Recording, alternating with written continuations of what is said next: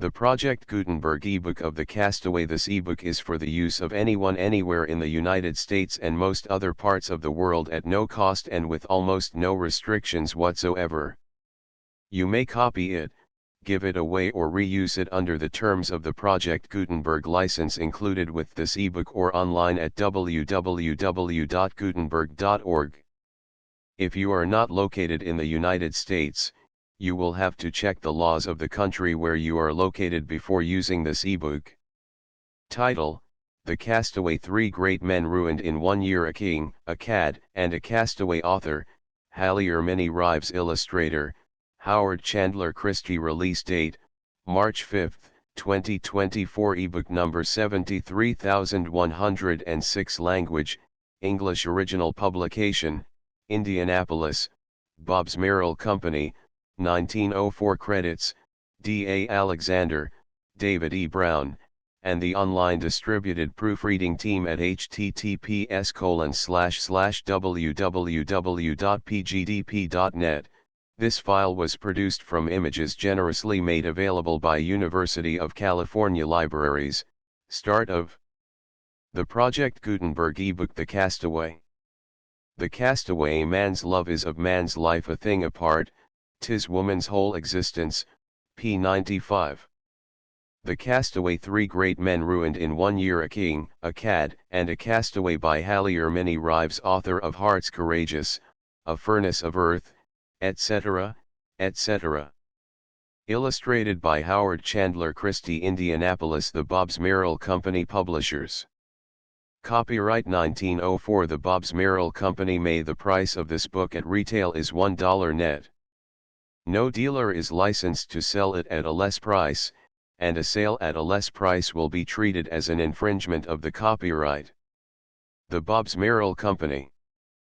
Press of Bronworth & Co. Bookbinders and Printers, Brooklyn, NY. To Post Wheeler, Lit. D. My history will furnish materials for a pretty little romance which shall be entitled and denominated The Loves of Lord B. Byron, 1804. I hate things all fiction, and therefore The Merchant and Othello have no great associations to me, but Pierre has. There should always be some foundation of fact for the most airy fabric, and pure invention is but the talent of a liar. Byron, 1817. Contents. Chapter. Page I. The Feast of Ramazan. 1-2. Mad, Bad, and Dangerous to Know. 9-3. The Boomerang. 18-4. The Little Boy in Aberdeen. 26-V As Anything. Garion. 34-6. What the Dead May Know. 41-7. The Youth in Fleet Prison. 49-8. A Savage Spur. 58-9. Gordon wakes and finds himself famous. 66x. The Price of the Bauble. 75-11. The Beaten Path. 86-12. Man's love is of man's life a thing apart. 92-13. The Smirched Image. 96-14. What Came of the Treacle Moon. 115. The Pitfall. 112-16. The Despoiling. 120. 17. The Bursting of the Storm. 128-18. Gordon Stands at Bay. 135-19. The Burning of an Effigy. 142-XX. The Exile. 152-XXI. Gordon Swims for a Life. 156-XXII. The Face on the Ivory. 162-XXII. The Devil's Deal. 167-XXIV. The Mark of the Beast. 173-XXV. Teresa Meets a Stranger. 180-XXVI. A Woman of Fire and Dreams. 189-XXVII. The Evil Eye. 197-XXVII. The Haunted Man. 204-XXIX. Teresa's Awakening. 208-XXX. The Peace of Padre Somalian. 218-XXXI. At the Feet of Our Lady of Sorrows. 223-XXXII. The Restraining Hand. 235. XXXII. The Passing of Jane Clairmont. 246. Thursive Tita Intervenes. 252. XXXV. In the Casa Garden. 256. 30. The Face at the Window. 263. XXXVII. Trevannion Finds an Ally. 269. 38. The Heart of a Woman. 276. 36. Barriers Burned Away. 283. XL. The Oath on the Christ. 290. XX XLI Ashes of Denial 298 XLII Gordon tells a story 303 Slyeen 1 Golden Hour 309 XLIV by order of the Pope 316 XLV The Summons 321 XLVI The Potion 325 Slay The Complicity of the Gods 329 Slay The All of Love 337 XLIX You Are Aiming at My Heart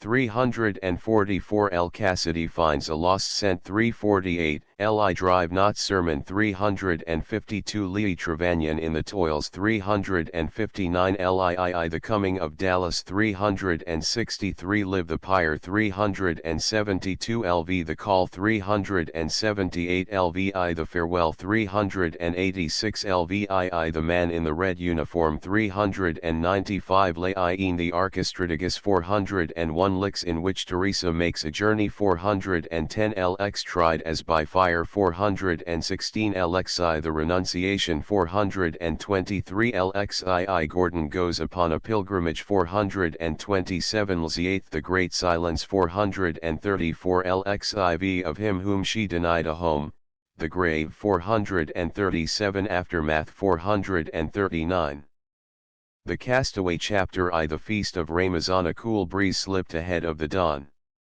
It blew dim the calm Greek stars, stirred the intricate branches of olive trees inlaid in the rose-pearl facade of sky, bowed the tall, coral-lipped oleanders lining the rivulets, and crisped the soft wash of the Gulf tide. It lifted the strong bronze curls on the brow of a sleeping man who lay on the sea beach covered with a goat skin. George Gordon woke and looked about him, at the pallid, ripple-ridged dunes, the murmuring clusters of reeds, at the dead fire on which a kid had roasted the night before, at the forms stretched in slumber around its Sulieties in woolen kirtles and with shawl girdles stuck with silver-handled pistols, an uncouth and savage bodyguard, at his only English companion, John Hobhouse, who had travelled with him through Albania and tomorrow was to start back to London, asleep now with a saddle for a pillow. While he gazed, day broke effulgent, like light at the first hour, and the sun rose, pouring its crimson wine into the goblet of the sea's blue crystal. For a full year Gordon had roughed it in the wilderness, sleeping one night in a pasha's palace, the next in a cowshed, a strange choice, it seemed, for a peer of 22, who had taken his seat in the House of Lords and published a book that had become the talk of London. Yet now, as he rose to his feet and threw back his square-set shoulders, his colourless face and deep grey-blue eyes wetted with keen zest. "This is better than England," he muttered. "How the deuce could anybody make such a world as that, I wonder? For what purpose were there ordained dandies and kings and fellows of colleges and women of a certain age and peers and myself, most of all?" His thought held an instant's thin edge of bitterness as his look fell. His right boot had a thicker sole than the left, and he wore an inner shoe that laced tightly under the shrunken foot. Stepping gingerly lest he waken his comrade, he threaded the prostrate forms to the shambling rock path that led, through white rushes and clumps of cochineal cactus, to the town. A little way along, it crossed a ledge jutting from the heel of the hill. Under this shelf the water had washed a deep pool of limpid emerald. He threw off his clothing and plunged into the tingling surf. He swam far out into the sea, under the sky's lightning amethyst, every vein beating with delight. Before he came from the water, the sunrise had gilded the tops of the mountains, while he dressed on the rock it was kindling golden half-moons on the minarets of Missolonghi, a mile away.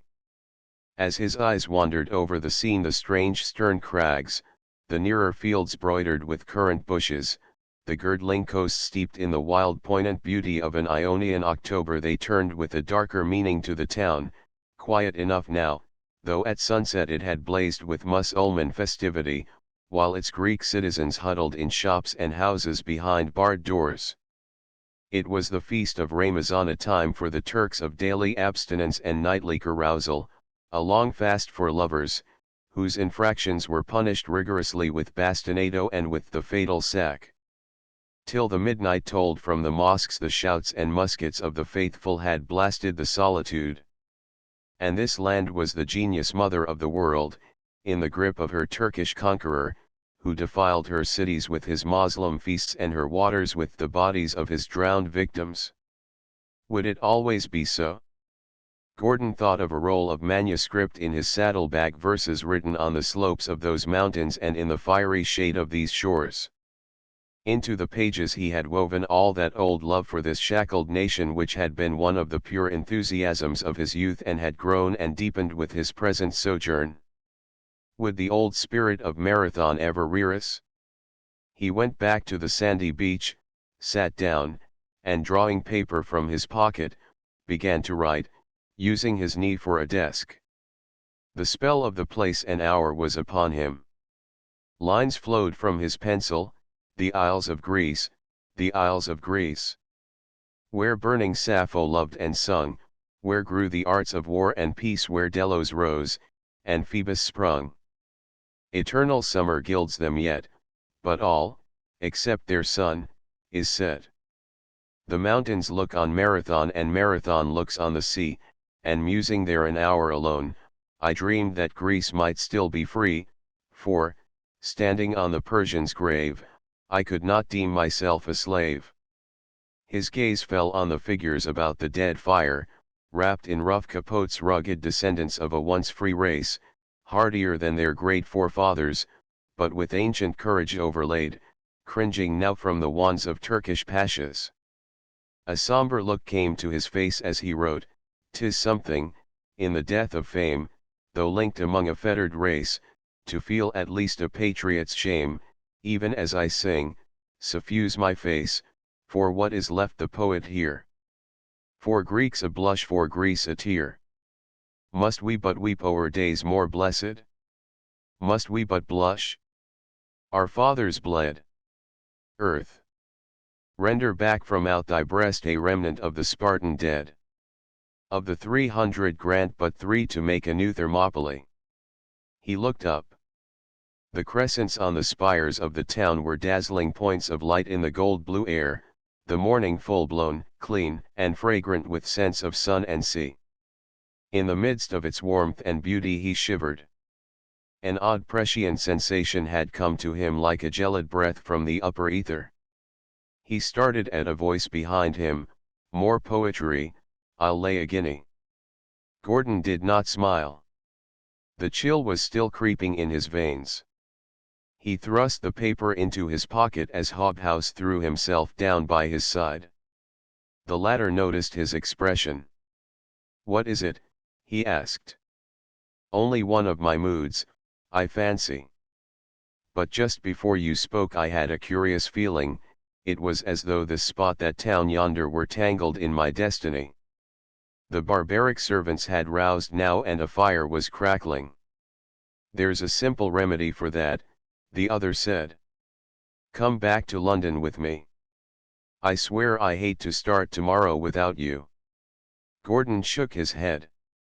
He replied more lightly, for the eerie depression had vanished as swiftly as it had come, "Not I.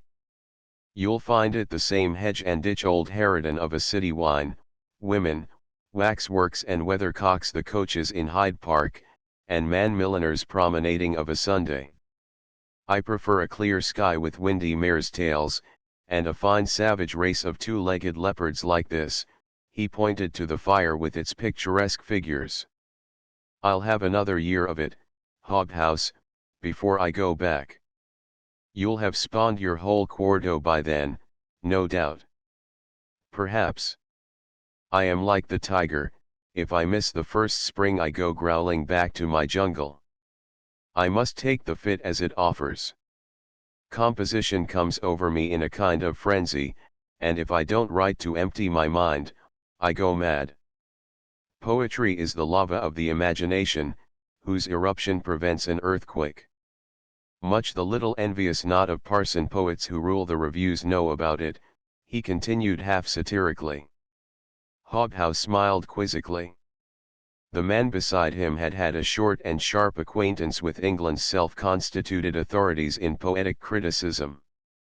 2 years before, Fresh from college, he had published a slender volume of verses.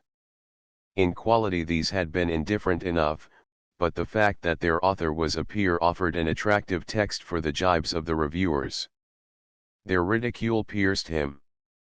His answer had been immediate and stunning, a poetical satire, keen as a rapier, polished as a mirror, pitiless as the Inquisition, which flayed his detractors one by one for the laughter of London. The book had been the talk of the year, but while at the very acme of popularity, the youthful author had withdrawn it, and, still smarting from the sneers which had been its inspiration, had sailed for the Levant. A thought of this sensitiveness was in Hobhouse's mind as Gordon continued, "When I get home I'll decide whether to put it into the fire or to publish. If it doesn't make fuel for me it will for the critics. You gave them cause enough. You'll admit that. They should have let me alone." Gordon's voice under its lightness hid a note of unaffected feeling, and his eyes gathered spots of fire and brown. "It wasn't much, that first poor little college book of mine. But no. I was a noble upstart, a young fool of a peer that needed taking down. So they loosed their literary mountebanks to snap at me. Is it any wonder I hit back? Who wouldn't? At least," averred Hobhouse, "very few would have done it so well. There was no quill whittler left in the British Isles when you finished that satire of yours. None of the precious penny A-liners will ever forgive you." The other laughed. "I was mad, I tell you mad," he said with humorous ferocity. "I wrote in a passion and a sirocco, with 3 bottles of claret in my head and tears in my eyes. Besides, I was 2 years younger then. Before I sailed I suppressed it. I bought up the plates and every loose volume in London. Ah well," he added, "one's youthful indiscretions will pass. When I come back, I'll give the rascals something better." He paused, his eyes on the stony bridle path that led from the town. "What do you make of that?" he queried. Hobhouse looked. Along the rugged way was approaching a strange procession. In advance walked an officer in a purple coat, carrying the long wand of his rank. Following came a file of Turkish soldiers. Then a group of servants, wearing the uniform of the Waywad, the town's chief magistrate, and leading an ass, across whose withers was strapped a bulky brown sack. After flocked a rabble of all degrees, Turks and Greeks. "Queer," speculated Hobhouse. "It's neither a funeral nor a wedding. What other of their hanged ceremonials can it be?" The procession halted on the rock shelf over the deep pool. The soldiers began to unstrap the ass's brown burden. A quick flash of horrified incredulity had darted into Gordon's eyes. The ass balked, and one of the men pounded it with his sword scabbard. While it flinched and scrambled, a miserable muffled wail came from somewhere, seemingly from the air. Gordon stiffened. His hand flew to the pistol in his belt. He leaped to his feet and dashed up the scraggy path toward the rock, shouting in a voice of strained, infuriate energy, "By God, Hobhouse, there's a woman in that sack." Chapter 2: Mad, Bad, and Dangerous to Know. At Lady Jersey's town house, in Portman Square, the final course had been served and the gentlemen's glasses were being replenished. Lady Jersey gave the signal. The gentlemen rose and bowed, the 3 ladies withdrew to the drawing room, then the host, the Earl, said, cracking a walnut, "I heard the other day that George Gordon is on his way back to London. You were with him in the East some time, weren't you, Hobhouse?" There were but 3 besides the host, Sheridan, the playwright, looking the beau and wit combined, of a clarity, elderly, red complexion, brisk and bulbous William Lamb, heir of the Melbourne title, a personified career whose voice was worn on the edges by public speaking, and Hobhouse, whom the Earl addressed. The young man bowed. "I left him in Greece just a year ago." "Is it true?" asked Lamb, sipping his moat with finical deliberation, that he drinks nothing but barley water and dines on 2 soda biscuits. He eats very little, assented Hobhouse, dry toast, watercress, a glass of claret, that was usually his regimen. What an infernal pose! Lamb exclaimed, rousing. A ghoul eating rice with a needle. He does it to be eccentric. Why, at Cambridge they say he used to keep a tame bear. His appetite is all a piece with his other fopperies abroad that the papers reprint here. 1 week he's mopish. Another, he's for being jocular with everybody. Then again he's a sort of limping Don Quixote, rowing with the police for a woman of the town like that Greek demirep of his he rescued from the sack, that Petersham tells about. Nobody believes Petersham's yarns, growled Sheridan. I was on the ground when that incident occurred. I'm sorry the clubs got hold of it. It's a confounded shame. Hobhouse spoke explosively. Lord Jersey's shrewd deep-set eyes gathered interest, and Sheridan paused with a pinch of snuff in transit. It happened one sunrise, when we were camped on the sea beach just outside Missolonghi. That is a Greek town held by the Turks, who keep its Christian citizens in terror of their lives. The girl in the case was a Greek by birth, but her father was a renegado, so she came under Moslem law. I presume she was handsome, drawled Lamb caustically. I credit Gordon with good taste in femininity, at least. Hobhouse flushed, but kept his temper. It's nonsense, he went on the story that it was any affair of his own. There was a young Arab-looking ensign who had fallen in with us, named Trevanion. He had deserted from an English sloop of the line at Bombay. He had disappeared the night before, and we had concluded then it was for some petticoat deviltry he'd been into. I didn't like the fellow from the start, but Gordon wouldn't give an unlucky footpad the cold shoulder. Sheridan chuckled. That's Gordon. I remember he had an old hag of a firelighter at his rooms here, Mrs. Mull. I asked him once why he ever brought her from Newstead. Well, says he, no one else will have the poor old devil. Come, come, put in Lamb, waspishly. Let's hear the new version. We've had Petersham's. We had seen Trevanion talking to the girl, Hobhouse continued, in her father's shop in the bazaar. We didn't know, of course, when we saw the procession, whom the Turkish scoundrels were going to drown. I didn't even guess what it was all about till Gordon shouted to me. His pistol was out before you could wink, and in another minute he had the fat leader by the throat. With Mr. Hobhouse close behind him, suggested the Earl. I hadn't a firearm, so I was of small assistance. We had some Suliat ragamuffins for bodyguard, but they are so cowed they will run from a Turkish uniform. They promptly disappeared till it was all over. Well, there was a terrible hullabaloo for a while. I made sure they would butcher us out and out, but Gordon kept his pistol clapped on the purple coat and faced the whole lot down. Wish he had shot him, rumbled Sheridan, and appealed to the resident. In the year of grace 1810 it's time England took a hand and blew the Turk out of Greece, anyway. I presume there was no doubt about the offence, asked the Earl. It seemed not. Trevanion was a good-looking, swarthy rogue, and had been too bold. Though he got away himself, he left the girl to her fate. It was the feast of Ramazan, and he must have known what that fate would be. The time made interference harder for Gordon, since both law and religion were against him. He had learned some of their palaver. He told them he was a pasha of 3 tails himself in his own country, and at last made the head butcher cut open the sack. The girl was a pitiful thing to see, with great almond eyes sunk with fright. 15 years old, perhaps, though she looked no more than 12, and her chalk-white cheeks and the nasty way they had her hands and feet tied made my blood boil.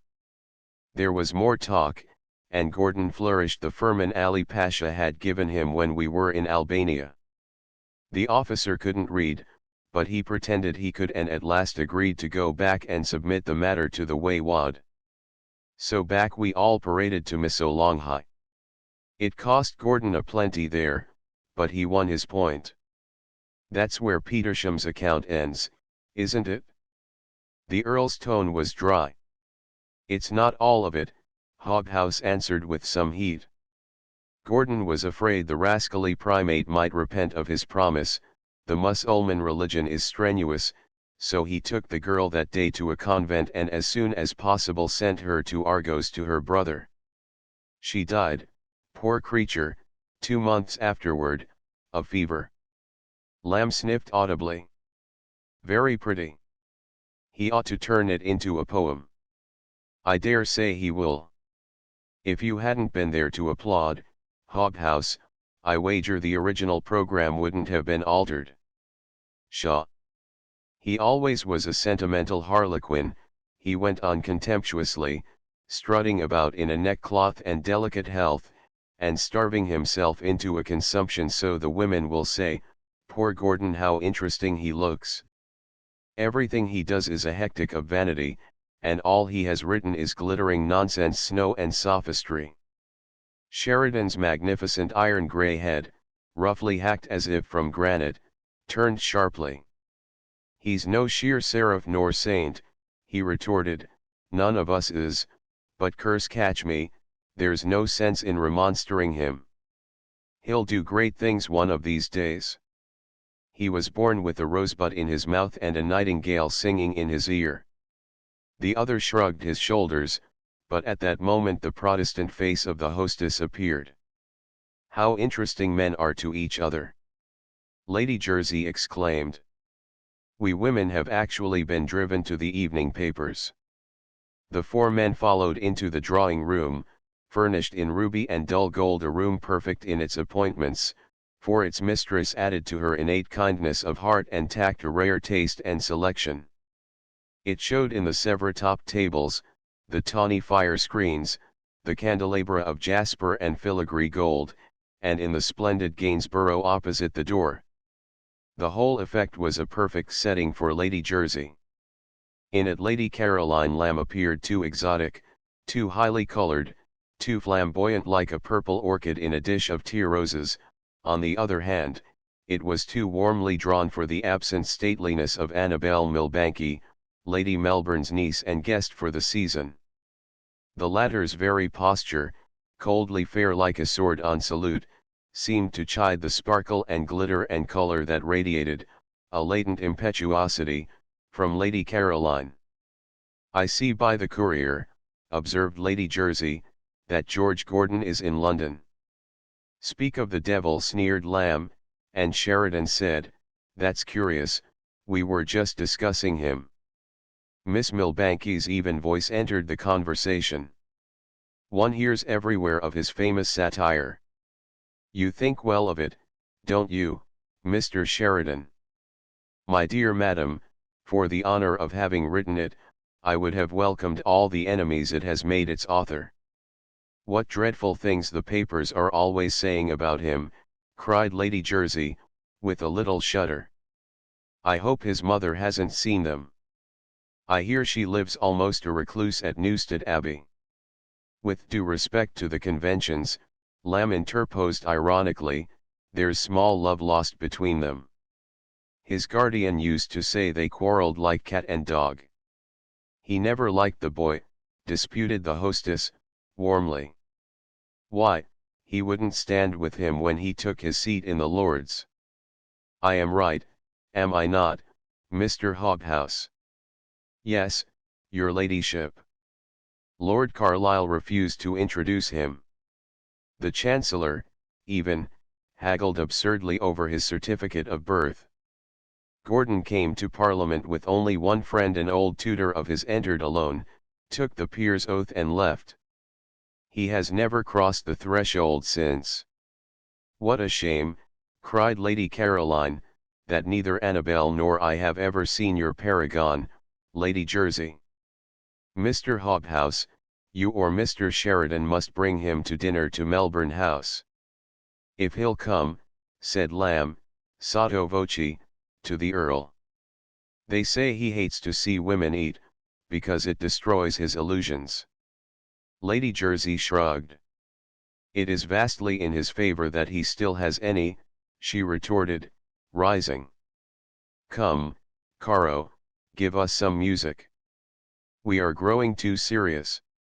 Lady Caroline went to the piano, and let her hands wander over the keys.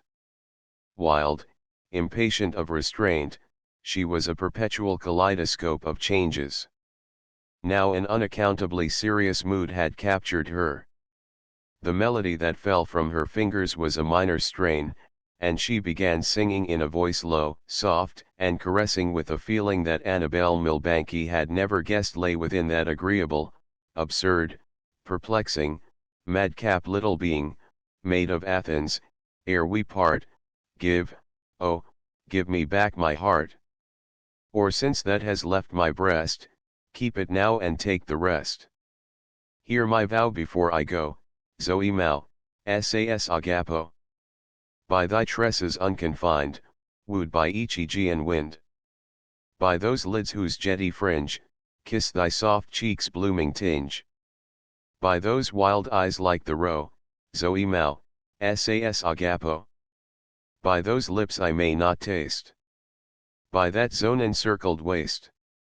By all token flowers that tell, word can never speak so well. By love's changing joy and woe, Zoe Mao, sas agapo. She sang the lines with a strange tenderness, a haunting accent of refrain, that had insensibly moved every one in the room, and surprised for the moment even her own matter-of-fact husband. A womanly softness had misted Lady Jersey's gaze, and Annabel Milbanke looked quickly and curiously up at the singer as she paused, a spot of color in her cheeks and her hazel eyes large and bright.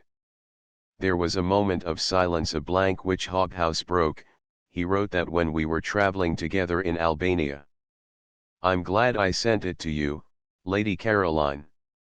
I didn't know how beautiful it was. Miss Milbanke turned her head. So that is George Gordon's, she said. She had felt a slight thrill, an emotion new to her, while the other sang. Mr. Hobhouse, what does he look like? The young man, who was by nature and liking something of an artist, took a folded paper from his wallet and spread it out beneath a lamp. I made this sketch the last night I saw him in Greece, he said, at Missolonghi, just a year ago. Lady Caroline Lamb and Miss Milbanke both bent to look at the portrait. When they withdrew their eyes, the calmer, colder features showed nothing, but Lady Caroline's wore a deep, vivid flush. Mad, bad, and dangerous to know, her brain was saying, yet what a face. Chapter 3 The Boomerang. George Gordon. There was an unaffected pleasure in the exclamation, and its echo in the answer, Sherry. And young as ever, I'll be bound. I heard last night at Lady Jersey's you were in London, said Sheridan, after the first greetings. So you've had enough of Greece, eh? 3 years. What have you done in all that time? I have dined the Mufti of Thebes, I have viewed the harem of Ali Pasha, I have kicked an Athenian postmaster. I was blown ashore on the island of Salamis. I caught a fever going to Olympia. And I have found that I like to be back in England, the oddest thing of all. Gordon ended half earnestly. Threading the familiar thoroughfares, tasting the city's rush, its interminableness, its counterplay and torsion of living, he had felt a sense of new appreciation. His months of freer breathing in the open spaces of the East had quickened his pulses. The pair strolled on together chatting, the old wit linking his arm in the younger man's. He had always liked Gordon, and the appearance of his famous tour de force had lifted this liking into genuine admiration. Hobhouse says you've brought back another book, said he, presently. I've a portmanteau crammed with stanzas in Spenser's measure, but they're likely to be driveling idiotism. I must leave that to the critics. I have heard their chorus of deep damnations once, Gordon added ruefully. But no doubt they've long ago forgotten my infantile ferocities. Sheridan shot a keen glance under his bushy brows. Could the other, he wondered, have so undervalued the vicious hatred his cutting satire had raised in the ranks of the prigs and pamphleteers it pilloried? In his long foreign absence had he been ignorant of the flood of tales so assiduously circulated in the London newspapers and magazines? His thought snapped. Gordon had halted before a bookshop which bore the sign of the Juvenile Library, his eye caught by printed words on a pasteboard placard hung in its window. "Sherry," he cried, his color changing prismatically. "Look there." The sign read, Queen Mab. For writing the which Mr. Percy Bysshe Shelley stands lately expelled from University College, Oxford. 2s, 6d. Also English bards and Scotch reviewers of poetical satire by a noble lord travelling abroad. A few copies of this work, suppressed by the author at great expense, which can be bought nowhere else in London, 1 guinea. "Devil take the blackguard," blurted Sheridan. He followed the other into the musty shop where a stooped, agate-eyed old man laid aside a black-letter volume of Livy's Roman history and shuffled forward to greet them. Gordon's face was pallid and his eyes were sparkling. He had written the book the pasteboard advertised in a fit of rage that had soon cooled to shame of its retaliative scorn. He had believed every copy procurable destroyed before he left England. He had thought of this fact often with self-congratulation, dreaming this monument of his youthful petulance rooted out. Today it was almost the first thing he confronted. The sedulous greed that hawked his literary indiscretion to the world roused now an old murderous fury that had sometimes half scared him in his childhood. He was battling with this as he pointed out the second item of the sign. "How many of these have you?" he asked the proprietor shortly. 12. "I will take them all." Gordon put a banknote on the counter. The bookseller regarded him sagely as he set the books before him. It was a good day's bargain. A doorway led from the shop into a binding room, where stood a stove with glue pots heating upon it. With a word to Sheridan, Gordon seized his purchase and led the way into this room. The dealer stared and followed. He saw the purchaser tear the books cover from cover, and thrust them one by one into the fiery maw of the stove. And now, at the stranger's halting step and the beauty of his face, sudden intelligence came to him. 5, 10, 20 guineas apiece he could have got, if he had only found the wit to guess. The knowledge turned his parchment visage saffron with suppressed cupidity, anger, and regret. The bell in the outer room announced a customer, and the bookseller went into the shop, leaving the door ajar. Through it came a voice, a lady's inquiry. She was asking for a copy of the satire whose pages were shriveling under Sheridan's regretful eye. Gordon's hand held the last volume. He had turned to look through the door, a fine, tall, spirit-looking girl, he thought. His observant eye noted her face, a cool, chaste classic, and her dress, rich, but with a kind of quiet and severity. Yielding to some whimsical impulse, he went rapidly out to the pavement. She was seating herself in her carriage beside her companion as he approached. "I had just secured the last copy," he stated gravely, almost apologetically. "I have another, however, and shall be glad if you will take this." A glimmer of surprise had shadowed the immobile face, but it passed. "You are very kind," she said. "It seems difficult to procure. We saw the sign quite by accident." She was demurring on prudential grounds. She hesitated only a moment, just long enough for him to become aware of another personality beside her, an impression of something wild, aerial-like, eccentric yet pleasing. Then she searched her purse and held out to him a golden guinea. "That is the price," I think, she added, and with the word Melbourne House to the coachman, the carriage merged in the stream of the highway. Annabel Milbankie's complacent brow was undisturbed. She was very self-possessed, very unromantic, very correct. As the chestnut bays whirled on toward Hyde Park Corner, she did no more than allow her colorless imagination to ask itself, who is he, I wonder? Her fragile, overdressed companion might have answered that mental question. As Gordon had come from the doorway, his step halting, yet so slightly as to be unnoticed by one who saw the delicate symmetry of his face, a quick tinge had come to Lady Caroline Lamb's cheeks. The brown curls piled on the pale oval of brow, the deep grey eyes, the full chiseled lips and strongly modelled chin all brought back to her a pencil sketch she had once seen under a table lamp. The tinge grew swiftly to a flush, and she turned to look back as they sped on, but she said nothing. Gordon had seen neither the flush nor the backward look. His eyes, as he surveyed the golden guinea in his hand, held only the picture of the calm girl who had given it to him. Melbourne House, he repeated aloud. What a stately beauty she has, the perfection of a glacier. I wonder now why I did that, he thought quizzically. I never saw her before. A woman who wants to read my satire, and I always hated an esprit in petticoats.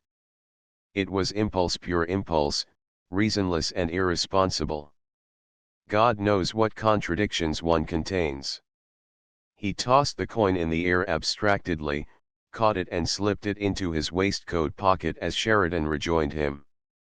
The latter had not seen the carriage and its occupants. A fine ash heap we've made, said the wit, and a pity too. Curse catch me, I wish I'd written it. If it were mine, instead of suppressing, I'd print a new edition and be damned to them. If they won't forget this, cram another down their throats and let them choke on it. Come and drink a bottle of Vin de Graves with me at the Cocoa Tree, he continued persuasively. Tom Moore is in town. We'll get him and go to the Italian opera afterward. What do you say? Gordon shook his head. Not today. I have an appointment at my rooms. Hobhouse pretends he wants to read my new manuscript. Tomorrow, then. I want to get the rights of the latest apocryphal stories of you the clubs are relishing. Stories? What stories? Sheridan cleared his throat uneasily. Surely, letters newspapers must have reached you in Greece. Newspapers, exclaimed Gordon. I haven't read one in a year. As for letters, well, it has been little better. So the newspapers have been talking of me, eh? Not that anyone in particular believes them, interposed his companion hastily, or anything the Scourge Prince, for that matter. The Scourge? That was the worst of the lot before I left. It's still mud-flinging, is it? I suppose I might have expected it. There's scarcely a whittling scribbler in London I didn't grill with that cursed satire of mine, that they won't let stay in its grave. But the newspaper wiseacres, what under the canopy can they know of my wanderings? I haven't set eyes on a journalist since I left. Of course, they're perfectly irresponsible. What are they saying, Sherry? Sheridan hesitated. Come, out with it. The Morning Post reported last week that the Pasha of the Morea had made you a present of a Circassian girl. It was a Circassian mare. And that you had quarters in a Franciscan nunnery. A monastery. Gordon laughed an unmirthful laugh. With one Capuchin friar, a bandy-legged Turkish cook, a couple of Albanian savages and a dragoman. What tales are they telling at the clubs? That's about all that's new except Petersham. He has some tale of a Turkish Peri of yours that you saved from a sack in the Aegean. Gordon's lips set tight together. The pleasure he had felt at his return had been shot through with a new pain that spoke plainly in his question, Sherry. Is there no story they tell of these 2 years that I need not blush at? The other caught at the straw. They say you swam the Hellespont, and outdid Leander. I'm obliged to them. I wonder they didn't invent a hero to wait for my leandering. The voice held a bitter humor, the antithesis of the open pleasantry of their meeting. I presume that version will not be long in arriving, Gordon added, and held out his hand. Sheridan grasped it warmly. I shall see you tomorrow, he said, and they parted. From the edge of his show window, William Godwin, the bookseller, with a malignant look in his agate eyes, watched Gordon go.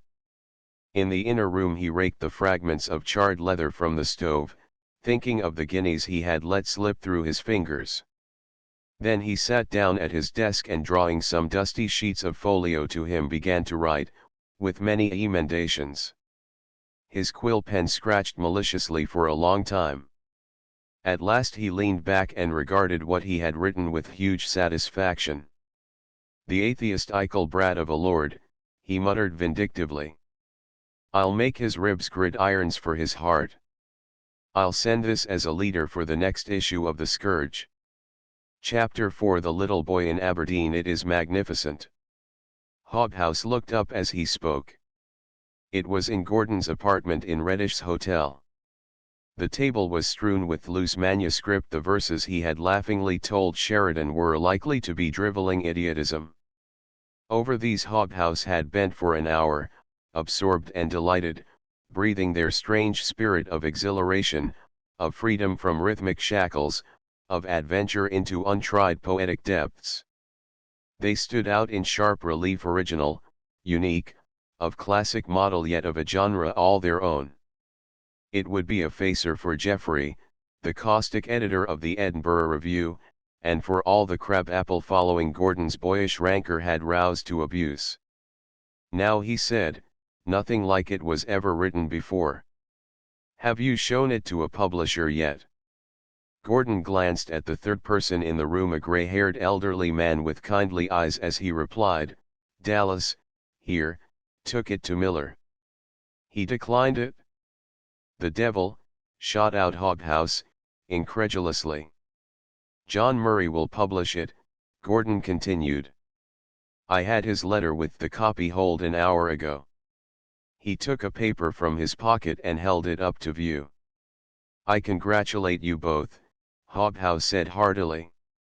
Gordon shrugged acridly, and rising, began to pace the room. The sore spot had been rankling since that walk with Sheridan. Wait till the critics see it. They will have other opinions, no doubt. Well, never mind, he added. I was peppered so highly once that it must be aloes or cayenne to make me taste. They forced me to bitterness at first, I may as well go through to the last. Vivictus. I'll fall fighting the host. That's something. The gray-haired man had picked up his hat. It was not a hat of the primest curve, nor were his clothes of a fashionable cut. They were well worn, but his neckcloth was spotless, and though his face showed lines of toil and anxiety, it bore the inextinguishable marks of gentility. Gordon had not told him that he had spent a part of the day inquiring into the last detail of invalid wife and literary failure. Now his glance veiled a singular look whose source lay very deep in the man.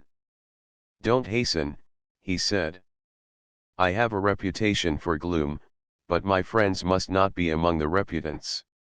Least of all you, Dallas. The other sat down again and threw his hat on the table, smiling.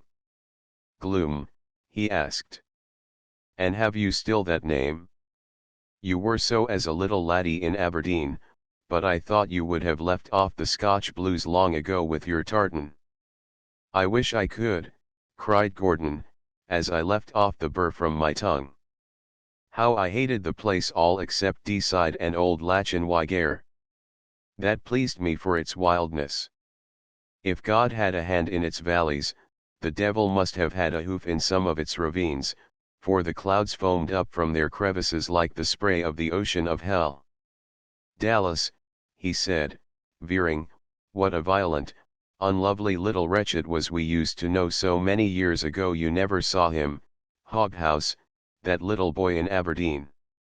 Hobhouse looked up. There was a curious note in the voice, a sort of brooding inquiry, of regret, of wistfulness all in one. It was a tone he had never heard so plainly but once before, a night when they two had sat together before a campfire on the Greek sea coast, when Gordon had talked of old Cambridge days, and of Matthews, his classmate, destined to be drowned. It was this tone Hobhouse heard. The older man's eyes had a retrospective haze, which he winked away, as he smoothed down the frayed edges of his waistcoat with a hesitating hand, as though half embarrassed under the other's gaze. A little misshapen unit of a million, continued Gordon, a miserable nothing of something, who dreamed barbarous fantasies and found no one who understood him, no one but one. Do you remember him, Dallas? The other nodded, his head turned away. He was not so hard to understand. Not for you, Dallas, and it's for that reason most of all I am going to paint his picture. Will it bore you, Hobhouse? He asked whimsically. To discuss childhood is such a snivelling, popping small shot, water hen waste of powder to most people. Hobhouse shook his head, and the speaker went on, first of all, I wish you would witness a signature for me, and handed him the paper he had taken from his pocket. As the young man glanced at it, he looked up with quick surprise, but checked himself and, signing it, leaned back in his chair. Gordon returned to his slow pace up and down the room, and as he went he talked, the fiercest animals have the smallest litters, and he was an only child, though he had been told he had a half-sister somewhere in the world. He was unmanageable in temper, sullenly passionate, a queer little bundle of silent rages and wants and hates, the sort people call inhuman. There was never but one nurse, if I remember, who could manage him at all. He had a twisted foot, the gift of his mother, and added to by a Nottingham quack. He lived in lodgings, cursed fusty they were, too, the fustiest in Aberdeen with his mother. He had never set eyes on his father, how he knew he had one, I can't imagine. When he was old enough, he was sent to Squeal, as they called it in Aberdeen dialect, day school, where he learned to say, God made man. Let us love him, and to make as poor a scrawl as ever scratched over a frank. He was a blockhead, a hopeless blockhead. The master, how devout and razor-faced and dapper he was. He was minister to the kirk, also used to topsy-turvy the class now and then, and bring the lowest highest. These were the only times the boy was at the head. Then the master would say, now, George, man, let's see how soon you can limp to the foot again. This was a jest, but when the others shouted, the boy used to turn cold with shame. Small wonder he didn't learn, for he didn't want to. A pity, too, Dallas, for in those days 3 words and a half smile would have changed him. I venture it would take more than that today. He paused, his brows frowning, his lips drawn softly. When he went on, it was in a more constrained tone. 1 year, suddenly, everything changed. His guardian took him from the school, and he had a tutor, a very serious, saturnine young man, with spectacles. Dallas had taken off his own and was polishing them earnestly with his handkerchief, who didn't make the boy hate him, a curious thing. He was a great man already in the boy's eyes, because he had been in America when the colonies were fighting King George. The boy would have liked to be a colonist too. He had never been introduced to the gaudy charlatanry of kings and the powwowishness of rank. He hadn't become a lord then, himself. This marvel of a tutor wasn't pestilently prolix. He taught him no skimble-scamble out of the catechism, though he was a good churchman, but the first time the boy looked in those big horn spectacles, he knew there was one man in the world who could understand him. The tutor made him want to learn, too, and strangest of all, he never seemed to notice that his pupil was lame. How did he perform that miracle, Dallas? The older man set his glasses carefully on the ridge of his nose, as he shook his head with a little graceful, deprecating gesture that was very winning. Hobhouse's eyes were tracing the design of the carpet. I remember once, Gordon continued, a strange thing happened. The boy's father came to Aberdeen. One day the boy was walking up the high street with his tutor. Someone pointed him out. To think that splendid-looking man in uniform was his father. He felt very pitiful-hearted, but he plucked up courage and went up to him and told him his name. Dallas, who had shifted uneasily in his chair, cleared his throat with some energy, rose and stood looking out of the window. The splendid gentleman forgot to take the boy in his arms. He looked him over and lisped, "A pretty boy, but what a pity he has such a leg." A queer thing to say, wasn't it, Hobhouse? One of those fits of rage that made all right-minded people hate him came over the boy when he heard that. "Dinna speak of it! Dinna speak of it," he screamed, and struck at the man with his fist. Then he ran away off to the fields, I think as fast as he could, and that was the first and the last time he ever saw his father. He had forgotten all about his tutor, but the tutor ran after him, and found him, and took him for a wonderful afternoon miles away, clear to the seaside, where they lay on the purple heather, and he read to him out of the history. What was it he read to the boy, Dallas? The man by the window jumped. "Bless my soul," he said, wiping his eyes vigorously, "I do believe it was the Battle of Lake Regillus." "Yes, it was, Dallas. And they went in swimming and had supper at a farmhouse, so they did." "So I believe they did. And they didn't get home till the moon was up." "Ah, Dallas." Gordon went over and laid his hand on the other's arm. "Do you think I shall ever forget?"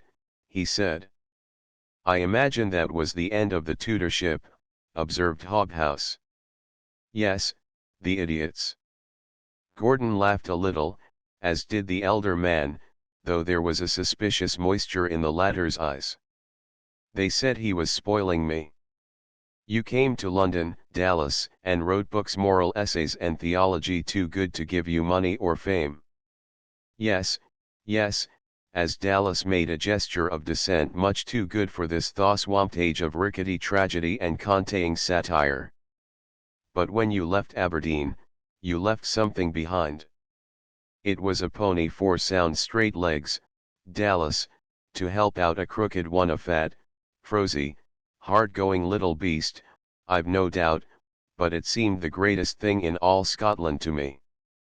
"Pshaw," protested Dallas. "It laid me only £4, I'll swear." "Well," pursued Gordon, "the boy finally dropped back into the old stubborn rut. He went to Harrow and came out a solitary, and to Cambridge, and they called him an atheist. Life hasn't been all mirth and innocence, milk and water.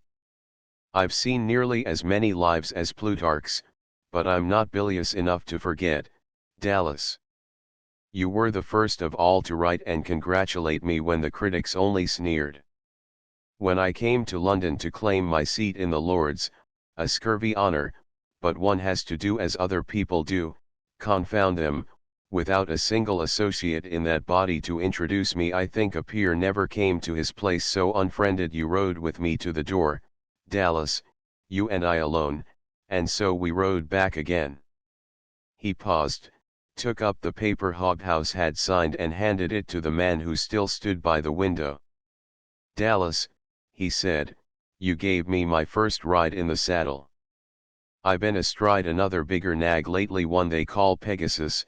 This is its first real gallop, and I want you to ride with me." With a puzzled face Dallas looked from the speaker to the paper. It was Gordon's copy-hold of the verses that lay there in manuscript, legally transferred to himself. As he took in its significance, a deep flush stole into his scholarly pale cheeks, and tears, unconcealed this time, clouded his sight.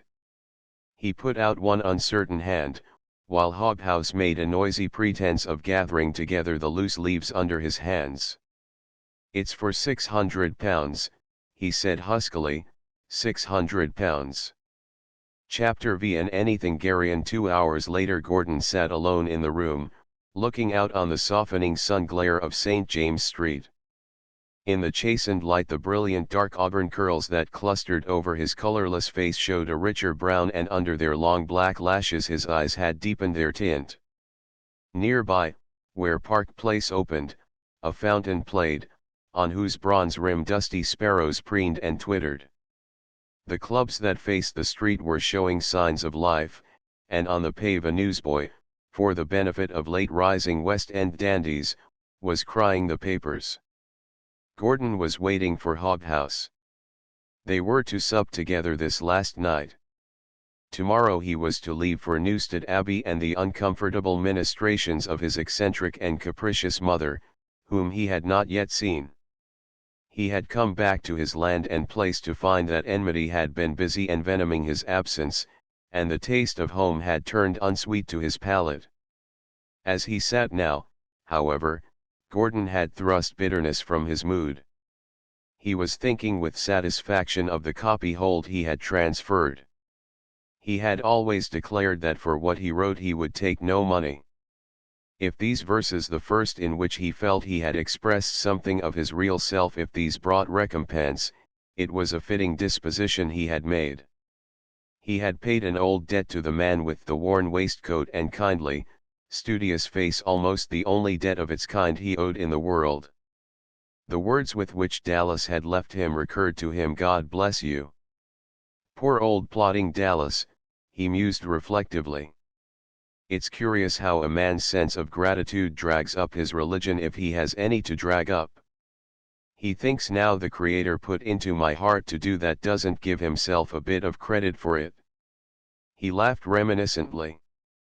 I don't suppose he has seen £600 to spend since he bought that pony. He has had a hard row to hoe all his life, and never did an ounce of harm to any living thing, yet at the first turn of good luck, he fairly oozes thankfulness to the Almighty. He is a churchman clear through. He believes in revealed religion, though no religion ever is revealed, and yet he doesn't mistake theology for Christianity. He positively doesn't know the meaning of the word can't. Ah, there goes another type. Gordon was looking at a square, mottle-faced man passing slowly on the opposite side of the street, carrying a bundle of leaflets from which now and then he drew to give to a passer-by. He was high-browed, with eyes that projected like an insect's and were flattish in their orbits. He wore a ministerial cloak over his street costume. There's Cassidy, he said to himself. Dr. James Cassidy, on shore leave, distributing his little doctrinal tracts. I remember him well. He is in the Navy Medical Service, but it's the grief of his life he can't be a parson. He talked enough pedantry over the ship's table of the Pylades, while I was coming home from Greece, to last me till the resurrection. He is as ardent a predestinarian as any Calvinistic dean in gaiters, and knows all the hackneyed catch-phrases of eternal punishment. He has an itch for propaganda, and distributes his tracts, printed at his own expense, on the street corner for the glory of theology. He is the sort of Christian who always writes damned with a dash. And yet, I wonder how much real true Christianity he has. Christianity like Dallas, I mean. I remember that scar on his cheek. It stands for a thrashing he got once at Bombay from a deserting ensign named Trevannion, a youth I met in Greece afterward, and had cause to remember, by the way. His eyes had darkened suddenly. His brows frowned, his firm white hand ran over his curls as though to brush away a disagreeable recollection. Cassidy would travel half around the globe to find the deserter that thrashed him and land him in quod. That man would deserve it richly enough, but would Cassidy's act be for the good of the king's service? No, for the satisfaction of James Cassidy. Is that Christianity? Dallas never treasured an enmity in his life. Yet both of them believe the same doctrine, worship the same God, read the same Bible. Does man make his beliefs? Or do his beliefs make him? If his beliefs make man, why are Dallas and Cassidy so different? If man makes his beliefs, why should I not make my own? I will be an anything-garian, and leave dreams to Emanuel Swedenborg. His gaze, that had followed the clerical figure till it passed out of sight, returned meditatively to the slaty white buildings opposite. Some people call me an atheist. I never could understand why, though I prefer Confucius to the Ten Commandments and Socrates to St. Paul. The two latter happen to agree in their opinion of marriage, and I don't think eating bread or drinking wine from the hand of an earthly vicar will make me an inheritor of heaven. Dallas would tell me not to reason, but to believe. You might as well tell a man not to wake but to sleep. Neither Cicero nor the Messiah could ever have altered the vote of a single lord of the bedchamber. And then to bully with torments and all that. The menace of hell makes as many devils as the penal code makes villains. All cant Methodist Eichel cant, yet Dallas believes it. And both he and Cassidy belong to the same one of the 72 sects that are tearing each other to pieces for the love of the Lord and hatred of each other, the sects that call men atheists because the eternal why will creep into what they write. If it pleases the church, I accept Dallas to damn me for asking questions. I shall be only one with some millions of scoundrels who, after all, seem as likely to be damned as ever. As for immortality, if people are to live, why die? And our car cases, are they worth raising? I hope, if mine is, I shall have a better pair of legs than I have moved on these 23 years, or I shall be sadly behind in the squeeze into paradise. There was a knock at the door. He rose and opened it. It was Hobhouse. Gordon caught up his hat and they left the hotel together. As they crossed Park Place, a woman, draggled and gin-besotted, strayed from some Thames side stews, sat on the worn stone base of the fountain, leaning uncertainly against its bronze rim. Her swollen lids hid her eyes and one hand, palm up, was thrown out across her lap. Gordon drew a shilling from his pocket, and passing his arm in Hobhouse's, laid it in the outstretched hand. At the touch of the coin, the drab started up, looked at him stupidly an instant, then with a ribald yell of laughter she flung the shilling into the water and shambled across the square, mimicking, in a hideous sort of buffoonery, the lameness of his gait. Gordon's face turned ashen. He walked on without a word, but his companion could feel his hand tremble against his sleeve. When he spoke, it was in a voice half smothered, forbidding. "The old jeer," he said. "The very riff-raff of the street fling it at me. Yet I don't know why they should spare that taunt, even my mother did not. Lame brat, she called me once when I was a child." He laughed, jarringly, harshly. "Why, only a few days before I sailed from England, in one of her fits of passion, she flung it at me. May you be as ill-formed in mind as you are in body. Could they wish me worse than she?" "Gordon," expostulated the other. "Don't," he had no time to finish.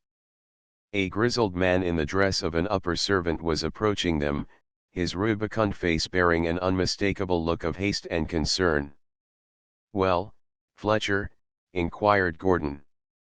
"I thought your lordship had gone out earlier. I have been inquiring for you at the clubs. This message has just come from Newstead." His master took the letter and read it. A strange, slow, remorseful look overspread the passion on his face. "No ill news, I hope," ventured Hobhouse.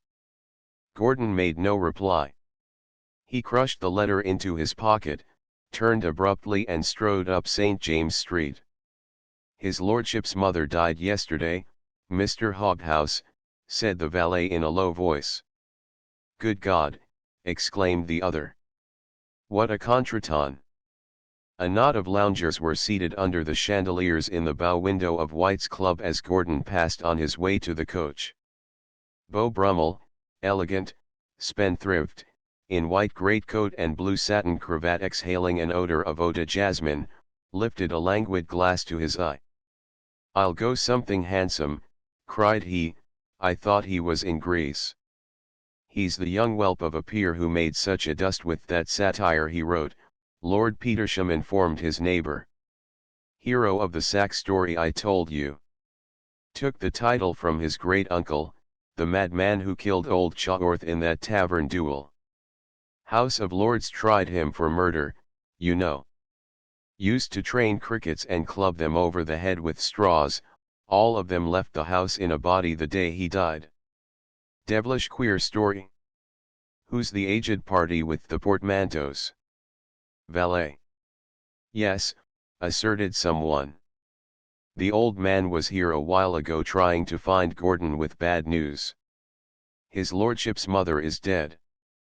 Saw her once at Newstead Abbey," yawned Brummel, wearily, dusting his cuffs. "Corpulent termagant and gave George no end of a row. He used to call her his maternal war whoop. My own parents, poor good people, died long ago," he added reflectively, "cut their throats eating peas with a knife." Chapter 6 What the dead may know. Gordon was alone in the vehicle, for Fletcher rode outside. He set his face to the fogged pane, catching the panorama of dark hedges, gouged gravelly runnels and stretches of murky black, with occasional instantaneous sense of detail dripping bank, sodden rhododendron and mildewed masonry vivid in a dull, yellow, soundless flare of July lightning. A gauze of unbroken greyness, a straggling light the lodge. A battlemented wall plunging out of the darkness, and Gordon saw the abbey, its tiers of ivied cloisters uninhabited since Henry VIII battered the old pile to ruin, its gaunt and unsightly forts built for some occupant's whim, and the wavering, fog-wreathed lake reflecting lighted windows. This was Newstead, in which the bearers of his title had lived and died, the gloomy seat of an ancient house stained by murder and insanity, of which he was the sole representative. What was he thinking as he sat in the gloomy dining room, with Rushton, the footman he had trained to his own service, standing behind his chair? Of his mother first of all. He had never, even as a child, distinguished a sign of real tenderness in her moments of tempestuous caresses. His maturer years had grown to regard her with a half-scornful, half-good-humored tolerance. He had shrugged at her tempers, dubbing her the Honourable Kitty or his amiable Electo. His letters to her had shown only a nice sense of filial duty. Many of them began with "Dear Madam," more had been signed simply with his name. Yet now he felt an aching hope that in her seclusion she had not seen the unkindest of the stories of him. His half-sister, now on her way from the north of England absorbed with her family cares, would have missed the brunt of the attacks. His mother had been within their range. He recalled with a pang that she had treasured with a degree of pride a single review of his earliest book which had not joined in the sneering chorus. He pushed back his chair, dismissed the footman, and alone passed to the hall and ascended the stair. At the turn of the balustrade a shaded lamp drowsed like a monster glowworm. In his own room a low fire burned, winking redly from the coroneted bedposts, and a lighted candle stood on the dressing table. He looked around the familiar apartment a moment uncertainly, then crossed to a carved cabinet above a writing desk and took therefrom a bottle of claret. The cabinet had belonged to his father, dead many years before. Gordon thought of him as he stood with the bottle in his hand, staring fixedly at the dull, carved ebony of the swinging door. His father. Mad Jack Gordon the world had called him when he ran away with the Marchioness of Carmarthen to break her heart. Handsome he had been still when he married for her money the heiress of Gite, Gordon's mother. A stinging memory recalled the only glimpse he had ever had of that father, a tall man in uniform on an Aberdeen street, looking critically at a child with a lame leg. Gordon winced painfully. He felt with a sharper agony the sensitive pang of the cripple, the shame of misshapenness that all his life had clung like an old man of the sea. It had not only stung his childhood, it had stolen from him the romance of his youth, the one gleam that 6 years ago had died. 6 years. For a moment time fell away like rotten shale from about a crystal. The room, the wine cabinet, faded into a dim background, and on this, as if on a theater curtain, dissolving pictures painted themselves flame-like. He was back in his Harrow days now, at home for his last vacation. "George," his mother had remarked one day, looking up from a letter she was reading, "I've some news for you. Take out your handkerchief, for you will need it." "Nonsense. What is it?" "Mary Chaworth is married." "Is that all?" he had replied coldly, but an expression, peculiar, impossible to describe, had passed over his face. He had never afterward seen her or spoken her name. "Mary," he murmured, and his hand set down the bottle on the table. Love, such love as his verses told of, he had come to consider purely subjective, a mirage, a simulacrum to which actual life possessed no counterpart. Yet at that moment he was feeling the wraith of an old thrill, his nostrils smelling a perfume like a dead pansy's ghost. He withdrew his hand from the bottle and his fingers clenched. How it hurt him, the sudden stab. For memory had played him a trick, it had dragged a voice out of the past. It was her voice, her words that she had uttered in a careless sentence meant for other ears, one that through those years had tumbled and re-echoed in some undersea cavern of his mind. "Do you think I could ever care for that lame boy?" He smiled grimly. She had been right. Nature had set him apart, made him a loup-garou, a solitary hobgoblin. He had been unclubbable, savage, even at Cambridge. And yet he had had real friendships there, one especially. Gordon's free hand fumbled for his fob and his fingers closed on a little cornelian heart. It had been a keepsake from his college classmate, Matthews, drowned in the muddy waters of the Cam. He released the bottle hurriedly, strode to the window and flung it open. A gust of rain struck his face and spluttered in the candle, and the curtain flapped like the wing of some ungainly bird. Out in the dark, beneath a clump of larches, glimmered whitely the monument he had erected to Bosun, his Newfoundland. The animal had gone mad. "Some curse hangs over me and mine," he muttered. "I never could keep alive even a dog that I liked or that liked me." A combined rattle and crash behind him made him turn. The wind had blown shut the door of the cabinet with a smart bang, and a yellow object, large and round, had toppled from its shelf, fallen and rolled to his very feet. He started back, his nerves for the instant shaken. It was a skull, mottled like polished tortoise shell, mounted in dull silver as a drinking cup. He had unearthed the relic years before with a heap of stone coffins amid the rubbish of the abbey's ruined priory, grim reminder of some old friar, and its mounting had been his own fancy. He had forgotten its very existence. Now, as it lay supine, yet intrusive, the symbol at one time of lastingness and decay, it filled him with a painful fascination. Picking it up, he set it upright on the desk, seized the bottle, knocked off its top against the marble mantel and poured the fantastic goblet full. "Death and life," he mused. "One feeds the other, each in its turn. Life. Yet it should not be too long. I have no conception of any existence which duration would not render tiresome. How else fell the angels? They were immortal, heavenly and happy. It is the lastingness of life that is terrible. I see no horror in a dreamless sleep." He put out his hand to the goblet, but withdrew it. "No, wait," he said, and seating himself at the desk, he seized a pen. The lines he wrote, rapidly and with scarcely an alteration, were to live for many a long year, index fingers pointing back to that dark mood that consumed him then, start not nor deem my spirit fled, in me behold the only skull, from which, unlike a living head, whatever flows is never dull. I lived, I loved, I quaffed, like thee, I died, let earth my bones resign. Fill up, thou canst not injure me, the worm hath fouler lips than thine. Better to hold the sparkling grape, than nurse the earthworm's slimy brood, and circle in the goblet's shape the drink of gods, than reptiles' food. Quaff while thou canst, another race, when thou and thine, like me, are sped, may rescue thee from earth's embrace, and rhyme and revel with the dead.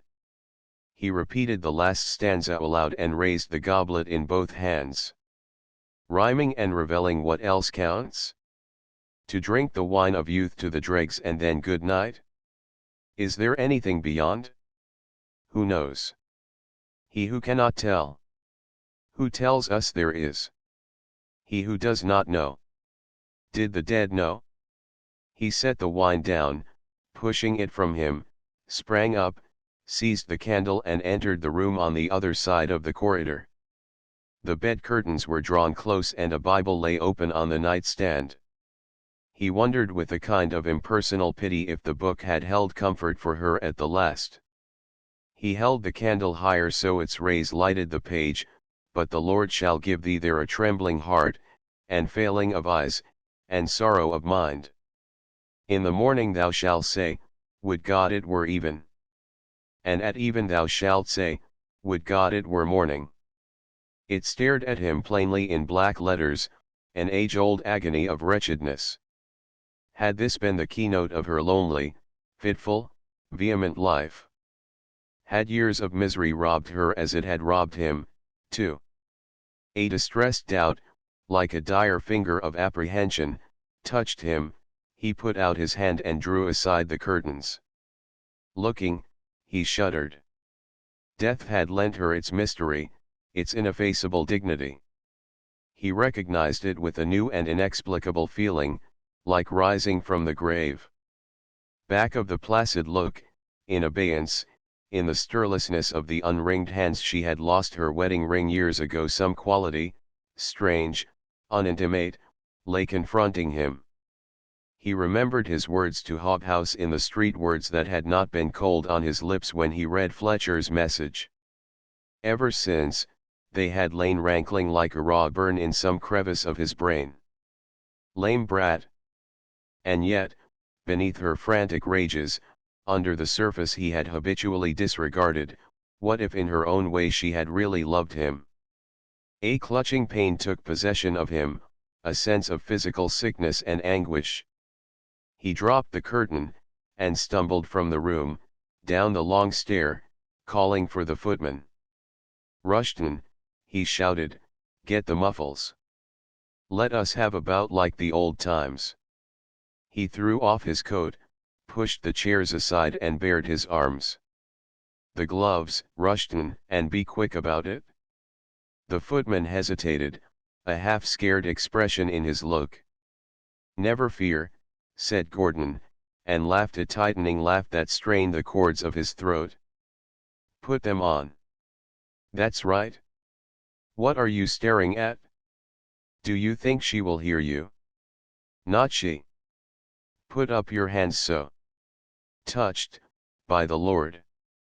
Not up to your old style, Rushton. You never used to spar so villainously. You will disgrace the fancy. Ah-h. And he knocked him sprawling. Rushton scrambled to his feet as the housekeeper entered, dismay upon her mask-like relic of a face. Gordon was very white and both noticed that his eyes were full of tears. Long after midnight, when the place was quiet, the housekeeper heard an unaccustomed sound issuing from the chamber where the dead woman lay. She took a light and entered. The candle had burned out, and she saw Gordon sitting in the dark beside the bed. He spoke in a broken voice. Oh, Mrs. Mull, he said, she was my mother. After all, one can have but one in this world, and I have only just found it out. Chapter 7 The youth in Fleet Prison. Behind the closed shutters of the bookshop which bore the sign of the Juvenile Library, in the musty room where George Gordon had burned the errant copies of his ubiquitous satire, old William Godwin sat reading by a guttering candle, Livy's Roman History in the original. It was his favorite book, and in the early evenings, when not writing his crabbed column for the Courier, or caustic diatribes for the reviews, he was apt to be reading it. A sound in the living room above drew his eyes from the black letter page. "Jane," he called morosely. "Jane Clairmont." A lagging step came down the stair, and a girl entered, black-eyed, Creole in effect. Her cheeks held the flame of the wild cherry leaf. "Where is your sister?" "I have no sister." The old man struck the table with his open hand. "Where is Mary, I say?" "At the door." "Go and see what she is doing."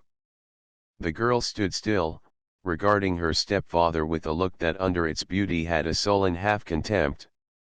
"Why don't you do as I tell you?" "I'm not going to be a spy for you, even if you did marry my mother. I'm tired of it." The anger on the old man's face hardened. "If you were my own flesh and blood," he said sternly, "I would flog that French impudence of yours to death. As long as you eat my bread, you will obey me." She looked at him with covert mockery on her full lips. "I'm not a child any longer," she said as she turned flauntingly away. "I could earn my bread easier than by dusting tumble-down bookshelves. Do you think I don't know that?"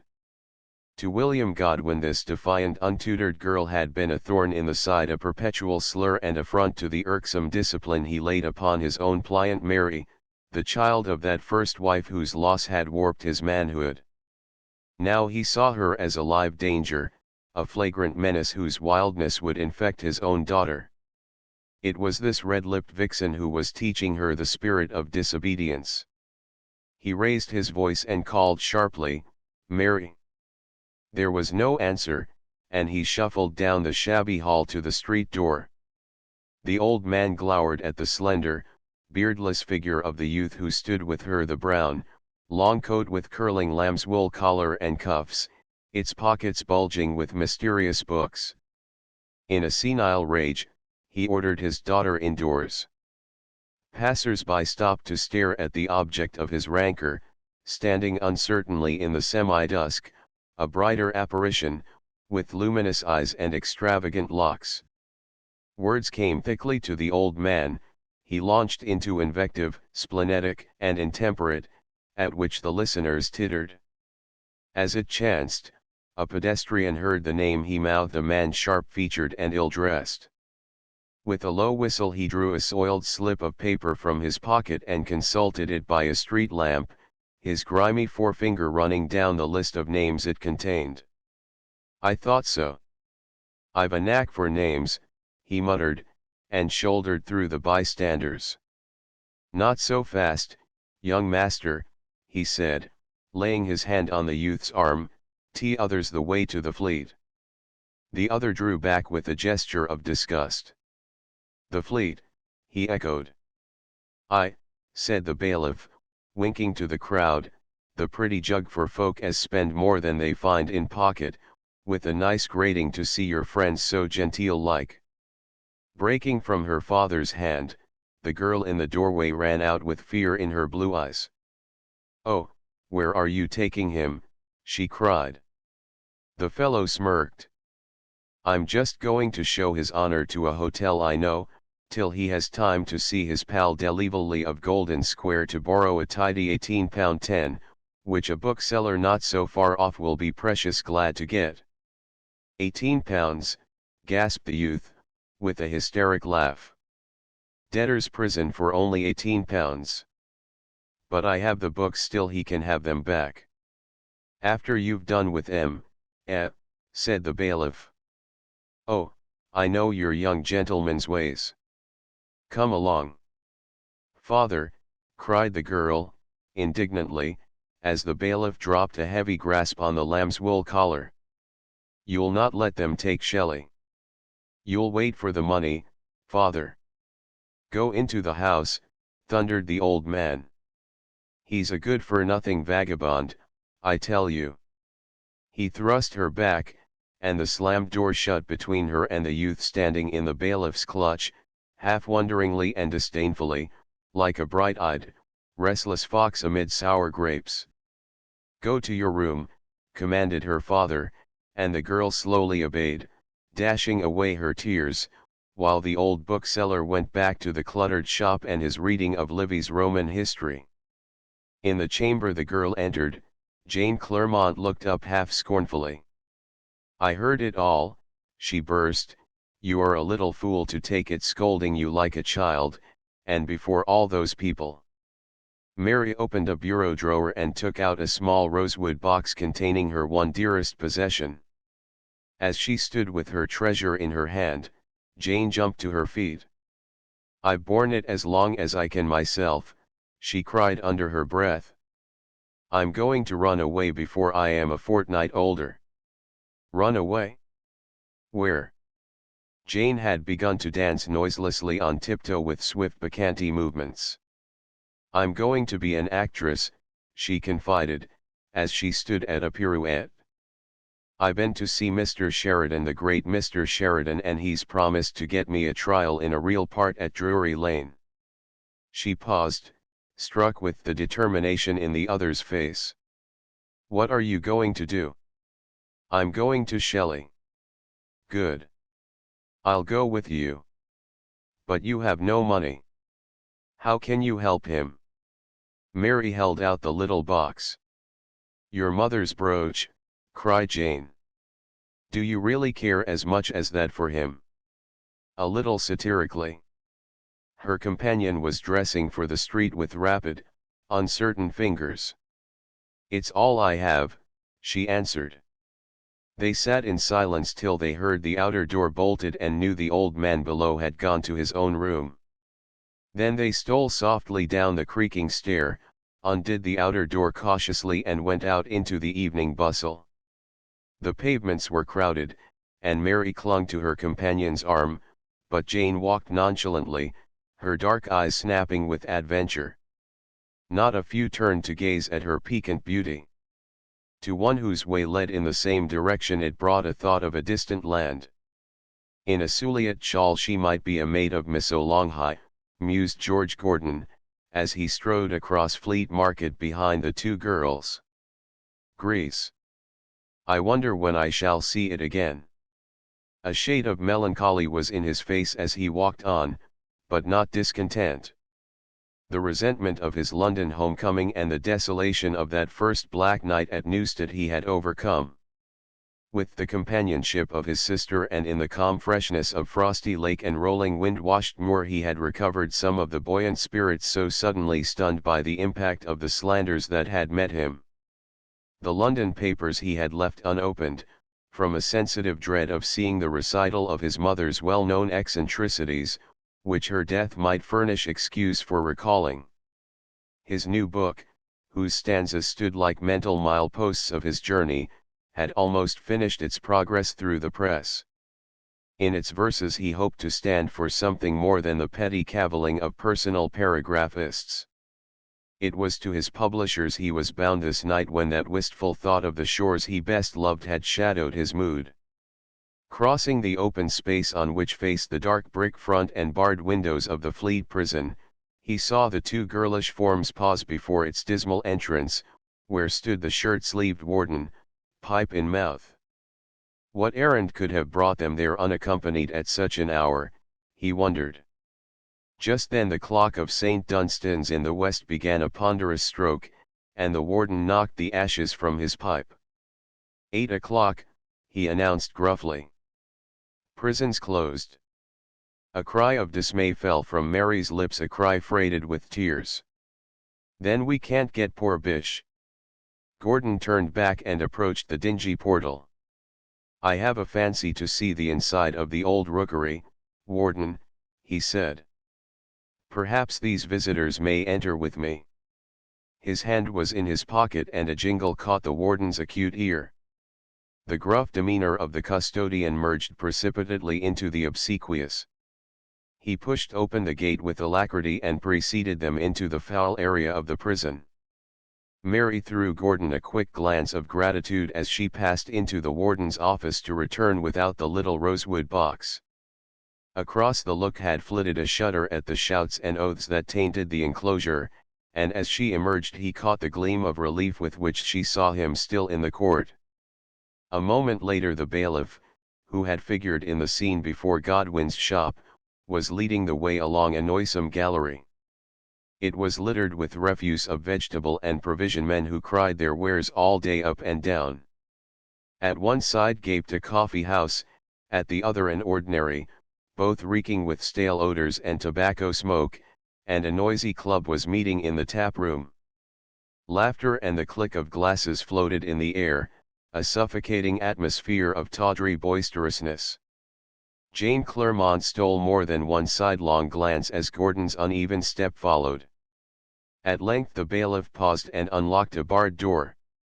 Mary knocked, but there was no answer. She pushed the door open and the girls entered.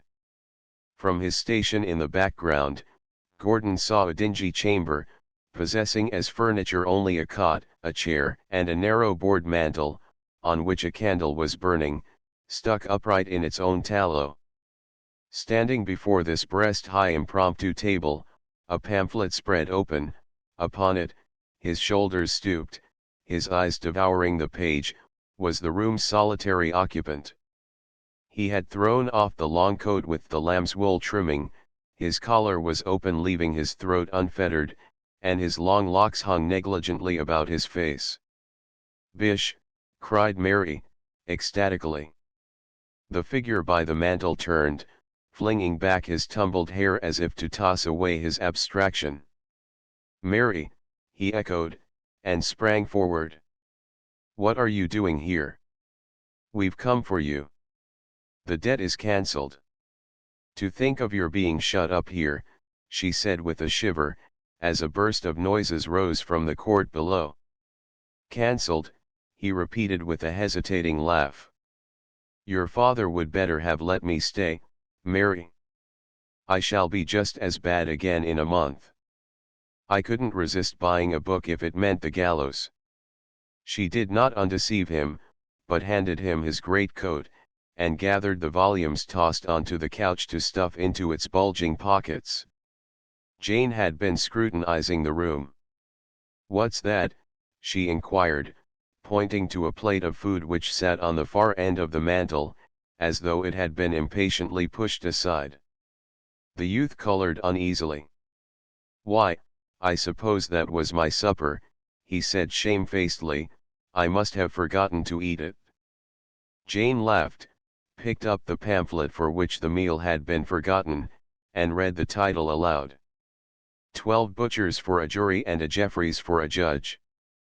An appeal against the pending frame breakers bill to legalize the murder of the stocking weavers. By Percy Bysshe Shelley. Frame breakers, she finished disdainfully. Stocking weavers. Shelley's delicate face flushed as he folded the pamphlet. "Are they not men?" he exclaimed. "And being men, have they no natural rights? Is British law to shoot them down like wild beasts for the defense of their livelihood?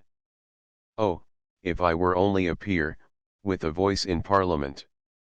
He spoke with fierce emphasis, but in tone soft, vibrating and persuasive, a sustained, song-like quality in it. Percy Bysshe Shelley. Gordon's mind recited the name wonderingly. He remembered a placard he had seen in a bookshop window, "For writing the which he stands expelled from University College, Oxford." So this was the heir to a baronetcy, the author of Queen Mab, the stripling iconoclast who had laughed at fulminating attorney generals, had fled to Lynmouth Beach where he had spent his days making little wooden boxes, enclosed in resined bladders, weighted with lead and equipped with tiny mast and sail, and had sent them, filled with his contraband writings, out on the rollers of the Atlantic in the hope that they might reach some free mind on the Irish shore or on some ocean brig. Gordon left his post and went slowly down the stair, past the blackened office, wherein the warden sat admiringly fingering the brooch that had wiped out a debt to old William Godwin the bookseller, and into the street. The words of the youth he had seen sounded in his brain, "If I were only a peer, with a voice in Parliament." That voice was his. When had he used it for his fellow man? Chapter 8. A savage Spur. John Murray, an axe of publishers, sat that evening in his shop in Fleet Street. He was in excellent humor, having dined both wisely and well. His hair was sparse above a smooth-shaven, oval face, in which lurked good humor and the wit which brought to his drawing-room the most brilliant men of literary London, as his genius as a publisher had given him the patronage of the greatest peers of the kingdom, and even of the Prince Regent. His black coat was of the plainest broadcloth and his neckcloth of the finest linen. Dallas sat opposite, his scholarly face keen and animated. The frayed waistcoat was no longer in evidence, and the worn hat had given place to a new broad brim.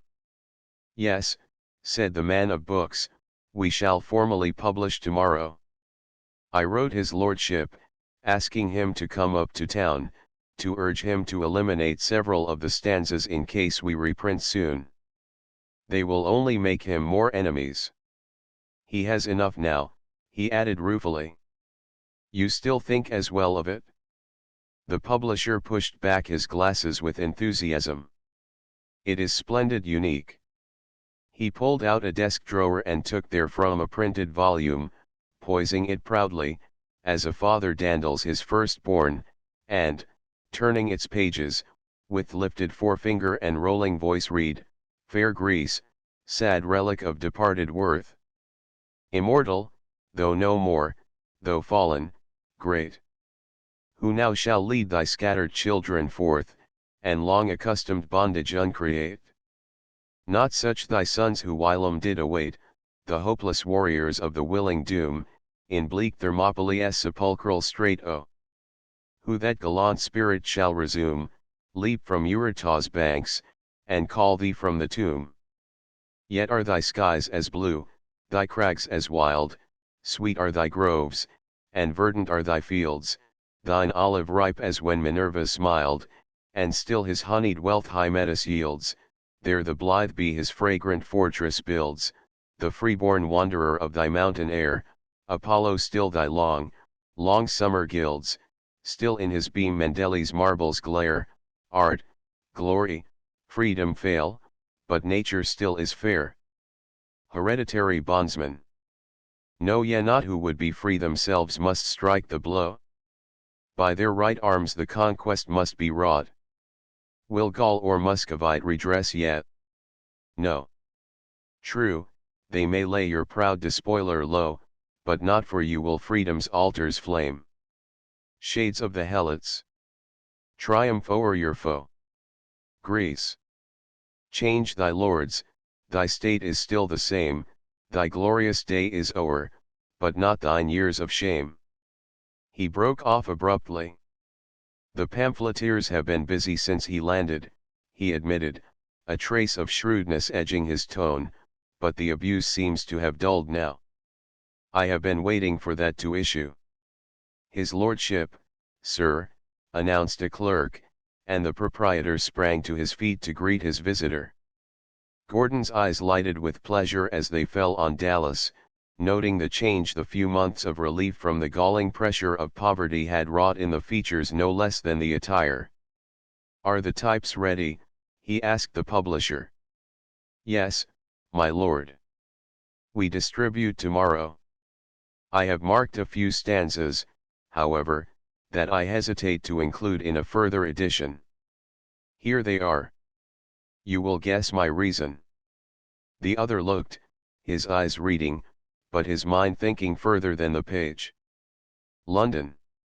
Right well thou knowest the hour of prayer, then thy spruce citizen, washed artisan and smug apprentice gulp their weekly air.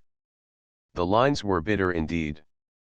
They had been written when he was still smarting under the lash of his earlier critics, in the first months of his journeyings, before the great wind of travel had swept his mind clear and sweet for the latter harmonies of his poesy.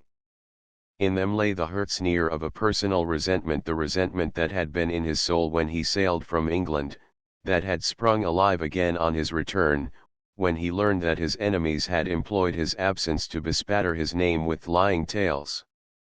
Yet that was past. He had cast it behind him. And should he carry the old spirit into this better and nobler work, to deflect his message from its significance into cheaper channels of abuse? His thought recurred to the youth in the bare room of the Fleet. Even there, in a debtor's prison, Shelley had forgot his own plight, and sunk individual resentment in desire for wider justice. Should he be less big in tolerance than that youth?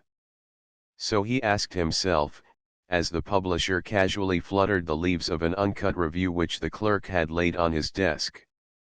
All at once John Murray's eyes stopped, fixed on a page. He made an exclamation of irritation and chagrin, and pushed it out toward Gordon. It was a fresh copy of The Scourge, and the leader Gordon read, while the publisher paced the floor with nervously angry strides, was the one in which had been steeped the anonymous venom of William Godwin the bookseller, a page whose caption was his own name. It may be asked whether to be a simple citizen is more disgraceful than to be the illegitimate descendant of a murderer, whether to labor in an honorable profession be less worthy than to waste the property of others in vulgar debauchery. Whether to be the son of parents of no title be not as honorable as to be the son of a profligate father and a mother of demoniac temper, and, finally, whether a simple university career be less indicative of virtue than to be held up to the derision and contempt of his fellow students, as a scribbler of doggerel and a bear leader, to be hated for repulsiveness of manners and shunned by every man who would not be deemed a profligate without wit and trifling without elegance. A cold dead look of mingled pain and savagery grew on his face as he read. Then he sprang up and went to the door. Behind him Dallas had seized the review and was reading it with indignation. The publisher was still pacing the floor. What an unfortunate advertisement, he was muttering. Gordon stared out into the lamp-lighted street. The bitter malignancy which had spared not even the grave in its slander, numbed and maddened him. His breath came hard and a mist was before his eyes. Opposite the shop loomed the blackened front of the old church of St. Dunstan's in the west. As he stood, the two wooden figures of wild men on the clock which projected over the street struck the hour with their clubs, and a late newsboy passed crying tiredly, "News and Chronicle." All about the frame breakers shot in Nottingham. The volume the publisher had given him was still in Gordon's hand. He turned into the room and flung it on the desk. "No," he said with harsh bluntness. "Not a line shall be altered. If every syllable were a rattlesnake and every letter a pestilence, they should not be expunged. Let those who cannot swallow, chew it. I will have none of your damned cutting and slashing, Murray. I will battle my way against them all, like a porcupine." Then he wheeled and plunged into the clack and babble of Fleet Street's pedestrians. London would be reading his effusion when his book appeared tomorrow, reading it and talking about it. "The curs," he said to himself, as he walked fiercely down the Strand. The cry of the newsboy ahead came back to him like a dulled refrain. He turned into Whitehall at Charing Cross, and looked up to find himself opposite Melbourne House. He remembered suddenly the clear-eyed girl to whom he had offered his satire and whose coin was still in his waistcoat pocket. She had said Melbourne House that day to the coachman. He wondered with a curious levity whether she would read The Scourge. Before the Houses of Parliament stood a double line of carriages. "It's the debate in the Lords on the Frame Breakers Bill," he heard one passer-by inform another, as he stared frowning at the high Gothic entrance. That was the measure against which Shelley's pamphlet had been written. The pain was dulling and the old unyielding devil of challenge and fight was struggling uppermost. The illegitimate descendant of a murderer. Gordon muttered, a scribbler of doggerel and a bear leader. Then suddenly he raised his head. His eyes struck fire like grey flint. "I am a peer," he said through his teeth, and strode through the door which he had never entered in his life, but once. An hour later there was a sensation in John Murray's shop, where Dallas still sat. It was furnished by Sheridan, who came in taking snuff and shaking his grey head with delight. "Heard the news?" he cried, chuckling. "George Gordon just made a great speech, best speech by a lord since the Lord knows when. I was in the gallery with Lady Melbourne and Lady Caroline Lamb. He opposed the frame breakers bill. They say it means the death of the measure. You should have seen the bigwigs flock to offer congratulations. Why, even the Lord Chancellor came down from the Woolsack to shake hands with him." He paused out of breath, with a final "What d'ye think of that?" "Well, well," ejaculated the publisher, taking off his glasses and polishing them with vigor. He looked at Dallas. "What an unfortunate advertisement," quoth that gentleman, pulling his nose. John Murray brought his fist down on the desk with a force that made the inkwell leap. "By the foot of Pharaoh," he swore, "we'll take advantage of it, it will discount that attack in the Scourge. The papers have their copies of the book already. I'll send them word. We'll not wait till tomorrow. We'll issue tonight."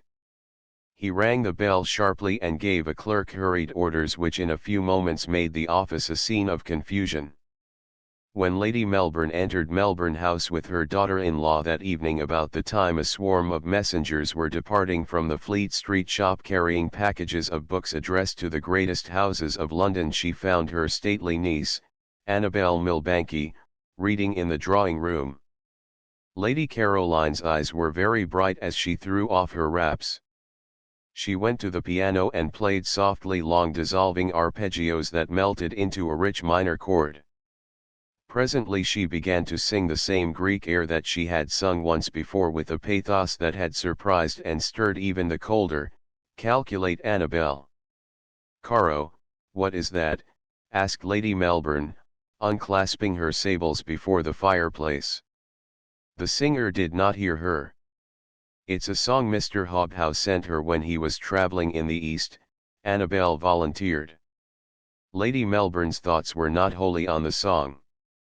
She had seen the book her niece had been reading. It was George Gordon's long famous satire. She picked it up, noting the name on the title page with approval. She had been pondering since she left the ladies' gallery of the House of Lords, and her thoughts had concerned themselves intimately with its author, the young peer whose maiden speech had challenged such surprise and admiration. His name went perpetually accompanied by stories of eccentricities and wild life at college, of tamed bears and hidden orgies at Newstead with Paphian dancing girls, of a secret establishment at Brighton, of adventures and liaisons the most reckless in cities of the Orient. Yet he had stanch supporters, too. "Annabel," she said presently, and with singular emphasis, "George Gordon is in town. He spoke in Parliament this evening. I am going to ask him to dinner here tomorrow to meet you." The refrain Lady Caroline was singing broke queerly in the middle, and her fingers stumbled on the keys. The others did not see the expression that slipped swiftly across her face, the rising flush, the indrawn, bitten underlip, nor did they catch the undertone in her laugh as she ran up the stair. In her own room she unlocked a metal frame that stood on her dressing table. It held a pencil portrait, begged long before from Hobhouse. A vivid, conscious flush was in her cheeks as she looked at it. "For a woman of fire and dreams," she murmured. "Not for a thing of snow. Never, never." Chapter 9 Gordon wakes and finds himself famous. The sharp jostle of the pavement, the rattle of the crossings, the "this way, Lord," of dodging link boys and the hoarse warning of the parochial watch to reckless drivers, street lamps flaring redly in the raw and heavy night, the steaming tap rooms along the Thames, the cutthroat darkness and the dank smell of the slow turgid current under London Bridge. Still Gordon walked while the hours dragged till the traffic ebbed to midnight's lull, on and on, without purpose or direction. It was dawn before he entered his lodgings, fagged and unstrung, with blood pumping and quivering in his veins like quicksilver. He let himself in with his own key. The door of the antechamber which his valet occupied was ajar. Fletcher had been waiting for his master. He was dressed and seated in a chair, but his good-humoured, oleaginous face was smoothed in slumber. Gordon went into his sitting-room, poured out a half-goblet of cognac and drank it to the last drop, feeling gratefully its dull glow and grudging release from nervous tension. His memory of his speech was a sort of rough-drawn composite impression whose salient points were color and movement, the wide-groined roof, the peaked and gilded throne, the crimson wool sack, the long, red morocco sofa set thickly, the rustle in the packed galleries, and peers leaning in their seats to speak in low tones with their neighbors. The majority there had not known him, but his paleness, his beauty, his curling hair, and most of all his lameness, told his name to the few. The few whispered it to the many, they in turn gazed and whispered too, and almost before he had uttered a word, the entire assemblage knew that the speaker was the notorious writer of the famous satire whose winged Apollonian shafts had stung the whole poetic cult of England, the 24-year-old lord whose name was coupled in the newspapers with unlovely tales of bacchanals in Madrid, duellos in Malta and Gibraltar, and harem intrigues in Constantinople, tales half believed even by those who best knew what enemies his vitriolic pen had made and their opportunities for slander. Gordon had acted in a mental world created by excitement. His pride had spurred him, in a moment of humiliation, to thrust himself into the place he of right should occupy. Mere accident had chosen the debate, the casual circumstance of a visit to the Fleet prison had determined his position in it. Given these, his mind had responded clearly, spontaneously, with a grasp and brilliancy of which he himself had been scarcely conscious. He remembered, with a curious impersonal wonder as he walked, the sharp, straining, mental effort before that battery of glances coldly formal at first, then surprised into approval and at length warm to enthusiastic applause, the momentary hush as he sat down, the buzz of undemmed talk crisped by the tap of the gavel, the press of congratulations which followed him to the outer air.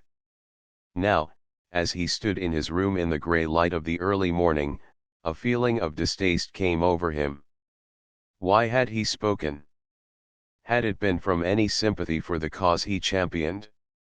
Was it not rather in a mere spirit of hurt pride and resentment, the same resentment that had made him refuse to eliminate the bitter stanzas from his book?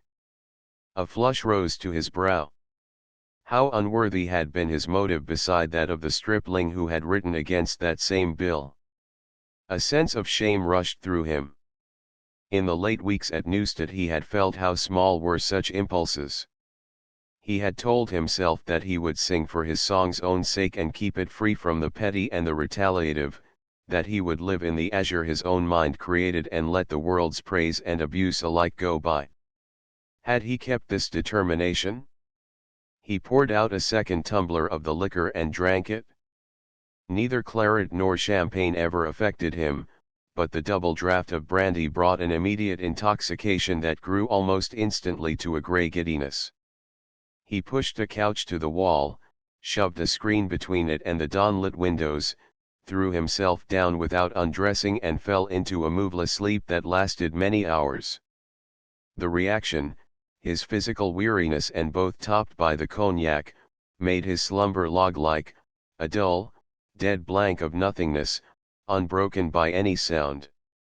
Fletcher came in yawning, looked into his master's sleeping room and went out shaking his head. Later he brought a pile of letters, and relaid the fire. Noon came 1, 2 o'clock, and meanwhile there were many knocks upon the door, from each of which the valet returned with larger eyes to add another personal card or note to the increasing pile on the table.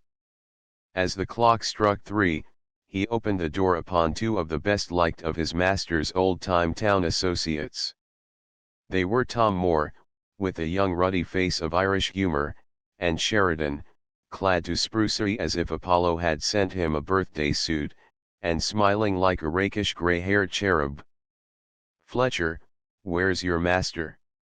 "His lordship is out, Mr. Sheridan." "The devil he is." "Hang it, we'll wait then, Tom." "Go and look for him, Fletcher." "I shouldn't know where to look, sir. My lord didn't come in at all last night." Sheridan whistled. "That's queer. Well, we'll wait a while," and they entered. As he saw the pile of newly arrived stationery, the older man threw his stick into the corner and smote Moore on the shoulder with a chuckle. "I told them so," he vociferated, wagging his head. "I told them so when his satire first came out. Curse catch me, d'ye ever know of such a triumph?" That speech was the spark to the powder. It was cute of Murray to issue last night. Every newspaper in town clapping its hands and bawling bigger adjectives. Genius and youth, ah, what a combination it is. He took a pinch of snuff and descended upon the heap of cards and billets, picking up each in turn between thumb and forefinger and looking at it with a squint. Lord Carlisle, he read his Guardian, et. Wouldn't introduce him in the Lords 2 years ago. Colonel Greveley wanted to fight George once for a line in his satire about high play in the Argyle Club. He's cooing gently now. Blue-tinted note smells of violets. Humph. More note 7 of M.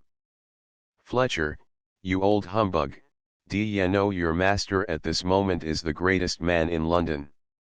Yes, Mr. Sheridan. Oh, you do? Knew it all along, I suppose. Doesn't surprise you one bit, eh? No, Mr. Sheridan. Curse catch me, yes, Mr. Sheridan. Moore laughed, and the older man, cackling at the valet's matter-of-fact expression, continued his task. Card from the Bishop of London, Lord deliver us. Another letter. Where have I seen that silver crest? Why, the Melbourne Arms, to be sure. By the handwriting, it's from the Countess herself. Lord Heathcote, Lord Holland. It's electric. It's a contagion. All London is mad today, mad over George Gordon. I passed Murray's shop an hour ago, declared Moore. There was a string of carriages at the door like the entrance of Palace Yard. Murray told me he will have booked orders for 14,000 copies before nightfall. As the other threw down the mass of stationery, he spied the bottle which Gordon had half emptied. Here's some cognac, he said. Fletcher, some glasses. That's right. It's early in the day for brandy, but better never than late, as Hobhouse would say. We'll toast Gordon's success. He poured for both and the rims clicked. To Childe Harold, cried Moore. With the glasses at their lips, a voice broke forth behind them declaiming extempore, my boat is on the shore, and my bark is on the sea, but before I go, Tom Moore, here's a double health to thee. Moore dragged away the screen. Gordon was standing by the couch, his tumbled hair and disordered dress showed he had just awakened. His face was flushed, his eyes sparkling. You villain, expostulated Moore, it's you we're toasting. And with water or with wine? The libation I would pour should be peace with thine and mine. And a health to thee, Tom Moore. Gordon, you eavesdropper, have you read the papers? Sheridan shouted. Not a line. Curse catch me, you've heard us talking then. George, you've waked to find yourself famous. Gordon hardly felt their hand clasps or heard their congratulatory small talk. He almost ran to the window and flung it open, drawing the cool air into his lungs with a great respiration. His sleep had been crumpled and scattered by the fall of a walking stick, as the crackling of thin ice will spill and dissipate a crowd of skaters. He had caught snatches of conversation indistinctly as he shook off the leaden stupor of the intoxicant. Every newspaper in town clapping its hands. All London mad over George Gordon. His mind had conned the sentences dully at first, then with a gasping dart of meaning. His speech? No, it could not be that. Moore had spoken the name of his book, and he had known realized in a flash, while he lay quivering. Then it was that he had leaped to his feet. Then he had voiced that impromptu toast, declaimed while he fought hard to repress his exultation, with every nerve thrilling a separate, savage triumph of its own. He looked down. It was as fine a day as that on which paradise was made, and the streets were alive. Several pedestrians stopped to stare up at him curiously. A carriage was passing, and he saw the gentleman it held speak to the lady by his side and point toward the building. Fame.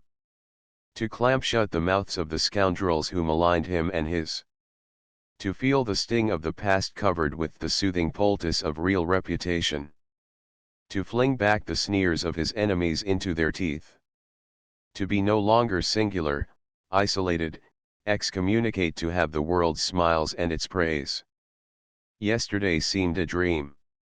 It was fading into an indistinguishable background, with the face of the bright-eyed youth in the Fleet prison and the dull shame he had felt at dawn. He turned. "Pardon me if I play the host poorly today," he said, "I am ridiculously, fine-ladically nervous. I fear I must have retired drunk a good old gentlemanly vice and am now at the freezing point of returning soberness." Sheridan pushed him into his bedroom. "Make your toilet, my boy," he told him good-naturedly. "We will wait," and Gordon resigned himself to the ministrations of Fletcher and the comfort of hot water and fine linen. When he came back to find his visitors smoking, he had thrust all outward agitation under the surface. He was dressed in elegance, and a carnation was in the buttonhole of his white greatcoat. There was less of melancholy curve to the finely wrought lips, more of slumbrous fire in the grey-blue eyes. "There's a soberer for you." Moore indicated the pile of sealed missives and pasteboards. "You'll certainly need a secretary." Gordon's eye caught the Melbourne crest. He picked out the note from the rest hastily, with a vision flitting through his mind of a clear-eyed statuesque girl. While he was reading there was a double knock at the door which Fletcher answered. A splendid figure stood on the threshold, arrayed as Solomon was not in all his glory, and the figure pushed his way in, with gorgeous disregard of the valet. "Is his lordship in yet?" he simpered. "Eh? Stap my vitals, say it's Captain Brummel, George Brummel, and be quick about it. Ah," he continued, raising his glass to his eye, as he distinguished the group, "there he is now, and old Sherry, too. I am your lordship's most obedient. I been here twice this afternoon. You must come to Whittier's Club with me, sir. I'll be sworn, I must be the one to introduce you. You will all favor us, gentlemen, of course, as my guests. My chariot is at the door." "I thank you, Captain," Gordon answered, as he folded the note of invitation he had been reading and put it in his pocket, "but I cannot give myself the pleasure this afternoon. Mr. Sheridan and Mr. Moore will doubtless be charmed. I am promised within the hour to dinner at Lady Melbourne's." Chapter X. The price of the bauble. Beau Brummel, from his seat in the bow window, bowed with empressement as Gordon alighted from his carriage and ascended the steps of White's Club from an early dinner at Holland House. "'Fore Gad," admired the dandy, "what a coat! It becomes him as if he'd been hatched in it." Lord Petersham at his elbow gazed with seconding approval. The sombre elegance of the black velvet dress coat, which Gordon wore close-buttoned, and the white rolling collar left open so as to expose the throat, served to heighten the pallor of his skin and set in high relief the handsome, patrician face above it. "Still on his pedestal," observed Petersham. "Before long his vertex sublimes will displace enough stars to overthrow the Newtonian system. I hear Carlo Lamb is not tired doing homage. His affair with Lady Oxford seems to be tapering." "Women," ejaculated Brummel. "He's a martyr to them. Stap my vitals, the beauties run after him because he won't make up to them. Treat women like fools, and they'll all worship you." To the pinnacle this implied, Gordon had risen at a leap. He was the idol of fashionable London, the chief topic of frivolous boudoir gossip and intellectual table talk. His person, his travels spangled with romantic tales, his gloom, his pride, his beauty, and the dazzle of his prodigious success, combined to bring him an unheard of homage. His newest book was on every drawing-room table in the kingdom. He was made much of by Lady Jersey.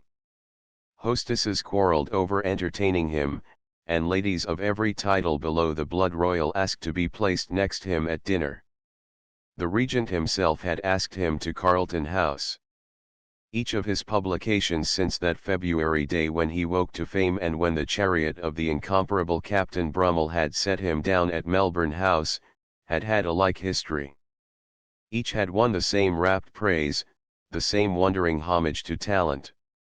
If they missed the burning fervor of those earlier impassioned lines on Grecian liberty, if they held, each more clearly, an undernote of agnosticism, it was overlooked in delight at their freedom, their metrical sweep and seethe of feeling, the melancholy sea surge and fret of their moods.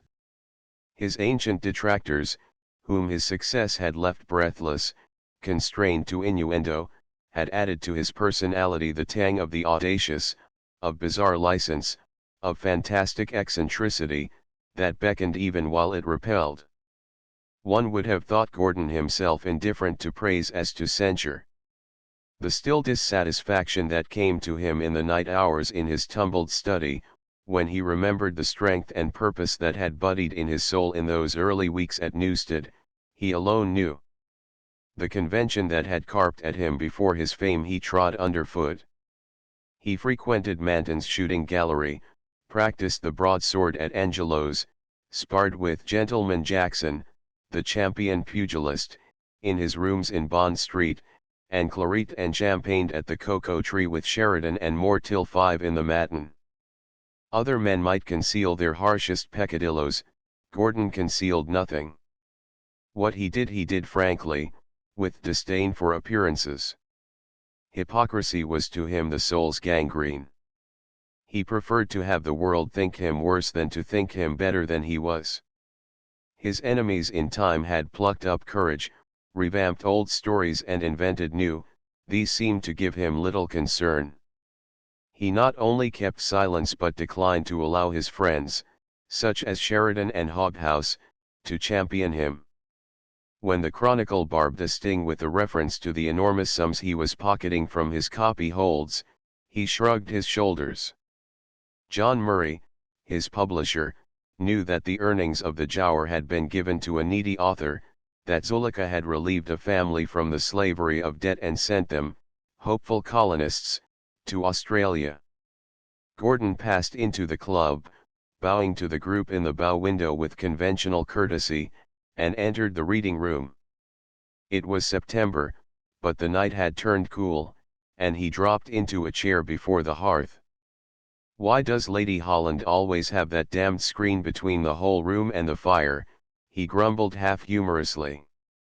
"I who bear cold no better than an antelope, and never yet found a sun quite done to my taste, was absolutely petrified, and couldn't even shiver.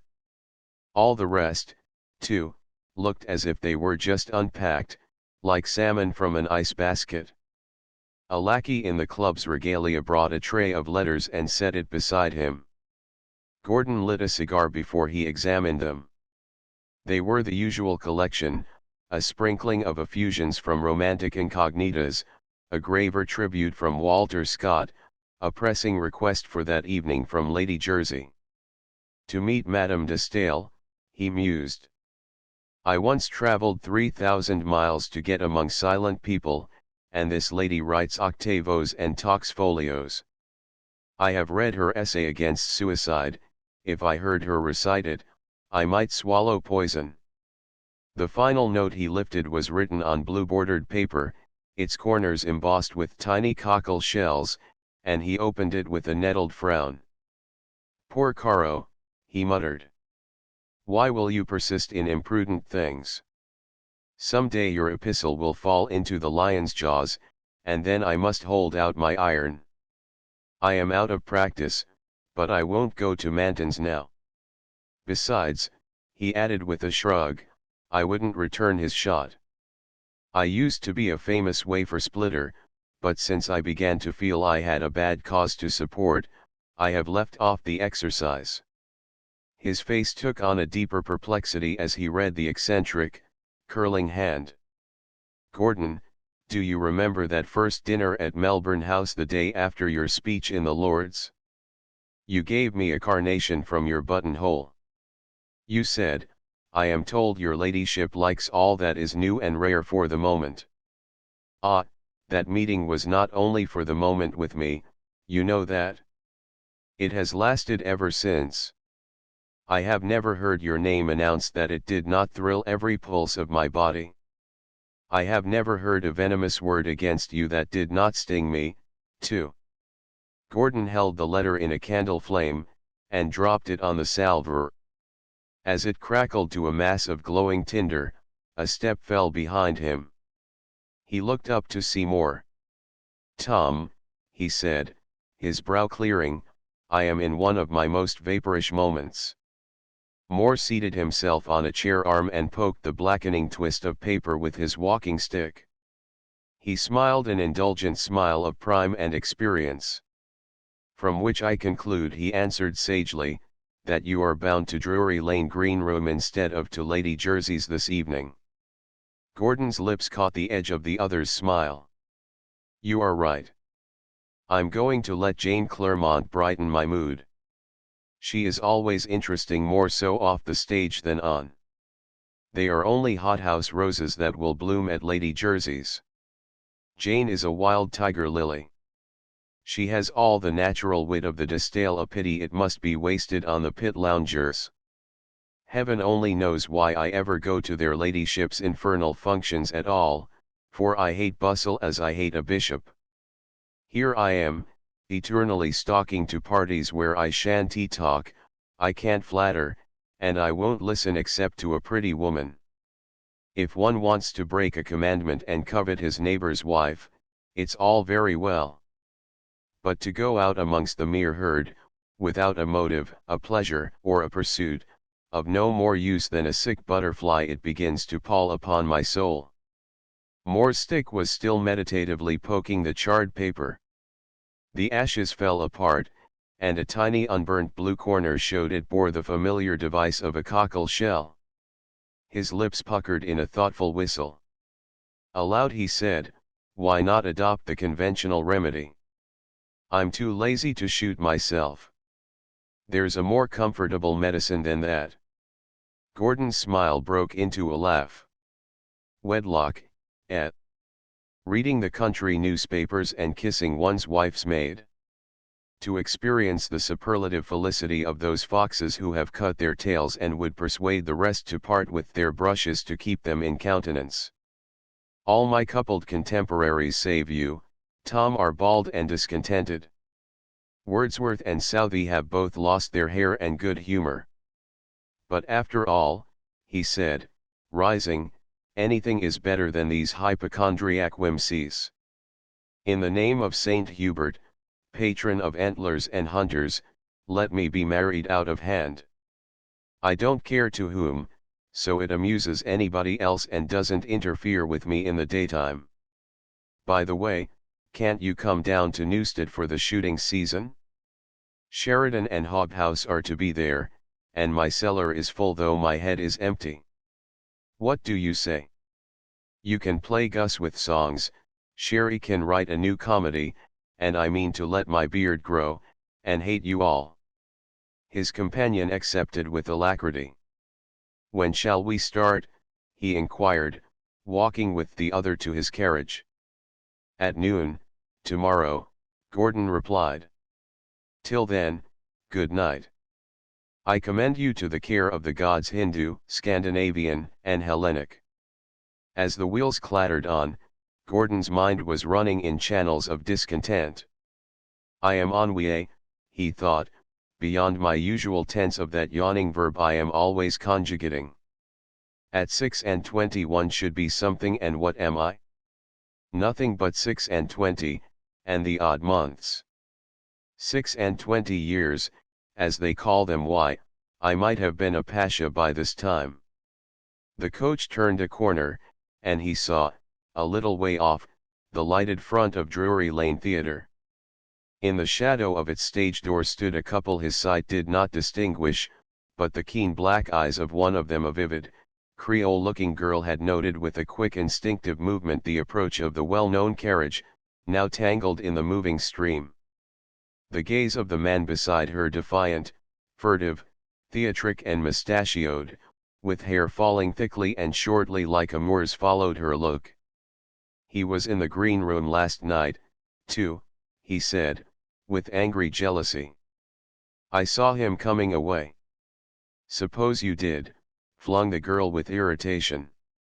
"Who are you, that I must answer for whom I see or know? Yes, and for anything else. He was here, and so was Mr. Sheridan and Captain Brunel. I should like to know what you have to say about it." The other's cheek had flushed darkly. "You used to have more time for me, Jane," he answered sullenly, "before you took up with the theatre, when you lived over the old bookshop and hadn't a swarm of idling dandies about you." "I suppose his lordship there is an idling dandy," she retorted with fine sarcasm. "A dandy, and the most famous man in England. An idler, who gets a guinea a line for all he writes. What do you spend, pray, that your father in Wales didn't leave you? Tell me," she said curiously, her tone changing, "you were in the East when you were in the Navy. Are all the stories they tell of George Gordon in Greece true? They say he himself is Conrad, the hero of his Corsair. Was he so dreadfully wicked?" He turned away his head, gnawing his lip. "I don't know," he returned doggedly, "and I care less. I know he's only amusing himself with you, Jane, and you know it, too, and it's no amusement to you," she prompted, with innate coquetry, dropping back into her careless tone. "If it isn't, don't come then. I shall try to get along, never fear. Why shouldn't I know fine people?" she went on, a degree less hardly. "I'm tired of this foggy, bread and butter life. It was bad enough at Godwin's stuffy house with poverty and a stepfather. I don't wonder Mary has run away to marry her Shelley. He'll be a baronet some day, and she can see life. I don't intend to be tied to London always, either, even with the playing. I want to know things and see something of the world. Why do you stay here? Why don't you go to sea again? I'm sure I'd like to." "You know why I don't," he said, "well enough. I deserted the service once, besides. But I'd like to see the world with you, Jane." He did not see the line that curved her lips, half scornful, half pitying, for his look had fastened on a figure in a ministerial cloak, who was passing on the pavement. The figure was Dr. James Cassidy, taking his evening walk with the undercurate of St. Dunstan's in the West, an especially enjoyable hour with him. Now, as Cassidy's insect eyes lifted, they fell on the oriental face in the shadow of the doorway with a sudden interrogative start. He took a step toward it, hesitatingly, but the curate was in the midst of a quotation from Eusebius, and the pause was but momentary. The girl's Moorish-looking companion had not moved, but his hands had clenched and his face had an ugly expression as Cassidy passed on. "Only a resemblance," remarked the latter, as he proceeded. "The man in the doorway there reminded me of an ensign who deserted the Pilots once when we were lying at Bombay." His hand touched a broad white scar on his cheek. "I trust he may yet be apprehended for the good of the service," he added softly. Gordon's eyes, as the carriage picked its way, had been on the front of the theater, but they were preoccupied. He did not see the look of dislike from the mustachioed face in the shadow, nor the girl as she vanished through the stage door. Yet, as it happened, the first glimpse of the theater had brought a thought of her. Fond, flippant, wild, elusive, alluring the devil, he mused. That's Jane Clairmont. She would furnish out a new chapter for Solomon's Song. The stage is her atmosphere. She came to it as naturally as a hummingbird to a garden of geraniums. Yet she will never make a Siddons, she lacks purpose and she is meccant. She appeals to the elemental, raw sense of the untamed and picturesque men own in common with savages. Nature made such women to cure man's ennui, they fit his mood. Jane Clairmont was not born for fine ladies' fripperies. What is it she lacks? Balance, or is it the moral sense? After all, I'm not sure, but that lack is what makes her so interesting. I have been attracted a million times by passion. Have I ever been attracted by sheer purity? Yes, there is one. Annabel Milbanke. There rose before his mind's eye a vision of the tall stateliness he had so often seen at Melbourne House. He seemed to feel again the touch of cool, ringless fingers. How infinitely different she was from others who had been more often in his fancy. She had attracted him from his first street glimpse of her, from the first day he looked into her calm virginal eyes across a dinner table. It was her placidity, the very absence of chaos, that drew him. She represented the one type of which he was not tired. Besides, she was beautiful, not with the ripe, red, exotic beauty of Lady Caroline Lamb, or the wilder eccentric charm of Jane Clairmont, but with the unalterable serenity of a rain-washed sky, a snowbank, a perfect statue. On his jaded mood the thought of her fell with a salving relief, like rain on a choked highway. A link boy, throwing open the carriage door, broke his reverie. He looked up. The bright, garish lanterns smote him with a new and alien sense of distaste. Beyond the stage entrance and the long dim passage lay the candle-lighted green room, the select coterie that gossiped there, and Jane Clairmont. In Portman Square, in the city's West End, Lady Jersey was standing by her bower of roses, and somewhere in the throng about her moved a tall, spirit-looking girl with calm, lash-shaded eyes. Gordon saw both pictures clearly as he paused, his foot on the carriage step. Then he spoke to the coachman. "To Lady Jersey's," he said, and re-entered the carriage. Chapter 11. The beaten path. The late sun, rosying the lake beside the ruined cloister, had drawn its flame-wrought curtains across the moor that lay about Newstead, and the library was full of shadows as Gordon groped in the darkness for a candle. Dinner was scarce through, for the party he had gathered, who for a noisy fortnight had made the grey old pile resound to the richest fooleries in the range of their invention, did not rise before noon, had scarce breakfasted by 2, and voted the evening still in its prime at 3 o'clock in the morning. The Abbey had been theirs to turn upside down, and they had given rein to every erratic audacity.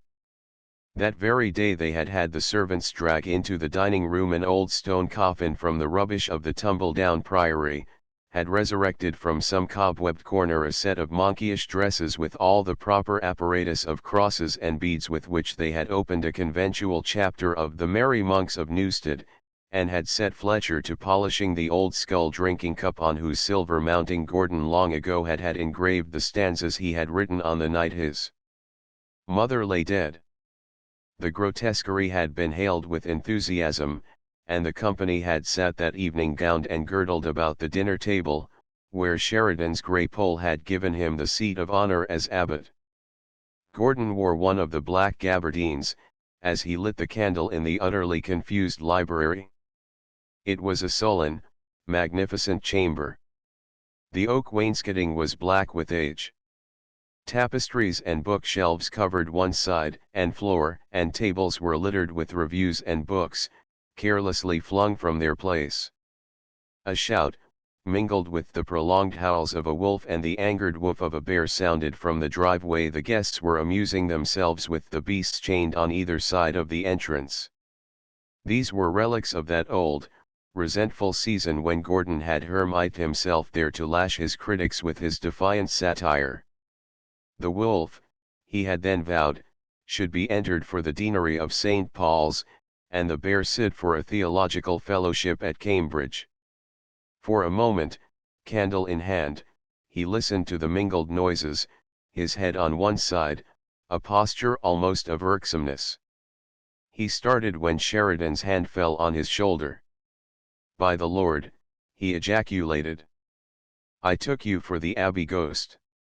Sheridan laughed, lit the cigar Gordon handed him, and sat down, tucking the ends of his rope girdle between his great knees. The tonsure he had contrived was a world too small for his massive head, and the monk's robe showed inconsistent glimpses of red waistcoat and fawn-colored trousers where its edges gaped. "What are you mooning over?" he asked. "Got a new poem in mind?" "No. Today I have thrown two into the fire to my comfort, and smoked out of my head the plan of another." "Sentimental." "Not I. I was thinking of the East. I wish I might sail for Greece in the spring, provided I neither marry myself nor unmarry anyone else in the interval." "Why not the first?" the other pursued. "I tried it younger than you." The speaker sighed presently, and locking his hands behind his head, leaned back against the cushions, his fine, rugged face under its shock of rough grey hair, turned tender. "My pretty maid of Bath," he said softly. "Elizabeth, my girl wife that I fought a duel for at Kingsdown and who ran away with me to France when I hadn't a pound.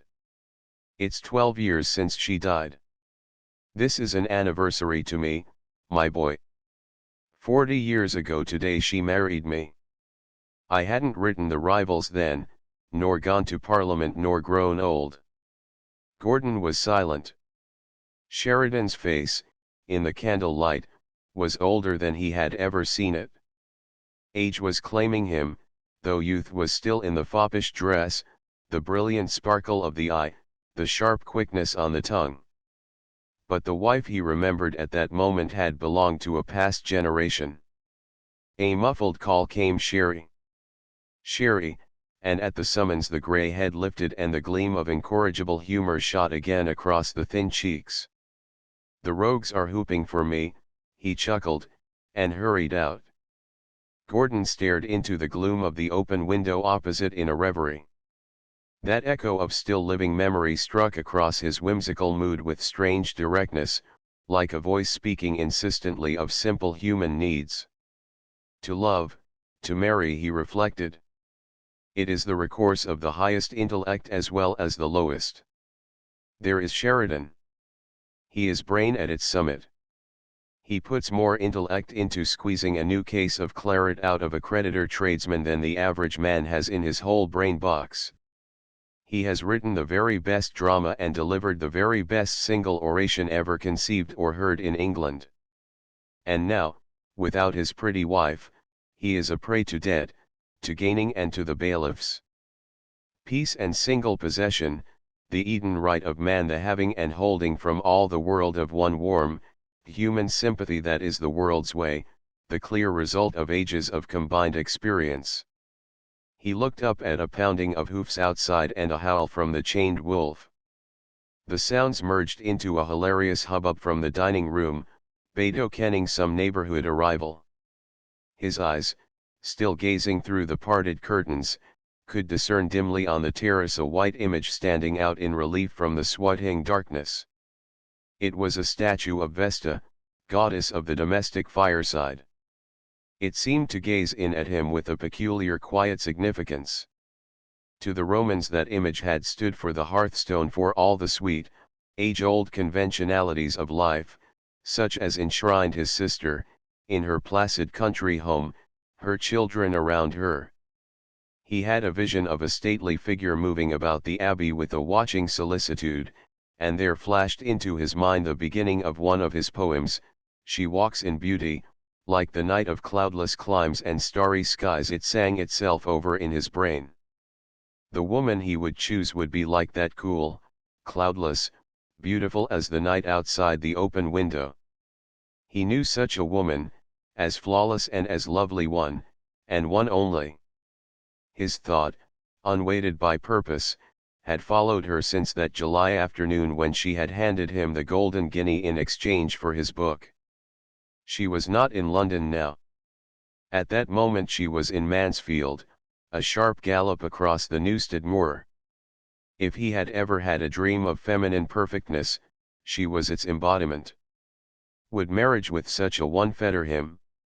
In the great clanging world that teased and worried him, would it not be a refuge? A sudden recollection came to him, out of the dust of a past year, a recollection of a youth with bright eyes and tangled hair, in the Fleet prison. There had been an hour, before success had bitten him, when he had promised himself that fame's foxfire should not lure him, that he would cherish his song and rid his soul of the petty things that dragged it down. How had that promise been fulfilled? With poor adventure, an empty intrigue and flickering rushlight amours to which that restless something in him had driven him on, an anchorless craft in the cross tides of passion. Home, he mused. To pursue no will-o'-the-wisp of fancy. To shut out all vagrant winds and prolong that spark of celestial fire. He drew a quick sibilant breath, sat down, at the writing table and wrote hastily but unerringly, a letter, clean-etched and unembellished, a simple statement and a question.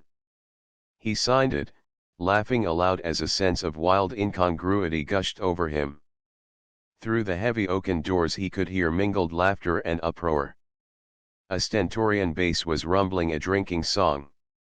What a challenging antithesis! Lava and snow, erratic comet and chaste moon, jungle passions and the calm of a northern landscape. A proposal of marriage written at such a time and place, with a drinking stave shouted in the next room. And what would be her answer? The daring grew brighter in his eye.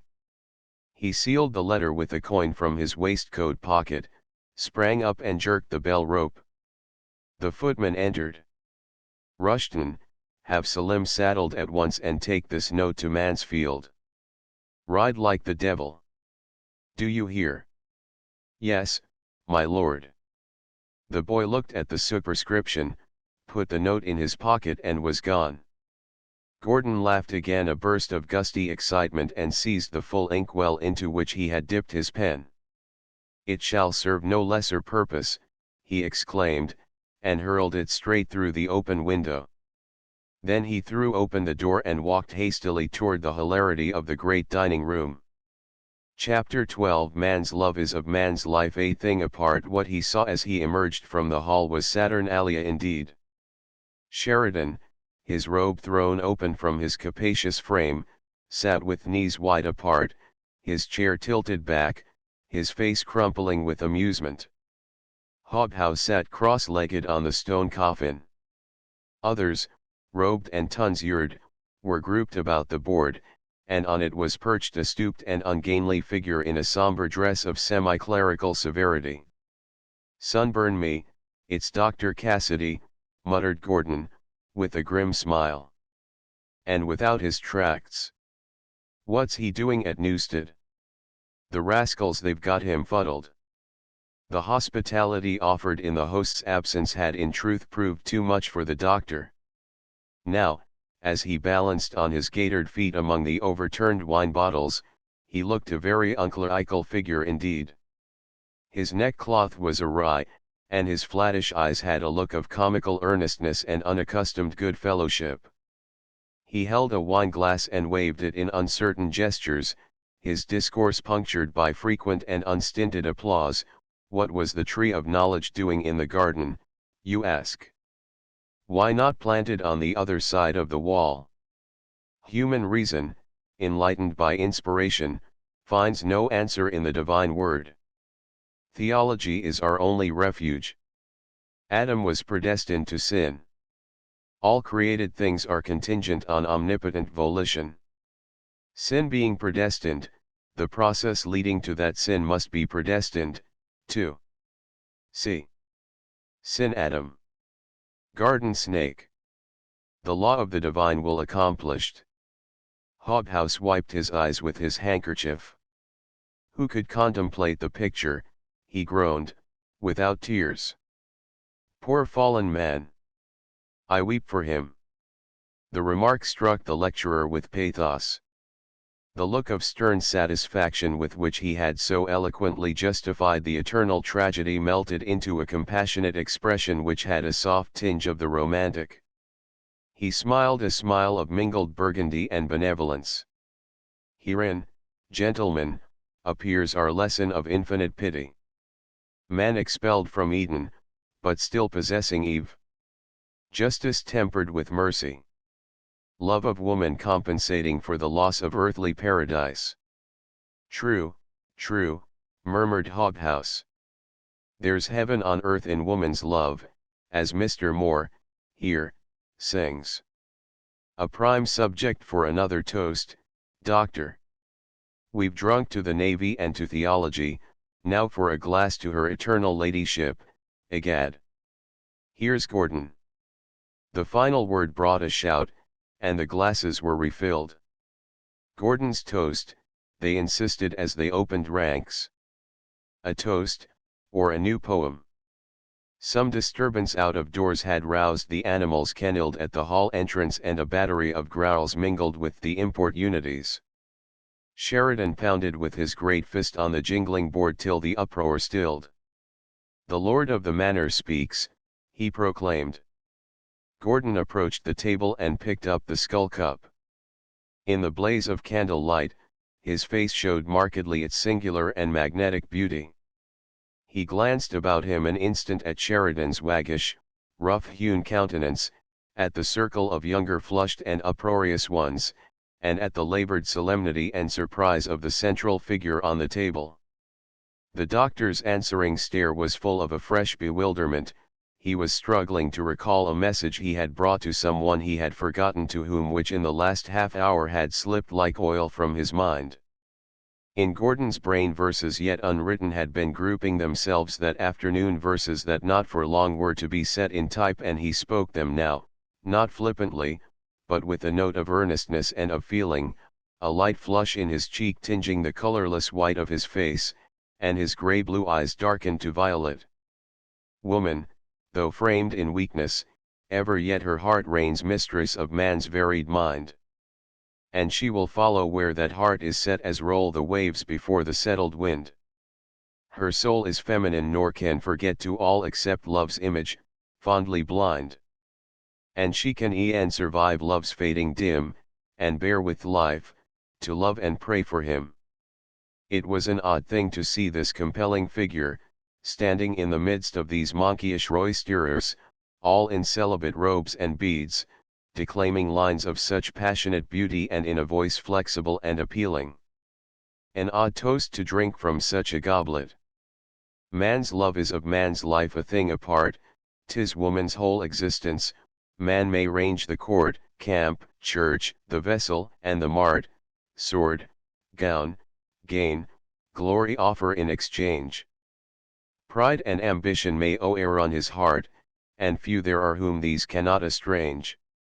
Woman knows but one refuge, if love ere to draw him from these baubles, back to her. There was an instant of dead silence when he paused, broken by the doctor's hiccup and a voice behind them. Sheridan saw Gordon set down the skull cup as the spot of color faded from his cheek. He turned to the entrance. "Curse catch me," gasped the wit, springing to his feet. Lady Melbourne and Miss Milbanke. Chapter 13. The smirched image all turned astonished faces. Just inside the oaken door swung wide open to the night, stood her ladyship, her features expressing a sense of humor struggling with dignity, and just behind her, with a look of blent puzzle and surprise, her stately niece, Annabel Milbanke. Mrs. Mole, Gordon's withered fire lighter, was hovering in the rear. It was a tense moment. Gordon's glance swept Annabel's face, distinguished a letter still unopened in her hand as he came forward to greet them. A dull red was climbing over Cassidy's sobering face, and with something between a gulp and a groan he got down heavily from his commanding position. It was Lady Melbourne who broke the pause. "I fear we intrude. We were driving across to Annesley where there is a ball tonight, and felt tempted to take your lordship with us. We had not known of your guests. Dr. Cassidy rode ahead to apprise you of our call." The doctor was mopping his mottled brow. He was far too miserable to reply. "I fear our hospitality outran our discretion," ventured Gordon. The doctor perhaps forgot to mention it. Lady Melbourne's quick gaze overran the scene and lingered on the crosses and the monkeyish robes with a slow dawning smile. Sheridan made a dramatic gesture. Lo, the first poet of his age in the depths of one of his abandoned debauches. He pointed to Mrs. Mole, who stood in the background, her wrinkled countenance as brown as a dry toast. "Behold the troop of Paphian damsels, as pictured in the Morning Post. Evasion is no longer possible. I see. And you, doctor?" The doctor, said Moore, maintaining his gravity, had just read us his latest tract. "I regret we missed it." She turned to Gordon. "We will not linger. Good night, gentlemen." "No," as Gordon protested, "our carriage and escort are waiting." "My dear Lady Melbourne," interposed Sheridan, "the entire chapter shall escort you. As abbot, I claim my right," and he offered her his arm. Gordon followed with her niece. Annabel's hand fluttered on his sleeve. "We heard your toast," she said. "I did not dream it of you." On the threshold a tide of rich light met them. The moon had risen and was lifting above the moor beyond a belt of distant beechwood, bathing the golden flanks of the hills, flooding the long lake with soft yellow luster and turning the grey ruins of the priory to dull silver. Lady Melbourne led the way out onto the mole of the drained moat with a cry of delight. "What a perfect lilac night! It is like Venice.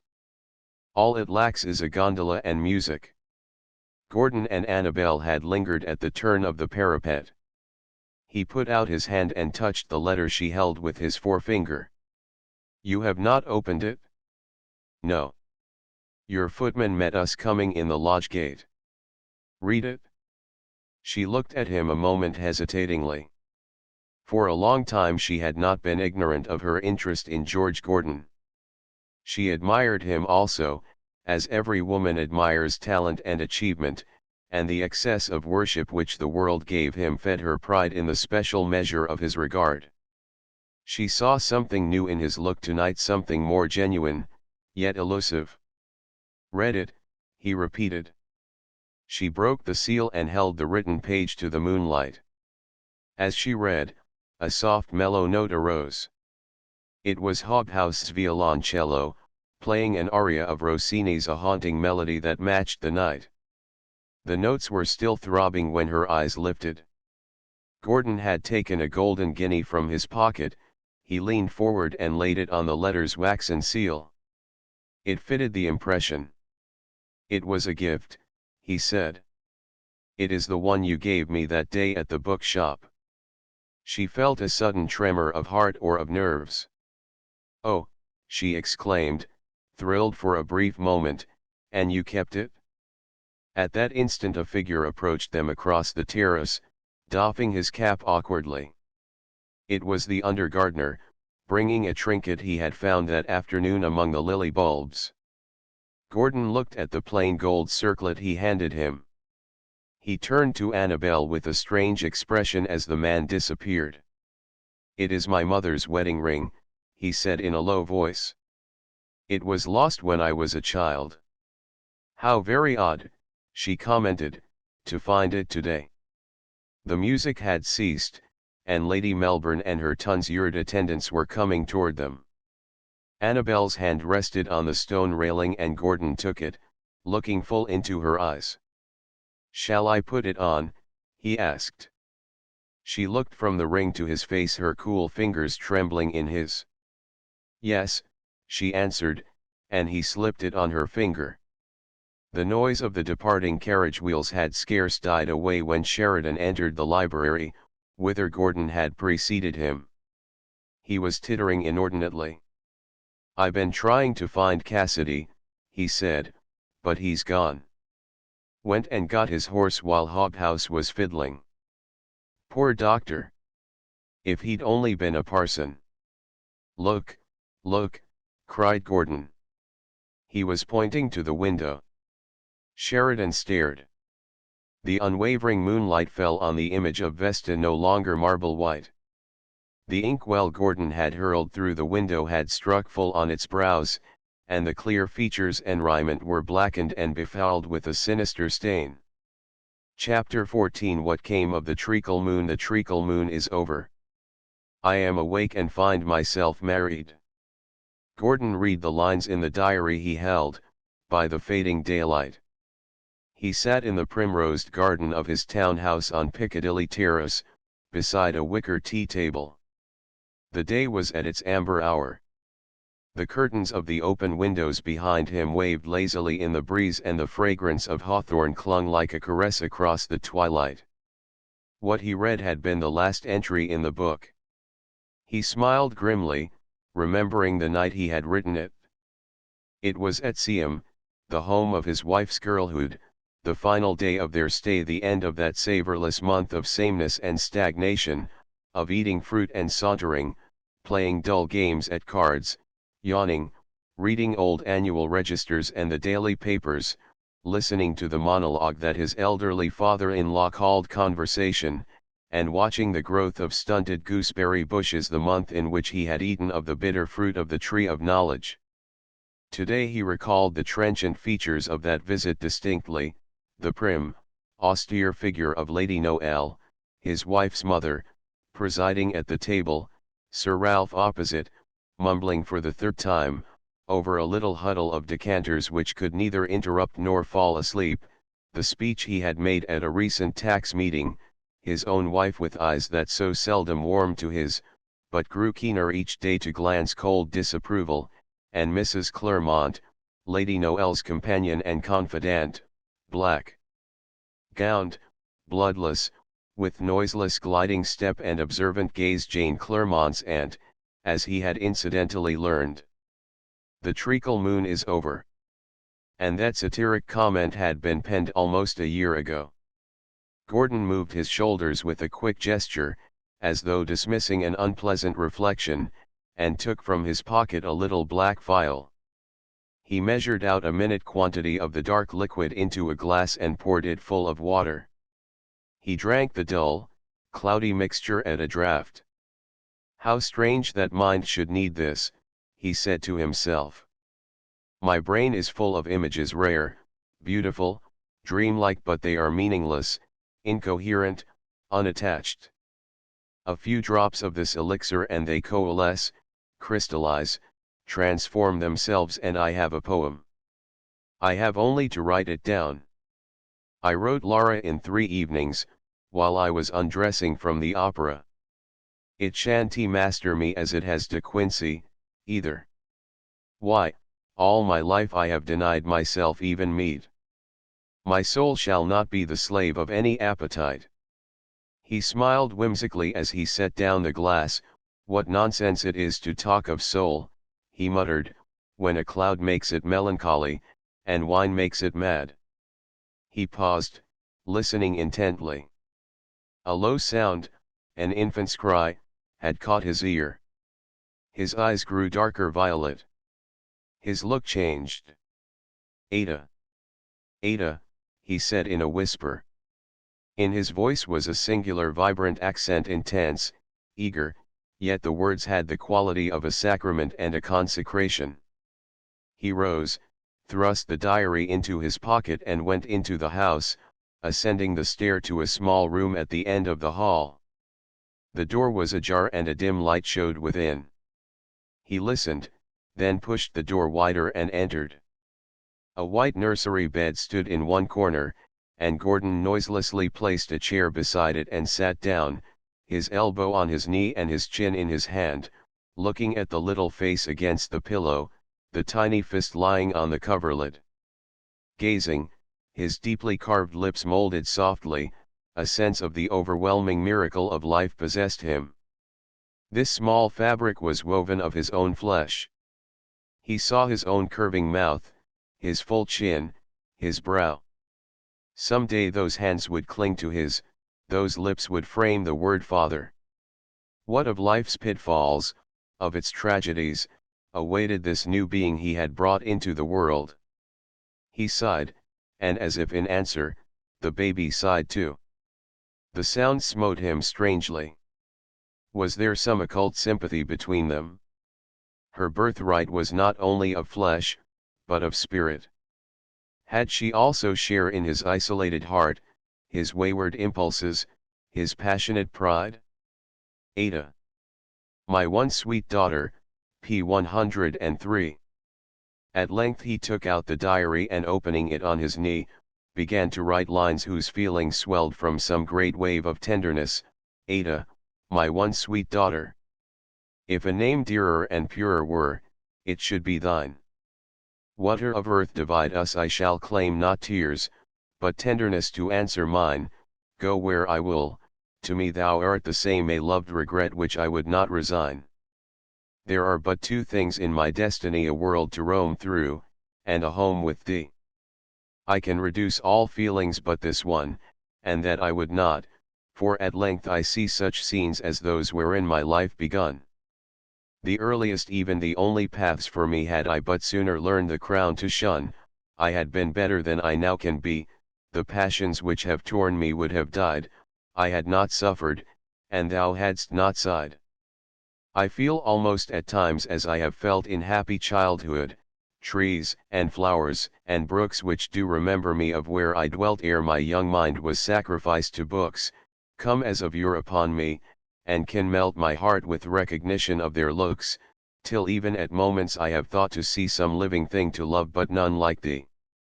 With false ambition what had I to do? Little with love, and least of all with fame. And yet they came unsought, and with me grew, and made me all which they can make a name. Yet this was not the end I did pursue, surely I once beheld a nobler aim. Yet if thou help me find it, even so shall I be glad that I have purchased woe. The door of the room adjoining opened and a figure dressed in white appeared. He rose and passed through. You wished me, Annabel. I do not wish Ada disturbed. As you know, I am starting with her to see him tomorrow, and she needs the rest. I was very quiet, he said almost apologetically, and a little wearily. Her critical eye had wandered to the book and pencil in his hand. The look was cold, glacially so, and disapproving, as she asked with quiet point, My lord, when do you intend to give up your tiresome habit of verifying? He stared at her. In all her lack of understanding, she had at least spared him this. Yet this was really what she thought. At heart she despised him for the only thing that to him made life endurable. She took no pride in his poetry, wished him a man like others of her circle, a dull, church-going, speech-reading, tea-drinking, partridge-hunting clod. A flush blurred his vision. Surely, a thin edge of contempt cutting in her words, you do not intend always to do only this? You are a peer, you have a seat in the Lords. You might be anything you choose. But if I am what I choose, he said difficultly. A chill anger lay behind her constrained manner. Her lips were pressed tight together. During the whole time of their marriage he had never seen her display more feeling than in that brief moment on the terrace at Newstead when he had put his mother's ring upon her finger. For a long time he had watched for some sign each day, feeling his heart, so savage of vitality, contract and harden under that colorless restraint till he had come to realize that the untroubled gentleness was only passivity, the calm strength but complacency as cold as the golden guinea he had treasured, that the flower he had chosen for its white fragrance was a sculptured altar lily. Now her mind seemed jolted from its conventional groove. The fact was that the constant flings of his enemies, which he noted with sovereign contempt, had pierced her deeply, wounding that love of the world's opinion so big in her. And a venomous review which her mother had brought her that day had mingled its abuse with a strain of pity for her, and pity she could not bear. "Why do you not choose to live like other men?" she broke out. "There is something so selfish, so unnatural in your engrossed silences, your changeable moods, your disregard of ordinary customs. You believe nothing that other men believe." His face had grown weirdly white. The sudden outburst had startled him. He was struggling with resentment. Cassidy's doctrinal tracts, for instance. The query had a tinge of sarcasm. She bit her lips. "You have no idea of reverence for anything. I might have guessed it that night at Newstead and how you treated him. You speak your views on religion, views that I hate openly, anywhere. You write and print them, too, in your verse. You are frank," he said, "let me be the same. What my brain conceives my hand shall write. If I valued fame, I should flatter received opinions. That I have never done. I cannot and will not give the lie to my doubts, come what may. What right have you to have those doubts?" Her anger was rising full-fledged, and bitter-winged with malice. "Why do you set yourself against all that is best? What do you believe in that is good, I should like to know?" "I abhor books of religion," he responded steadily, "and the blasphemous notions of sectaries. I have no belief in their absurd heresies and 39 articles. I feel joy in all beautiful and sublime things. But I hate convention and cant and lay figure virtue, and shall go on hating them to the end of the chapter." "To the end of the chapter," she echoed. "You mean to do nothing more, to think of nothing but scribbling pretty lines on paper and making a mystery of yourself. What is our life to be together?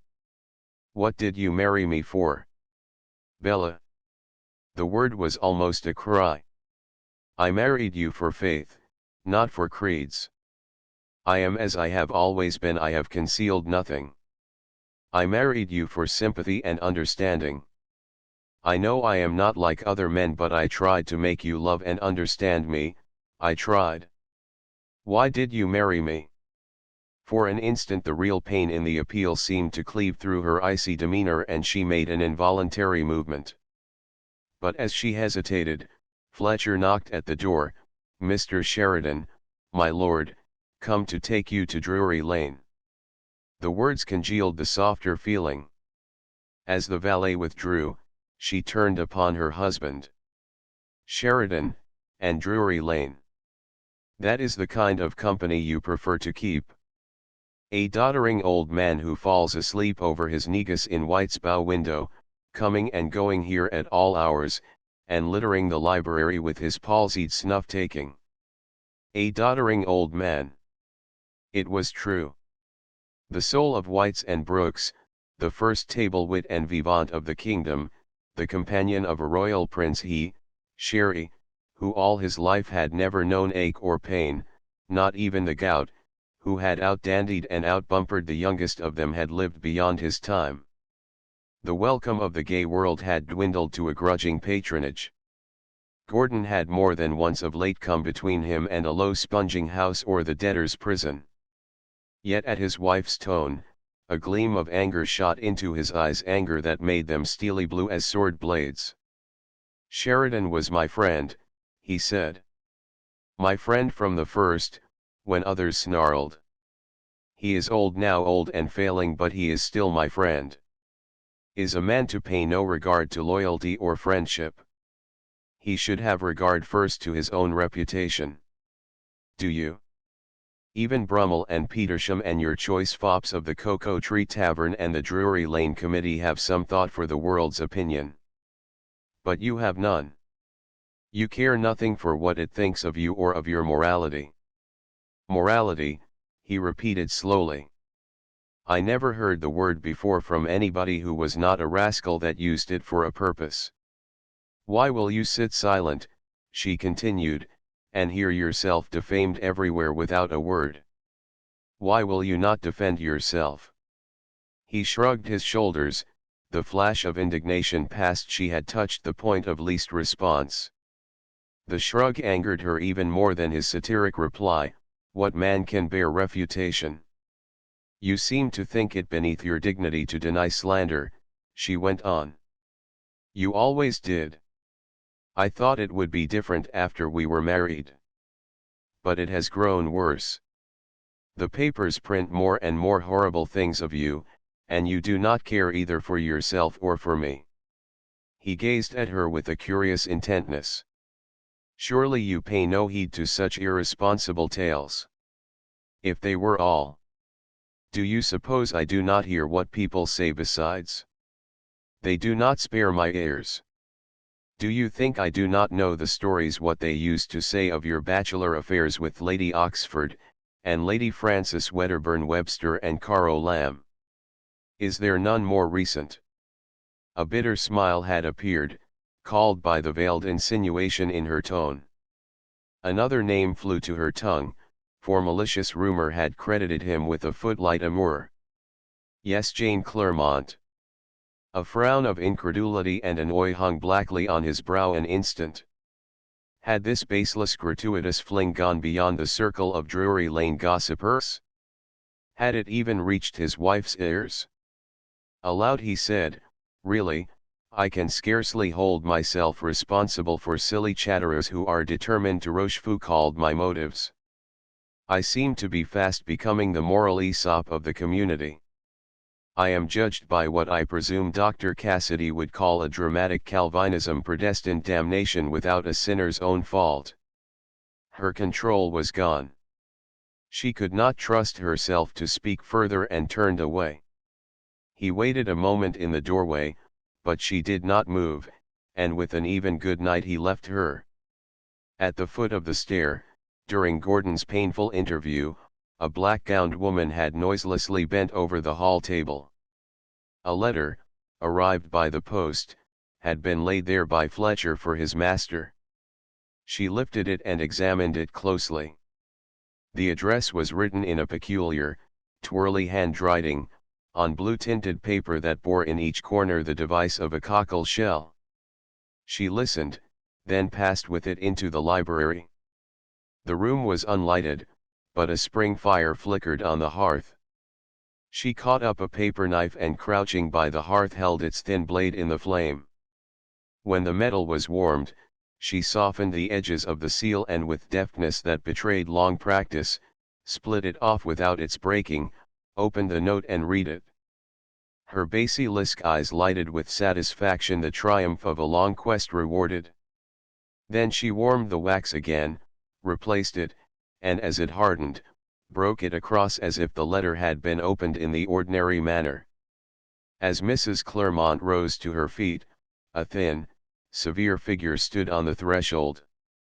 She saw with relief that it was Lady Noel, and handed her the letter with a feline smile. "Perhaps your ladyship will know if this should be preserved," she said. "I found it just now on the floor." Lady Noel's eyes glittered at sight of the cockle shells. She read it hastily by the firelight. Her look was coldly yet triumphantly malignant as she leaned forward. "Put an outer wrapper on this," she ordered in an undertone, "seal it, and take it at once to Melbourne House. Give it into William Lamb's hands to no one else. Do you understand?" "Yes, my lady," the other replied, and left her noiselessly, as Gordon came slowly down the stair. "I have left your lordship this evening's courier," said Lady Noel, forbiddingly. "Thank you," he answered and looked at it carelessly.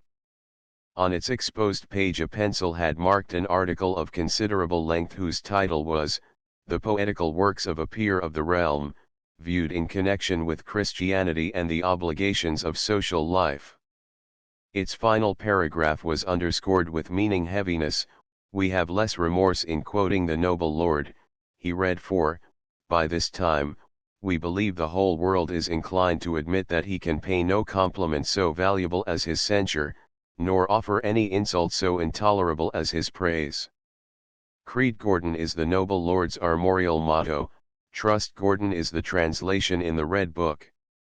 We cannot but admire the ingenuity with which his lordship has converted the good faith of his ancestors into a sarcasm on his own duplicity." A simmer of rage rose in Gordon's throat. He tore the paper twice across, flung it down, and passed on to the drawing room. Seeing no one, he rang for the valet. "Where is Mr. Sheridan?" he demanded. Fletcher was carrying a wine-glass and seemed surprised at the query. "He was here 5 minutes ago, your lordship. Mr. Sheridan looked very bad when I let him in, sir. I was just getting him this brandy." "I suppose he tired of waiting," thought Gordon. "The Clermont has a new part tonight, and Sherry's bound for Fopp's Alley." As he buttoned his greatcoat, he heard a cry from the valet, and ran into the drawing room to find Fletcher bending over the form of the old wit, prostrate on the floor, moveless, speechless, his face swept by a bluish pallor. "Good God!" cried Gordon. "Help me lift him and fetch a doctor at once." With Fletcher's aid the old man was placed upon a sofa, and Gordon loosed the stiff neckerchief, put a cushion under the recumbent head and chafed the sick man's hands. The physician looked grave when he came. "A paralytic stroke," he said. "He must be taken home." Chapter 15 The Pitfall. It was later evening. Gordon sat in the library, the diary in which he had written those lines to Ada open before him.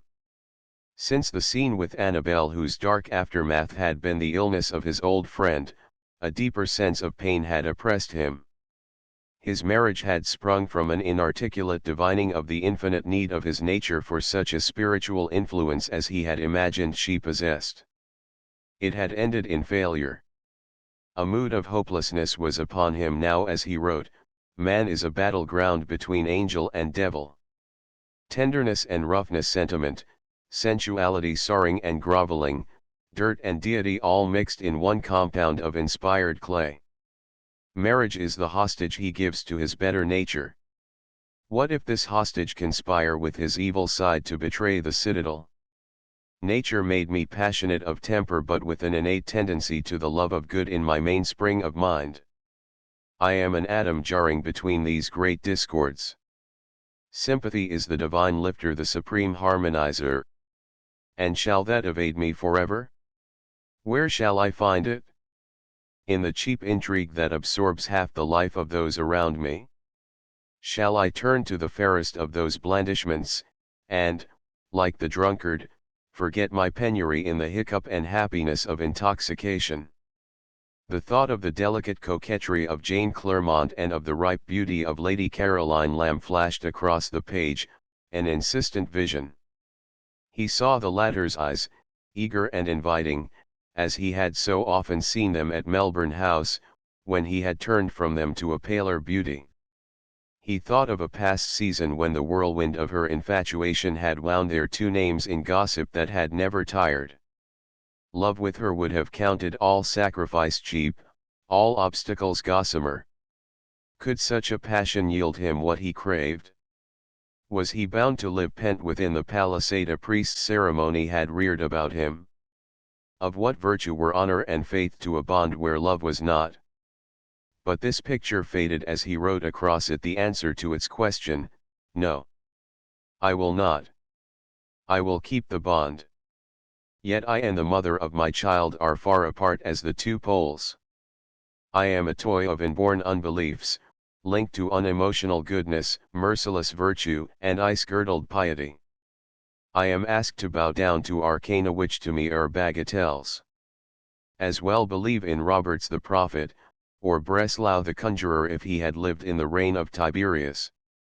The everlasting why which stares me in the face is an unforgivable thing. Yet to yield to go the broad, easy way of conventional belief and smug morality to shackle the doubts I feel. To anchor myself to the frozen molehills and write, like other men, glozed comfortable lines on which friend and foe can batten alike, and with which reviewer and reviewee, rhinoceros and elephant, mammoth and megalonyx can lie quietly together. He threw down his pen, and leaned his forehead in his hands. Would to God I had nothing better in this soul of mine, he exclaimed. The rest of the world can game and kiss and besot themselves in peace. Only I must writhe and struggle unsatisfied. There is a carboy outside, your lordship, who wishes to see you. A carboy? Gordon raised his head. What does he want? He says he has a message for your lordship's own hands. He's a likely-looking lad. Very well, show him in. Hasn't Rushton returned from Mr. Sheridan's yet, he added. Yes, my lord. But Lady Noel sent him out again with a letter for Sir Ralph to his club. Gordon heaved a sigh of relief. Sherry must be better, he thought. He waited on the threshold till Fletcher ushered in a slim figure in the round coat and buttons of a carman. His chin was muffled in a coarse neckerchief, and a rumpled mass of brown hair showed beneath the edges of the cloth cap whose visor was pulled over his eyes. Well, my lad. The boy stood still, twisting his fingers in his jacket till the valet had retired.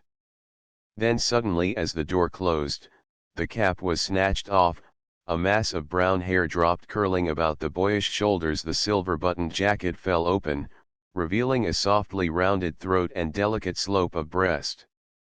Gordon uttered an astonished and bewildered exclamation, Caro! What mad masquerade is this? She drew back under the pale intensity, the controlled agitation of his face. Forgive me, forgive me. Tumult was looking from her eyes, and her shoulders were heaving. I could not help it. I have tried to forget you during all this past year. I cannot bear to see you only at Melbourne House and at parties and on the street. How pale you always are, she went on. Like a statue of marble, and your dark hair such a contrast. I never see you without wanting to cry. If any painter could paint me your face as it is, I would give anything I possess. She had touched his hand, but he drew it away sharply, feeling a black sense of entanglement in the touch. Lady Caroline. This is unthinkable. To come here in that dress here, to this house, is sheer madness.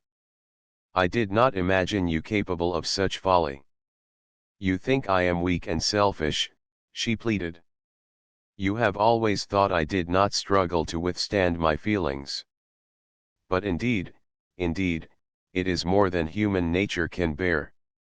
I loved you before you married Bella, loved you better than name, than religion, than any prospects on earth. You must have loved me more if you had never seen her. She has never cared for you as I do. He darted a glance at the door. His wife? A rebellious anger rose in him at being thrust into such a predicament.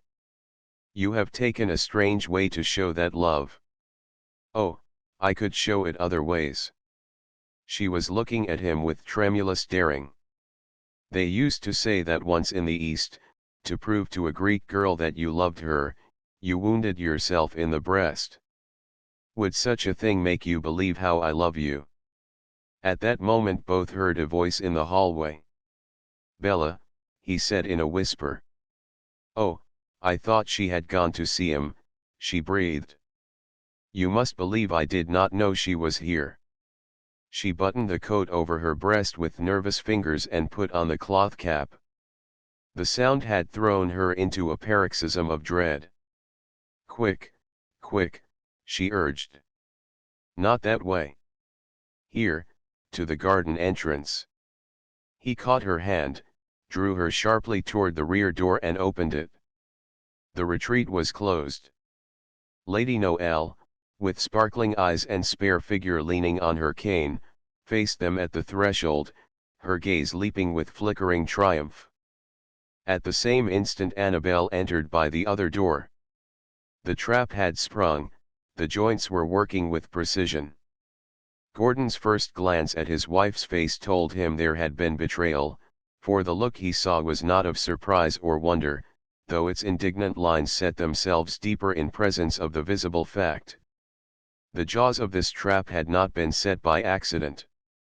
How had Lady Noel and Annabel guessed? The latter's eyes were on the carboy's costume, as if she would convince herself doubly by every evidence of her senses. The grim figure on the threshold pointed one thin forefinger at the shrinking form in the boy's dress. "Take off that cap." Annabel took a quick step forward, as Lady Caroline snatched off the covering to show a face flaming with defiance. "Caro," she exclaimed, "Caro." As she looked from one to the other, contempt rose in a frigid wave over her features and she drew herself up to her full height and stood stonily erect. Lady Noel laughed with an echoing amusement, as Lady Caroline burst out in a torrent, "You can hate and despise me if you want to, Bella. It can make no difference to me. Why did you come between us in the first place? You never loved him, at least. You had nothing to give him but that horrible virtuous indifference of yours. Nothing. Nothing. You have nothing to give him now. You have made his life wretched with your perfectness and your conventions. Everybody knows that." Annabel's look swept her with its sharp edge of scorn, then flashed on Gordon, who stood composed, motionless, in a grip of repression. "Is it not enough for you to have made me the butt of your daily caprice, your shameless atheism?" She drove the words at her husband, "for all London to gossip of your social conquests and your dissolute affairs? Is this not enough that you offer me the final dishonor of such planned meetings, under this roof?" "It was not his fault," cried Lady Caroline. "Bella, I will tell you the truth." Gordon put out his hand with a gesture of protest as Lady Noel laughed again, musically, maliciously. A knock at the door silenced all voices. It heralded Fletcher, whose eyes, habitually discreet, seemed to see no further than his master. "Mr. Summers is outside, sir, with the Melbourne coach, to wait for Lady Caroline Lamb." Lady Caroline's blank, terror-struck eyes turned to Gordon, and she began to tremble. She ran and pulled aside the portiere from the window. She shrank back with a gasping cry, for she recognized the coach drawn up at the curb, whose lighted lanterns, reflected from fawn-covered panels emblazoned with the Melbourne arms, lit plainly the figure of William Lamb's confidential factotum waiting by its step. Her husband had known she was coming there. He had sent Summers instead of the coachman. He even knew of the carboy's dress. A slow change passed over her face. Fear and dread had shown there, an instant pallidly dread of the malignant fury she knew lay couched beneath the cold exterior of her husband. Now these were swallowed up in a look more burning, more intense, more terrible, a look of sudden, savage certainty. She turned this new countenance upon Gordon. "So," she said in a stifled voice, "you sent my letter to my husband. You did not count on a scene with Bella, but for me who have bored you, you took this cruel way to end it all. Well, you have succeeded. Now I know Madame de Stael was right when she called you demon. You are without a heart. How I have loved you, and now I hate you. I hate you." He made no reply. Her letter? As she spoke he had had a vision of Mrs. Clermont's noiseless movements and thin secret mouth, and suspicion clogged his tongue. Lady Caroline looked at him an instant with a shudder as she passed out. "I shall always hate you," she said with vengeful emphasis. They heard the outer door close heavily behind her and the dulled sound of wheels. As Gordon turned again to meet his wife's flinty gaze, the footman appeared. "Sir Ralph wished me to say he would answer at once, your ladyship," he said to Lady Noel. "There was no change in Mr. Sheridan's condition, Rushton?" asked Gordon. "Change, my lord," the boy stammered. "Why, he looked from him to the others, his jaw dropped." Lady Noel shifted her cane. "I received Rushton's report. I thought it a pity anything should interfere with your lordship's evening engagement." "Mr. Sheridan was thought to be dying, my lord," said the boy, "and had asked for you." Chapter 16. The despoiling. As his hackney coach sped through the night, Gordon's anger at the inhumanity that had kept from him the sick man's message, faded gradually into a duller resentment that held most of grief. The words of his wife recurred to his mind, a doddering old man. She had seen only the uncertain walk, the trembling hand, the dying down of the brilliance and fire into crumbling ashes. Not the past, the career in Parliament, the masterly craft of the playwright, the years of loyalty to his friends. Social morality had been a lifelong jest to Sheridan, a veritable school for scandal from which he drew his choicest bon mots, yet his whole character had been sweetened with the milk of human kindness. Annabel walked a moral princess of parallelograms, viciously virtuous, mercilessly inflexible. And the greatest of these is charity. Whose was it? Annabel's or Sheridan's? On the steps of St. Dunstan's in the west stood Dr. Cassidy with his friend, the undercurate, and he caught a glimpse of the coach that whirled by. "Yonder," said Cassidy, "rides London's poet apostate, known by his limp and his profligacy. The devotees are tiring. How long can the idle stand?" The other turned to gaze. "Woe unto you, when all men shall speak well of you," he quoted, "for so did their fathers, to the false prophets." He also was a sanctimonious young man. The house that sheltered the old wit was dark as Gordon ascended the steps, and the hollow echoes from the knocker, reverberating through the hall, chilled him with dread. "He died an hour ago, your lordship," the servant said. "An hour? And but for the delay, he would have been in time." As Gordon entered, a prey to this reflection, a thick-set man dressed shabbily, ascended the steps. He had once been the dead man's groom, he explained, and begged awkwardly to be allowed to look upon his face. The servant hesitated, but at the grief in the stranger's voice, he let him in, and the newcomer pushed quickly past Gordon and entered the darkened bedroom before him. There his profound emotion vanished. He drew a bailiff's wand from beneath his coat and, touching the rigid figure that lay there, proclaimed with gruff triumph, "I arrest this body in the king's name, for £500. The exultant bailiff started at the touch of fingers gripping his wrist. Something in Gordon's face, though now distorted with feeling, was familiar.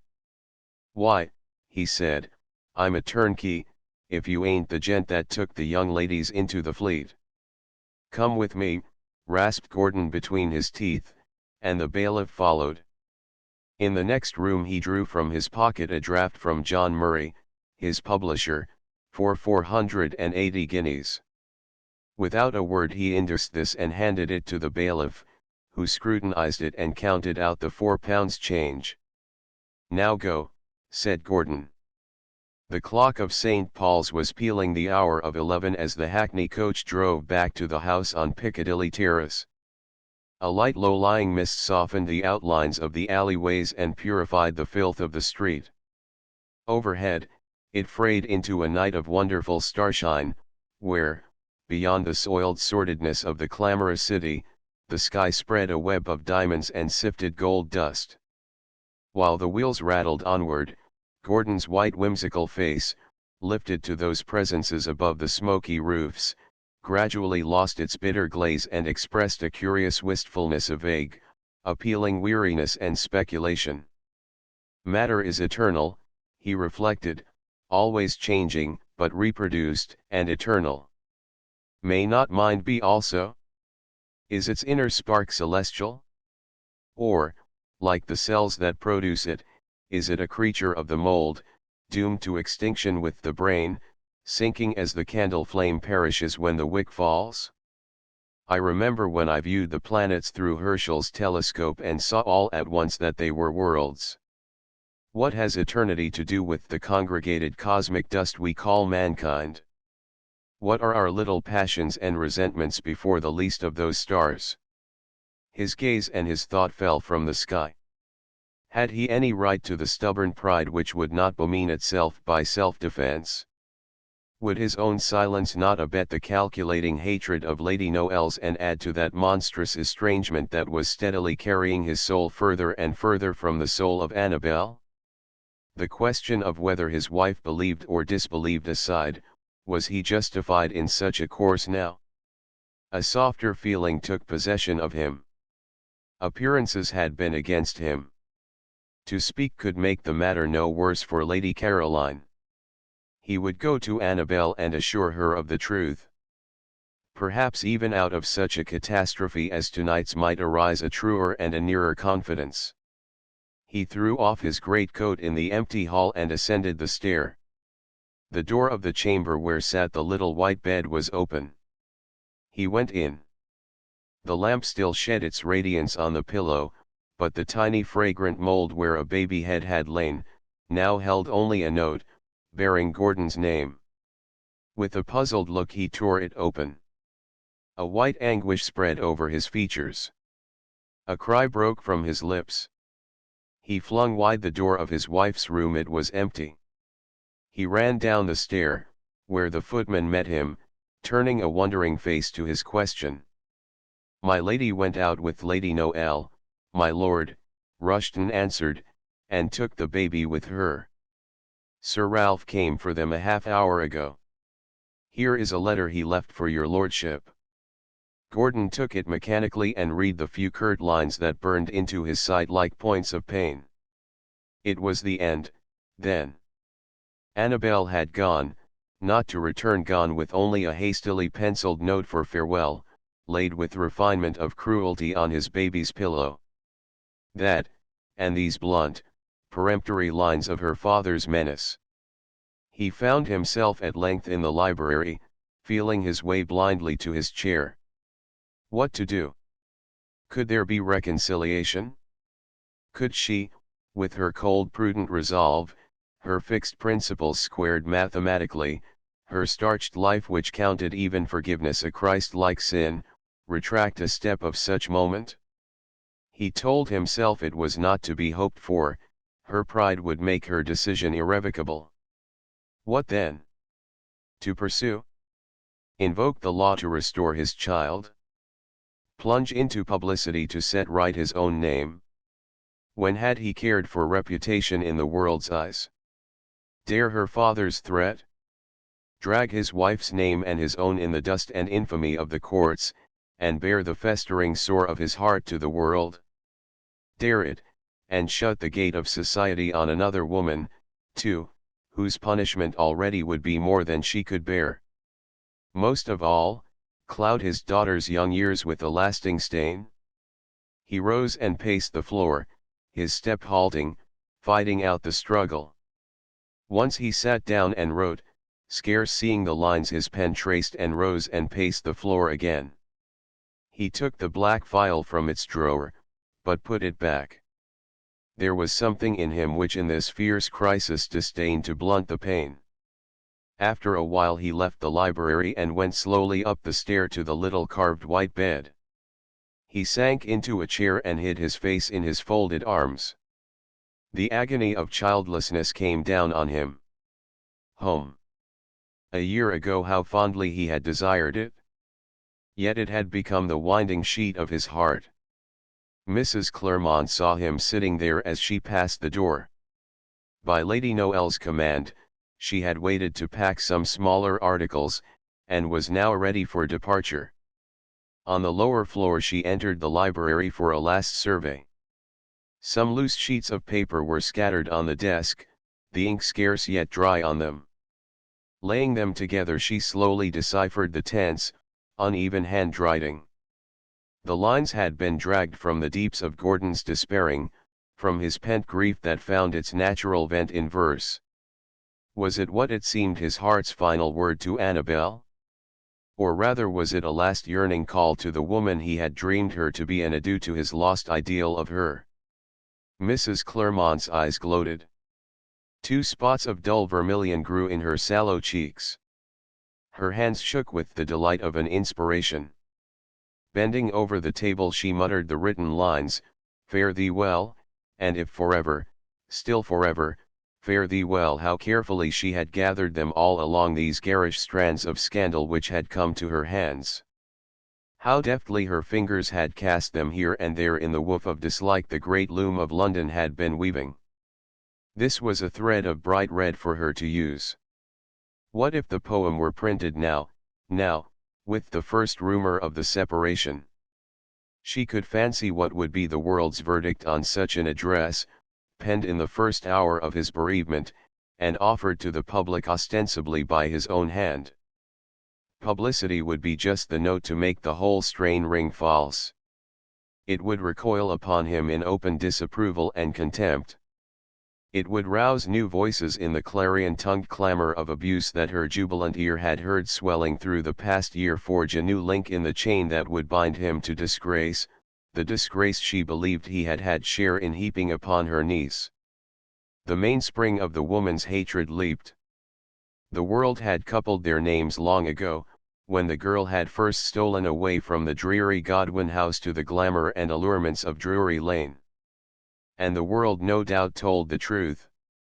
If she could help to ruin him, line for line, name and fame, as he had ruined Jane Clermont. In her vision rose the stooped figure of William Godwin, Jane's foster father. He hated Gordon, she knew, and he had a connection with the courier, the bitterest of them all. Fletcher was in the lower hall as Mrs. Clermont passed out the street door. He knew the catastrophe that had befallen. Now his honest old eyes were full of grief and perplexity. It was long past midnight when he ascended to his master's room. Gordon had thrown off his clothing and was stretched on the bed. He was asleep.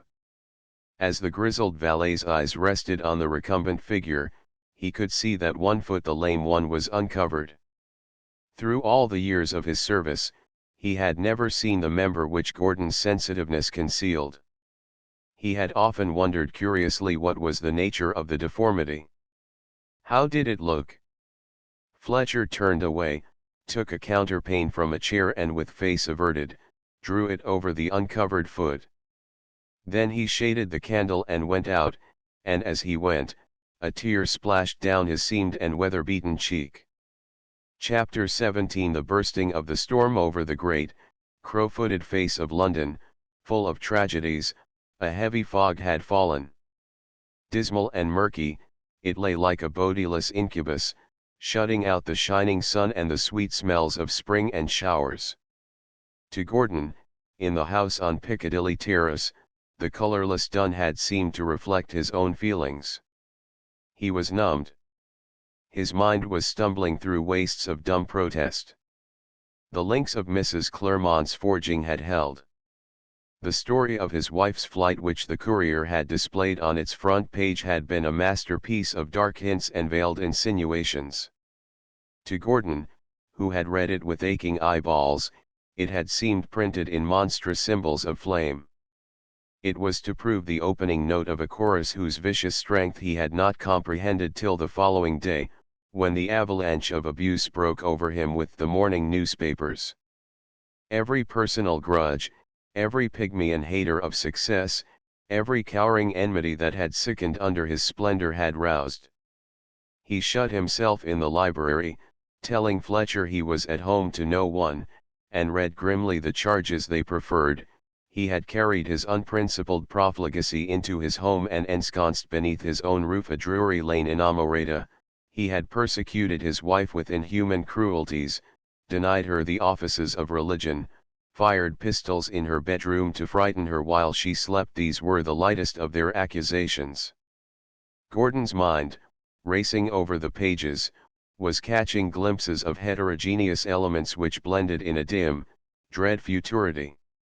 He saw suddenly the inertia of Annabel's passive correctness, saw why his own name, with its eccentric dazzle, had stood forth blackly against her even ways, her spotless, conventional pureness.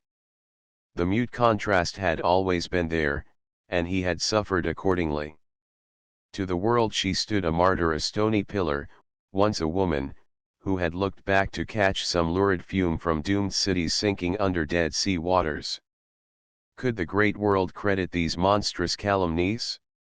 Might the reiterate malice of the public prince infect his nearer acquaintances, those at whose tables he had sat almost weekly, the cliques of the clubs, the gay set at Almack's, the circle of Melbourne House? He drew a sharp breath, for he thought of William Lamb, heir to the Melbourne title, from whom he had daily expected a cartel. He would leave no path of revenge untrod, nor would Lady Caroline.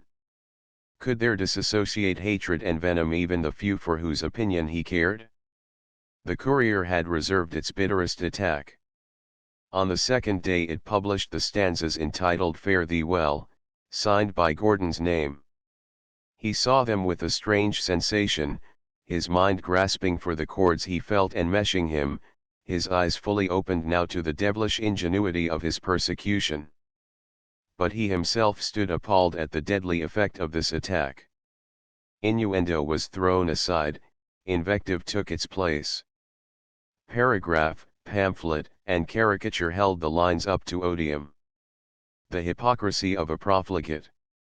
A cheap insincere appeal to mawkish sympathy. A tasteless vulgar parade of a poser strumming his heartstrings on the highway. It came to Gordon with a start that during the past 48 hours he had forgotten his mail. He rang the bell and asked for his letters. "There are none, my lord." No letters. And daily for a year his table had been deluged with tinted and perfumed billets crested and sealed with signets of great houses. No letters. Who has called today? Fletcher's honest eyes could scarcely meet his master's. Mr. Hobhouse called this morning, and Mr. Dallas this afternoon. That is all. Yes, your lordship. Gordon went to the fireplace and stared down dazedly into the embers. He had been a Santon, now he was an Ishmaelite, a mark for the thrust of every scurrilous poet Astor who wielded a pen, a chartered Bluebeard, another Mirabeau whom the feudalists discovered to be a monster. The world had learned with pleasure that he was a wretch. Tom Moore was in Ireland, Sheridan dead. Of all he knew, only two rallied to his support: Hobhouse, the sturdy, undemonstrative, likable companion of his early travels, and Dallas. Gordon laughed bitterly. He had been London's favourite. Now, without justice or reason, it covered him with obloquy and went by on the other side. There had followed days and nights of mental agony, of inner crying out for reprisal, hours of fierce longing for his child, when he had sought relief in walking unfrequented streets from dark to dawn, in desultory composition, more often in the black bottle that lay in the library drawer. Meager news had reached his sister, and a brave, true message from her was the only cooling dew that fell into his fiery Sahara of suffering. A packet left by a messenger roused him to a white fury. It was from Sir Samuel Romilly, the solicitor under his retainer. Sir Samuel had reversed his allegiance. His curt note enclosed a draft of separation proposed by Sir Ralph Milbanke, and though couched in judicial phrases, voiced a threat unmistakable. Almost around of the clock Gordon sat with this paper before him, his meals untasted. His wife at that moment was with Ada, his child and hers, at her father's house in Siam. She had read the attacks, knew their falseness, knew and would not deny. Now he knew why. What she wanted was written in that document: freedom and her daughter. She would engulf him in calumny only so the world would justify her in her self-righteous desertion. And lest he put it to the test, lest he refuse to be condemned unheard and demand the arbitrament of an open though prejudiced tribunal, she threatened him with what further veiled accusations he could not imagine. Good God! Was there anything more to accuse him of? Better any appeal to publicity now than the step which shut him from Ada. Suppose he made this appeal? There was no justice in public opinion. In his case, it was already poisoned. Already it dubbed him a Nero, a Caligula, a Richard III. Add to the present outcry new and more terrible charges, the formless insinuations of Sir Ralph, and what might not its verdict be? It would justify his wife, applaud the act which robbed him of his child. And these dark indictments, though false, would be no less an evil legacy for that daughter whom he loved with every fiber of his being. To consent to lose Ada forever, or to risk both her loss and her blight. To battle, and jeopardize her life's happiness perhaps, or to yield and give tacit admission to the worst the world said of him, her father. Night fell. At last he stirred and his square shoulders said. To wait, he said, to wait and be patient. That is all that is left. Whatever I must do, the world shall not see me cringe. The celebrity I have wrung from it has been in the teeth of all opinions and prejudices. I will show no white feather now. He laid the document aside, rose and looked in the glass. His face was haggard, worn, there were listless lines under his eyes. He summoned Fletcher and dressed with all his old scrupulousness such a costume as he had worn the afternoon he had waked to fame.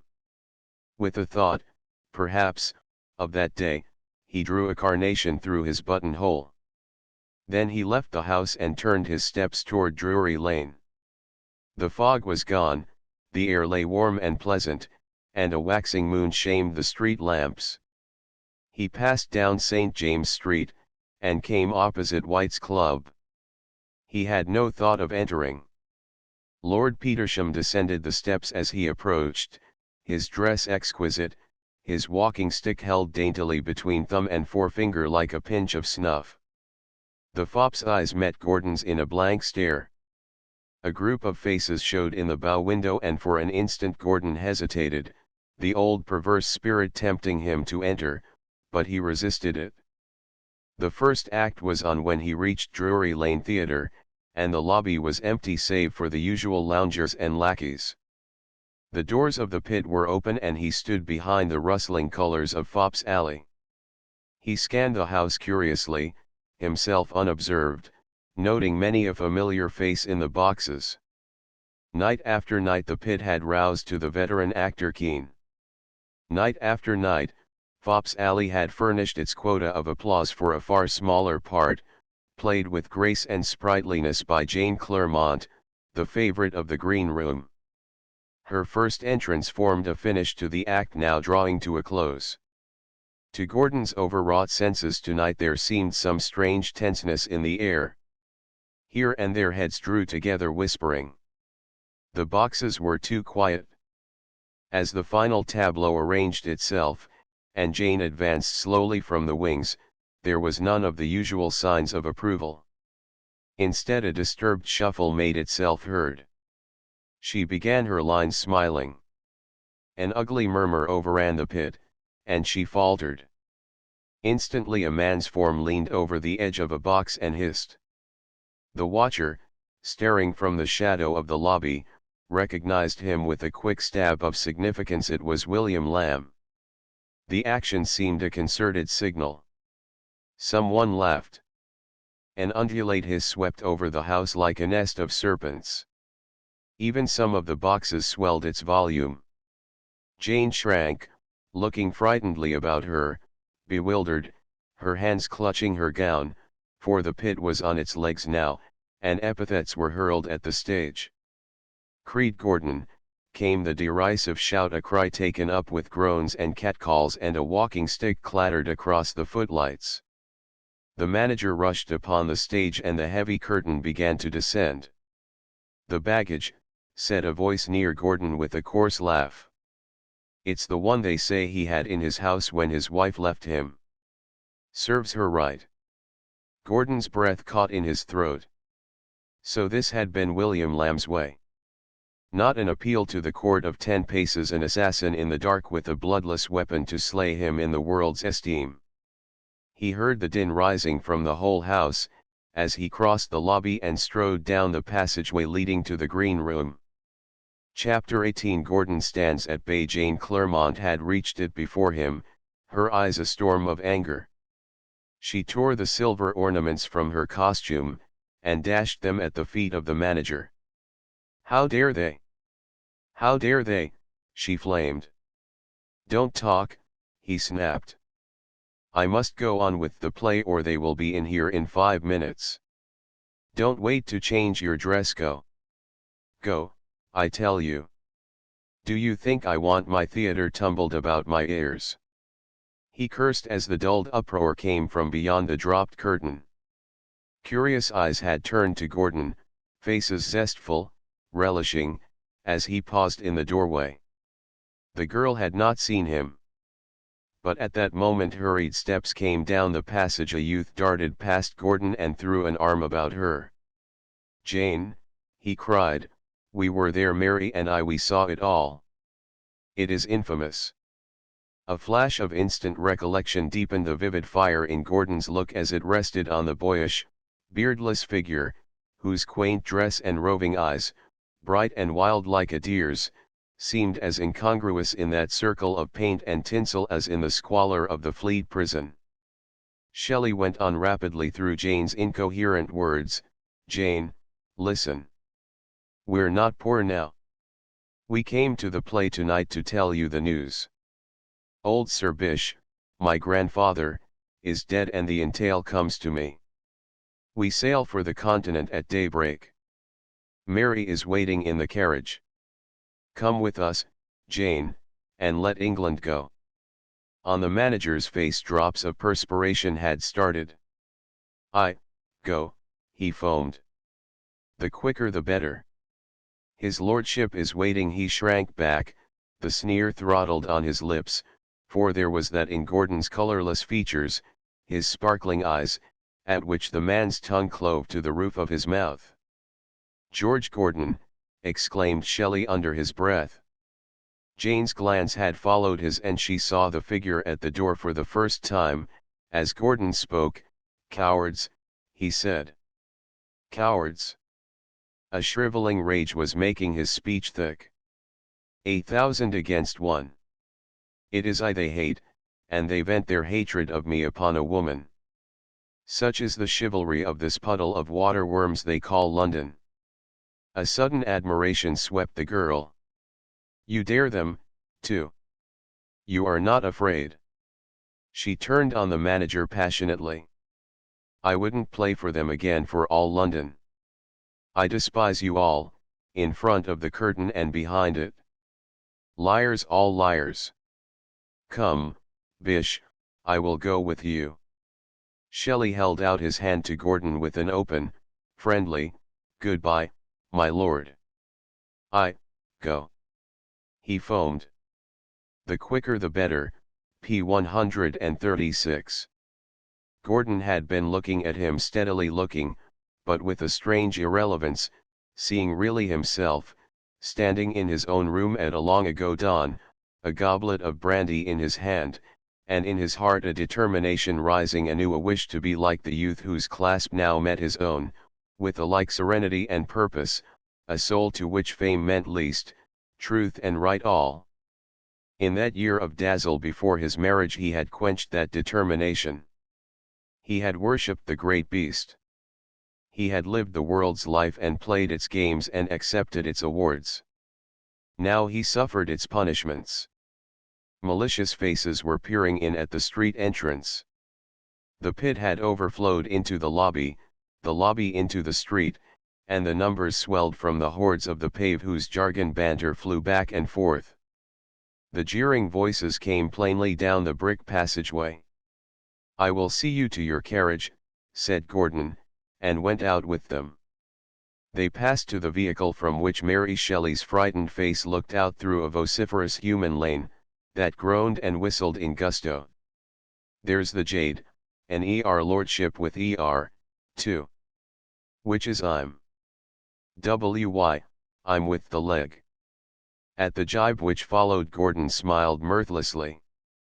This blind rabble, egged on by hatred that utilized for its ends the crass dislike of the scum for the refined, what was it to him? He knew its masters. As Jane took her seat, the jeers redoubled. Across the heads between him and the surging entrance of the theatre he saw the sneering, heavy-lidded face of William Lamb. The sight roused the truculent demon of stubbornness in him. With a flare of unrecking impertinence, and a racing recollection of a first dinner at Melbourne House, when he had given Lady Caroline Lamb such a blossom from his coat, Gordon drew the carnation from his buttonhole and handed it to Jane Clairmont. The crowd had looked to see him enter with the others. Now, as the vehicle rolled away, leaving him standing alone, the clamor, sharpened by his nonchalant act and by the smile which they could not translate, rose more derisive, more boldly mixed with insult. They were overcoming that dull inborn fear of the clod for the noble. There was menace in what they said, a foreshadowing of peril that might have fallen but for a diversion. A coach, adroitly handled, whirled up to the curbstone, and a man leaped to the pavement. Gordon felt a hand touch his arm. "The carriage, my lord," said Fletcher. The valet, guessing better than his master, had followed him. A sense of the dog-like fidelity of the old servitor smote Gordon and softened the bitter smile on his lips. Only an instant he hesitated before he entered the carriage, and in that instant a hand grasped at the horses' heads, but the coachman's whip fell and the plunging animals made an aisle through which the vehicle, hissed and hooted, rolled in safety. As it drew away, a young man, dark and oriental looking, came through the crowd, staring wonderingly at the excitement. He was one who more than once on that spot had watched Gordon's approaching carriage with black envy and jealousy, the same who had stood with Jane Clairmont on the night Dr. Cassidy's suspicious gaze had made him draw closer into the shadow of the doorway. At the names the crowd coupled, he started, paled, and hurried into the stage entrance. In an instant he emerged, breathing hard, heard the jeers of the crowd directed at the moving carriage, and, his fingers clenching, rushed into the street and gazed after it. It turned into Long Acre, going toward Piccadilly. He plunged into the network of side streets opposite and hastened rapidly in the direction it had taken. It was not far to the house on Piccadilly Terrace, and he outstripped the coach. From the shadow he saw it stop, saw the man it carried dismount alone. "Where is she?" he muttered. "He took her from the theatre, damn him." "Where has he left her?" The same bitter smile with which he had faced the clamor outside the theatre was on Gordon's white face as he entered the house. In the hall he opened a single note of invitation, read it and laughed. Rushton met him. "Mr. Dallas is in the library, your lordship." Gordon strode into the room. Dallas saw that though he was smiling oddly, his face was deeply lined, and his eyes were glittering like those of a man with a fever. "George," cried Dallas, "I was bound to see you." "Why, you are ill." "Not I, Dallas.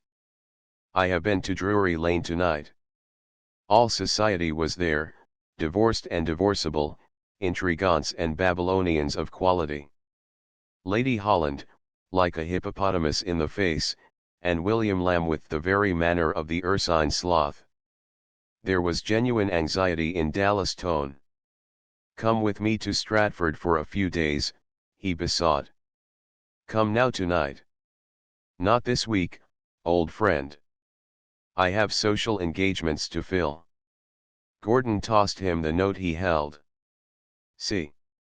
Lady Jersey, the loveliest tyrant that shakes the cap and bells of fashion's fools, the despot of Almack's, the patroness-in-chief of the dandy ball, invites the reprobate, the scapegrace, to that sumptuous conclave. She dares the frown and risks pollution. Would you have me disappoint my only woman apologist in London? Shall I not reward such unparagoned courage with the presence of its parlour lion, its ballroom bard, its hot-pressed darling? He laughed wildly, sardonically, and jerked the bell. Fletcher, a bottle of brandy, he commanded, and I shall not want you again tonight. The valet set the bottle down with an anxious look at his master, a half-appealing one toward Dallas. As the door closed, Gordon, sitting on the table edge, began to sing with perfect coolness, without a quaver in the metallic voice, "The devil returned to hell by 2, and he stayed at home till 5, he dined on a dowager dun ragout and a pear boiled down in an Irish stew and, quoth he, I'll take a drive. I walked this morning. I'll ride tonight in darkness, my children take delight, and I'll see how my favorites thrive. Laddie." Dallas' cry was full of pity and entreaty. "I beg of you, stop." He went over and touched the other's arm. "Listen, Dallas, the devil he lit on the London pave, and he found his work done well. For it ran so red from the slandered dead that it blushed like the waves of hell. Then loudly and wildly and long laughed he, methinks they have here little need of me." Chapter 19. The burning of an effigy. Bean Brummel, pattern of the dandies, stood in Almack's assembly rooms, bowing right and left with the languid elegance of his station. The night before, in play at the Argyle, he had lost £20,000 at Macau, but what mattered that to the Tsar of Fashion, who had introduced starch into neckcloths and had his top boots polished with champagne, whose very fob design was a thing of more moment in Brooks' Club than the fall of Bonaparte, and whose loss even of the regent's favour had not been able to affect his reign. He was a still fool that ran deep. He had been in debt ever since a prince's whim had given him a cornetcy in the 10th Hussars. The episode now meant to him only another ruined Jew, and a fresh flight for his Kashmirian butterfly career. He took snuff with nonchalant grace from a Buhl snuff box he had one for each day in the year, and touched his rouged lips with a lace handkerchief of royal rose point. His prestige had never been higher, nor his insolence more accurately applied than on this evening of the last of the dandy balls. The club tables, where ordinarily were grouped players at whist and hazard, had vanished. Brackets holding glass candelabra were distributed along the walls, and the pink-shaded glow of myriads of wax tapers was reflected from mirrors set crosswise in every angle and surrounded by masses of flowers. The great tapestried ballroom 100 feet in length, in which Madame Catalani had given her famous concerts and Kean his readings from Shakespeare, was decorated with gilt columns, pilasters, and classic medallions with candles in cut-glass lustres. A string orchestra played behind a screen of palms, and a miniature stage had been built across the lower end of the room. Here were gathered the oligarchs of fashion and the tyrants of ton. The dandies Pierpont, Alvanley, Petersham, the fop lieutenants and poodle-loving worshippers of Brummel with gold buckles glittering in their starched stocks, and brave in tight German trousers and jeweled eye-glasses, preened and ogled among sober wearers of greater names and ladies of title, whose glistening shoulders and bare arms flashed whitely through the shifting stir of bright colors. On the broad stair, under the chandeliers of crystal and silver, in the ballroom, wherever the groups and the gossip moved that evening, one name was on every tongue. The series of tableaux rehearsed under direction of Lady Heathcote, and the new quadrille introduced from Paris by Lady Jersey, the features of the evening, were less speculated upon than was George Gordon. The hissing at Drury Lane had several new versions, and there were more sensational stories afloat. It was said he had entered Brooks' Club the day before, where no one had spoken to him, that the horse guards had had to be sent for to prevent his being mobbed in Palace Yard as he attempted to enter the House of Lords. It was even confidently asserted that a motion was to be introduced in Parliament to suspend him from his privileges as a peer. Lady Jersey, stately in black velvet and creamy lace, met John Hobhouse on the stair. "Have you seen him?" she asked anxiously.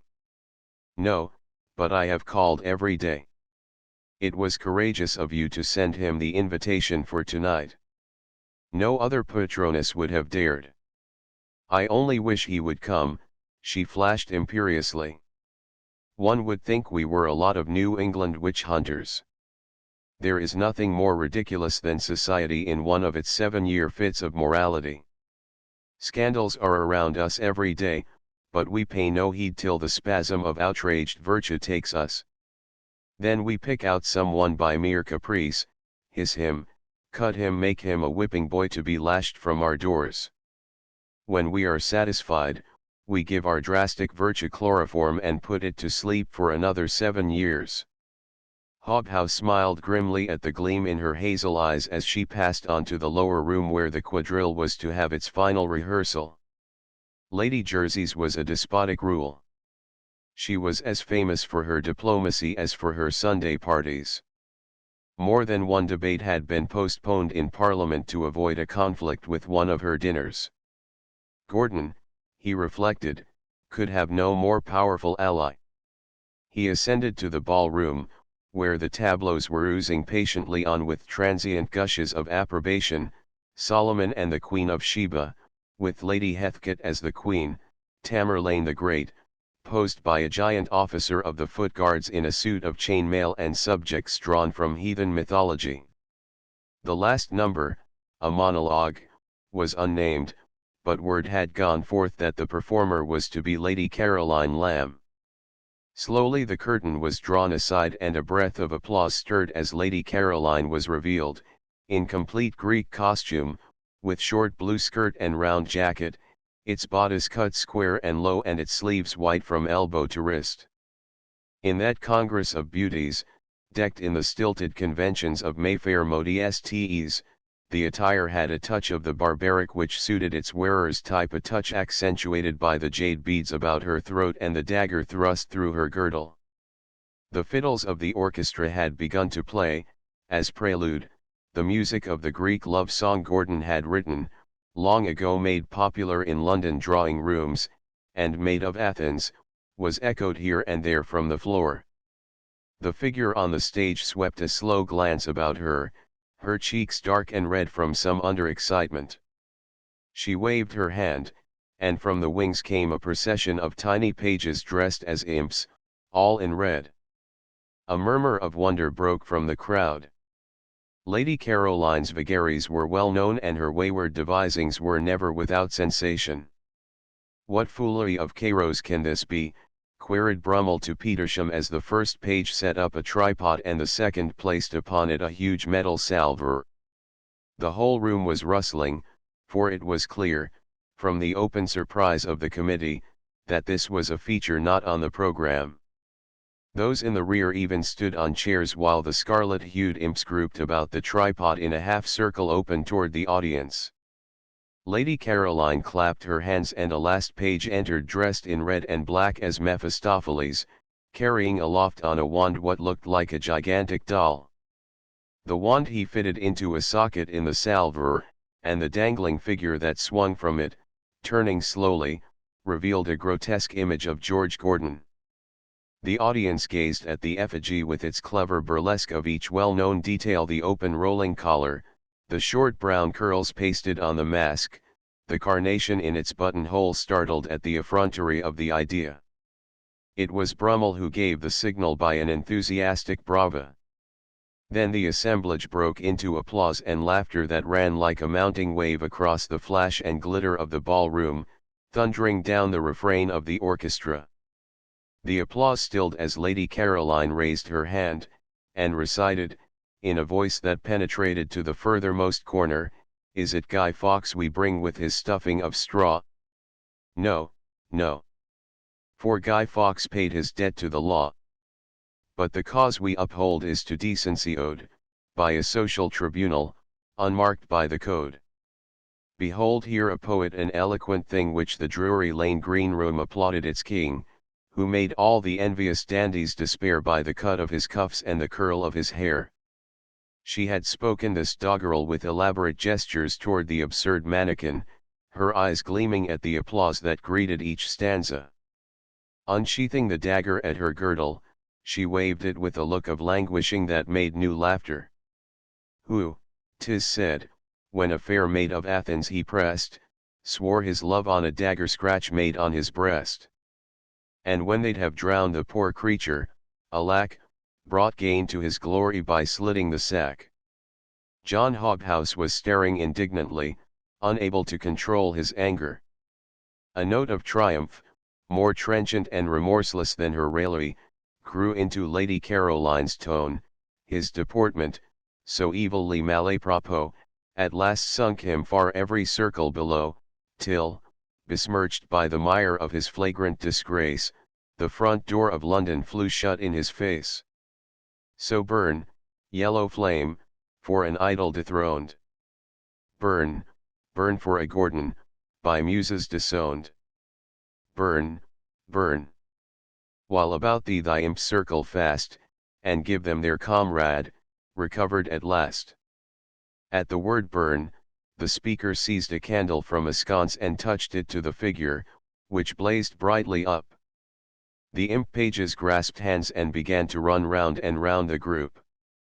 At the weird sight a tumult of applause went up from the whole multitude, which clapped and stamped and braved itself hoarse.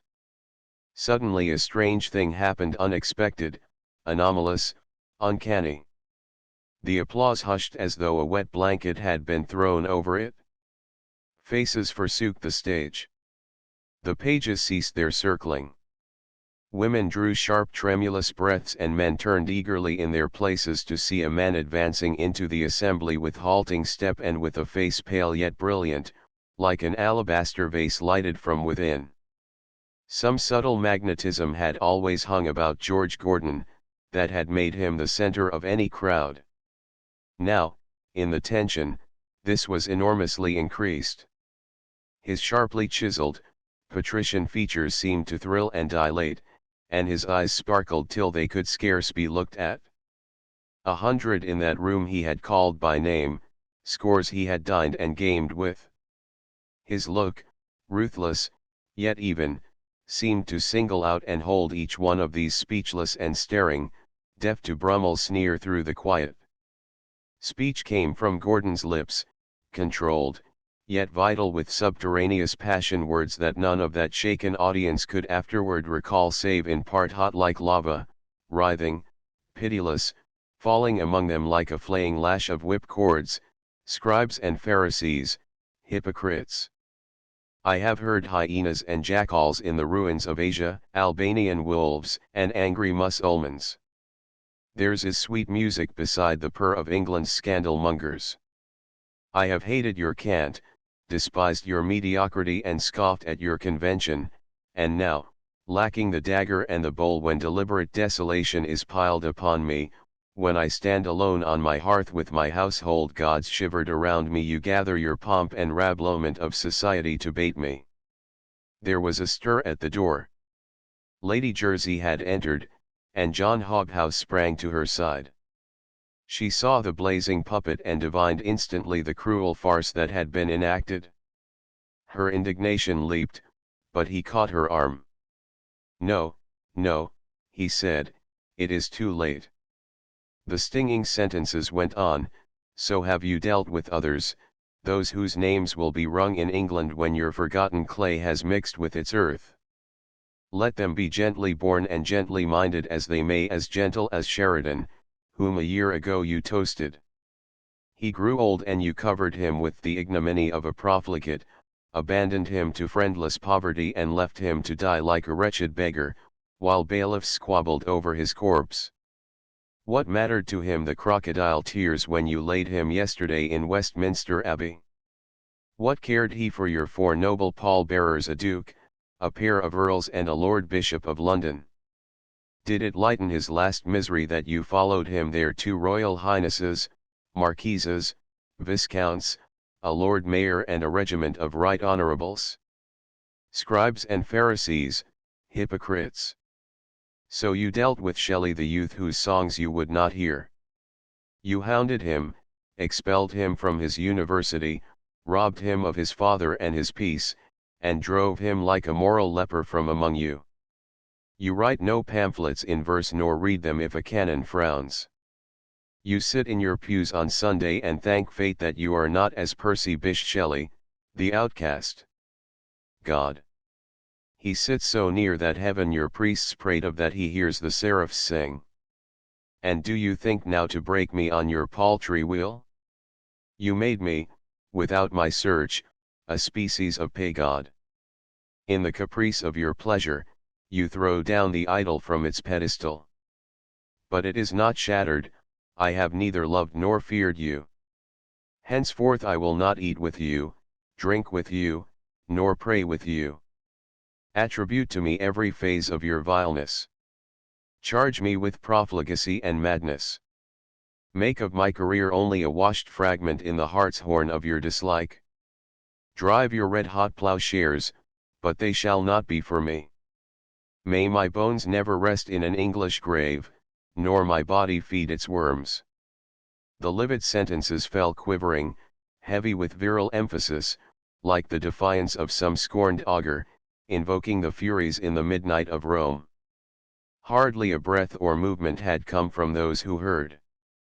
They seemed struck with stupor at the spectacle of this fiery drama of feeling.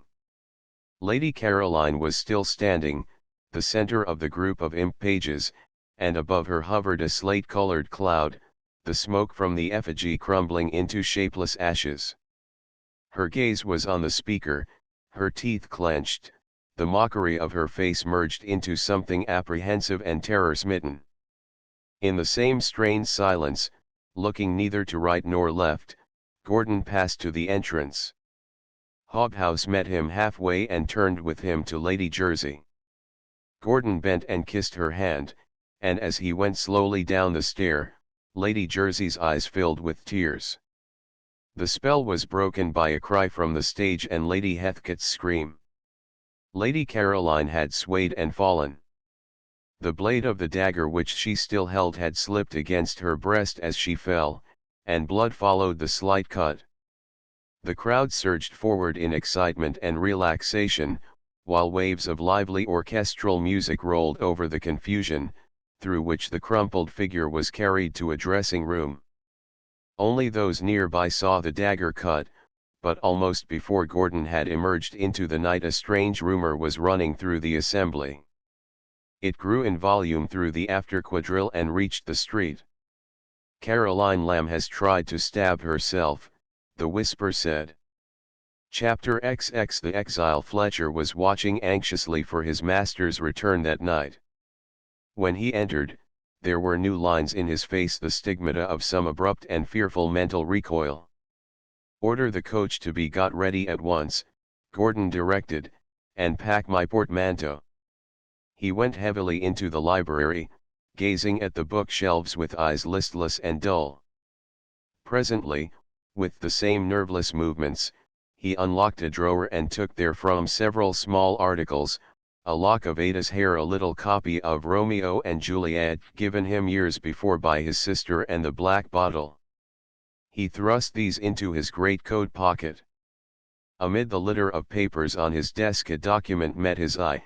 It was the draft of separation submitted by Sir Samuel Romilly. Through his mind flitted vaguely his struggle as he had sat with that paper before him. The struggle was ended, justice was impossible. It remained only to sign this, the death warrant of his fatherhood. He wrote his name without a tremor, franked it for the post and laid it in plain view, as Fletcher entered to announce the carriage. The deep lines were deeper on Gordon's face as he went to the pavement. He moved like a sleepwalker, his body obeying mechanically the mandate of some hidden, alert purpose working independently of eye and brain. An inner voice rather than his own seemed to give the direction, a direction that made the coachman stare, made Fletcher with a look of dismay seize coat and hat and climb hurriedly to the box beside him. Gordon did not see this. He saw nothing, knew nothing, save the rush of the coach through the gloom. When the worn night was breaking into purple fringes of dawn, Gordon stood on the deck of a packet outbound for Ostend, looking back over the wine-dark water where the dissolving fog, hung like a fume of silver grey against the white Dover cliffs, built a glittering city of towers and banners. Under the first beams the capricious vapors seemed the ghosts of dead ideals shrouding a harbor of hate.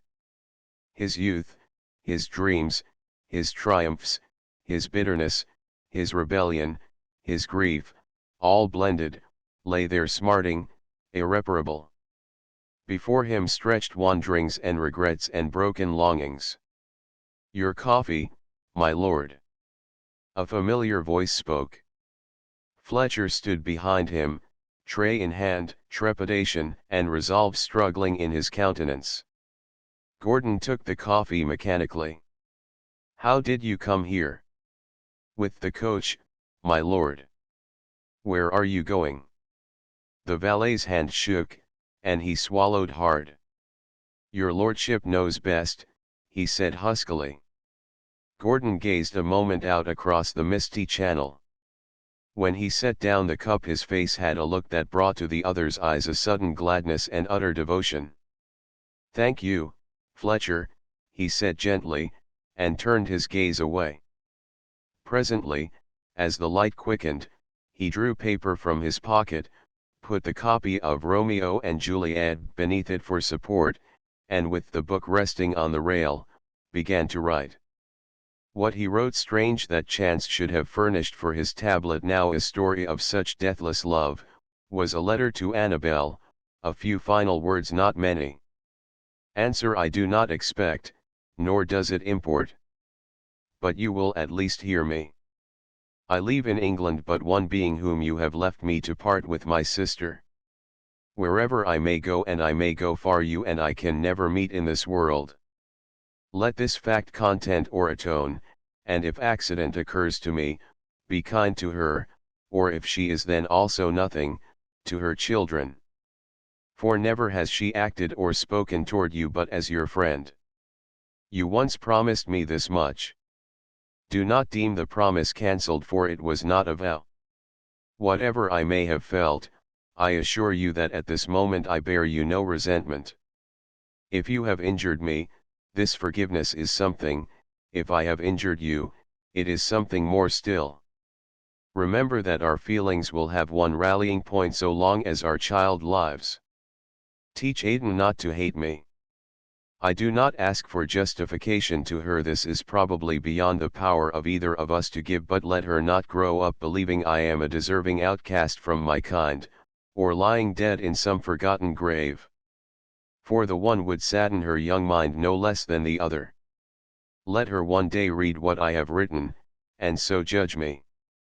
And recollect that though now it may be an advantage to you, yet it may sometime come to be a sorrow to her to have the waters or the earth between her and her father.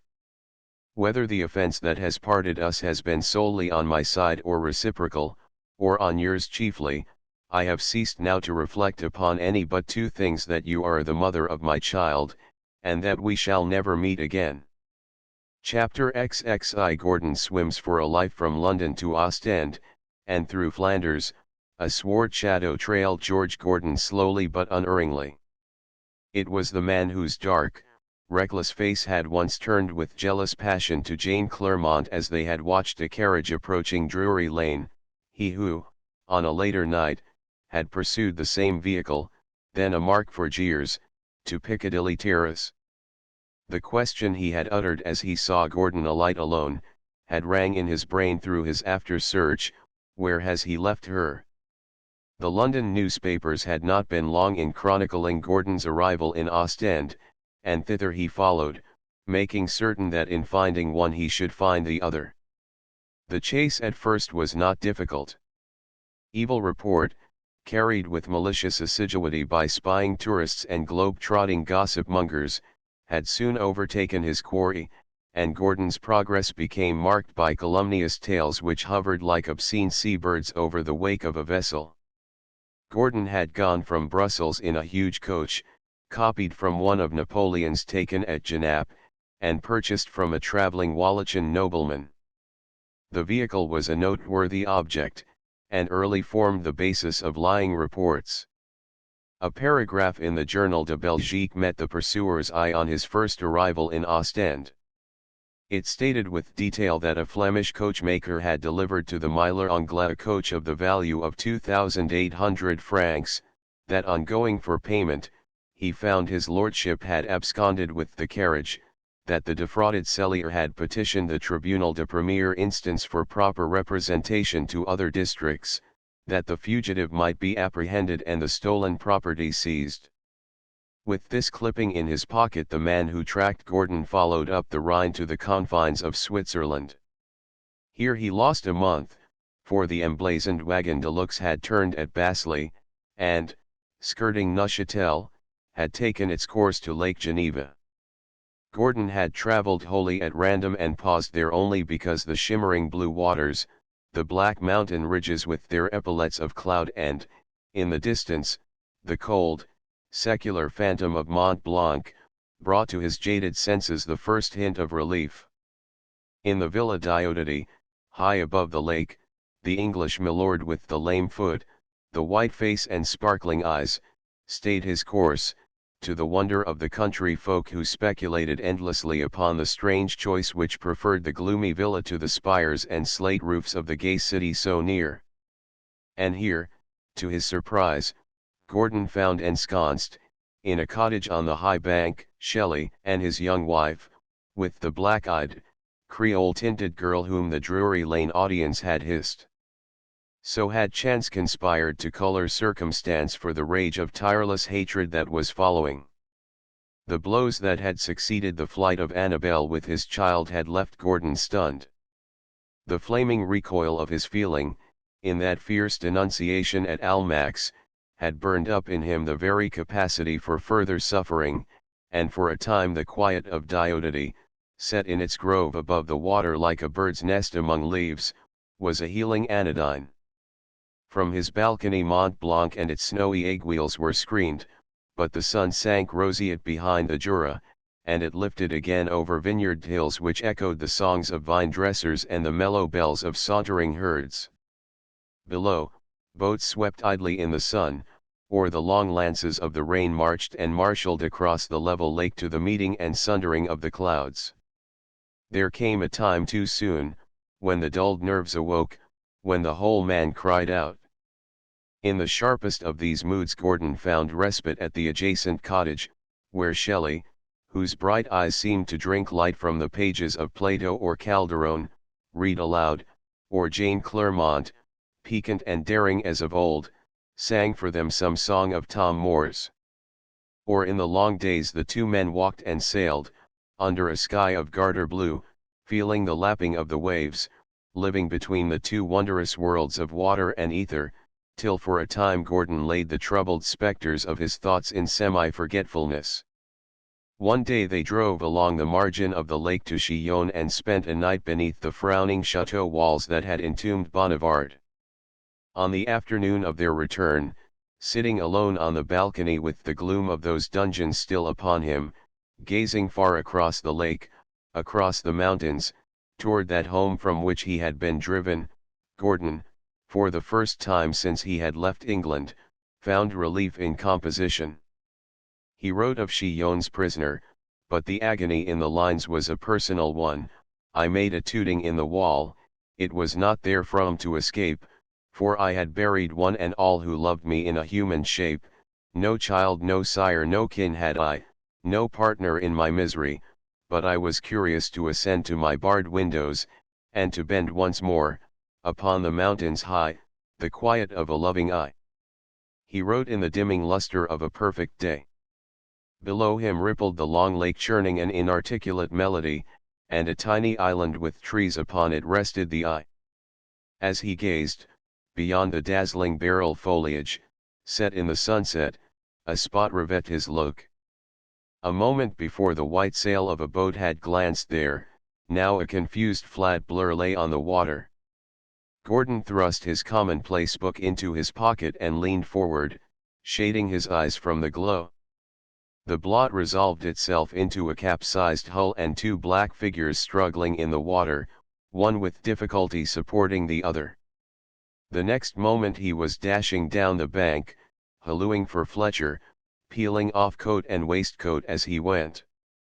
"There's a boat swamped," he shouted, as the valet came through the garden. "Where is the skiff?"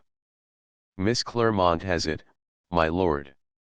Gordon plunged in, while Fletcher ran to summon the Shelleys. They came hurrying along the vineyard lane with frightened faces, Mary to watch from the high bank, and Shelley, who could no more swim than Fletcher, to stride up and down, his long hair streaming in the wind. The excitement brought a picturesque dozen of goitrad vine dressers from the hillside, who looked on with exclamations. All were gazing fixedly on the lake, or they might have seen two men enter the grounds from the upper road. Of these, one was a Swiss with a severe, thin face and ascetic brow, the syndic of Colony, the nearest town, a bigot functionary heartily disliked by the country people. The other was a Genevan attorney. From the road they had not seen the catastrophe, and the overturned boat, the struggling figures, and the swimmer forging to the rescue came to their view all at once. Gordon was swimming as he had never done save once when he had swum the Hellespont years before, and in mid-channel a strange, great piebald fish had glided near him. The lawyer saw him reach and grasp the helpless man, and, supporting him, bring him to shore. He sniffed with satisfaction. "Only one man in the canton can swim like that," he said, "and that's the one you came to see. No wonder the peasants call him the English fish." The young man whom Gordon had aided wore a blond curling beard, contrasting strongly with his older companion's darker shaven cheeks and bushy black Greek eyebrows. The unseen spectators on the terrace saw him drink from his rescuer's pocket flask, saw him rise and grasp the other's hand, and knew that he was thanking him. As they watched, a servant ran to the coach house, and the syndic observed, "He's sending them into town by carriage. They're going indoors now. We'll go down presently." "Take my advice," urged the attorney above the terrace, "and let the Englishmen alone. Haven't we court business enough in Switzerland, that we must work for Flanders? What have we to do with the complaints of Brussels coachmakers? And how do you know it's true, anyway?" The syndic's lips snapped together. "I know my business," he bridled. "He is a worshipper of Satan and a scoffer at religion. And you'd burn him with greenwood if you could, as Calvin did Servetus in the town yonder, eh? He has committed every crime in his own country," went on the other angrily. "He has formed a conspiracy to overthrow by rhyme all morals and government. My brother wrote me from Coppet that one of Madame de Stael's guests fainted at seeing him ride past, as if she had seen the devil. They say in Geneva that he has corrupted every grisette on the Rue Basse. Do you think he is too good to be a thief? Murderer or absconder or heretic, it is all one to me. Colony wants none such on her skirts. Let us go down," he added, rising, "it will be dark soon." The councillor shrugged his shoulders and followed the other over the sloping terrace. Chapter XXII. The face on the ivory. When Gordon descended the stair he came upon a striking group at the villa entrance. Shelley, with his wife beside him, confronted the severe-faced syndic, who stood stolidly with the comfortably plump avocat. A look of indignation was on his brow, and Mary's face was perturbed. "Here he is," said the functionary in his neighborhood patois, and with satisfaction. "You have business with me?" asked Gordon. "I have. I require you to accompany me at once to Colony on a matter touching the peace of this canton." "And this matter is what?" "You speak French," returned the syndic tartly, "doubtless you read it as well, and handed him a clipping from the Journal de Belgique.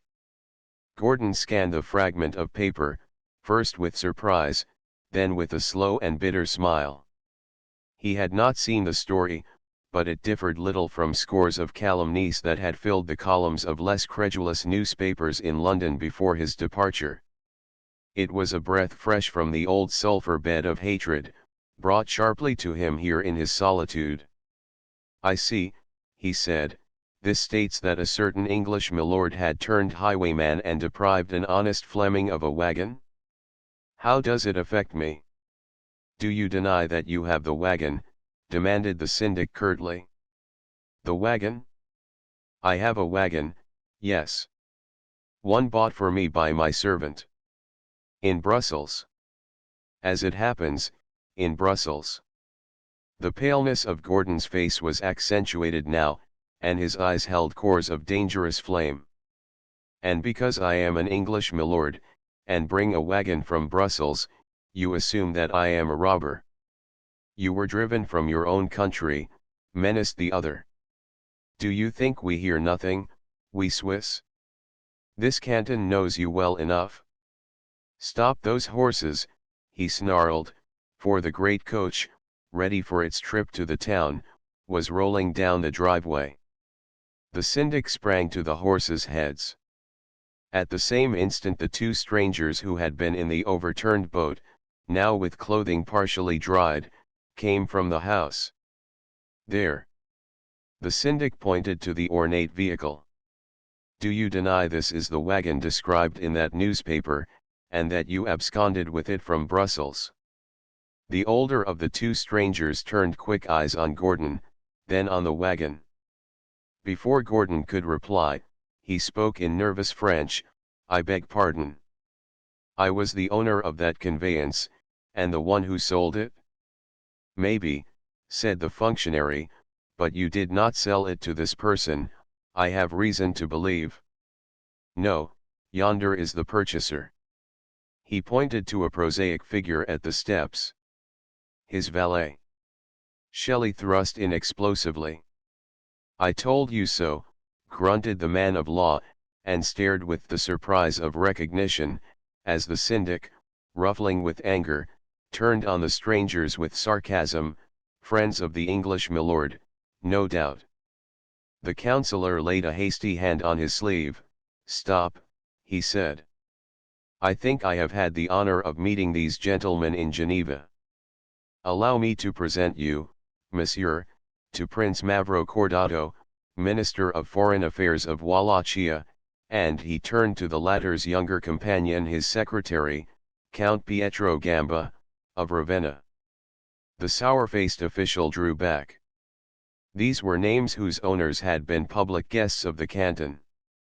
This Englishman, evil and outcast as he might be, he had no legal hold upon. He could scarcely frame a grudging apology for the resentment of self-righteousness that was on his tongue, and stalked off up the terrace in sullen chagrin, not consoled by the chuckles of the attorney beside him. Gordon saw them go, his hands trembling. He replied mechanically to the grateful farewells of the two strangers as they entered the coach, and watched it roll swiftly down the darkening shore road, a quivering blur before his eyes.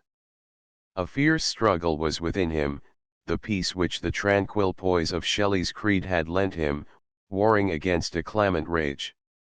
Not only in England was he maligned. Here, on the edge of this mountain barrier, defamation had followed him. The pair riding in his own carriage knew who he was, the older had spoken his name and title. And they had not elected to stay beyond necessity. Yet for their momentary presence, indeed, he should be grateful. But for this trick of coincidence he should now be haled before a bungling Genevan tribunal, his name and person a mark for the sparring of pettifogging Swiss officials.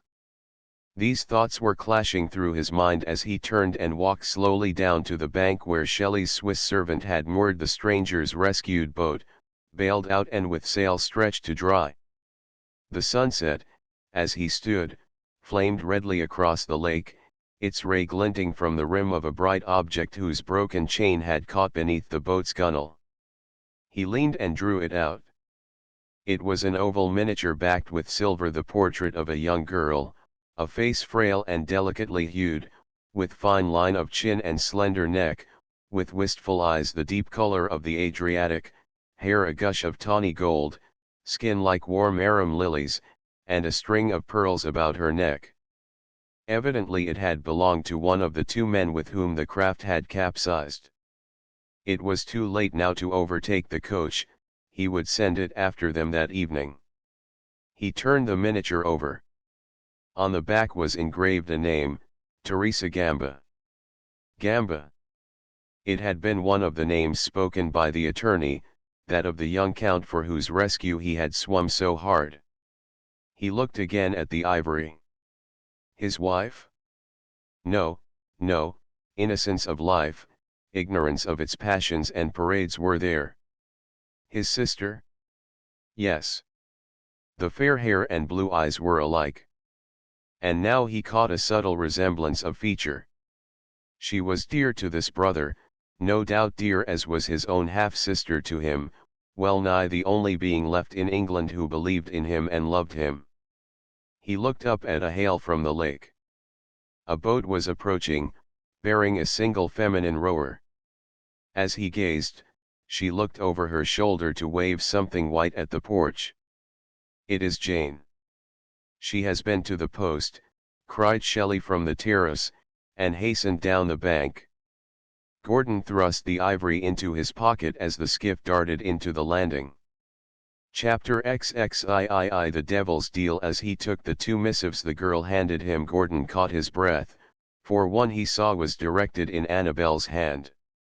For a moment a hope that overleaped all his suffering rose in his brain. Had those months wrought a change in her? Had she, too, thought of their child? Had the cry he voiced on the packet that bore him from England struck an answering chord in her? He opened its cover. An enclosure dropped out. He picked it up blankly. It was the note he had penciled on the channel, returned unopened. The sudden revulsion chilled him.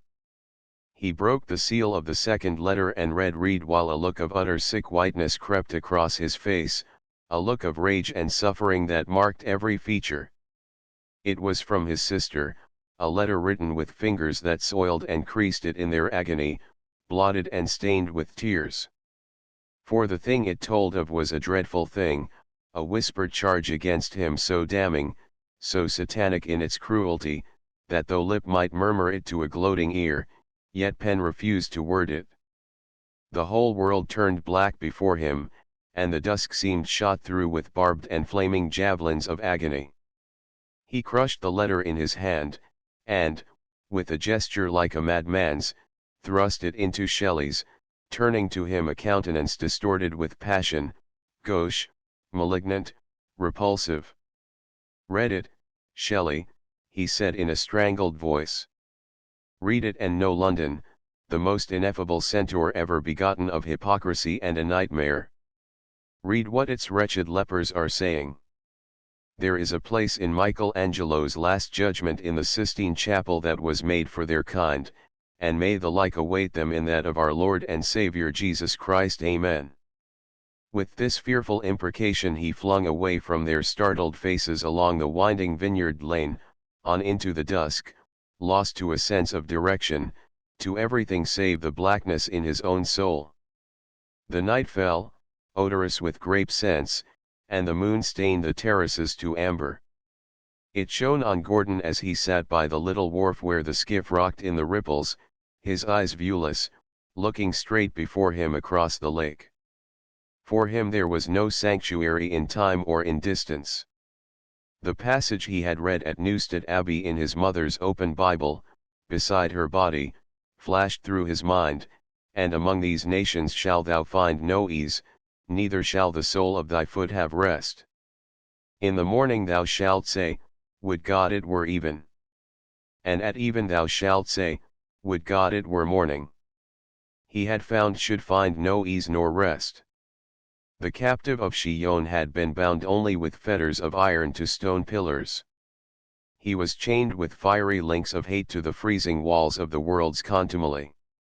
Footsteps went by along the shadowy lane. Shelley's voice spoke, "He will come back soon, and we must comfort him if we can." The words came distinctly as the footsteps died away. Something clutched tangibly at Gordon's soul. In that instant his gaze, lifted, rested on a white square in the moonlight. It was a familiar enough object, but now it appeared odd and outre. He rose and approached it. It had been a signpost bearing an arrow and the words Villa Diodati. Now malice had painted out the name and replaced it with new and staring characters. Atheist and fool. It glared level at him with a baleful malevolence that chilled the moment's warmer softening into ice. Atheist. Without God. What need, then, had he for man? Let the moralists have it so, since they stickled so lustily for endless brimstone. Fool. He would be so, then. His brain should lie fallow and untilled, he would write no more. With a quick gesture he drew from his pocket his commonplace book. He laid it against the disfigured signboard, penciled a few words on its cover and, turning, hurled it far from him into the shrubbery. A twig snapped.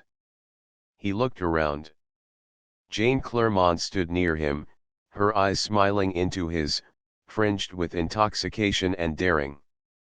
"I know," she said, "they are hounding you still. They hated me, too." She came quite close to him.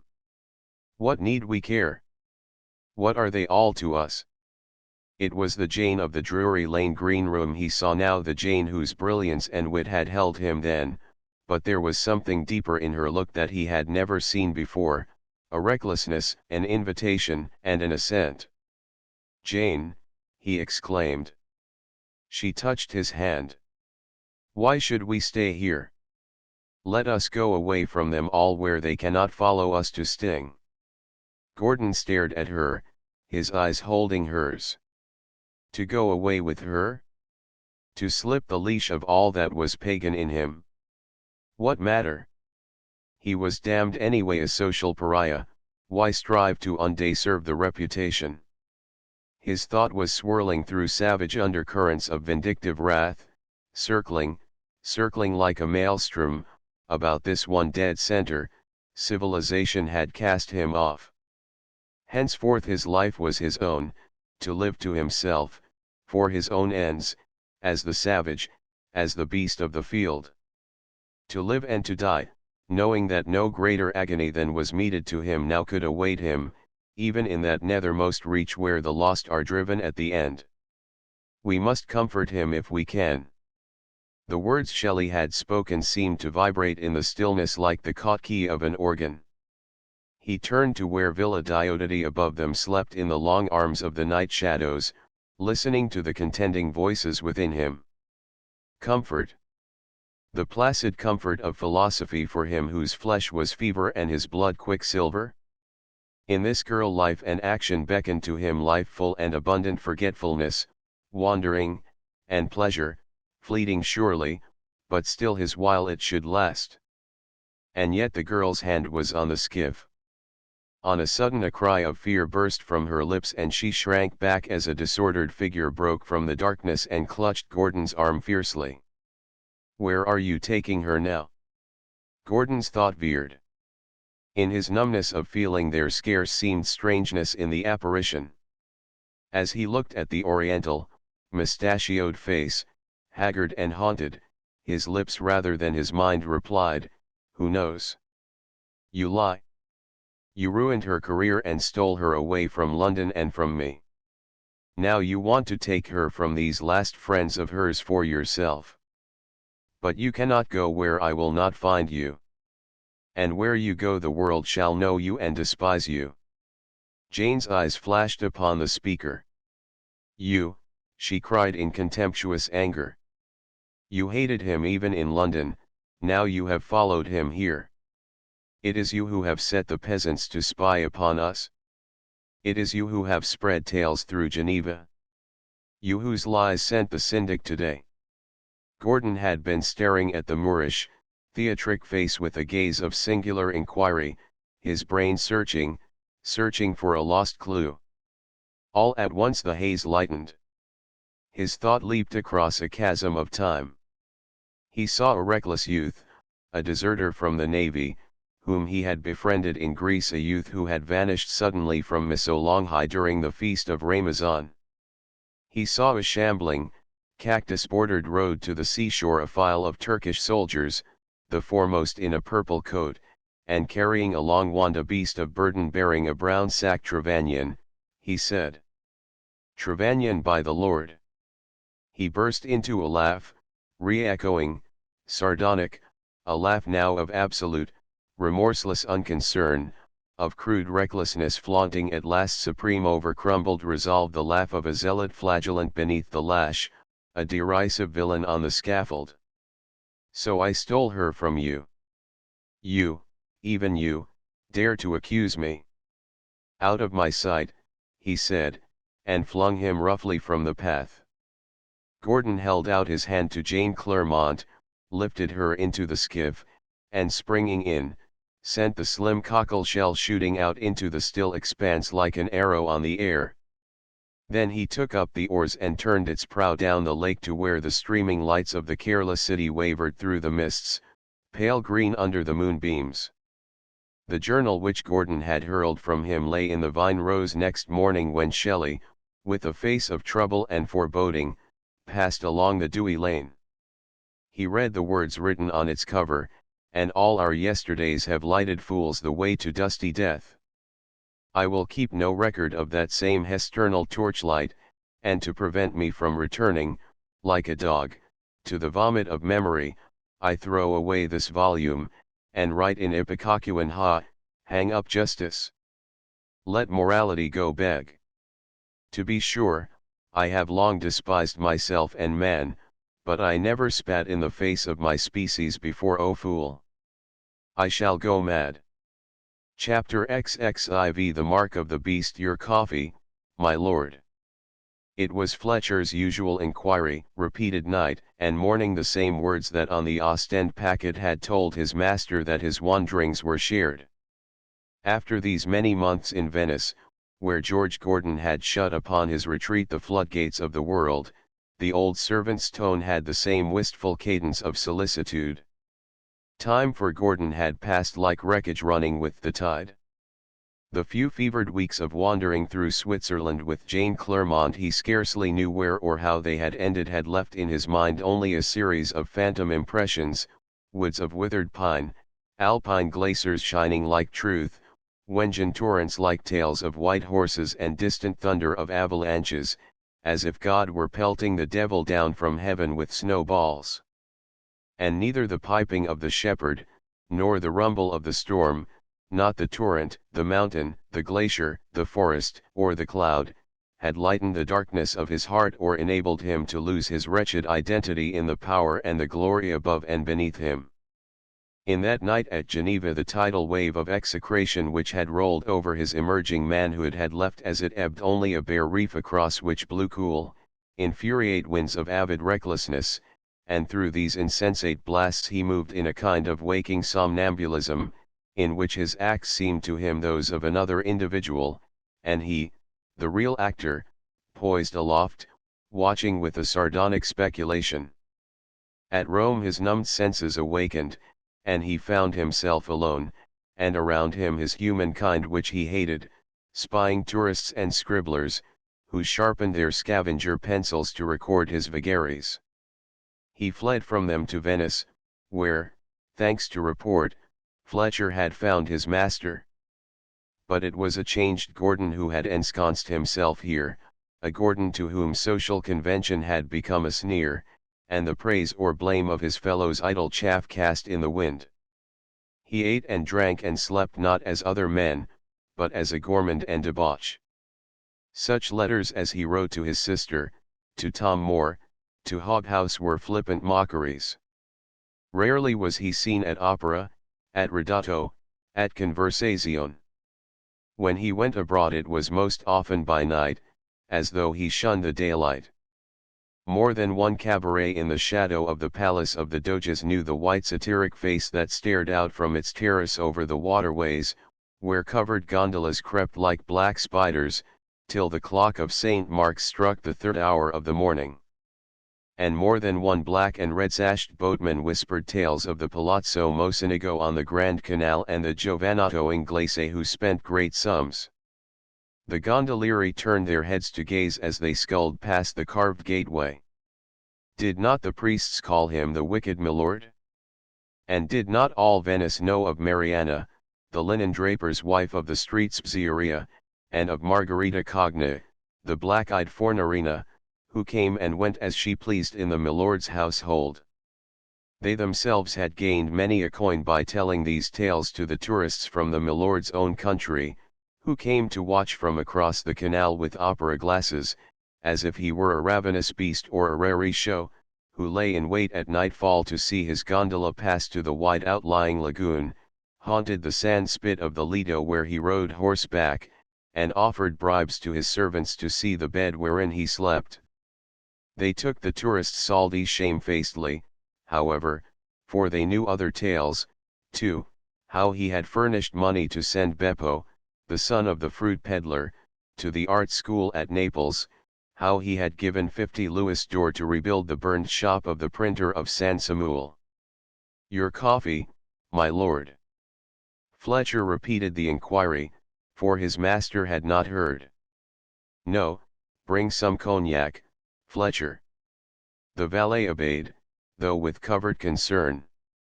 He had seen the inroads that year had made. They showed in the lines on the pallid face, in the brown hair now just flecked with grey, in the increasing fire in the deep eyes. The brandy sat habitually at his master's elbow in these days. It was 2 hours past midnight, for to Gordon day and night were one, and sleep only a neutral inertness, worse with its dreams than the garish day he dreaded. On the hearth a fire blazed, whose flame bred crimson marionettes that danced over the noble carved ceiling panels, the tall Venetian mirrors supported by gilt lions, the faded furnishings and the mildew-marked canvases whose portraits looked stonily from the walls. A gust of voices and the sound of virginals, flung up from the canal, came faintly through the closed casement. He moved his shoulders wearily. Yesterday had been Christmas Day. Tonight was the eve of St. Stephen, the opening of the carnival season, with every corner osteria a symphony of fiddles, when Venice went mad in all her 70 islands. What were holidays, what was Christmas to him? Even in the warm blaze Gordon shivered. Ghosts had troubled him this day. Ghosts that stalked through the confused mist and rose before him in the throngs that passed and repassed before his mind's eye. Ghosts whose diverse countenances resolved themselves, like phantasmagoria, into a single one, the pained eager face of Shelley. The recurring sensation had brought a sick sense of awakening, as of something buried that stirred in its submerged chrysalis, protesting against the silt settling upon it. But brandy had lost its power to lay those ghosts.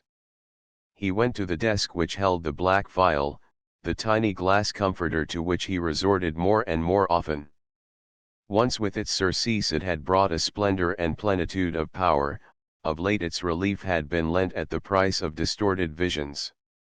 As he drew out the thin-walled drawer, its worm-eaten bottom collapsed and its jumble of contents poured down on the mahogany. He paused, his hand outstretched. Atop of the melange lay a silver-set miniature. He picked it up, holding it nearer the light. A girl's face, hued like a hyacinth, looked out of his palm, painted on ivory. A string of pearls was about her neck. For an instant he regarded the miniature fixedly, his recollection traveling far. The pearls aided. It was the one he had found in the capsized boat at Villa Diodati. He had purposed sending it after the two strangers. The events of that wild night had effaced the incident from his mind, as a wet sponge wipes off a slate. Fletcher, finding the oval long ago in a pocket lining, had put it in the desk drawer for safekeeping, where until this moment it had not met his master's eye. Teresa. Gordon suddenly remembered the name perfectly. With the memory mixed a sardonic reflection.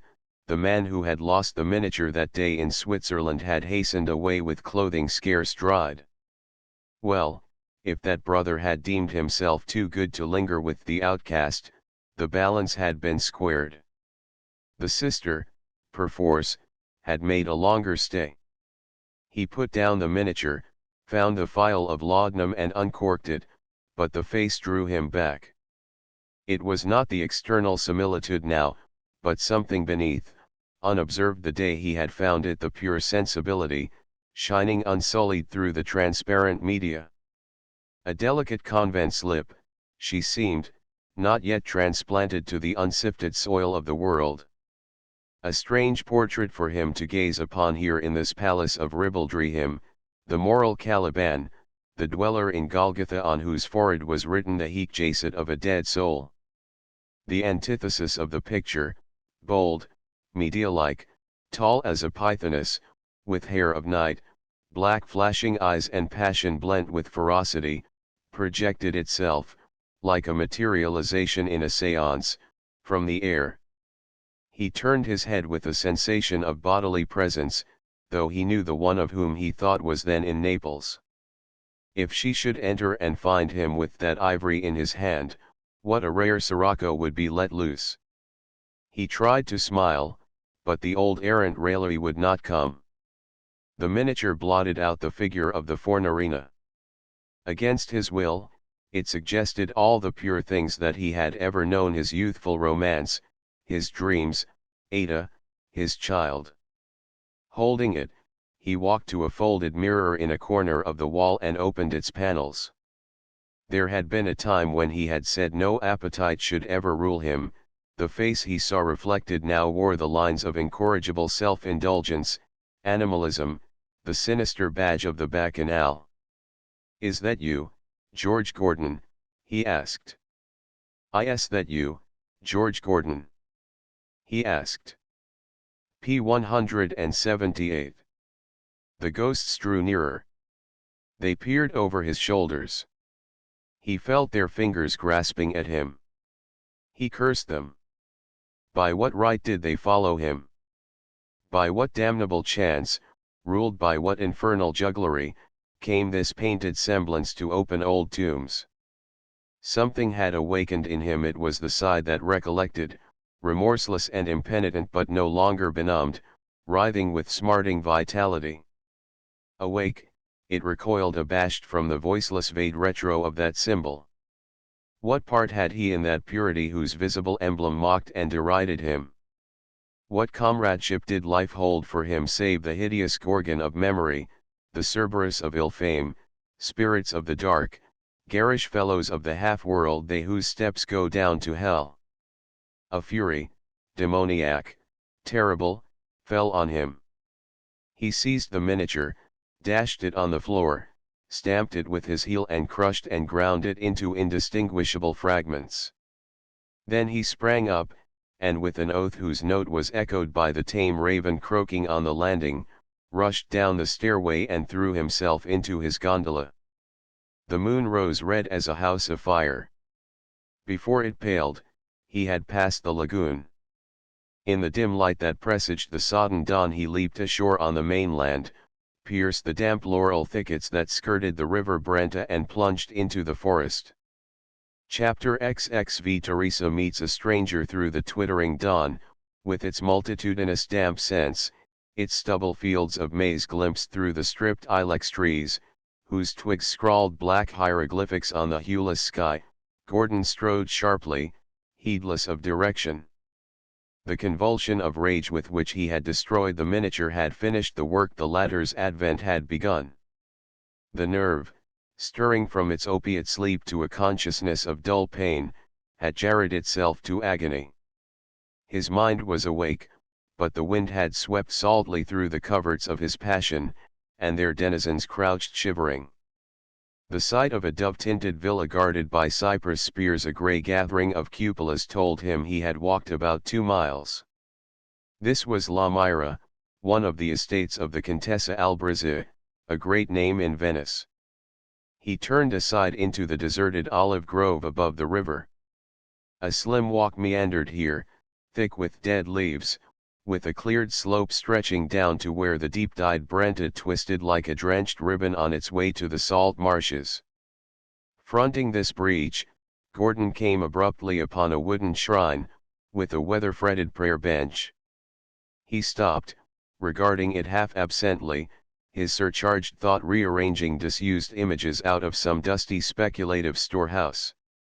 A more magnificent shrine rose on every campo of Venice. They stood for a priestly hierarchy, an elaborate clericalism, the Mullionid worship that to his life seemed only the variform expression of the feudal earth want, the satiric hallucination of finite and mortal brain that grasped at immortality and the infinite. This, set in the isolation of the place, seemed a symbol of more primitive faith and prayer, of religion rough-hewn, shorn of its formal accessories. He went a step nearer, seeing a small book lying beside the prayer bench. He picked it up. It was a reprint in English of his own Prisoner of Chillon, from a local press in Padua. A sense of incongruity smote him. It was the poem he had composed in Geneva. He readily surmised that it was through Shelley the verses had reached his publisher in England, to meet his eye a year afterward, in a foreign dress, in an Italian forest. He turned the pages curiously, conning the scarce remembered stanzas. Could he himself have created them? The instant wonder passed, blotted out by lines he saw penned in Italian on the fly-leaf, lines that he read with a tightening at his heart and an electric-like rush of strange sensations such as he had never felt. For what was written there, in the delicate tracery of a feminine hand, and in phrases simple and pure as only the secret heart of a girl could have framed them, was a prayer. Oh, my God! Graciously hear me. I take encouragement from the assurance of thy word to pray to thee in behalf of the author of this book which has so pleased me. Thou desirest not the death of a sinner save, therefore, him whom Venice calls the wicked my lord. Thou who by sin art offended and by penance satisfied, give to him the desire to return to the good and to glorify the talents thou hast so richly bestowed upon him. And grant that the punishment his evil behavior has already brought him be more than sufficient to cover his guilt from thine eyes. O blessed Virgin, Queen of the most holy Rosary! Intercede and obtain for me of thy Son our Lord this grace. Amen. A step fell behind him. He turned half-dazed, his mind full of conflict. A girl stood near him, delicate and alert and wand-like as a golden willow, her curling amber hair loosely caught, her sea-blue eyes wide and a little startled. She wore a Venetian hood, out of whose green sheath her face looked, like lilies under leaves. Gordon's mind came back to the present of time and space across an illimitable distance. He stared, half believing himself in some automatic hallucination. There had been no time to speculate upon what manner of hand had written those words, what manner of woman's soul had so weirdly touched his own out of the void. Knowledge came staggeringly. Hers was the face of the miniature that his heel had crushed to powder. He noted that her eyes had fallen to the book in his hand, as mechanically he asked, in Italian, "This book is yours, Signorina?" "Yes." There was a faint flush of color in her cheek, for she saw the volume was open at the written page. Gordon was looking at her palely, seeing her face set in a silver oval. Eyes, hair, and lips, there in lifeless pigments, here in flesh and blood. The same yet more, for here were unknown youth, slum bruise, glorious womanhood unawaked, stirring rosily in every vein, giving a passionate human tint to the spiritual impression. And underneath all, the same unsullied something he had raged at that black night, even while her prayer for him lay here dumb at the feet of Our Lady of Sorrows. His voice sounded unreal to his own ears as he spoke, his mind feeling its way through tumbled predispositions to an unfamiliar goal. If apology be owed, he said, for reading what was intended for purer eyes than this world's, I most humbly offer it, Signorina. I did so quite inadvertently. He held out the book as he spoke, and her fingers closed over it, the gesture betraying confusion. Who was this stranger, with face of such wan luster and grey-blue eyes so sadly brilliant? Some sense in her discerned a deeper, anguished suffering that made her heart throb painfully. If there be an ear which is open to human appeal, he added gently, that prayer was registered, I know. He spoke calmly enough, but 100 thoughts were ricocheting through his mind. Pulpits had fulminated against him, priest and laic had thundered him down, but when in London, in Geneva, in Venice had a single disinterested voice been lifted in a prayer for him before? And this girl had never seen him. If there be. Her thoughts stirred protestingly.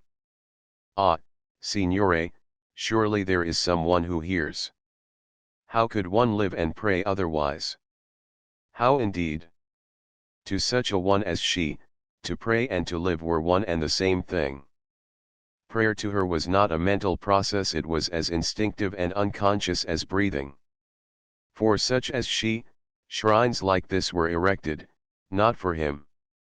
So, across the riot in his breast, Gordon's waked habit paused to smile a satire smile, at itself, at the new sweet flower that was lifting head there amidst desert ruins. The girl caught the mixed feeling in his face. He was not Italian, his accent had told her that. He was an Englishman, too, perhaps. Do you know him, Signore? His head turned quickly toward her. In truth, had he ever really known himself? Yes, he answered after a pause. I know him, Signorina, far better than most of the world. She was gazing with varied feelings, her heart beating strangely, curiosity and wonder merging. In her few short weeks at La Myra, fresh from the convent, the Englishman of whom all Venice told tales had been but a dim and unsubstantial figure. She had thought of the grim Palazzo Mocenigo with a kind of awe, as a child regards a mysterious cavern bat-haunted and shunned. Into her poetic world of dreams had fallen the little book, and thereafter the shadowy figure that roamed nightly Venice had taken on the brilliant and piteous outline of a fallen angel.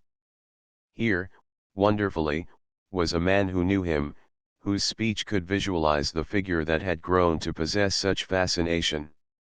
Questions were on her tongue, but she could not frame them. She hesitated, opening and closing the book in her hands. Is he all they say of him? Who knows, Signorina? It was an involuntary exclamation that sounded like acquiescence. The girl's face fell. In her thought, the man of her dreaming, lacking an open advocate, had gained the secret one of sympathy. Was it all true then? Her voice faltered a little. I have not believed, Signore, that with a heart all evil one could write so.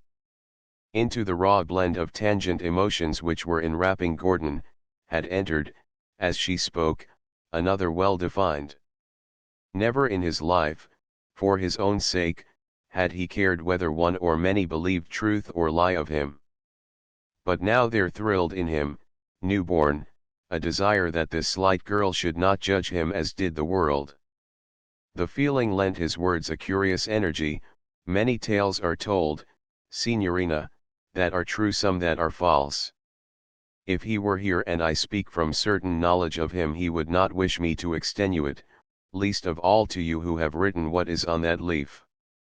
Perhaps that has been one of his faults, that he has never justified himself. By common report he has committed all crimes, Signorina. He has thought it useless to deny, since slander is not guilt, nor is denial innocence, and since neither good nor bad report could lighten or add to his wretchedness. The tint of her clear eyes deepened. I knew he was wretched, Signore. It was for that reason I left the prayer here overnight before Our Lady of Sorrows, because I have heard he is an outcast from his own country and his own people. And then, because of this." She touched the volume. "Ah, I have read little of all he has written. This is the only poem, for I read his English tongue so poorly, but in this his heart speaks, Signore. It speaks of pain and suffering and bondage. It was not only the long ago prisoner he sang of, it was himself. Himself. I felt it here, like a hurt." She had spoken rapidly, stumblingly, and ended with a hand pressed on her heart.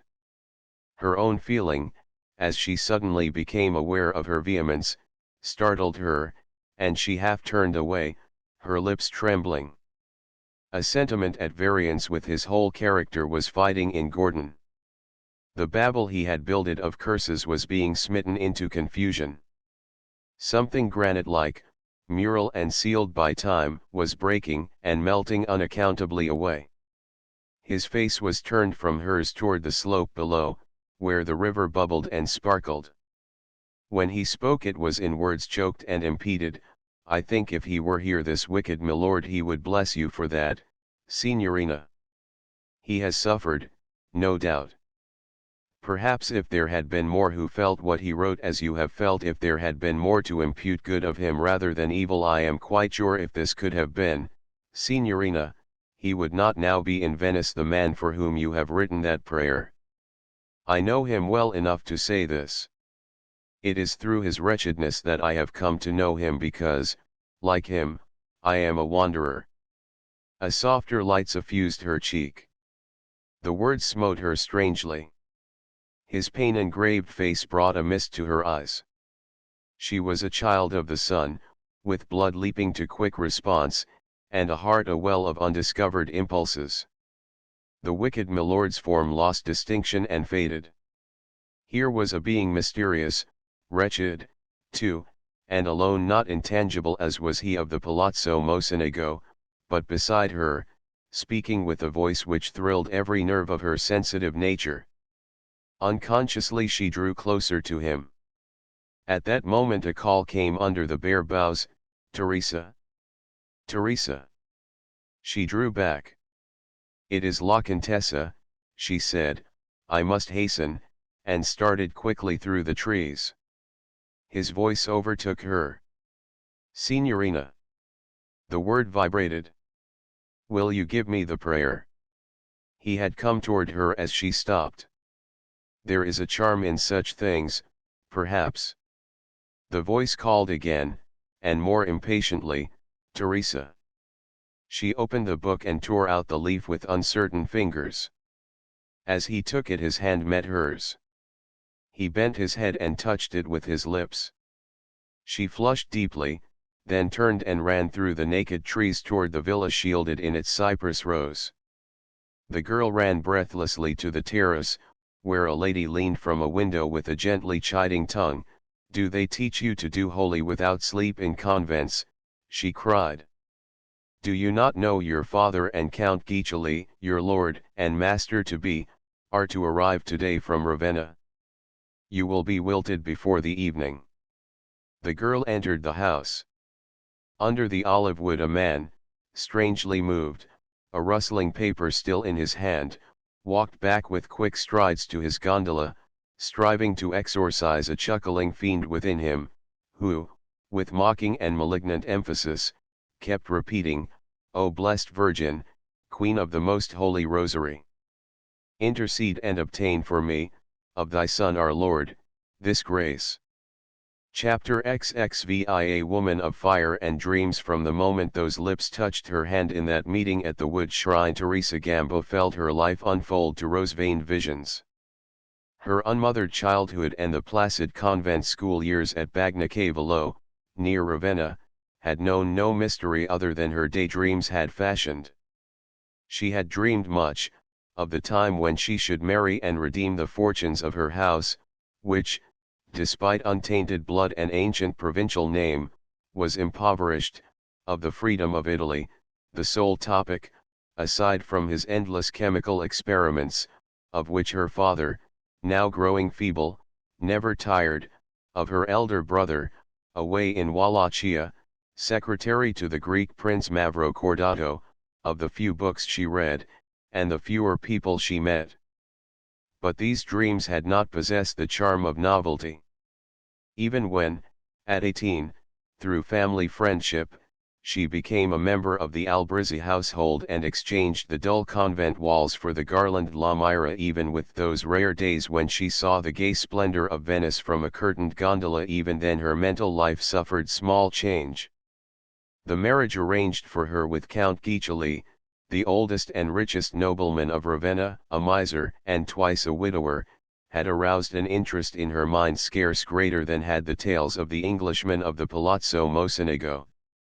Such marriages were of common occurrence in the life she knew. The wicked milord was a stranger thing, one to speculate more endlessly upon.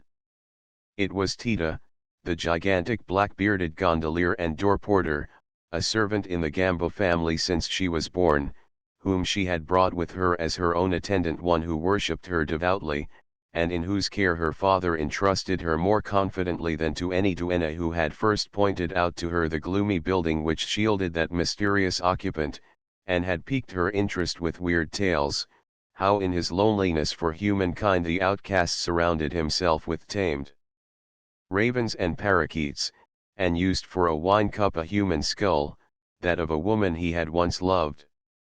With her rapt eyes on the palazzo front, Teresa had wondered and shuddered in never-ending surmise. The little volume from the Paduan press had deepened her curiosity and given it virgin fields in which to wander. The English books in her father's library were prose and for the most part concerned his pet hobby, chemistry. This volume, given her on a saint's day by the Contessa Albrizzi, who took pride in her protégé's scholarship, was her first glimpse of English poetry, and her pulses had leaped at the new charm. Thereafter the personality of the contradictory being who had written it had lived in her daily thought.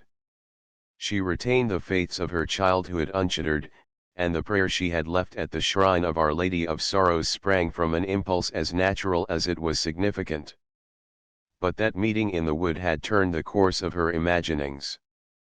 A wanderer like him, the words had bridged the chasm between the dreaming and the real. The secret thought given to the wicked milord found itself absorbed by a nearer object. The palazzo on the Grand Canal grew more remote, and the stranger she had seen stepped at a single stride into a place her mind had already prepared.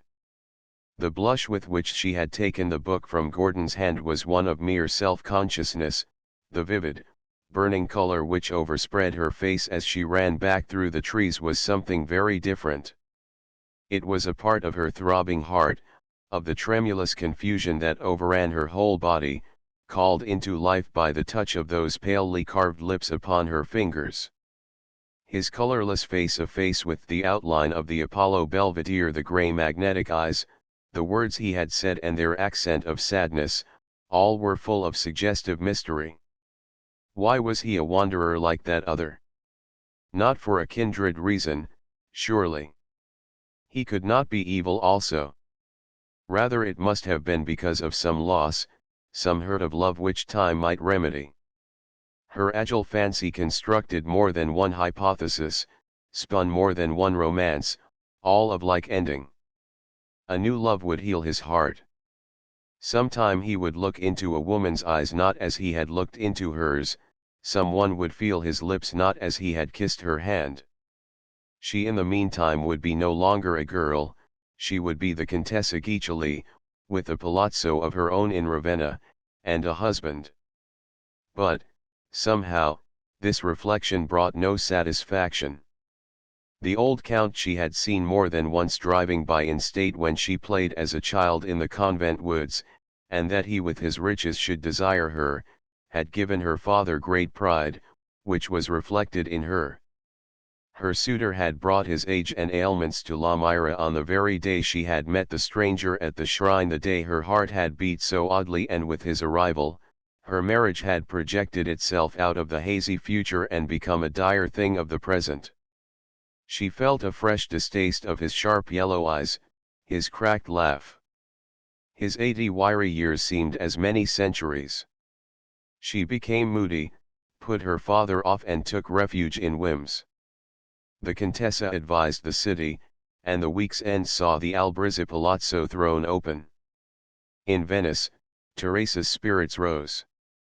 She loved to watch the bright little shops opening like morning glories, the skyfaring pigeons a silver quiver of wings, to lie in the gondola waiting while her father drank his brandy at the Piazzetta Cafe, to buy figs from little lame Pascal, who watched for her at a shop door in a narrow calle near at hand, to see the gaudy flotillas of the carnival, and the wedding processions, fresh from the church, crossing the lagoon to leave their gifts at the various island convents, or, propelled by Tita's swinging oar, to glide slowly in the purpling sunset shadows, by the Piazza San Marco, around red-towered San Giorgio, and so home again on color-soaked canals in the gleaming ruby of the afterglow, through a city bubbling with ivory domes and glistening like an opal's heart under its tiara of towers. She scarcely told the secret to her own heart that it was one face she looked to see, one mysterious stranger whose image haunted every campo, every balcony, and every bridge. She flushed whenever she thought of that kiss on her fingers. In the daytime she felt it there like a sentient thing, at night when she woke, her hand burned her cheek. Who was he? Why had he asked her for the prayer? What had he done with it? Was he still in Venice? Should she see him again? She wondered, as, parting the gondola tenda, she watched her father cross the pave for his cognac.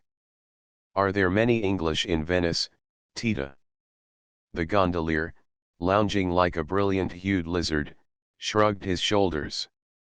Bellissima, there are hundreds in the season. They come and go. They are all lasagnani, these Englishmen. Teresa's sigh checked itself.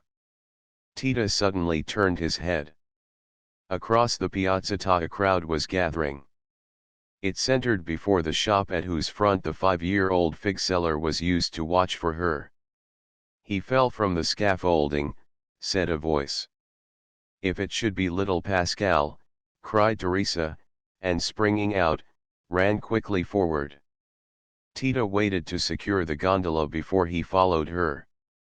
A sad accident had happened. Before the calle a platform had been erected from which spectators might watch the flotillas of the carnival. Little Pasquale's delight was a tame sparrow, whose home was a wicker cage, and climbing to sun his pet when he had been left to tend the empty shop, the child had slipped and fallen to the pavement. Teresa broke through the circle of bystanders and knelt by the tumbled little body, looking at the tiny face now so waxen.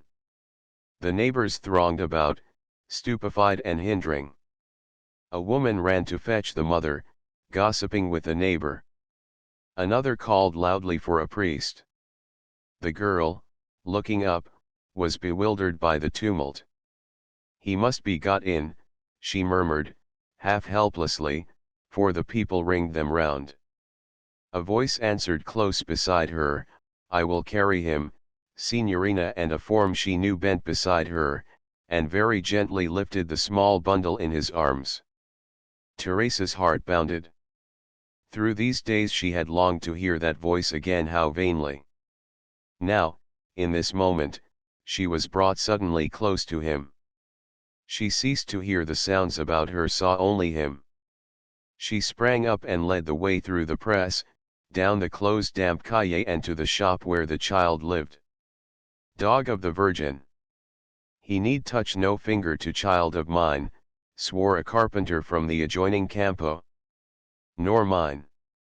Why didn't you carry him in yourself, then, growled Giuseppe, the fruit vendor. Standing there like a bronze pig. What have you against the Englishman? Didn't he buy your brother-in-law a new gondola when the piling smashed it? Scelerato, sneered the carpenter. Why is his face so white? Like a potato sprout in a cellar. He is so evil he fears the sun. The fruit vendor turned away disdainfully. His foot kicked a shapeless wicker object. It was little Pasquale's cage smashed flat. The sparrow inside was gasping. He picked up the cage and carried it to the shop. In the inner, ill-lighted room, Gordon laid the child on a couch. He had spoken no further word to Teresa. At the first sight of her, kneeling in the street, he had started visibly as he had done in the forest of La Mira when he recognized her face as that of the miniature. Now he was feeling her presence beside him with a curious thrill not unlike her own, a pleasure deeply mixed with pain that was almost a physical pang. Since that dawn walk above the plane-treed Brenta he had been treading strange ways. In the hours that followed, remorse had been born in him. And as the first indrawn breath racks the half-drowned body with agony greater than that of the death it has already tasted, so the man had suffered. During a fortnight, words written on a sheet of paper that he carried in his pocket had rung through his brain. Day after day, as he sat in his gloomy palazzo, he had heard them. Night after night they had floated with him as his gondola bore him through the waterways ringing with the estro of the carnival. To escape them he had fled again and again to the black phial, but when he awoke the pain was still with him, instinct and unrenounceable. It was more acute at this moment than it had ever been. Teresa scarcely noted the fruit vendor as he put the battered cage into her hand just before its feathered occupant breathed its last. Her look, fixed on Gordon, was still eloquent with the surprise. She saw the same pale face, the same deep eyes, the same chiseled curve of lips. His voice, too, as he dispatched the kind-hearted Giuseppe for a surgeon on the Riva, had the same cadence of sadness. She had noticed that his step halted as he walked, as though from weakness. And surely there was illness in his face, too. Had there been any tender hands near him as tender as those with which he now examined the unconscious child? As Gordon bent above him, little Pascal opened his eyes. His gaze fell first not on the man or on Teresa, but on the broken cage beside him, where the bird lay still, one claw standing stiffly upright. He tried to lift his head, and called the sparrow's name. There was no answering chirp. The claw was very still. Then little Pascal saw the faces about him and knew what had happened. "He's dead," he shrilled, and burst into tears. Chapter XXVII. The evil eye tears, too, had rushed to Teresa's eyes, with a sweet, glad sense of something not akin to grief. Her hand on the couch in the semi-darkness touched another and she drew it away, trembling. Suddenly a wail came from the calle, a hurried step crossed the shop floor, and the slattern mother burst into the room. Close behind followed Tita, who, seeing his mistress, blocked the inner door with his huge frame against the curious, with whom the place now overflowed. The weeping woman had thrown herself beside the couch where the child lay, his eyes closed again. All at once she saw the man who stood above her, and to Teresa's astonishment sprang up and spat out coarse imprecations. "The evil eye," she screamed. "Take the Inglese away and fetch some holy water. He has the evil eye." Teresa saw the spasm of pain that crossed the colorless face.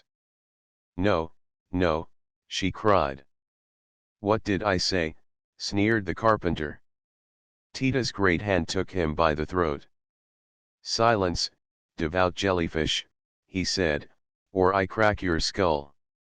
Didn't you hear the signorina?" "The evil eye," wailed the woman, flinging back inky hair from her brows.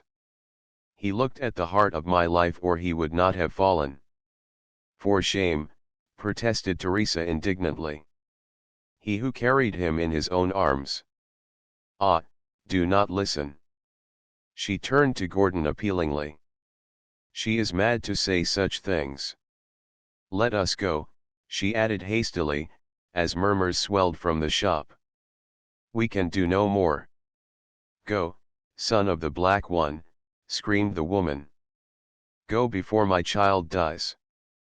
Gordon had distinguished in the girl's voice a note of pity and of fear for his safety, and a flash of smile softened the bitterness of his lips.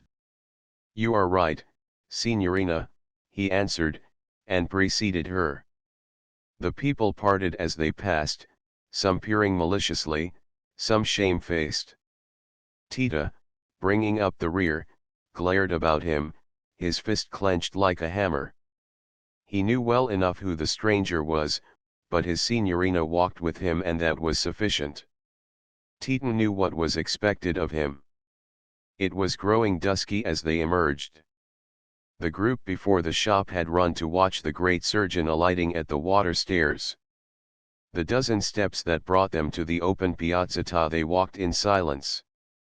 There Teresa paused, wishing to say she knew not what, burning with sympathy, yet timid with confusion. The street seemed to wear an unwonted, un-everyday luster, yet she knew that around the corner lay little Pascal woefully hurt. In full view Tita was unlashing the gondola, and across the piazzetta she could see the entrance of the café where her father was sipping his cognac. A fear lest the latter should appear and find her absent from the gondola mixed with the wave of feeling with which she held out her hand to the man beside her. "Poor little fig merchant," she said. The scene with the mother was too painfully recent to touch upon at once. "He watched for my gondola every day. I hope he is not badly hurt." "What do you think, signore?" "No bones were broken," he rejoined. "But as to internal injury, I could not tell." "I shall hope doubly for him," he added, "since you love him." Her eyes sought the ground, suddenly shy.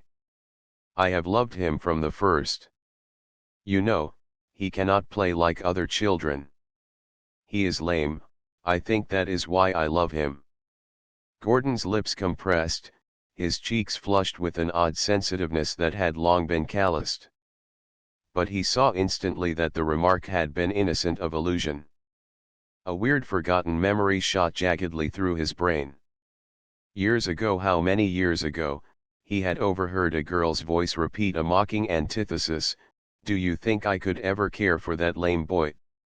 This girl facing him had the same fair hair and blue eyes of that boyish love of his. The resemblance caught him. Was it this that had haunted him in the miniature? Was this subconscious influence what had inspired at Lamira his aching desire that she should not think worse of him than might be? Her voice recalled him. She had not understood that veiled look, but it brought to her life what had been nearest to her thought, the resentment and regret that the virago's shrilling voice had roused. "What must you think of our Venice, signore?" she said. But they knew no better, those poor people. "They cannot tell evil from good." "It is no matter, signorina," Gordon answered. "Do not give it a thought. It was not unnatural, perhaps." "Not unnatural," she echoed. "Natural to think you evil? Ah, signore, when your every touch was kindness. Could she not see in your face?" She paused abruptly, coloring under his gaze. The words and the flush had cut him like a knife. The lines of ravage he had challenged in the mirror her innocence had misread. In the olive wood she had seen only wretchedness, here only mercy. "The face is a sorry index, sometimes, signorina. In mine the world may not see what you see." He had schooled his tone to lightness, but her mood, still tense-drawn, felt its strain. She spoke impulsively, bravely, her heart beating hard. "What I see there, it is pain, not evil, signore, sorrow, but not all your own, loneliness and regret and feelings that people like those," she threw out her hand in a passionate gesture toward the shop, "can never understand." "It is not only such as they," he interposed. "The world, your world, would not understand, either. It is only here and there one finds one like you, signorina, with sympathy as pure as yours." Her face had turned the tint that autumn paints wild strawberry leaves, a rich translucent flush that deepened the light in her eyes. It was a lyric world today. Just then Tita's voice spoke warningly from the waterside. She looked around, and through the gathering shadows, saw her father's form standing in the door of the cafe across the piazza. "Oh," she said confusedly, and turning, hastily crossed the pavement to the gondola. Tita's oar swung vigorously on the return, for Count Gamba was in haste. He was voluble, but Teresa, as she looked out through the curtains, was inattentive. Swiftly as they went, a gondola outstripped them on the canal. It held the low-browed carpenter whom Tita had throttled in the shop. In addition to a superstitious mind, the carpenter possessed a malicious tongue and loved a sensation. He knew that the father of little Pascal was at work that day on the Giudica.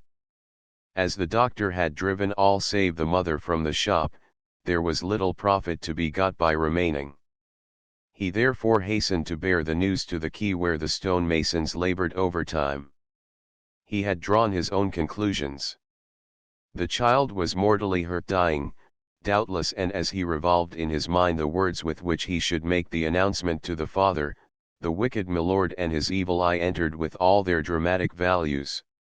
Teresa noted the speed of the gondola as it passed to tie to the rising wall, saw the gesticulations of the blue-clad workman as the man it bore told his story.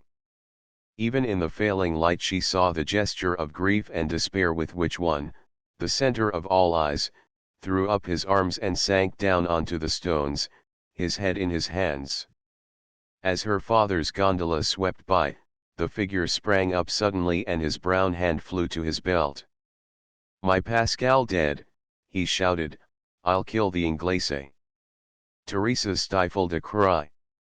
Her father had seen and heard also, though he did not know the explanation.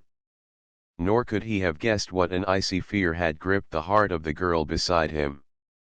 "An ugly look," he muttered, as the frantic form scrambled into the carpenter's craft. Teresa could not speak. Her horrified gaze was on the sinister face, the red cap like a sansculotte, the eye glancing under it tigerishly. Little Pascal was dead then. The father blamed the Englishman. His look was one of murder. He would kill him of whom she had thought and dreamed, the man in whose heart had been only tenderness. Kill him. A panging dread seized her. She felt as if she must cry out, and all the time Tita's oar swept her on through the dusk, further away from him whom danger threatened, him whom, in some way, no matter how, she must warn. A strange helplessness descended upon her. She did not even know his name, or his habitation. To her he was but one of the hundreds Tita had said were in Venice. That the gondolier himself could have enlightened her did not cross her mind. She felt the impossibility of appealing to her father. She had not even dared tell him she had left the gondola. What could she do? Trust to Tita to find him? Could he know every line of that face as did she? Even in the dark in crowds she told herself that she would know him, would somehow feel his presence. But how to do it? How to elude the surveillance at home? And if she could do so, where to look for him? Her reverie was broken by the gondolas bumping against the landing. Her father's talk had been running on like a flowing spout. "A palazzo in Ravenna finer than this," he was saying, "and you the Contessa Guiccioli. Shall we not be proud, my Teresa?" She realized suddenly of what he had been babbling. As she disembarked at the water stairs, she looked up at the balcony. There, beside the stately Contessa Albrizzi, an old man was leaning, hawk-eyed, white-haired and thin. He blew her a kiss from his sallow fingers. Her nervous tension relaxed in a sudden quiver of aversion. "No, no," she said in a choked voice, with clenched fingers. "I will not marry till I choose. Why must everyone be in such haste?" And with these broken sentences, that left her father standing in blank astonishment, she hurried before him into the house. Chapter XXVIII The Haunted Man. The majestic gateway of the Palazzo Mocenigo was dark as Gordon entered, save for the single lamp always lit at nightfall. Fletcher served his master's supper in the great upper room, but tonight, as too often happened, it was scarcely tasted. Long after the valet had retired, his watchful ear heard the uneven step pacing up and down, on the echoing floor. A restless mood was upon Gordon, the restlessness of infinite yearning and discontent. He was tasting anew the gall and wormwood of self-reproach. He had felt the touch of Teresa's hand as it lay against the couch in that squalid room, had known it trembled, and the low words she had spoken in the street, standing, as it seemed to him, with that forest shrine ever for background, were still in his ears. He had seen her but twice, for but a few brief moments. Once she had come to him on the wings of a prayer, and again today over the hurt body of a child. Each meeting had touched the raw nerve in him which had first throbbed to anguish at sight of her miniature. Each time he had heard a voice call to him as if it were the ghost of some buried thing he had one day known and lost, speaking a tongue sweet though untranslatable. Hours went by. Gordon's step flagged. He approached the desk on which were scattered distraught leaves of manuscript, blotted and interlined. He swept these into his hand and read for a moment. Beneath the outer crust of flippancy and satire a strange new development had begun. But the mental habit had persisted strong during the moral bouleversement, as the polar glaze spreads its algid mockery above the warm currents of an Arctic spring. How his muse had bemocked him, he thought. A drama of madness, whose dramatis personae were magicians and spirits of the nether world, stanzas hovering between insane laughter and heartbroken sobs, between supplications and blasphemies, cantos whose soul was license, though their surpassing music thrilled like the laughter of a falling Lucifer. He flung the sheets down, went to the window and threw it open, leaning out across the balcony that hung over the canal. It was a night of Italian sorcery, the sky an infinite wisteria canopy nailed with white blown stars, of musical water shimmering into broken bits of moon, of misty silver air. Around and beneath him spread the enchanted city, a marvel of purple and mother of pearl, a jewel in verd and porphyry. Gondolas, dim in the muffled shadow, or ablaze with strung lanterns and echoing with tinkling virginals and softer laughter, glided below, on their way to the masked ball of the Cavalcina.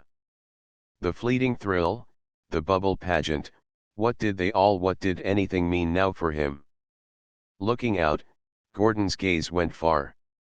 He had a vision of England as he had last seen it across the Jasper Channel, green fields and white cliffs in a smother of vapours, of London with its pomp, its power, its calumnies, its wicked magical vitality. And he spoke to it, murmuring sentences not sneering now, but broken with a stranger soft emotion, "What you have done, you island of home. If I could tell you. I had the immortal flame, the touch of the divine. It was mine, all mine, for the world.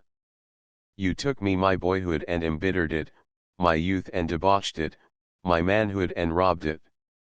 You jeered my first songs and it stung me, and when I cried out in pain, you laughed and flattered. When you tired of me, you branded me with this mark and cast me out." He turned again to the desk where lay the manuscript. "What I write now has the mark of the beast.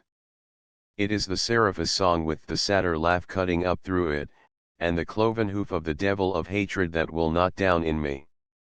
And yet I wrote the poem that she loves. I wrote that My God! It was only 2 years ago. And now shall I never hear that voice singing in my soul again? Shall I never write so again? Never, never, never." A pungent, heavy smell of flowers filled his nostrils. He turned from the window, quivering. Fletcher had entered behind him and was arranging a mass of blooms in a bowl. The Fornarina. She had returned from Naples, then. It was her barbaric way of announcing her coming, for she could not write. She had been absent a month. How much had happened in that month? The man, with the excoriate surface of recollection exposed, with the quick of remorse bid open, suddenly could not bear it. He threw a cloak about him and went rapidly down to the water stairs. The gondolier came running to the steps, catching up the long oar as he sprang to position. "Whither, Excellence?" he asked. A burst of music, borne on the air across roofs and up echoing canals, came faintly to Gordon from the faraway square of St. Mark. "To the piazza," he said. Chapter XXIX. Teresa's awakening. Teresa, meanwhile, had been facing her problem how to warn the Englishman of his danger. During the slow hours while Gordon sat gazing into the distorted mirror of his own thought, she had traversed every causeway of risk, sounded every well of possibility. To a young girl of the higher class in Venice, a night trip, uncavaliered, held elements of grave peril. Discovery spelled lasting disgrace perhaps, certainly the anger of her father. All this she was ready to hazard. But beyond was the looming probability that she could not find the object of her search after all. However, it was a chance, and fear, with another sentiment that she did not analyze, impelled her to take it. It was an easy task to win Tita, for he would have denied her nothing. To him, however, she told only a part of the truth, that she wished once to see the piazza by night. Only an hour in the music and lights in his care, and then quick and safe return to the Palazzo Albrizzi. The house servants she could answer for. Who would be the wiser? So, a little while after Gordon had been set down that night at the Molo, another gondola, lampless and with drawn tenda, stole swiftly to a side landing, and Teresa, closely veiled, with Tita by her side, stepped into the square, beneath the flare of its flambeaux, into its currents of eddying maskers where the white faziola of the lower orders mingled with the rich costumes of patricians, all alike stung by the tarantula of gaiety, a flashing sea of motion and color surging endlessly beneath. A sky alive with winged spots of gray and black, the countless pigeons that circled there undisturbed. She had chosen the piazza after much deliberation. It was the last night of the carnival, when all the world of Venice was on the streets. At the new Venice Theatre the latest opera of Rossini's was playing, and there was the ball of the Cavalcina, the final throb before the dropping of the pall of Lent. The sadness in Gordon's face and speech, she felt, had no part in these things. She felt instinctively that he would be spectator rather than actor, would choose the open air of the square rather than the indoors. The danger she feared for him would not seek him in a crowd, it would lurk in some silent byway and strike unseen. The thought made her tremble as she peered about her. The center of the piazza was a pool, fed and emptied by three streams of people, one flowing under the clock tower with its blue and gold dial and bronze figures, one through the west entrance under the Bocca di Piazza, and still another rounding the Doge's palace and meeting the thronged Riva. It was on the fringe of this second stream that she saw him, when the hour was almost ended. He was standing in the shadow of the pillars, watching, she thought, yet abstracted. With a whispered word to Tita she ran and touched the moveless figure on the arm. Gordon turned instantly, and turning, spoke her name half aloud. Teresa. The utterance was almost automatic, the lips, startled, voicing the word that was in his mind at the moment. She thought he recognized her through the veil, and answered with a cry expressing at one time her relief at finding him, and a quick delight that thrilled her at the sound of her name on his lips. Many things had wrought together to produce this new miracle of gladness.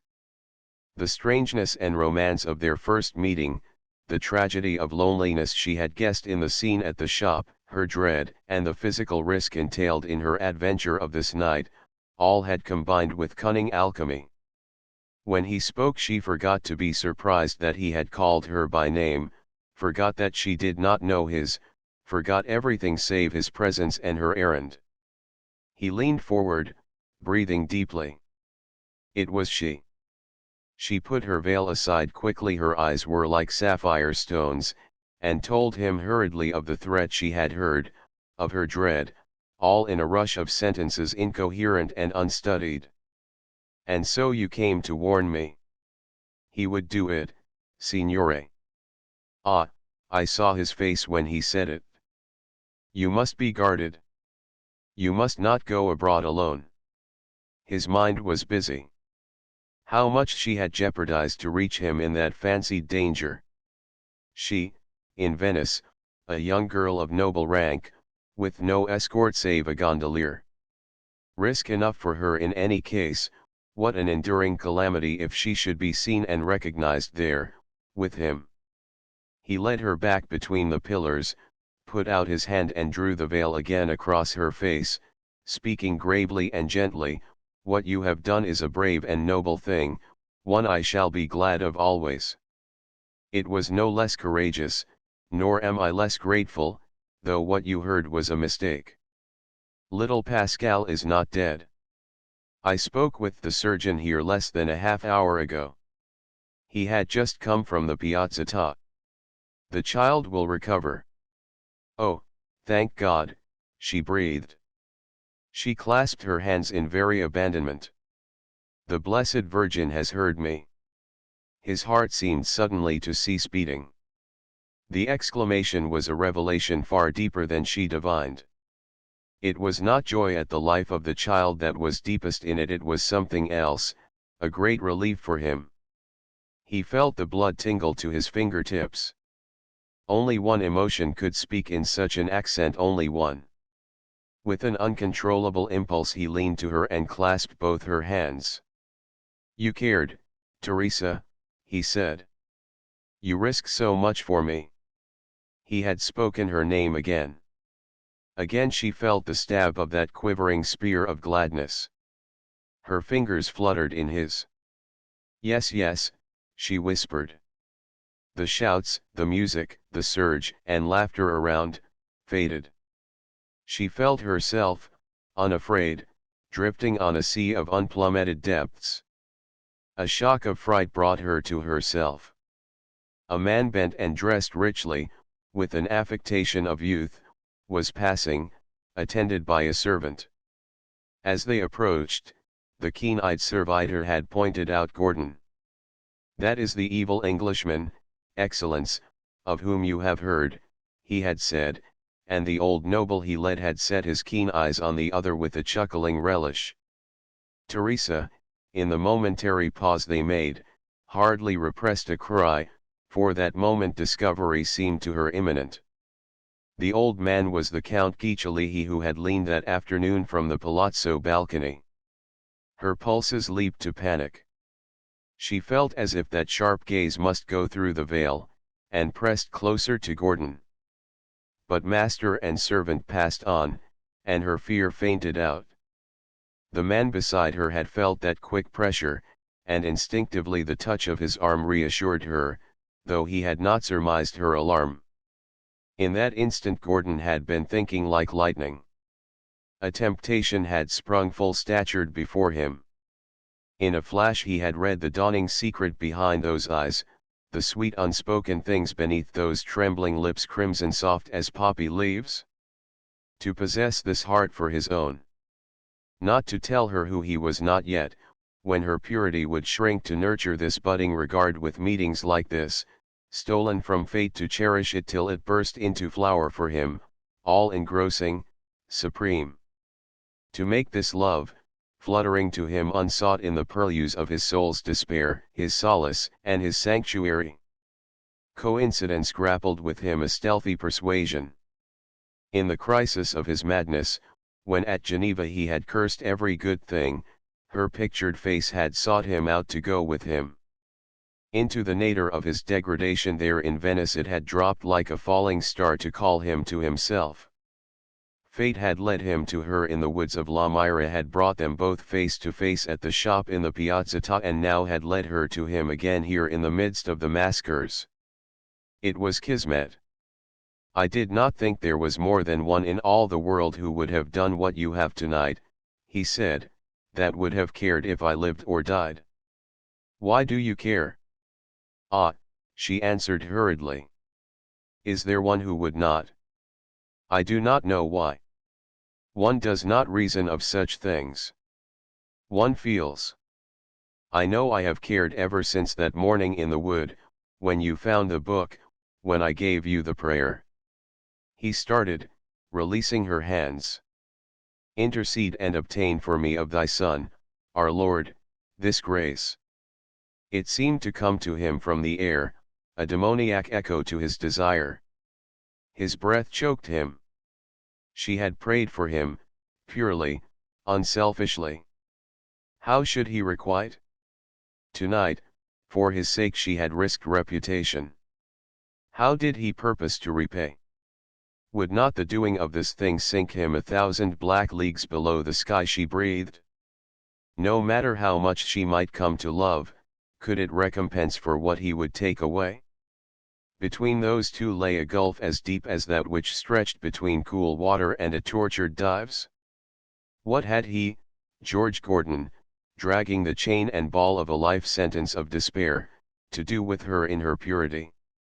He yearned for her because she was an immaculate thing, because she reincarnated for him all the white, unspotted ideals that he had thrown away, that he longed to touch again.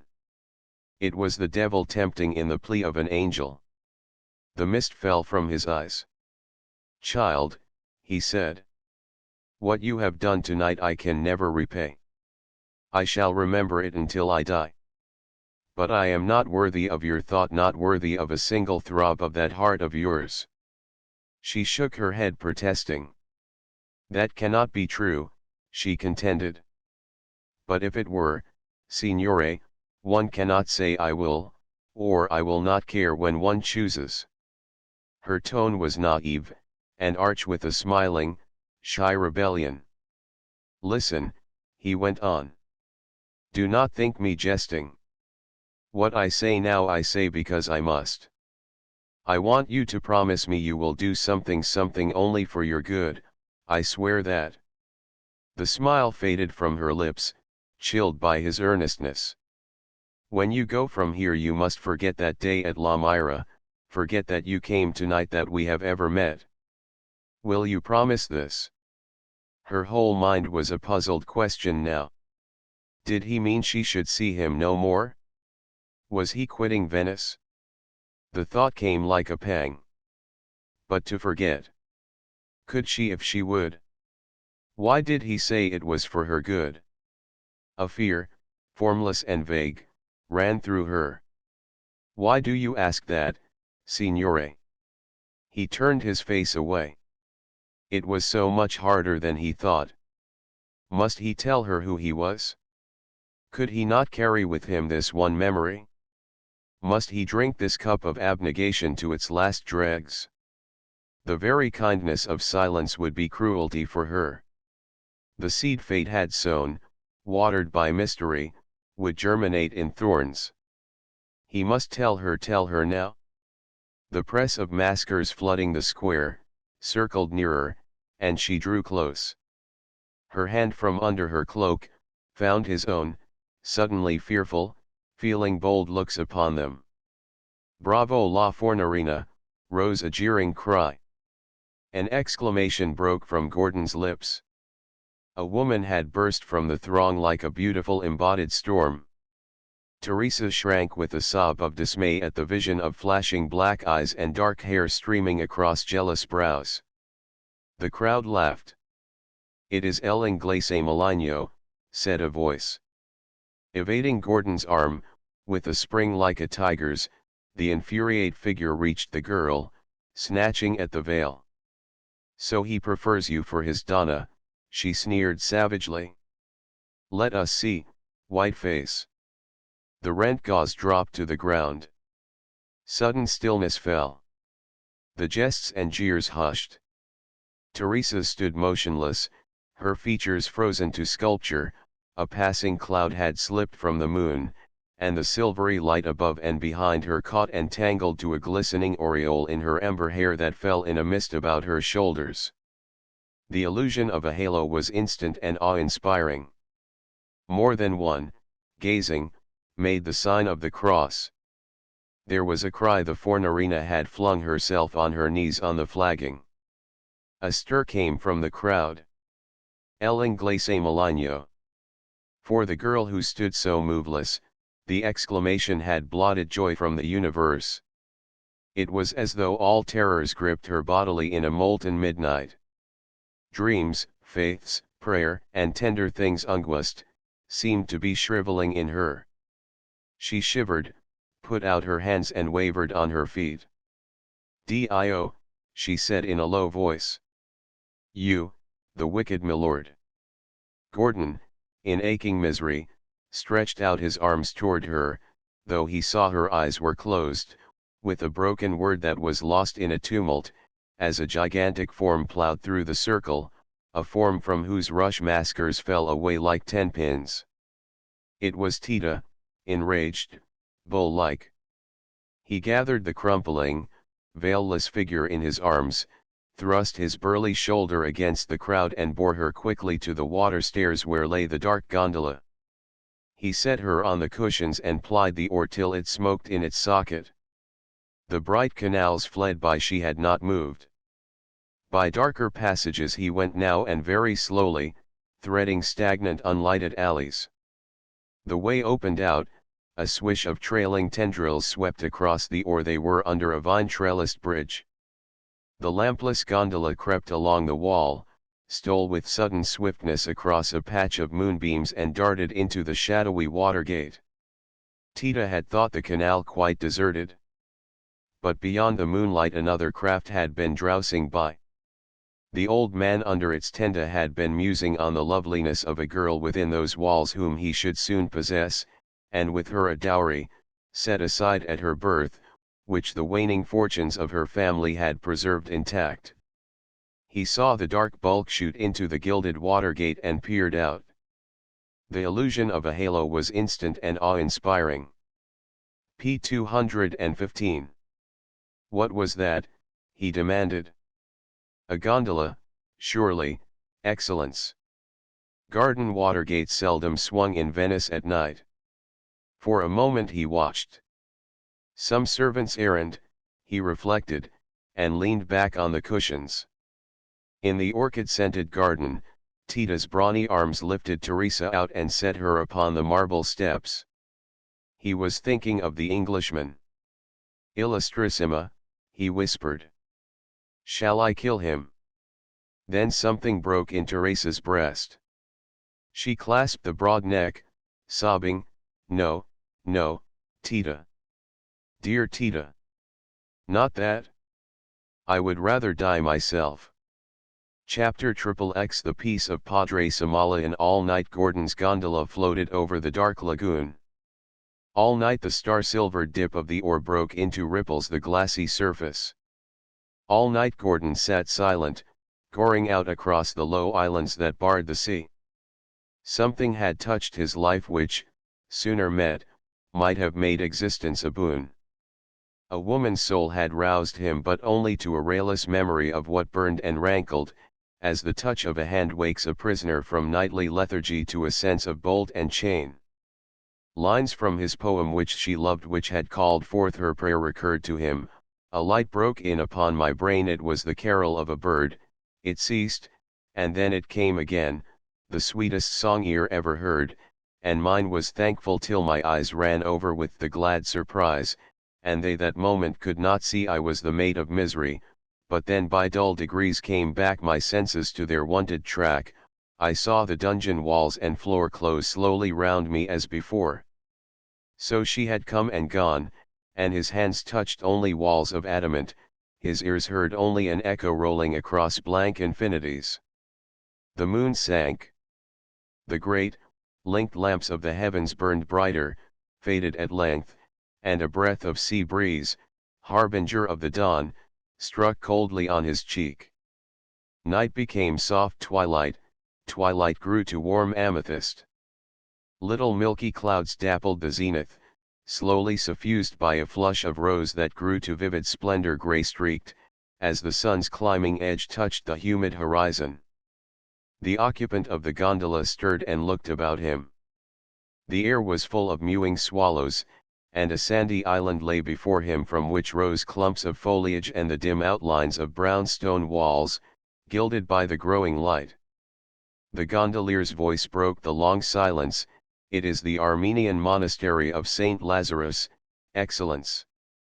The island lay lapped in quiet. Not a sound or movement entrenched upon its peace. Only the swallows circled shrilly about slim bell towers, lifting like fingers pointing silently. A narrow causeway through an encircling dike led to the wharf, and beyond, by a gate, to an orchard where gnarled fruit trees sniffed the salt air. From a chimney at one side a strand of smoke sheared slenderly. Gordon drew a long breath. "Put me ashore," he said. The gondola shot alongside the tiny wharf, and he stepped onto its stone flags. He stood silent a moment, feeling the calm upon him like a tangible hand. Far to the north, half a league's distance, glowing through the bluish winter haze, shone the towers and domes of Venice, a city of white and violet, vague and unsubstantial as a dream, a field of iris painted upon a cloud. "Go back to the city." The servant was startled. "And leave you, Excellence?" "Yes, I shall send when I need you." The boatman leaned anxiously on his oar. "When they question, Excellence, tell no one but Fletcher where I am. Say to him it is my wish that he shall not leave the palazzo." He watched the gondola glide away over the lightning waters, till it was only a spot on the dimpling lagoon. He took a black phial from his pocket and threw it far out into the water. Then he turned his gaze and walked up the wharf toward the monastery, still soundless and asleep. At the corner of the sea wall, the stone had been hollowed with the chisel into a niche, in which, its face turned seaward, stood a small leaden image of the Virgin. He noted it curiously, with the same sensation of the unartificial he had felt at sight of the wooden shrine at La Myra. And yet with all its primitive simplicity, what a chasm between such a concrete embodiment of a personal guardianship and that agnostic altar his youth had erected to the unknown God. He looked up and saw a figure near him. A man of venerable look stood there, bareheaded, with a wide grey beard which swept upon his coarse dark robe. His eyes were deep and pleasant, and his countenance spiritual, gracious, and reserved. An open gate in the wall showed the way he had come. For a moment neither spoke. The lucent gaze confronting him seemed to Gordon to possess a strange familiarity. It was the same expression of unworldly sincerity that had shone in those London days from Dallas' face. "What do you seek, my son?"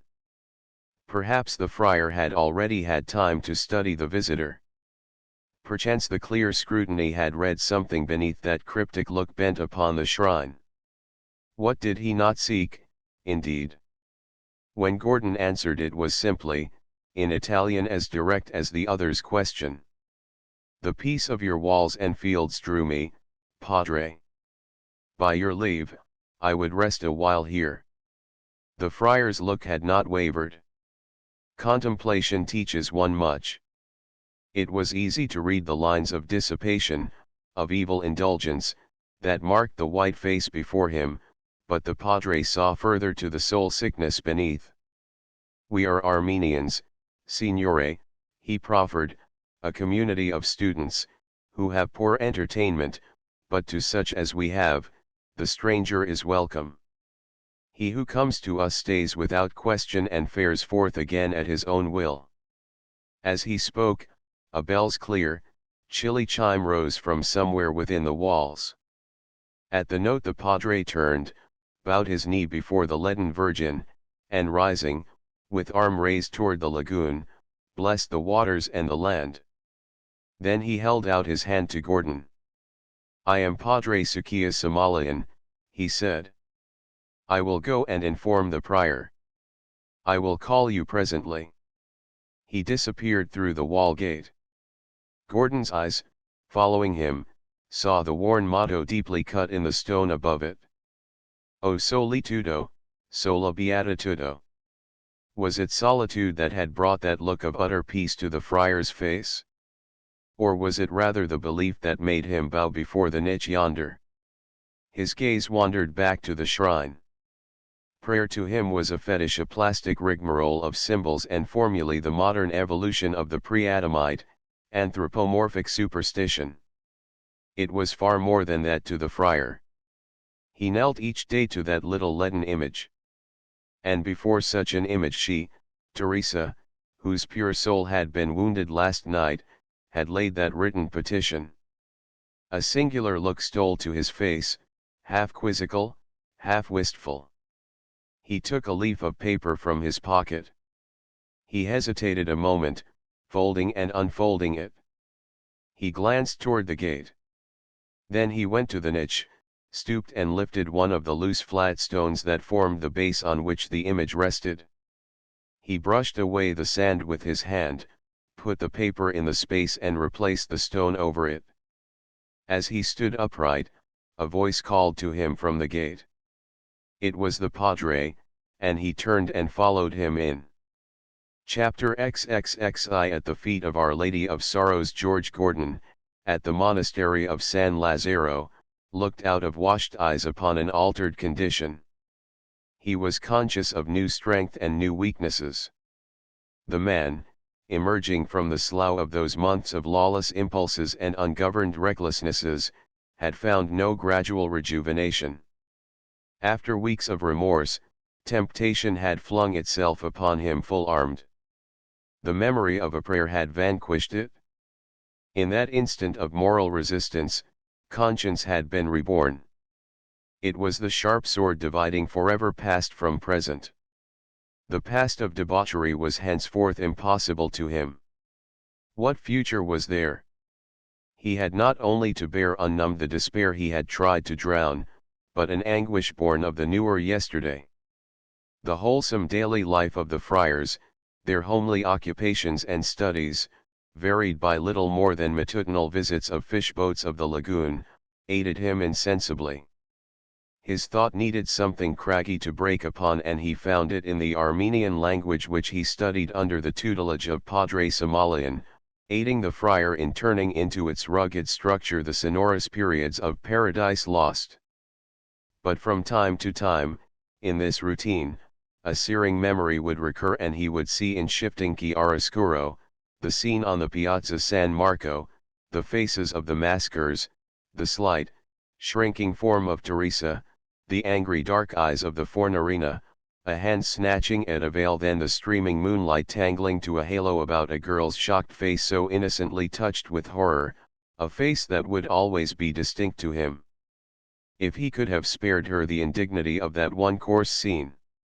If he could only have told her himself, and gently. But even that, fate had denied him the dogging nemesis that stalked him always. But for its decree, they had not met that night. He would have remained in her mind as she had seen him by the side of little Pascal, a kindly shadow, a mystery beckoning her sympathy, then haply forgot. Now she would remember him always. Not as the wretched and misunderstood being for whom she had prayed at La Myra, but with shrinking and self-reproach, as a veritable agency of evil, the true Milord Maligno, who had bought her interest with the spurious coin of hypocrisy. So his tormented thought raced out along the barren grooves of surmise. As he walked under the orchard's rosy roof, the prior called to him, "A wedding party is coming to the South Landing," he said. "Our monastery is fortunate this month. This is the third." Gordon looked. There, rounding the sea wall, was a procession of gondolas, decked superbly, the foremost draped wholly in white and trailing bright streamers in the water, like some great queen bird leading a covey of soberer plumage. By the richness of the banners and embroidered tenda, it was the cortege of some noble bridal. As he gazed, the faint music of stringed instruments drifted across the walls. Gathering closer the coarse brown monastery robe he had thrown about him, Gordon followed the padre through the garden to the further entrance, where the brethren, girdled and cowled, were drawn up, a benign row. The bride would wait among the ladies on the beach, since beyond that portal no woman's foot must go. The bridegroom would enter, to leave his gifts and to drink a glass of home-pressed violet-scented wine in the great hall. Gordon paused a little way from the water stairs and looked down over the low wall at the white gondola. One day, he mused, Teresa would marry some noble like this no doubt, for she had rank and station, one whom she would love as she might have loved him. Perhaps she would celebrate her marriage in the Venetian way, come in a gondola procession maybe to this very monastery, never guessing that he once had been within it. In what corner of the world would he be then? Under the edge of the tenda he could see the shimmering wedding gown of the bride, cloth of gold heavy with seed pearls. The gentleman had already entered the close. As he gazed, the gondola swung round and he caught a fleeting glimpse of her face. Teresa, he gasped, and his hand clutched the wall. She so soon? A sudden pain, not vague but definite, seized him. She had not cared, then. Her heart had not suffered, after all. On that night, when she had swayed forward into the gondolier's arms, it had been only horror at her discovery, not a nearer grief. What for that quivering instant he had thought he read in her exclamation had not been there. Fool! To think his face could have drawn her for an hour. Doubly fool to sorrow for her hurt. Better so. She must not see him, no reminder of shame and affront should mar this day for her. He turned, crossed the garden, opened the wall gate and came out by the niched shrine upon the shore path which semi-circled the monastery. A gust of self-raillery shook him. Inside, the friars were gravely drinking a health to the bride, in cups kept burnished for the purpose, made of pure gold. He, though only a guest, should be among them in robe and girdle to cheer these nuptials. He had drunk many a bumper in such costume in the old Newstead days, with Sheridan and Tom Moore. The bitter laugh died on his lips. Why should he remember so well? In such a gabardine he had drunk the toast Annabel had heard, the night he had asked her to marry him. And he had drunk it from a death's head. The emblem, truly enough, had typified the tragedy marriage was to be to him.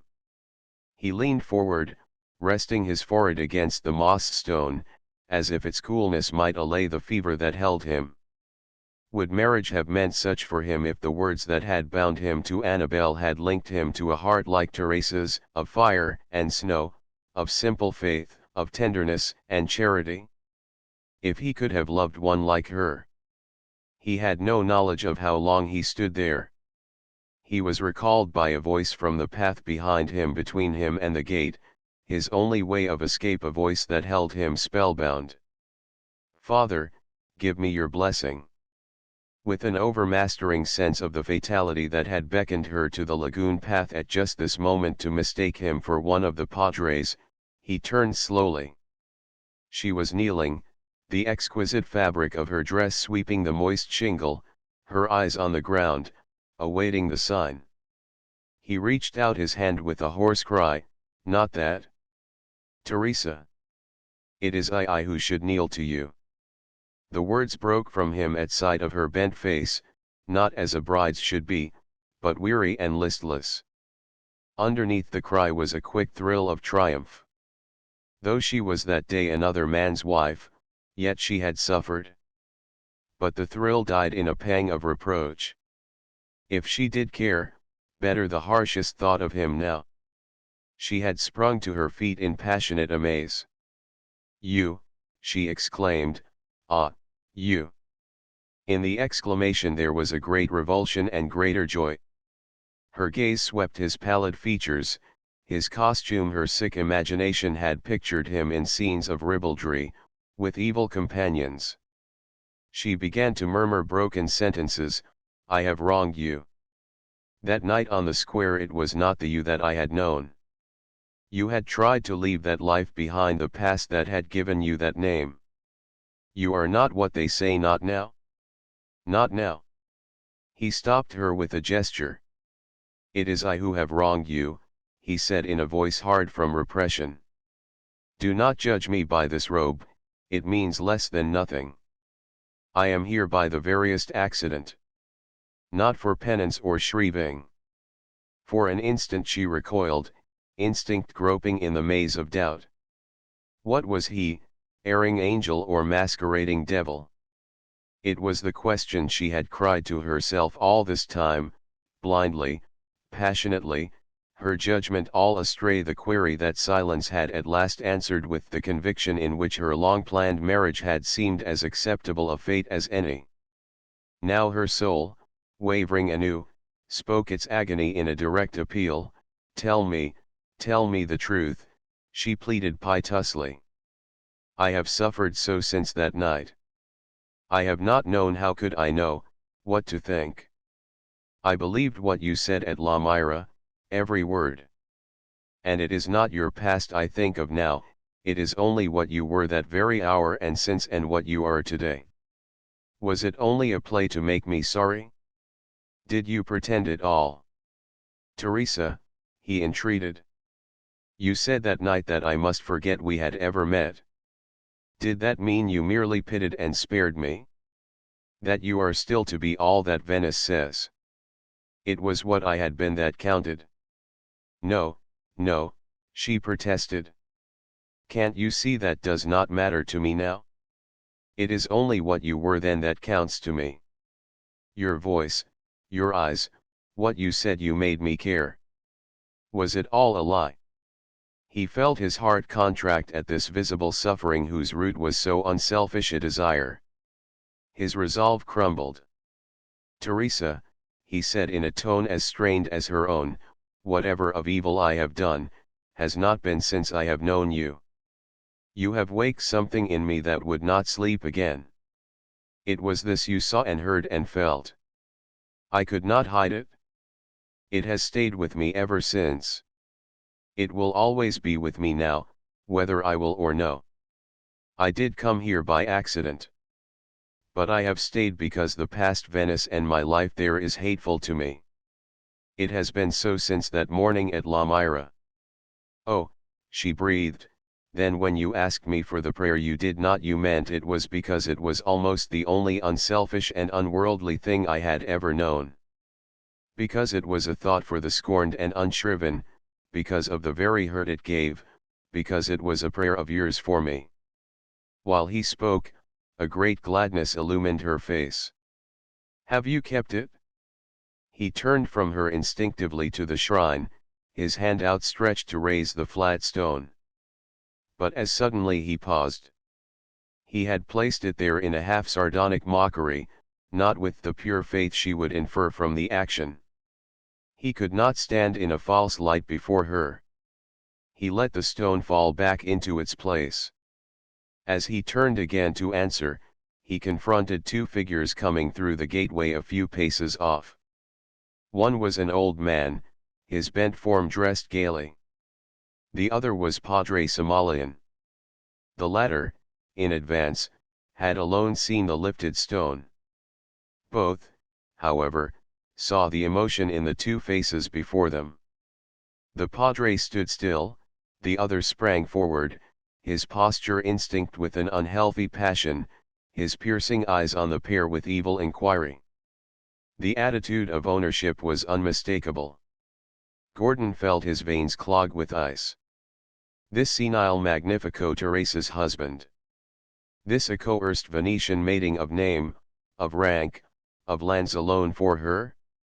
The sight smote him painfully, yet with a strange, bitter comfort. There was even more in the old noble's look than Gordon guessed, more than anger at her presence here, this young bride of his, apart from the gondolas. He had recognized the man in the monk's robe. His voice rose in a snarl, "Unbaptized son of a dog. What is he doing on holy ground?"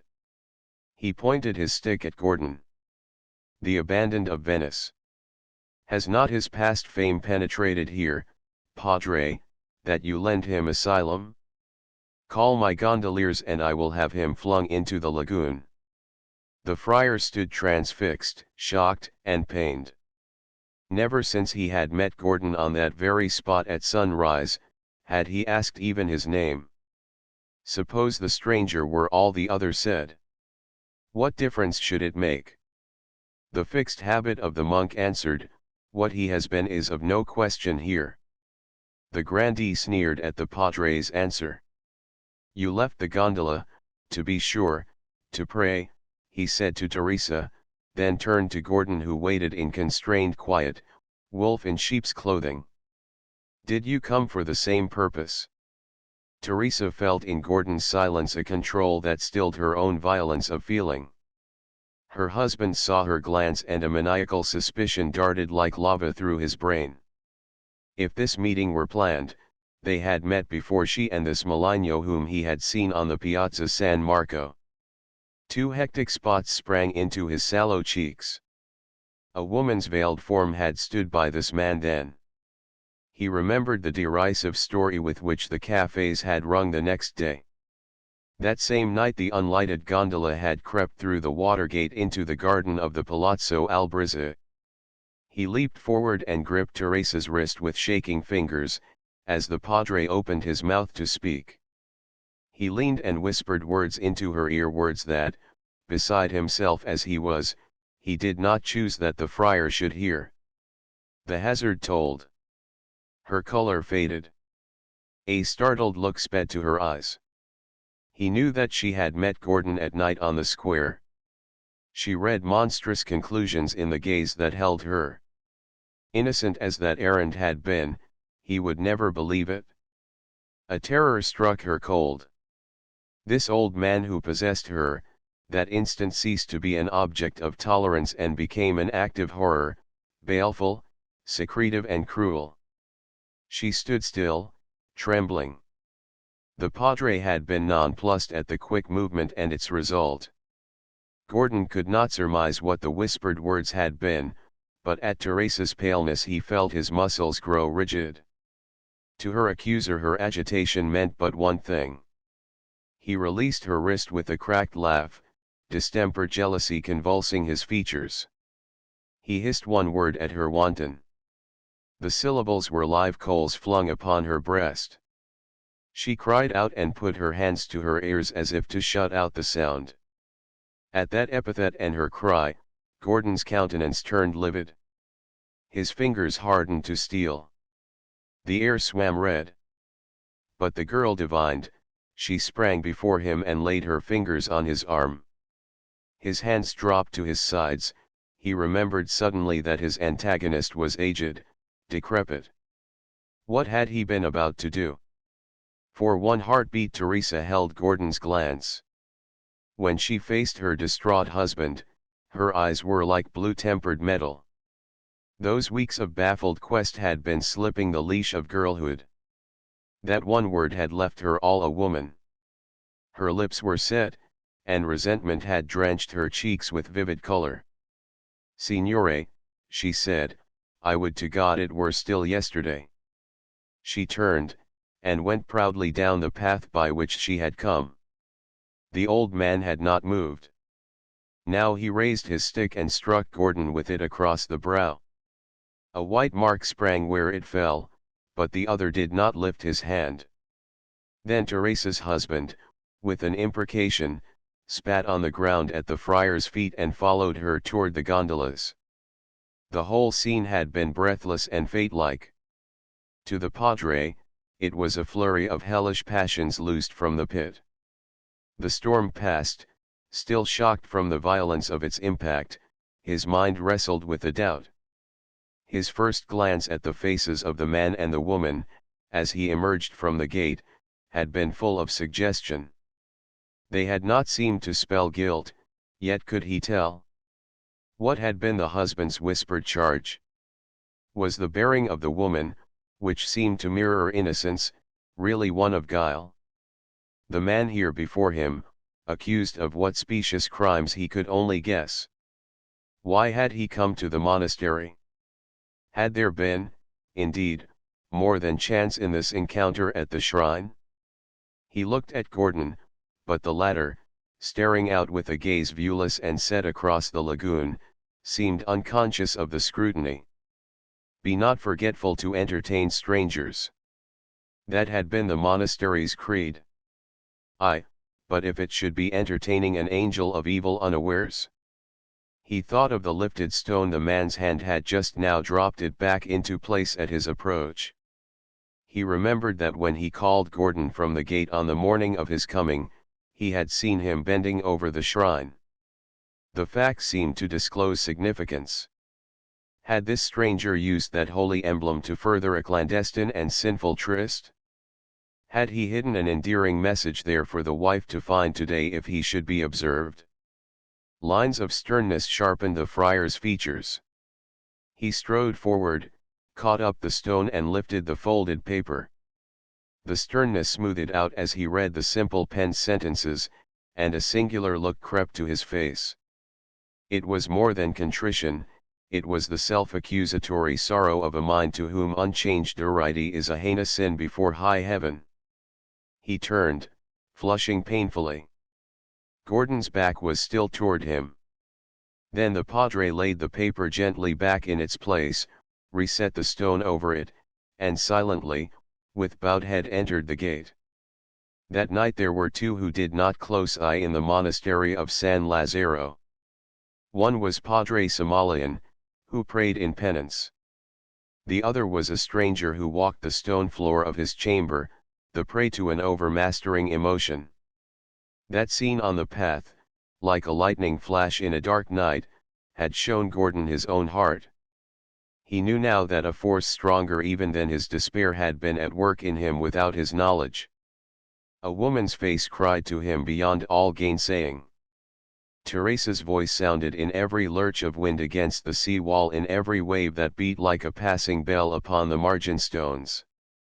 Far, far deeper than the burn of the white welt on his forehead throbbed and thrilled a bittersweet misery.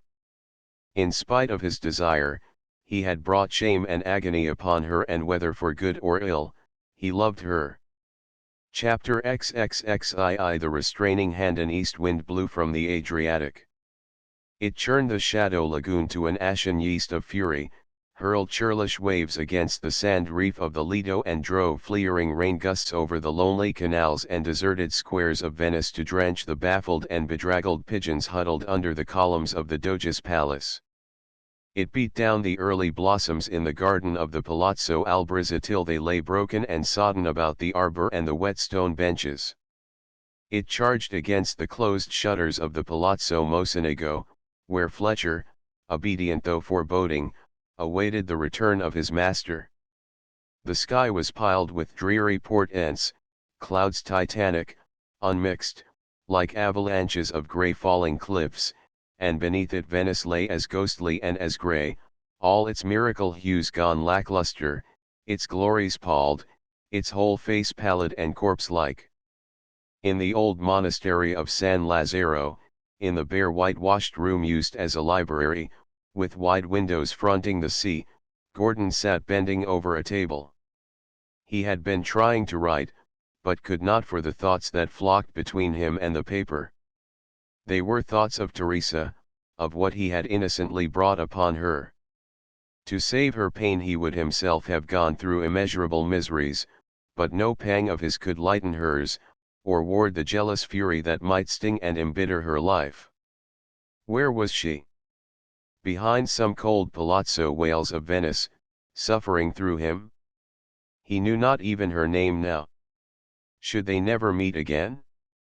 She loved him. When and how she had crossed that indistinguishable frontier mattered nothing. The fact remained.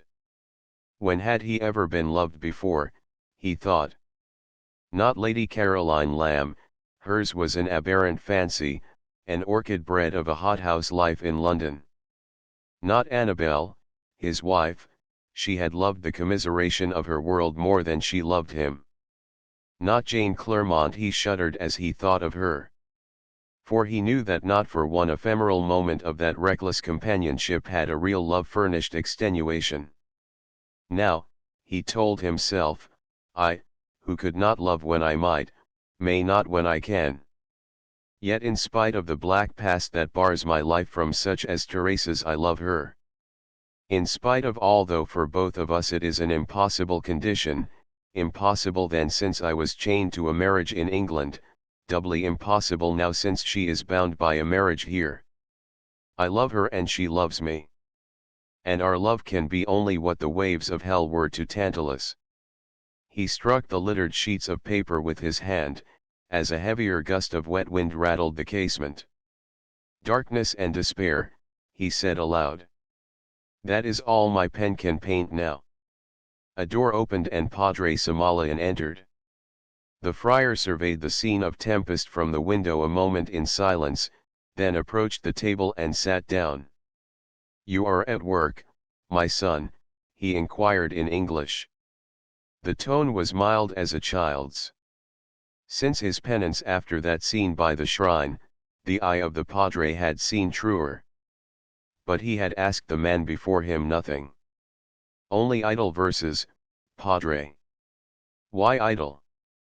Because they cannot express what I would have them. The friar pondered, his fingers laced in his beard. Today, in the dreariness of the elemental turmoil without, he longed intensely to touch some chord in this lonely man that would vibrate to confidence. What would you have them express? He asked at length. A dream of mine last night, padre. A dream. Dreams were but the reflex of the waking mind. The friar felt suddenly nearer his goal. Will you tell it to me, my son? Gordon rose, went to the window and looked out as the other had done. His face was still turned seaward as he began. It was a dream of darkness. The sun was extinguished, and moon and stars went wandering into space. It was not the darkness of storm and night, padre, for in them is movement. In my dream there was none. Without the sun, rivers and lakes lay stagnant. The waves were dead, the tides were in their graves. Ships rotted on the sea till their masts fell. The very winds were withered. Darkness was everything, it was the universe. That was my dream. There is no darkness in God's universe, said Padre Somalian, after a pause. It is only in the human heart. Men love darkness rather than light, says the book. Did men welcome it in your dream? Morning came, went on Gordon, came and went and came, but it was not day. Men forgot their hates and passions. They prayed only for light, but it did not come. They lived by watchfires, and when their fuel was gone, they put the torch to their own homes to see one another's faces. Huts and palaces and thrones blazed for beacons. Whole cities burned at once. The forests were set on fire and their crackling trunks dropped and faded hour by hour. As the ember flashes fell by fits on the men who watched them, their faces looked unearthly. Some lay down in the ashes and howled and hid their eyes. Some rested their chins on their clenched hands and smiled. Others hurried to and fro feeding the flames, looking up only to curse the sky, the pall of a past world. Wild birds fluttered on the baked ground, and brutes crawled tame and tremulous. Vipers hissed underfoot and did not sting. They were killed for food. War was everywhere, for every meal was bought with blood, and each man sat apart sullenly, and gorged himself in the darkness. One thought ruled death, quick and ignominious. Famine came. Men died and lay unburied. The starving devoured the starved. There was no human love left. There was only one unselfish, faithful thing. It was a dog, and he was faithful to a corpse. He had no food himself, but he kept beasts and famished men at bay till he too died, licking his master's dead hand. The words had fallen measuredly, deliberately, as if each aspect of the fearful picture, on the background of the tempest that gloomed out of doors, stood distinct. There was a moment's silence. Then the friar asked, "Was that the dream's end?" Gordon had turned from the window and picked up one of the written fragments. He read the last few lines aloud. The crowd was famished by degrees, but two of an enormous city did survive, and they were enemies. They met beside the dying embers of an altar place where had been heaped a mass of holy things for an unholy usage. They raked up, and shivering, scraped with their cold skeleton hands the feeble ashes, and their feeble breath blew for a little life, and made a flame which was a mockery. Then they lifted up their eyes as it grew lighter, and beheld each other's aspects, saw, and shrieked, and died even of their mutual hideousness. They died, unknowing who he was upon whose brow despair had written fiend. There was no sound for a while when he finished. The padre sat motionless, his head bent. To him the picture drawn in these terse lines expressed a black inferno of human hopelessness into which he had never looked, the very apotheosis of the damned. He rose, came to where Gordon stood, and laid a hand on his shoulder. "My son," he said gently, "there was one darkest hour for the world. But it was in that hour that light and hope for men were born. Every man bears a cross of despair to his Calvary. But he who bore the heaviest saw beyond. What did he say? Not my will, but thine." Gordon seemed to hear Annabel's voice repeating an old question. "What do you believe in that is good, I should like to know?" The friar had not asked questions, he had spoken as if voicing a faith common to them both and to all men. Padre Somalian said no more. He left the room slowly. The man standing by the window had made no reply. In the old days he would have smiled. Now his brow frowned haggardly. The age-old answer of the churchman. To what multitudinous human miseries it had proffered comfort. The sinless suffering and its promise. What an unostentatiously beautiful belief if it were only true. If it were only true. What an advantage, he thought, its possession gives the padre here. If it is true, he will have his reward hereafter. If there is no hereafter, he at the worst can be but with the infidel in his eternal sleep, having had the assistance of an exalted hope through life without subsequent disappointment. I have no horror of the awakening. In the midst of myriads of living and dead creations, why should I be anxious about an atom?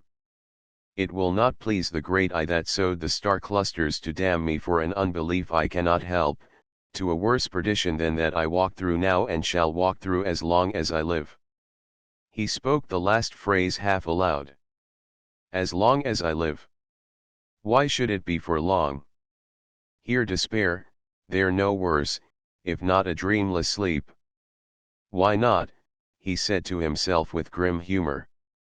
I should many a good day have blown my brains out but for the recollection that it would pleasure Lady Noel, and even then, if I could have been certain to haunt her. He turned and threw the window open, and a scurry of rainy wind whirled the sheets of paper about the floor. He looked out and down. On that side of the island the beach had been only a narrow weedy ribbon soaked by every storm. Now the wind that had driven the sea into the pent lagoon, had piled it deep in the turbid shallows, and the wall fell sheer into the grey-green heave. Of what use is my life to any one in the world, he argued calmly.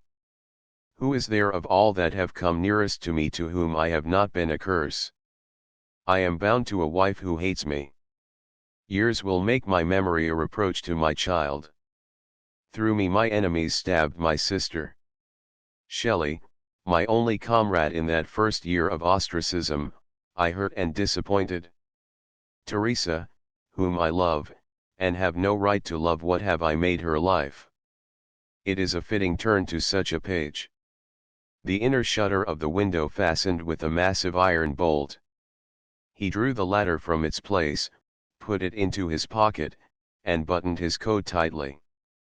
A sentence oddly recurred to him at the moment, a verse from a quaint old epistle of St. Paul to the Corinthians, unknown to the Vulgate, which, written in Armenian, he had found in the monastery library and translated to torture his mind to attention. Henceforth, no one can trouble me further, for I bear on my body this fetter.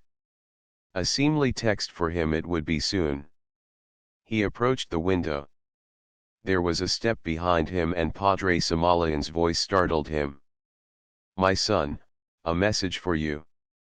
Gordon turned heavily, the chill of that intercepted purpose cold upon him. He took the slender roll of parchment the friar handed him and opened it. It was officially ruled and engrossed a baptismal certificate, at St. Giles in the Fields, London. Christian name. Parents' Christian names. Surname. Father's residence. Father's rank. By whom? Allegra. RT Honorable George Gordon, reputed, by Jane Claremont. Traveling on the continent. Peer. Percy Bysshe Shelley. The man who read snatched at the top of the paper. The date was March 9, 1818. He felt a mist before his eyes. Almost 2 years ago, and he had not known. For 2 years he had had a daughter from whom he was not necessarily debarred, whom hatred in England could not touch.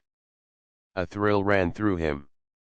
He felt a recrudescence of all those tender impulses that had stirred in him when Ada was born. The mother's dislike or indifference had doubtless concealed the fact from him. And indeed, when in that time had he deserved otherwise? Why was he told now? Who had brought this record? The padre, watching him curiously, saw the pang that shot across his face, the pang of the new remorseful conscience.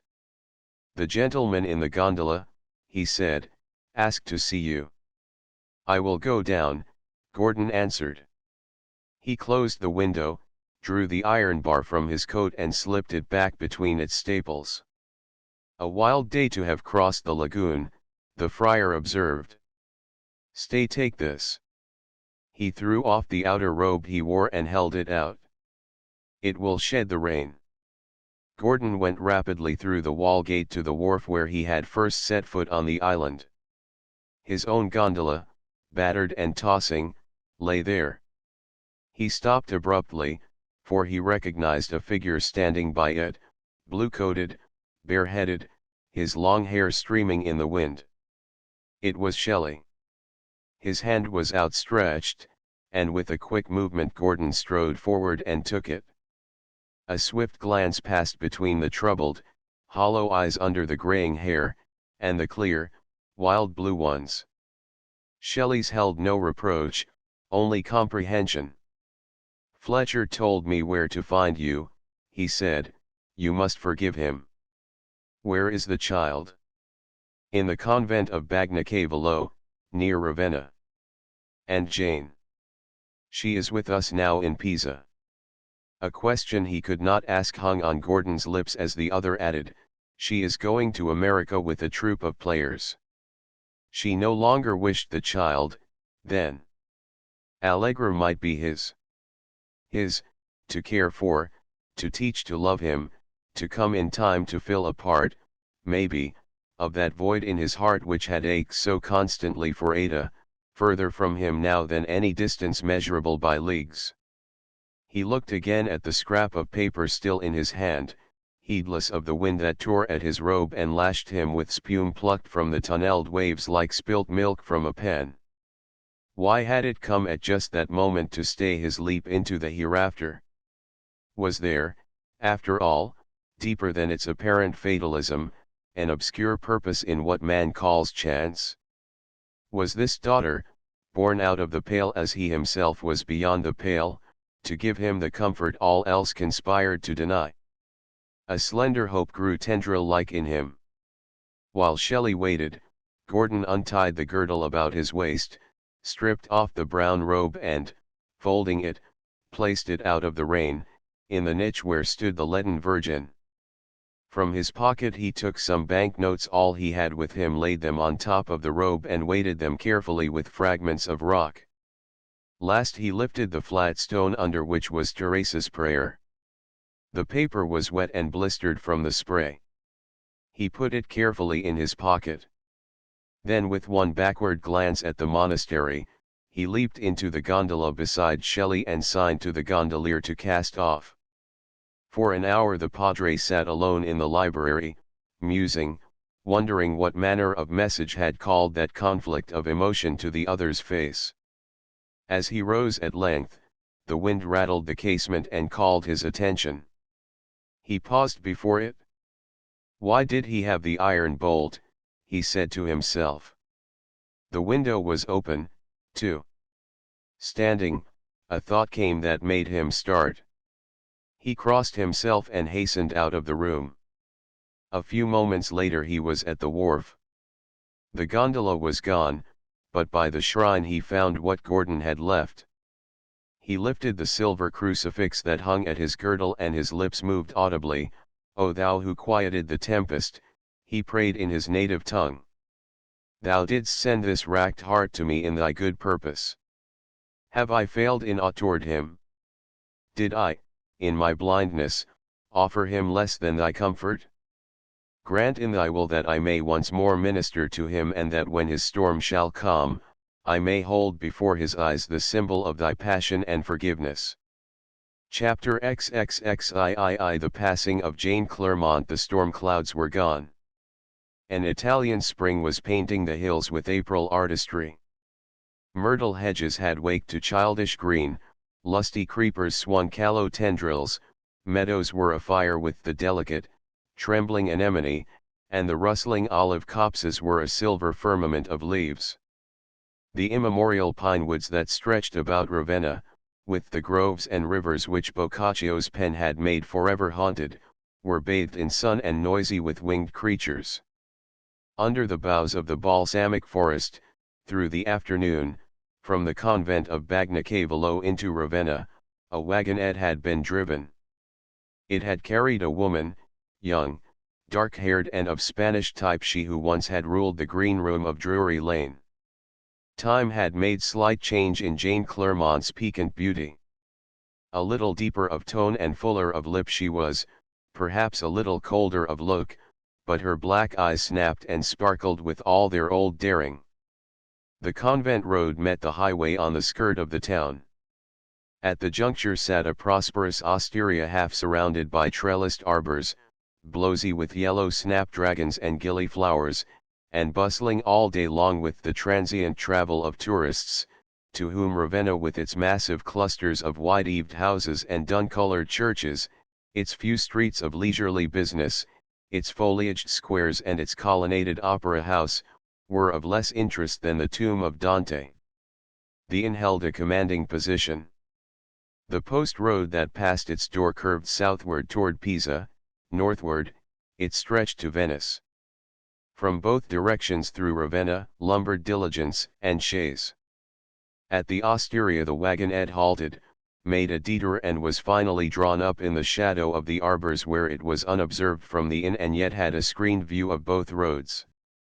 For hours the vehicle sat there while the driver dozed, the occupant nesting her chin in her gloved hand and from time to time restlessly shifting her position. Her patience was at last rewarded.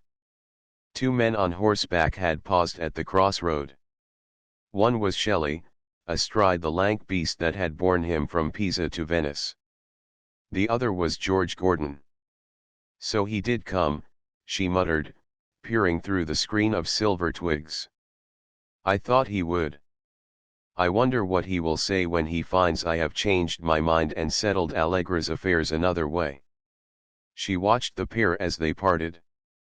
The dropping sun danced in tiny flashes from the brass buttons on Shelley's blue coat. Poor philosopher, she soliloquized with pitying tolerance.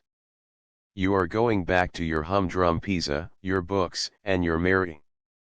The world attracts you no more now with your money than it did when we found you in the debtor's prison. Well, every one to his taste. I wonder why you always troubled yourself about George Gordon.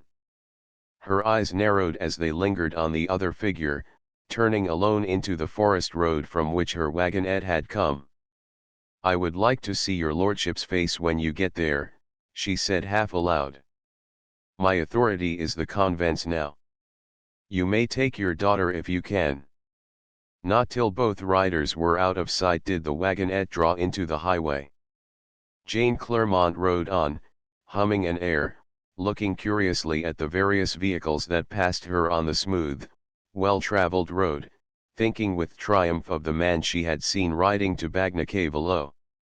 She had guessed the object of Shelley's trip to Venice, but the knowledge had not at first stirred her natural and self-absorbed indifference.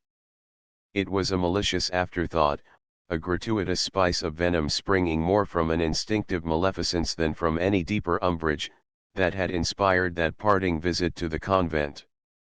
The impulse that had led her to assure herself of Gordon's fruitless journey was distinctly feline. A mile from the town her reflections were abruptly broken. She spoke to the driver and he stopped. A sweating horse was approaching. Its trappings were of an ostentatious gaudiness. The face of the man it carried was swarthy and mustachioed, and his bearing had the effect of flamboyant and disordered braggadocio. "Trevanion," she exclaimed, with an accent of surprise. She had not seen him for 2 years. As she watched, her face showed a certain amusement.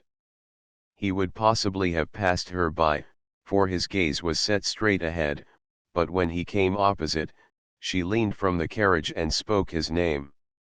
His horse halted instantly, a hot red leaped into his oriental cheeks, a look fierce and painful into his eyes.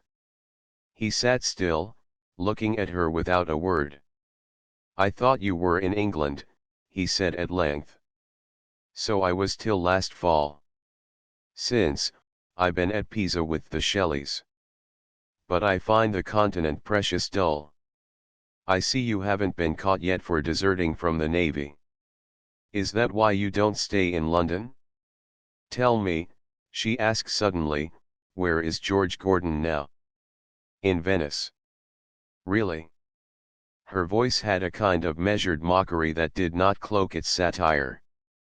"And yet I hear of his doings in many other places, Lucca, Bologna, all the post towns. From the descriptions, I judge he has changed, not only in looks but in habits." He winced and made no reply. "Pshaw," she said, scorn suddenly showing. "Don't you think I guessed? Gulling a few travelers in the post houses with a brawling impersonation. Suppose a million should think George Gordon the tasteless roustabout ruffian you make him out? What do you gain? One of these days, some tourist friend of his, Mr. Hobhouse, for instance, he used to be a great traveler, will put a sharp end to your play. I'll risk that," he threw her. "And I'd risk more. How you hate him!"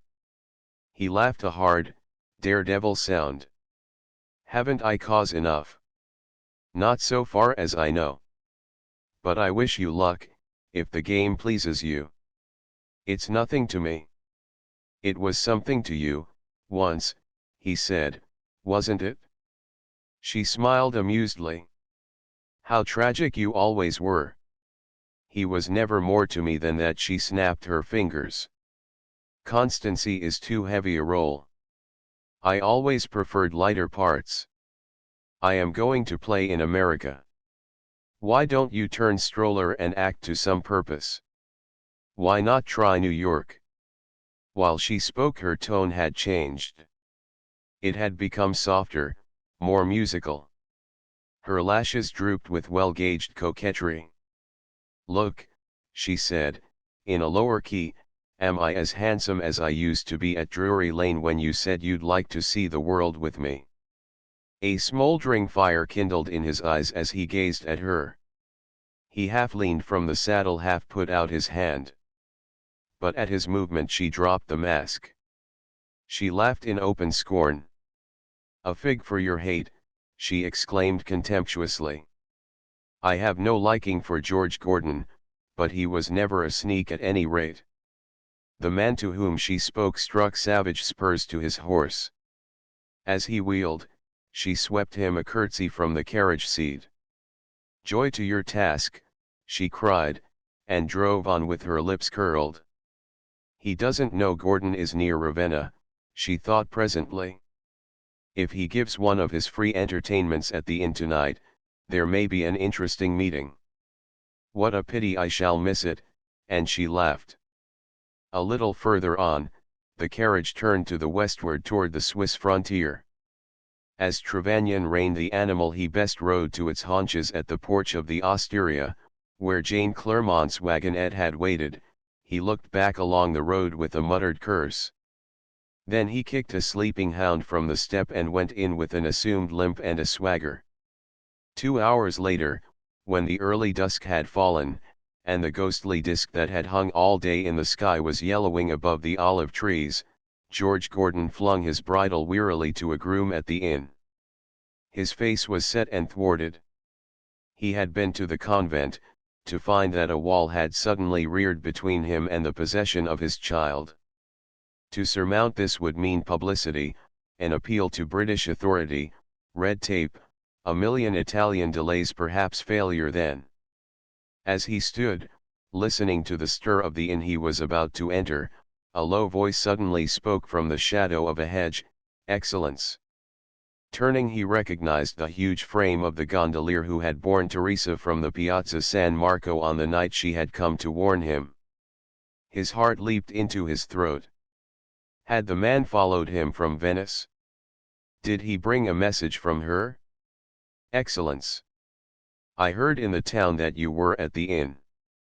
I would like speech with you, but I must not be seen. Will you follow me?" Even in his surprise, Gordon felt an instant's wonder. He himself had not yet entered the osteria. How had the other heard of his presence? The wonder, however, was lost in the thought of Teresa. He turned from the inn and followed the figure silently through the falling shadows. Chapter 30. Tita intervenes under the trees. As Gordon listened to the gondolier, the night grew deeper. The moonlight that mellowed over the pine forests spectrally outspread, the burnished river and the town before them, misted each hedge and tree with silver. A troubadour nightingale bubbled in the middle distance from some palazzo garden, and from the nearer osteria came sounds of bustle. Through all breathed the intimate soft wind of the south, bearing the smell of lime blossoms and of sleeping bean fields. Wonder at Tita's appearance had melted into a great wave of gladness that swept him at the sudden knowledge that she, Teresa, was there in Ravenna near him, mistress of Casa Guiccioli, whose very portal he had passed that afternoon. But the joy had died speedily. Thereafter every word had seemed to burn itself into his heart. If he hated her, why did he wish to make her his Contessa? "Tell me that, Excellence. It has been so all these weeks, ever since her wedding. Sometimes I have heard him sneer at her, always about you, Excellence. How he knew she ever saw you I cannot tell. His servants go spying, always when she is out of the casa." The man who listened turned his head with a movement of physical pain, as Tita went on, resentfully, "And she is a gamba, born to be a great lady. If she left him, he would bring her back, unless she went from Italy. And who is to help her do that? Her brother is in another land. Her father is sick and she will not tell him anything. There is none but me in Casa Guiccioli who does not serve the signore too well. I thought," he finished, twisting his red cap in his great fingers, "I thought if I told you you would take her away from him, to your own country, maybe." Gordon almost smiled in his anguish. To the simple soul of this loyal servant, on whom conventional morals sat with Italian lightness, here was an uncomplex solution. Turn household highwayman and fly from the states of the church to enjoy the plunder. And of all places to England. Open a new domestic chapter in some provincial British countryside as Mr. Smith, perhaps, a worthy retired merchant of Lima. The bitter humor couched in the fancy made sharper his pang of utter impotence. Italy was not England, he thought grimly. In that very difference had lain shipwreck for them both. Teresa could not leave her husband openly, as Annabel had left him. The Church of Rome knew no divorce, and inside its bond only a papal decree could give her the right to live apart from her husband under her own father's roof. Tita's voice spoke again, eagerly, "You will come, Excellence. The Signore is from Ravenna now, at one of his estates in Romagna you can see her. None shall know, if you come with me. You will, Excellence. To see her again." Gordon had not realized how much it meant till tonight, when the possibility found him quivering from his disappointment at the convent. A stolen hour with her. Why not? Yet discovery. Her husband's servants, spies upon her every moment. To steal secretly to her thus unbidden and perhaps crowd upon her a worse catastrophe than that at San Lazzaro. He shook his head. No. Not unless she knows I am here and bids me come. I will go and tell her, Excellence. Tell her I did not know she was in Ravenna, but that I would die to serve her. Say that. You will wait here, Excellence. Yes. Tita swung round and disappeared. It seemed an immeasurable time that Gordon waited, striding fiercely up and down, listening to every sound. At the inn a late diligence had unloaded its contingent of chattering tourists for the night. He could hear phrases spoken in English. The words bore a myriad voiced suggestion, yet how little their appeal meant to him at that moment. All England, save for Ada, was less to him than a single house there in Ravenna and a convent buried in the forest under that moon. On such another perfect day and amber night, he thought, he had found Teresa's miniature and had fled with Jane Clairmont. Now substance and shadow had replaced one another. Today Jane had touched his life vaguely and painfully in passing from it. Teresa was the sole reality. What would she say? What word would Tita bring? Long as it seemed, it was in fact less than an hour before the gondolier stood again before him. 10 minutes later they were in the streets of the town, avoiding its lighted thoroughfares, walking swiftly, Tita in the lead. At length, threading a lane between walled gardens flanking great houses whose fronts frowned on wider avenues, they stood before a columned gate. This Gordon's guide unlocked. "I will watch here," he said. "You will not tell her I came to you first of my own thought, Excellence," he added anxiously. "I will not tell her," answered Gordon. He entered with a loudly beating heart. Chapter XXXV. In the Casa garden the close was still only the flutter of moths and the plash of a fountain tinkling wetly. Here and there in the deeper shade of cloistral walks, the moonlight, falling through patches of young leaves, flecked bloodless bacchantes and bronze tritons nestling palely in shrub tangles of mimosa. This was all Gordon distinguished at first as he moved, his hands before him, his feet feeling their way on the cool sward. Suddenly a low breath seemed to pierce the stillness. A sense of nearness rushed upon him. His arm, outstretched, touched something yielding. "Teresa," he cried, and his hands found hers and drew her close to him. In that first moment of silence he was keenly conscious of her breath against his cheek, hurried and warm. I know," he said in a choked voice. "Tita told me all. I would give my body inch by inch, my blood drop by drop to give back to your life what I have taken from it." She shook her head. "You have taken nothing from it. Before that night on the square it held nothing. I have learned that since." She was feeling a sense of exaltation. Since the day at San Lazzaro she had never expected to see him again. To her he had been a glorious spirit, struggling for lost foothold on the causeways of redemption. In her mental picture he had stood always as she had seen him on the monastery path, pale, clad in a monk's coarse robe, the vesture of earthly penance. This picture had blotted out his past, whatever it had been, whatever of rumor was true or false, whatever she may for a time have believed. Every word he had spoken remained a living iterate memory. And the thought that her hand had drawn him to his better self had filled her with a painful ecstasy. "Teresa," he said unsteadily, "I long ago forfeited every right to hope and happiness.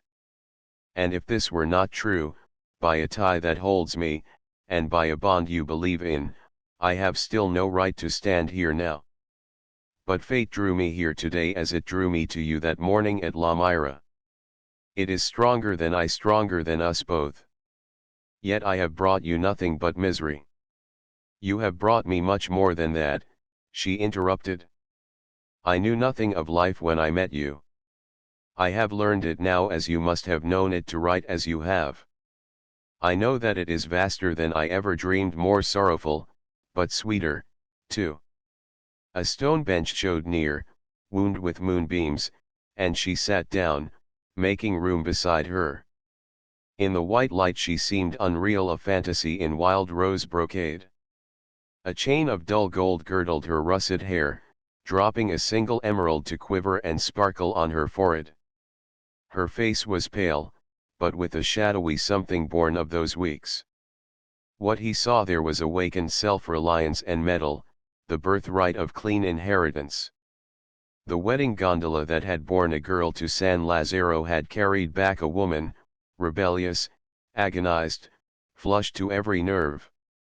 She had opposed a woman's pride to the hatred that otherwise would have made the ensuing time a slow unrolling nightmare, had taken her place passively as mistress of the gloomy casa with its atmosphere of cold grandeur and miserliness, thankful that its host was niggardly of entertainment, enduring as best she might the petty persecution with which the old count surrounded her.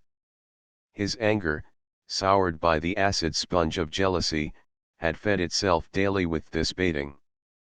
He believed she had come smirched from the very altar to his name and place. Yet he had no proof, and to make the scandal public to put her away would have seared his pride, laid him open to the wrath of her kin, brought her brother back to Italy to avenge the slight upon their house, and most of all to be dreaded, would have necessitated the repayment of her dowry. A slow and secret satisfaction was all he had, and under it her spirit had galled and chafed him. In this strait she had had no confidant, for her father, aging rapidly and failing, she would not sadden, and whenever he drove to Casa Guiccioli from his villa, some miles from the town, sole relic of his wasted properties, had striven to conceal all evidence of unhappiness. Even when she had determined on a momentous step, a secret appeal to the papal court for such a measure of freedom as was possible, she had determined not to tell him yet. Grief and repression had called to the surface the latent capabilities which in the girl had been but promises, and these spoke now to Gordon in a beauty strong, eager and far divining. "Countess Teresa, what I have known of life is not its sweets," he answered in bitterness. "I have gathered its poison flowers, and their perfume clings to the life I live now." "But it will not be so," she said earnestly. "I believe more than you told me at La Myra when you said it had been one of your faults that you had never justified yourself. You were never all they said. Something tells me that if you did evil, it was not because you chose it or took pleasure in it. For a while I doubted everything, but that day at San Lazzaro, when I saw you the moment you spoke, it came back to me. No matter what I might think or hear again, in my heart I should always believe that now." He put out his hand, a gesture of hopelessness and protest. His mind was crying out against the twin implacables, time and space. If man could but push back the now to then, inweave the there and here. If in such a reformed universe, he and she might this hour be standing no irrevocable past, only the new now. What might not life yield up for him, of its burgeoning, not of its corruption, its hope, not of its despair. That day, he repeated. I saw you in the gondola. I would have spared you that meeting. Yet that was what told me. If I had not seen you there, she paused. The chains of his repression clung about him like the load of broken wings. The knowledge that had come as he walked the floor of his monastery room with the burn of a blow on his forehead, had spelled abnegation.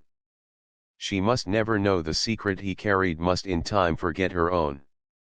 Once out, he could never shackle it again. He completed her sentence, you would have forgotten the sooner. I should never have forgotten, she said softly. He was silent. He dared not look at her face, but he saw her hands, outstretched, clasping her knee. Presently he could not guess the dear longing for denial that made her tone shake now. She said, Tita told me that when you came to Ravenna you had not known. He rose to his feet, feeling the chains weakening, the barriers of all that had lain unspoken, yet not unfelt, burning away. It was true, he answered, confronting her. I did not know it. But if I had known all I know tonight, I would have crossed seas and mountains to come to you. Now that I have seen you, what can I do? Teresa. Teresa. The exclamation held trenchant pain, something else, too, that for the life of him he could not repress. It pierced her with a darting rapture.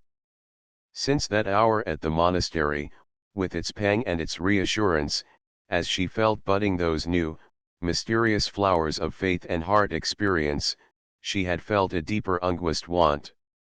Over and over she had repeated to herself the last words he had said before that painful interruption, because it was a prayer of yours for me. Her soul had been full of a vague, unfirst yearning for all the meanings that might lie unexpressed in the coupling of those two words. So now, as she heard him speak her name in that shaken accent, her heart thrilled. Ah, she breathed, then you care so much. His fingers clenched. He was torn with two emotions, self-abasement, and a hungry desire, lashed by propinquity, to take her in his arms, to defy thou and present, be the consequence what it might. There came upon him again the feeling that had gripped him when she stood with him among the circling maskers, violet-eyed, lilac-veined, bright with new impulses, passionate and lovely. He leaned toward her. If she but knew how he cared. A sound startled them both. Her hand grasped his with apprehensive fingers as she listened. Look! There beyond the hedge. A shadow moved. He looked. Only an acacia stirred in the light air. It is nothing, he reassured her. Tita is at the gate. Oh, she said fearfully, I should not have said come. There is risk for you here. What would I not have risked? Listen. Another sound came to both now, the pounding of horses' hoofs, borne over the roof from the street, the rumble of heavy coach wheels. It ceased all at once, and lights sprang into windows across the shrubbery. She came to her feet as Tita hurried toward them. It is the Signore, warned the gondolier. Dio mio, she whispered. Go quickly. He caught her hands. If only I could help you, serve you. You can, she said hurriedly. I have a letter on which much depends for the Contessa Albrizzi at Venice. I cannot trust a messenger. It shall start tonight. It is in my room. I will send it after you by Tita. Hasten. He bent and touched his lips to a curl that had blown like litten gold against her shoulder. Her eyes met his an instant in fluttering, happy confusion. Then, as he followed Tita quickly to the gate, she turned and ran toward the house. She had not seen a man, crouched in the shadow of a hedge, who had hurried within doors to greet the master of the casas so unexpectedly returned. She did not see the rage that colored her husband's shrunken cheeks in his chamber as Paolo, his Corsican secretary, imparted to him two pieces of information: the presence of the stranger in the garden and the arrival that afternoon at the osteria of him Venice called the wicked milord. The old count pondered, with shaking fingers. He hated the Englishman of Venice, hated him for robbing him of the youth and beauty he had gloated over, for the arrow to his pride, with a hatred that had settled deeper each day, fanatical and demented. The story of the garden trespasser inspired now an unholy craving for reprisal, unformed and but half conceived. He summoned his secretary. In a few moments more, a half hour after Teresa's letter had started on its way to the inn, his coach, with its 6 white horses, bearing Paolo and followed by 4 of the Casa's servants afoot, was being driven thither by a roundabout course. Chapter 30. The face at the window. The osteria, as Gordon approached, seemed gurgling with hilarity. At its side the huge unhitched diligence yawned, a dark hulk waiting for the morrow's journey. Some of the passengers it had carried were gathered on the porch before the open windows, listening, with postures that indicated a more than ordinary curiosity and interest, to sounds from the tap room. There were women's forms among them. Tourists were little to Gordon's liking. They had bombarded his balcony at Diodati with spyglasses, had ambushed him at Venice when he went to opera or ridotto. To him they stood for the insatiable taboo of public disesteem, the chuckling fetishism that mocked him still from beyond blue water.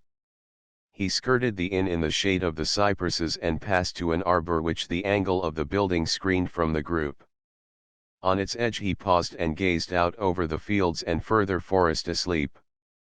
With what bitterness he had ridden scarce 3 hours before from those woods. Now it was shot through with an arrow of cardinal joy whose very rankle was a painful delight. In the jar of conflicting sensations he had not reasoned or presaged, he could only feel. What was the import of Teresa's letter, he wondered.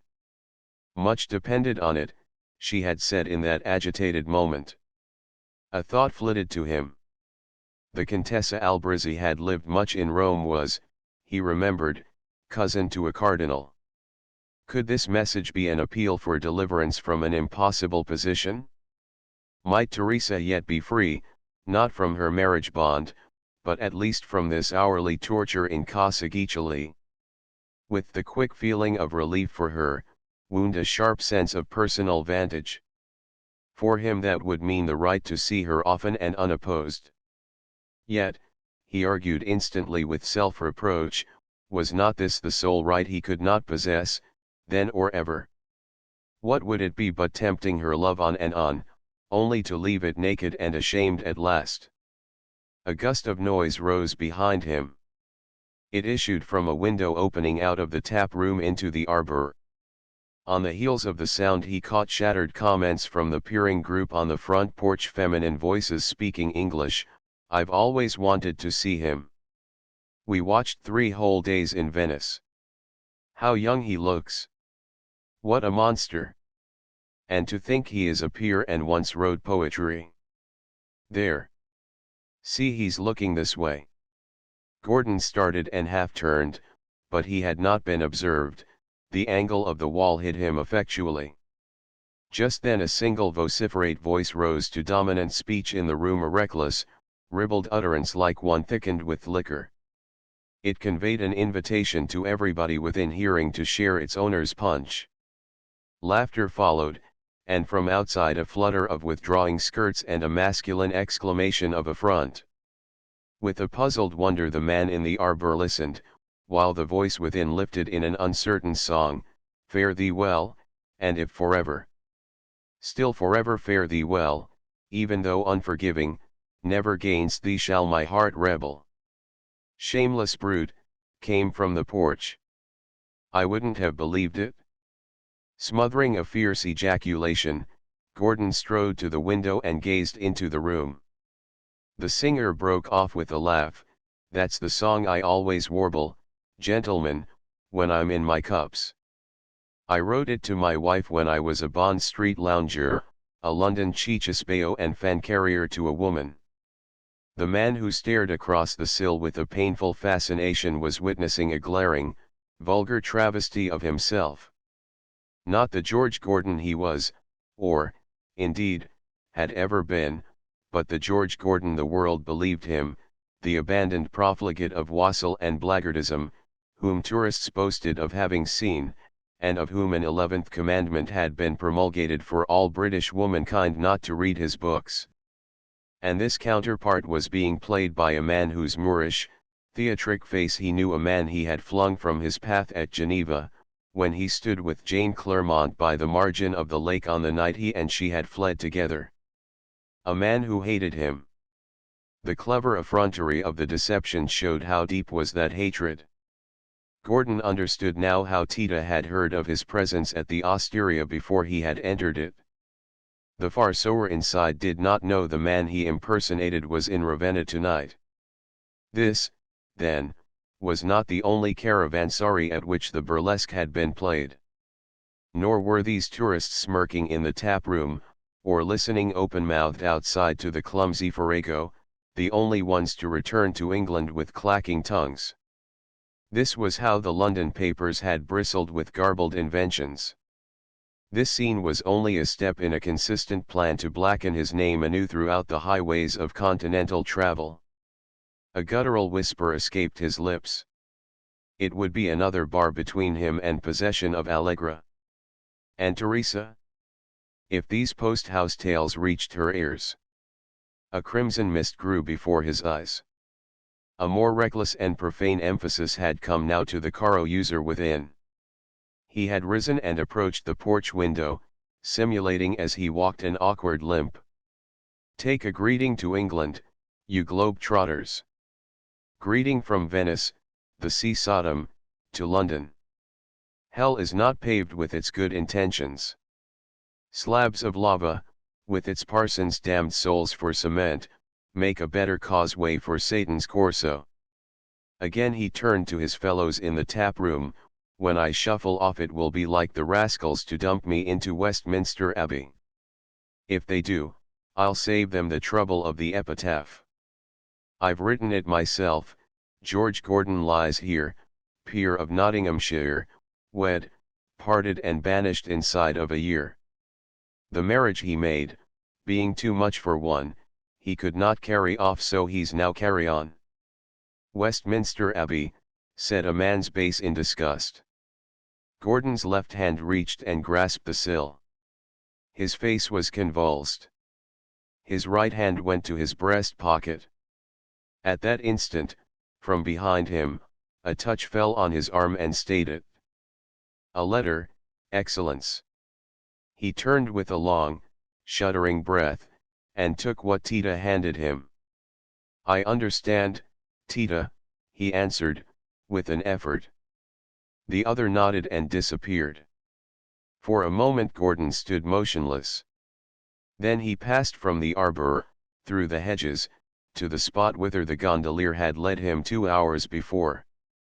He sat down on the turf and buried his face in his hands. He had scarcely known what shapeless lurid thing had leaped up in his soul as he gazed through the window, but the touch on his arm had told him. For the moment the pressure had seemed Teresa's hand, as he had felt it on the path at San Lazzaro, when the same red mist had swum before his eyes. Then it had roused a swift sense of shame. Now the memory did more. The man yonder he had injured. There had been a deed of shame and dastard cowardice years before in Greece, yet what had he to do with the boy's act? By what right had he, that night in Geneva, judged the other's motive toward Jane Clairmont? Had his own been so pure a one then? Because of a fancied wrong, Trevanion had dogged him to Switzerland. Because of a real one he dogged him now. After a time Gordon raised his head and stared out into the moonlight. It is past, he said aloud and with composure. It shall never tempt me again.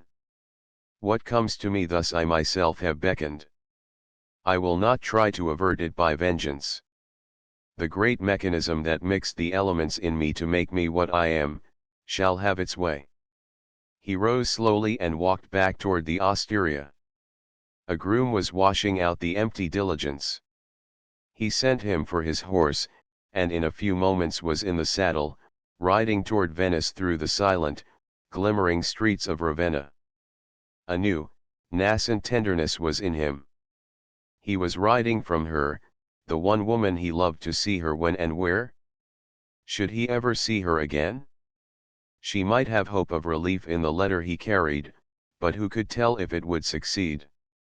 And in the meantime she was alone, as she had been alone before. He rode on, his chin sunk on his breast, scarcely observing a coach with 6 white horses, that passed him, driven in the opposite direction. Chapter XXXVII. Trevanion finds an ally. Trevanion, the drunkenness slipped from his face and the irksome limp discarded, came from the osteria door. His audience dwindled, he was minded for fresh air and a stroll. Behind the red glow of his cigar his dark face wore a smile. Just at the fringe of the foliage 2 stolid figures in servants' livery stepped before him. Startled, he drew back. 2 others stood behind him. He looked from side to side, pale with sudden anticipation, his lips drawn back like a lynx at bay. He was weaponless. A 5th figure joined the circle that hemmed him. Paolo, suave, smiling, Corsican.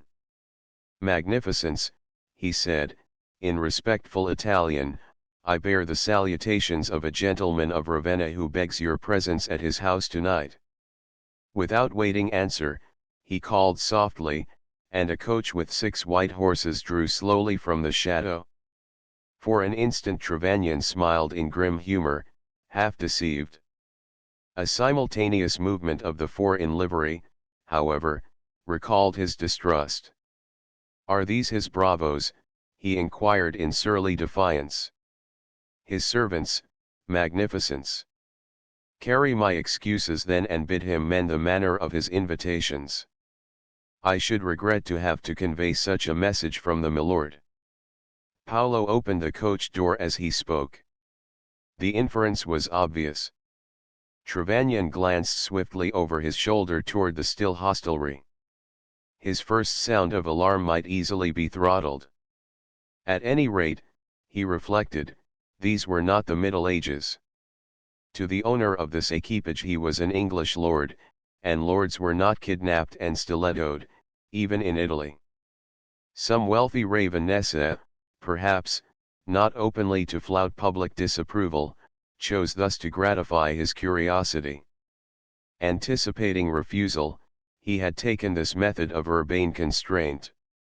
Well, perforce, he would see the adventure through. He shrugged his shoulders and entered the coach. Paolo seated himself, and the horses started at a swinging trot. Through the windows Trevanion could discern the forms of the men servants running alongside.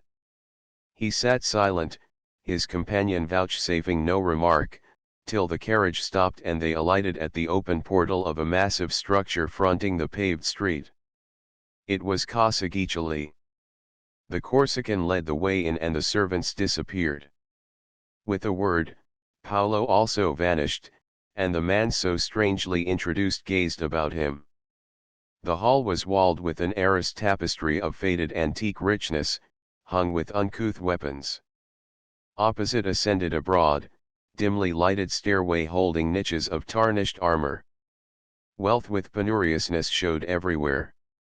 Could this whimsical duress be the audacity of some self-willed dama, weary of her cavalier servant and scheming thus to gain a romantic tête-à-tête with the famed and defamed personage he had caricatured that day?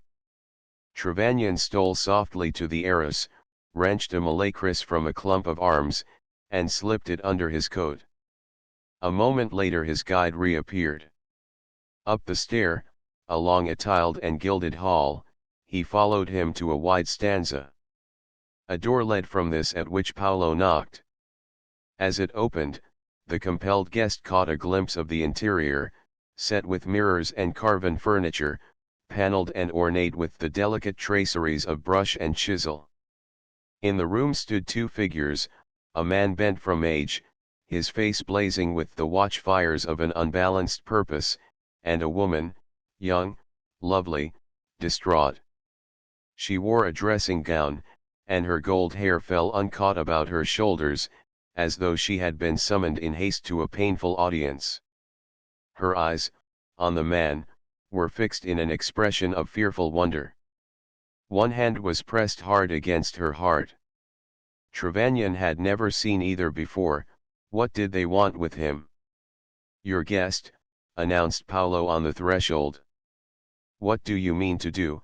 cried the girl in frantic fear. "He is a noble of England. You dare not harm him." "I am a noble of Romagna," grated the old man. It was the real George Gordon they expected, not he. Trevanion was smiling as Paolo spoke to him. With a hand on the blade he concealed, he strode forward, past him, into the room.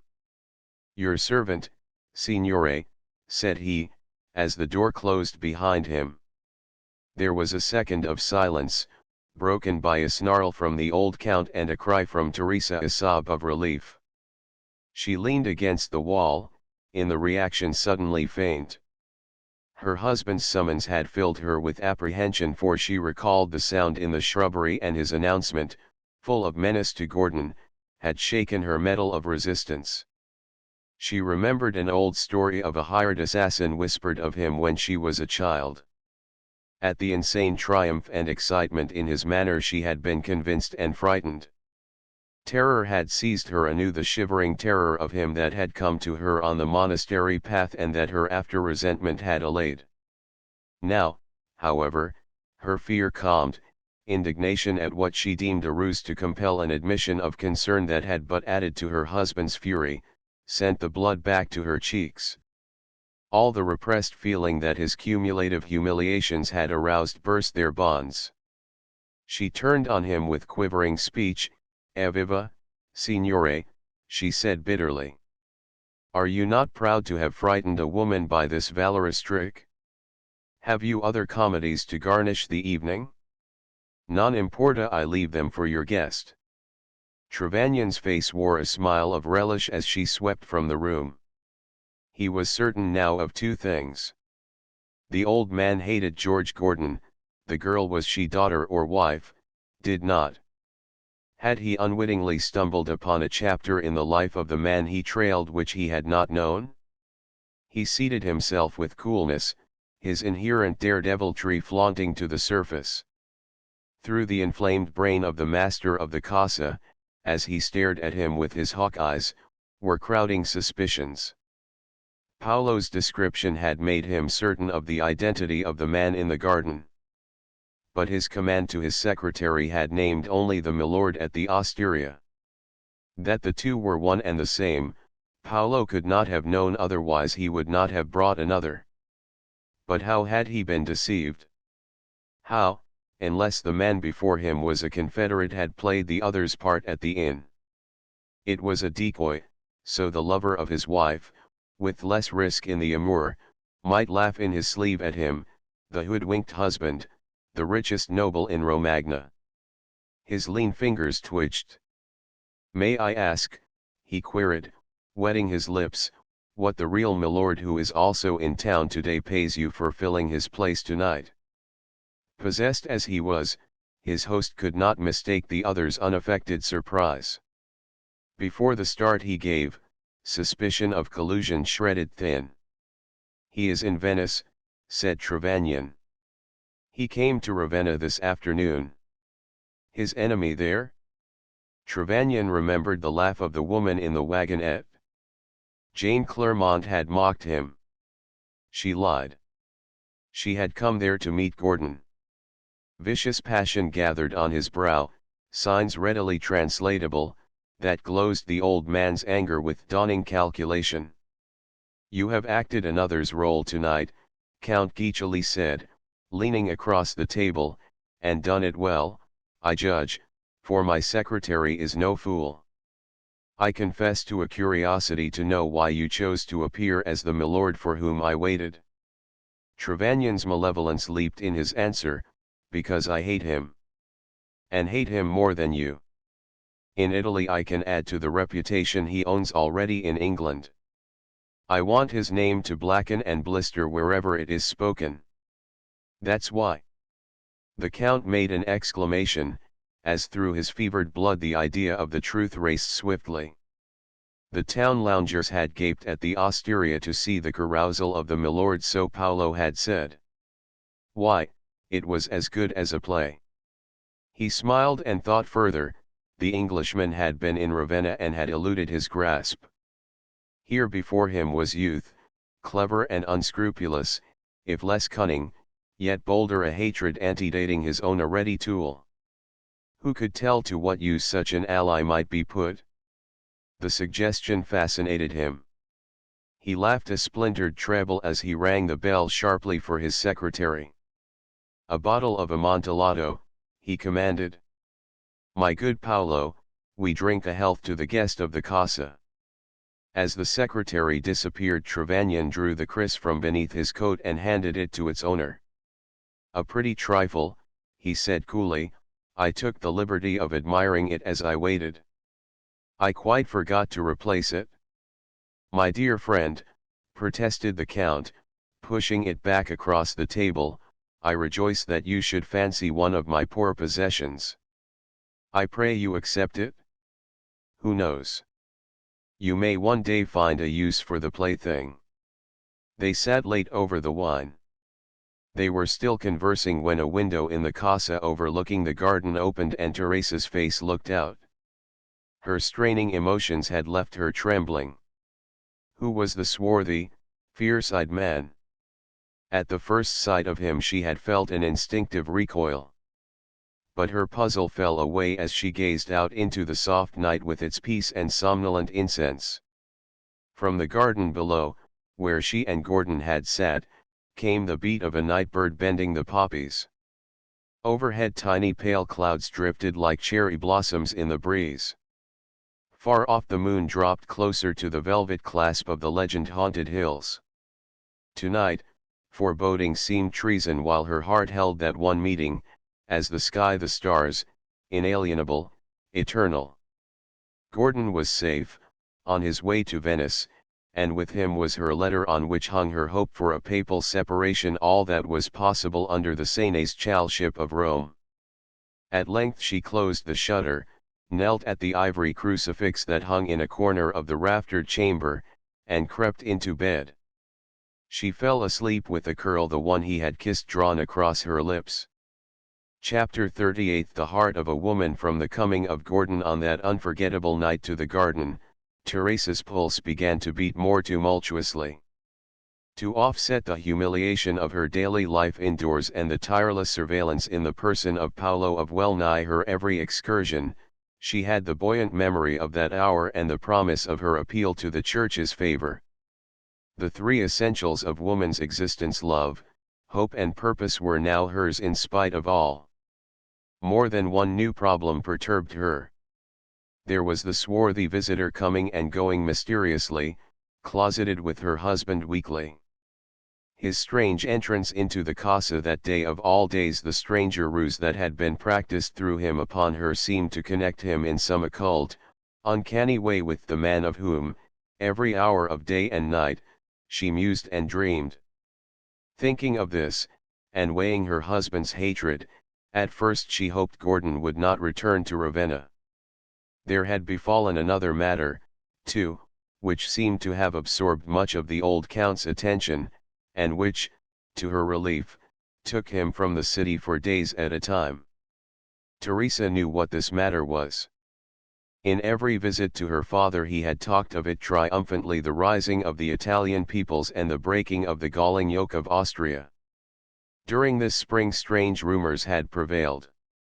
Twice, morning had found placards posted on the city walls, up with the Republic, and down with the Pope. The foreign police were busy, houses were searched, and more than one Ravenessa was seized under suspicion of membership in the Carbonari, whose mystic Freemasonry hid the secrets of enrolling bands and stores of powder. Knowledge of the sycophant part her husband was currently suspected of playing came to Teresa bit by bit, in sidelong looks, as her carriage rolled through the town, and more definitely from Tita. The Austrian wind blew strongest and Count Guiccioli trimmed his sails accordingly. But replete with its one image, Teresa's heart left small space to these things. Gordon's face flushed her whole horizon. And as the empty weeks linked on, she began, in spite of her fears, to long passionately to see him again. That her letter had reached its destination she knew, for the Contessa Albrizzi paused an hour for a visit of state at the Casa on her way to Rome. But no word came from its bearer, and each day Tita returned from the Osteria messageless. She could not guess the struggle that had torn Gordon, the struggle between reasoning conscience and unreasoning desire, or how fiercely, the letter once delivered by Fletcher, he had fought down the longing to return to Ravenna, which held his child, and her.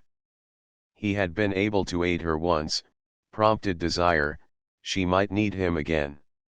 If he stayed away in her trouble, what would she deem him? Suppose by chance she should hear of the orgy he had witnessed at the Osteria? This reflection maddened him. Yet, reason answered, not to see her is the only safety. She is unhappy now, but can I, because life is ended for me to bring her present comfort, run the risk of embittering her life further? So he had argued. There came a week for Teresa when Paolo was summoned to Faenza, whither her husband had gone 2 days before. The espionage of the Casa relaxed, and on her birthday, with Tita on the box, she drove alone through the afternoon forest to the Bagnacavallo convent with a gift for the Mother Superior, the only mother her childhood had known. When she issued from the gate again she carried her birthday gift, a Bible, and a German magazine given her by the nun who had taught her that tongue. In her heart she bore a far heavier burden, for in that hour she had held a child in her arms and listened to a story that had sunk into her soul. Her face was deathly white and her limbs dragged. Calling to Tita to wait, she left the road and climbed a path that zigzagged up a wooded knoll overlooking the narcissus-scented valley and the hurrying river that flowed past the convent walls. The briars tore her hands, but she paid no heed, climbing breathlessly. The sparser crown of the hillock was canopied by shaggy vine festoons and dappled by the shadow play of firs, whose aged roots were covered with scalloped fungus growths. As a child this had been her favorite spot.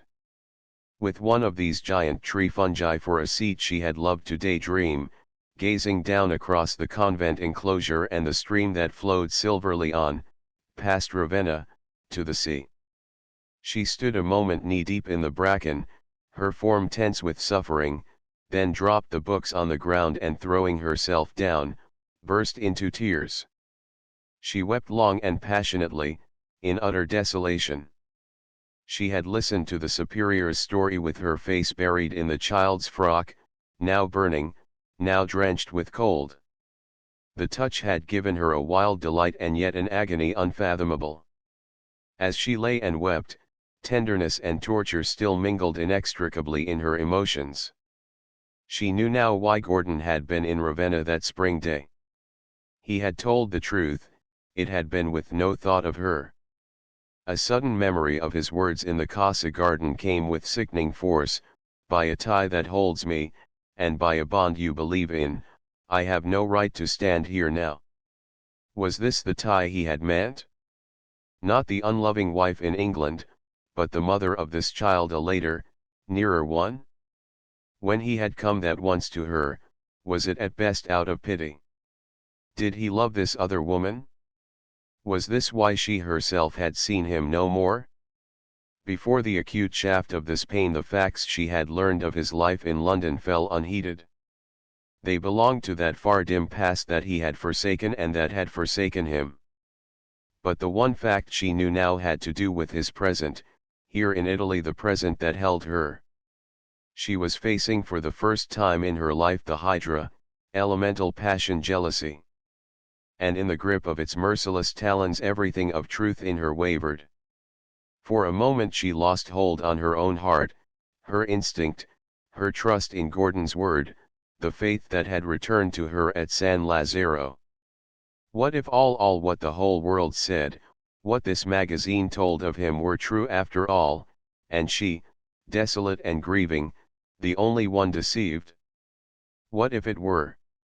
She drew the magazine close to her tear-swollen eyes, only to thrust it from her desperately. "No, no," she said. "Not that. It is a lie. I will not believe it." In her anguish she sat up, flinging her hat aside, and leaned against a tree. Her glance fell on the great saffron fungus that jutted, a crumpled half-disc, above its roots. Into the brittle shiny surface words had been etched with the sharp point lines in English, almost covering it. She began to read the unfamiliar tongue aloud, deciphering the words slowly at first, then with more confidence. "River, that rollest by the ancient walls. Where dwells the lady of my love when she walks by thy brink, and there perchance recalls a faint and fleeting memory of me." A color tinged her paleness, she bent closer in a startled wonder. "What if thy deep and ample stream should be a mirror of my heart, where she may read 1,000 thoughts I now betray to thee, wild as thy wave, and headlong as thy speed? What do I say, a mirror of my heart? Are not thy waters sweeping, dark, and strong? Such as my feelings were and are, thou art, and such as thou art were my passions long. And left long wrecks behind, and now again, born in our old unchanged career, we move. Thou tendest wildly onward to the main, and I to loving one I should not love." She drew herself half upright with a sob. She was not mistaken. No other could have written those lines, rhythmically sad and passionate, touched with abnegation. He had been near her when she had not guessed had been here, in this very nook where she now sat. Recently, too, for new growth had not blotted the characters. Her heart beat poignantly. "The wave that bears my tears returns no more. Will she return? By whom that wave shall sweep? Both tread thy banks, both wander on thy shore. I near thy source, she by the dark blue deep. She will look on thee, I have looked on thee." Full of that thought, and from that moment, ne'er thy waters could I dream of, name or see, without the inseparable sigh for her. For whom had he longed when he wrote? For the woman whose child, his child, denied him now, was hidden in the convent below? No. The mist of anguish melted. She felt her bitterness ebbing fast away. What else mattered? Nothing. Not what this convent held. Not all his past, though even the worst of all the tales she had ever heard were true, though what the pamphlet at her feet alleged were true 1,000 times over, though it were the worst crime of all man punished on earth. Nothing, nothing. At this moment she knew that, for all the dreams of God bred in her, without him, prayers and faiths and life itself went for naught as human hearts are made. Clasping her hands she read to the end. "Her bright eyes will be imaged in thy stream, yes, they will meet the wave I gaze on now, mine cannot witness, even in a dream. That happy wave repass me in its flow. But that which keepeth us apart is not distance, nor depth of wave, nor space of earth, but the distraction of a various lot, as various as the climates of our birth. My blood is all meridian. Were it not, I had not left my clime, nor should I be, in spite of tortures ne'er to be forgot, a slave again of love, at least of thee." Kneeling over the fungus, absorbed, she had not heard a quick step behind her. She heard nothing in her abandon, till a voice, his voice, spoke her name. Chapter 36. Barriers burned away. Teresa came to her feet with a cry. Her mingled emotions were yet so recent that she had had no time to recover poise. Gordon's face was as strangely moved. Surprise edged it, but overlapping this was a something lambent, desirous, summoned by sight of her tears. In the first swift glimpse, through the fern fronds, of that agitated form bent above the fungus, he had noted the tokens of returning strength and knew her present grief was from some cause nearer than the casa in Ravenna. These were not tears of mere womanly sensibility, called forth by the lines written there, for a shadow of pain was still lurking in her eyes. Was it grief for him? He tossed aside gloves and riding crop and drew her to a seat on the warm pine needles before he spoke. I did not imagine your eyes would ever see that.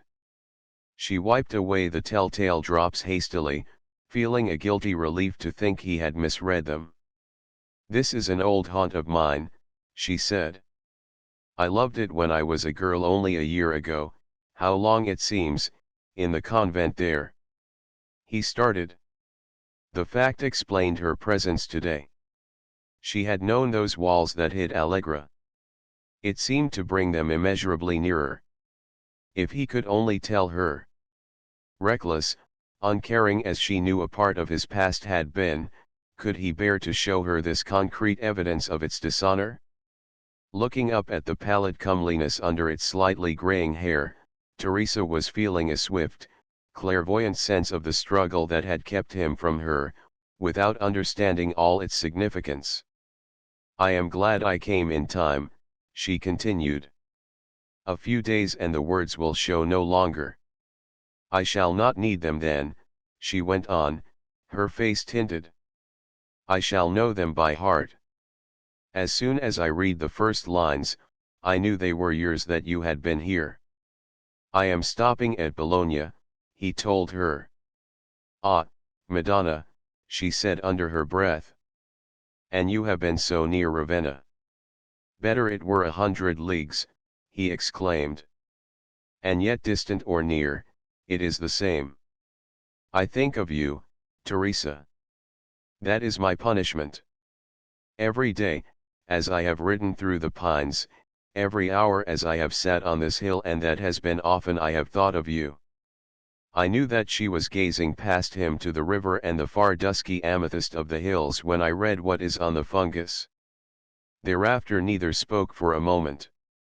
A noisy cicala droned from a near chestnut bough, and from somewhere down the slope came the brooding coo of a wood dove. At length he said, there were tears on your cheek when I first saw you. They were not for the verses, I know. She shook her head slowly. It was something she could not tell him all the truth, something I saw in that. She pointed to the German magazine. He reached and retrieved it, but she put her hand on his restrainingly. Is it about me? Yes, she admitted, but may I not see it? Nothing in it really matters, she entreated. It could never make any difference to me now. Not even if it were true. Your past is as if it belonged to some other person I never saw and never can know. You believe that? Tell me you do. I do, he responded, I do. Then do not read it. But suppose it is false. Either way, I would tell you the truth. That is just it. Her fingers clasped his on the cover. I know you would. But I do not believe what it says. I cannot. You can never have done such things. Ah, is it not enough that I have that trust, even, she ended hurriedly, though it would make no difference. His pulses were beating painfully. He drew her fingers gently from their hold and opened the magazine to a page turned down lengthwise. It was a critique of his drama of Cain, sole fruit of that last year in Venice which he had himself called a drama of madness, and in sheer mocking bravado had posted to John Murray, his publisher.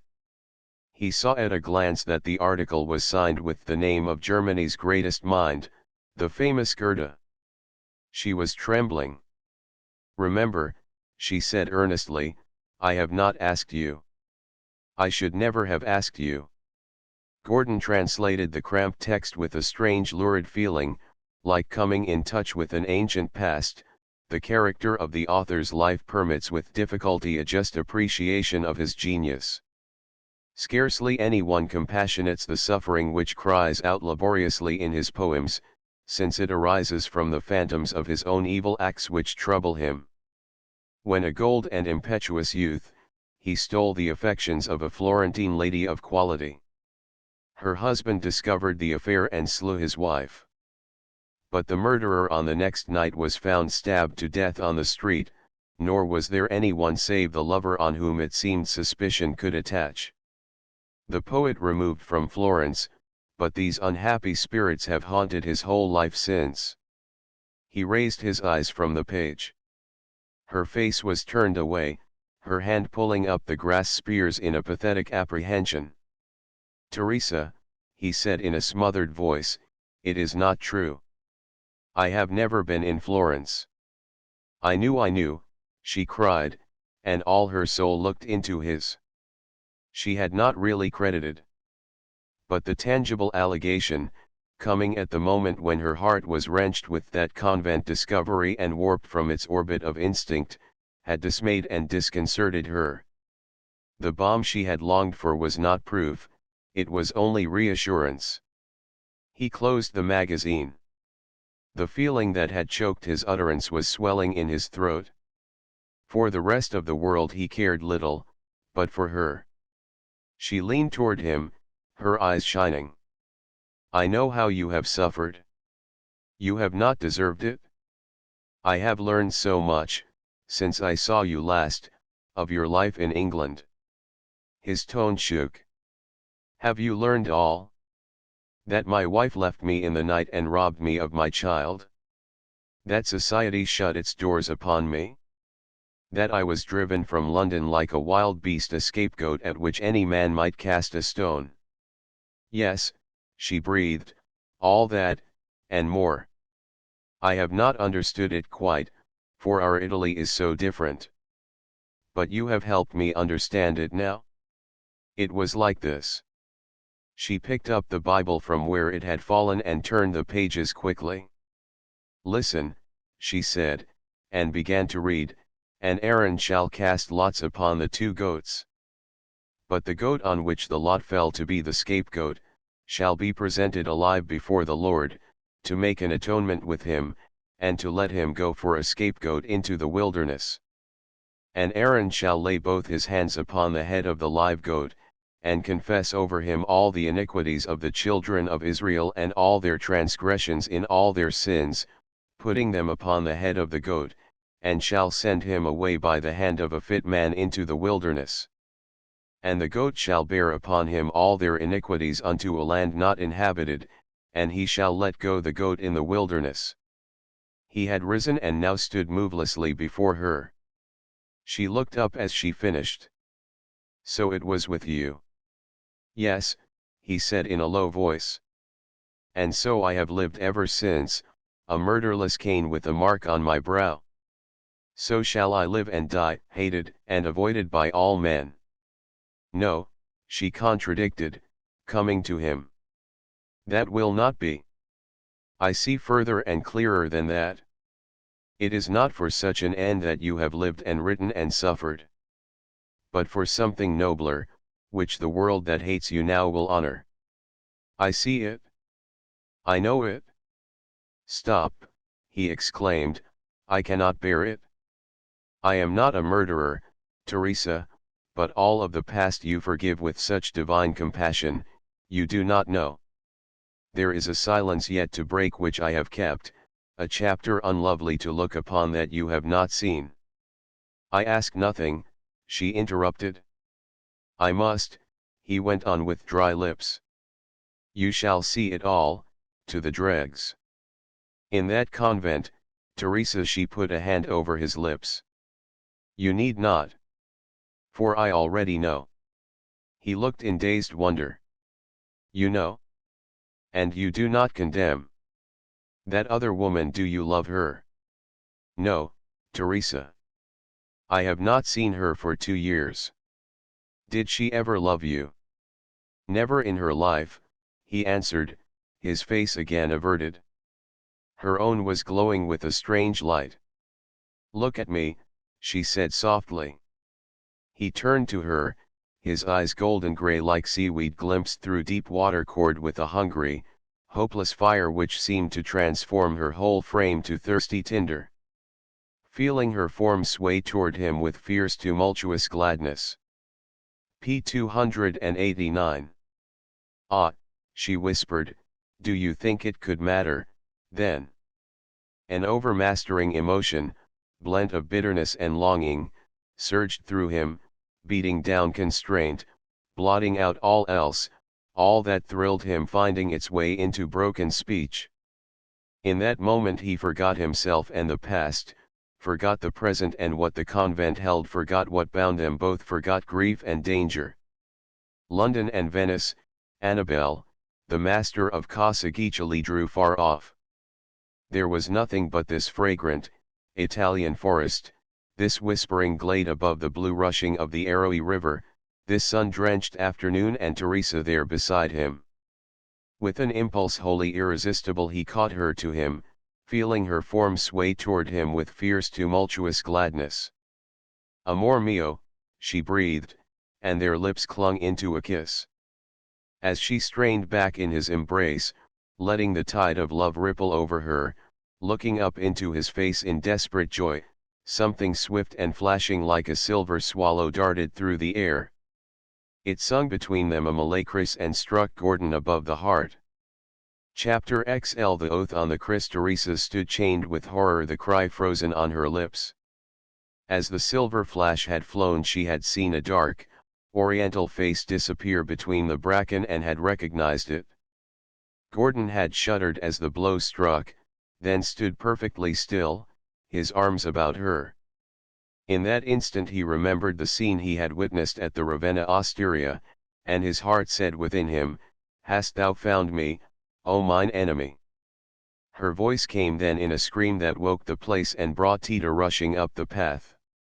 When he reached them, her fingers had drawn out the wet blade and were striving desperately to stanch the blood with her handkerchief, as, white to the lips with pain, Gordon leaned against a tree.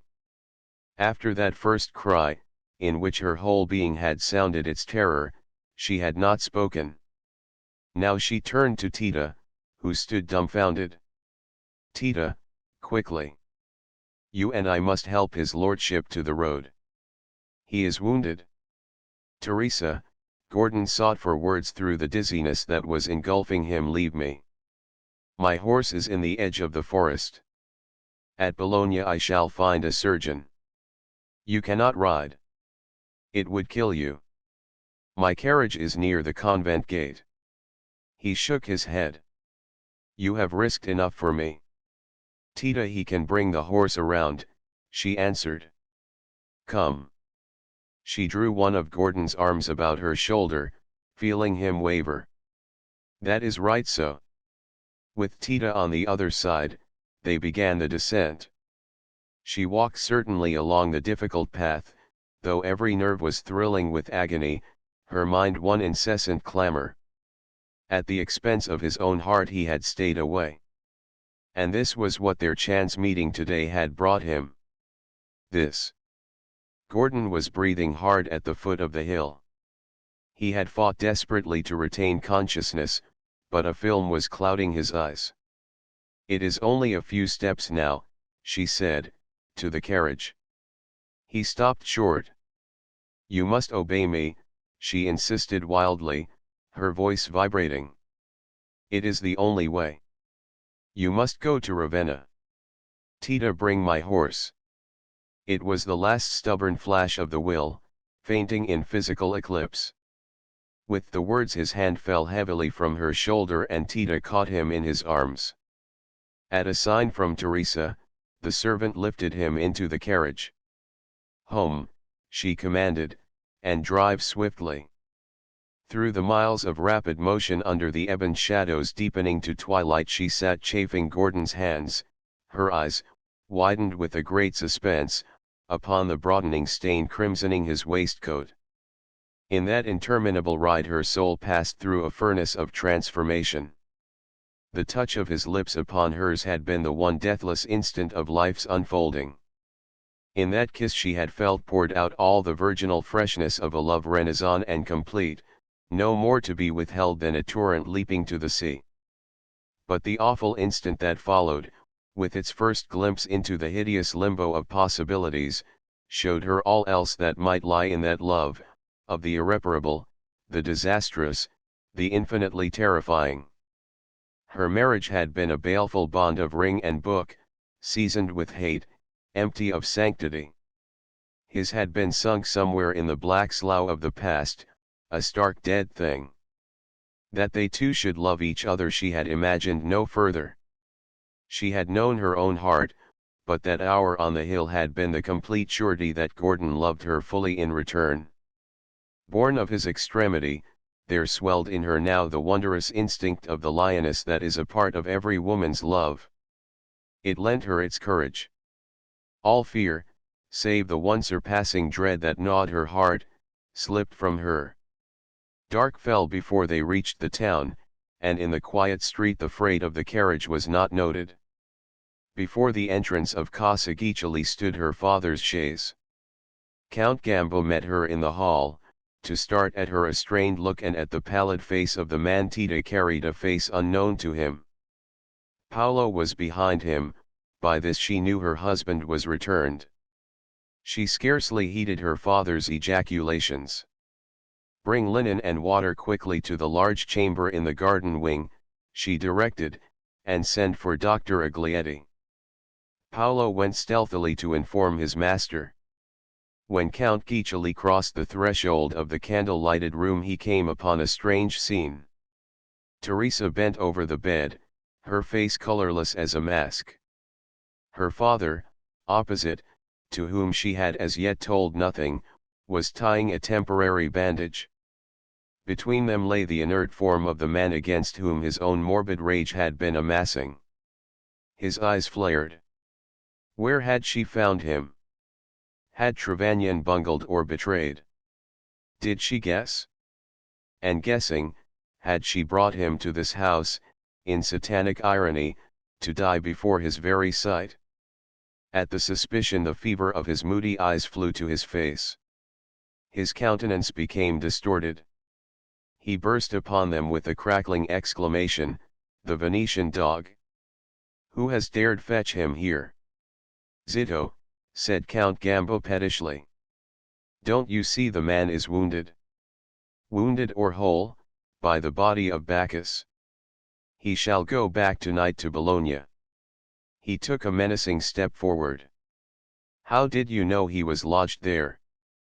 Teresa's steely inquiry stayed him. She had lifted her face, calm as a white moon. He stopped, nonplussed. "You had good reason to know." She drew from her belt a Malay kris, its blade stained with red. "This is what struck him. It belonged to you. Am I to learn what it means to bear the name of a murderer?" Her father stared his amazement. "Dio Santissimo," he exclaimed. Was this why she had been so pale? Before her movement her husband had shrunk involuntarily. "I knew nothing of it," he said in a muffled fury, "I am just come from Faenza. I saw whose hand struck the blow." She spoke with deadly quietness. "I have seen him more than once under this roof. But whose was the brain? Who furnished him this weapon? It was gone from the heiress the day after you brought him to the casa to be your sicario, to do what you dared not do yourself. Fool!" Her voice rose. "Do you think a peer of England common clay for your clean-handed bravos? Are English nobles stabbed abroad without an accounting to the last soldo? Do you suppose no Romagnan noble ever went to the fortress with confiscate estates? Is your reputation so clean that if he dies you think to escape what I shall say?" A greenish hue had overspread the fiery sallow of the old count's face, ghastly under the candles. She had touched two vulnerable points at once, cupidity and fear. Something, too, in what she said brought a swift unwelcome memory. He recalled another, a poet, also Manzoni, the Italian, dead by a hired assassin in Forli years before.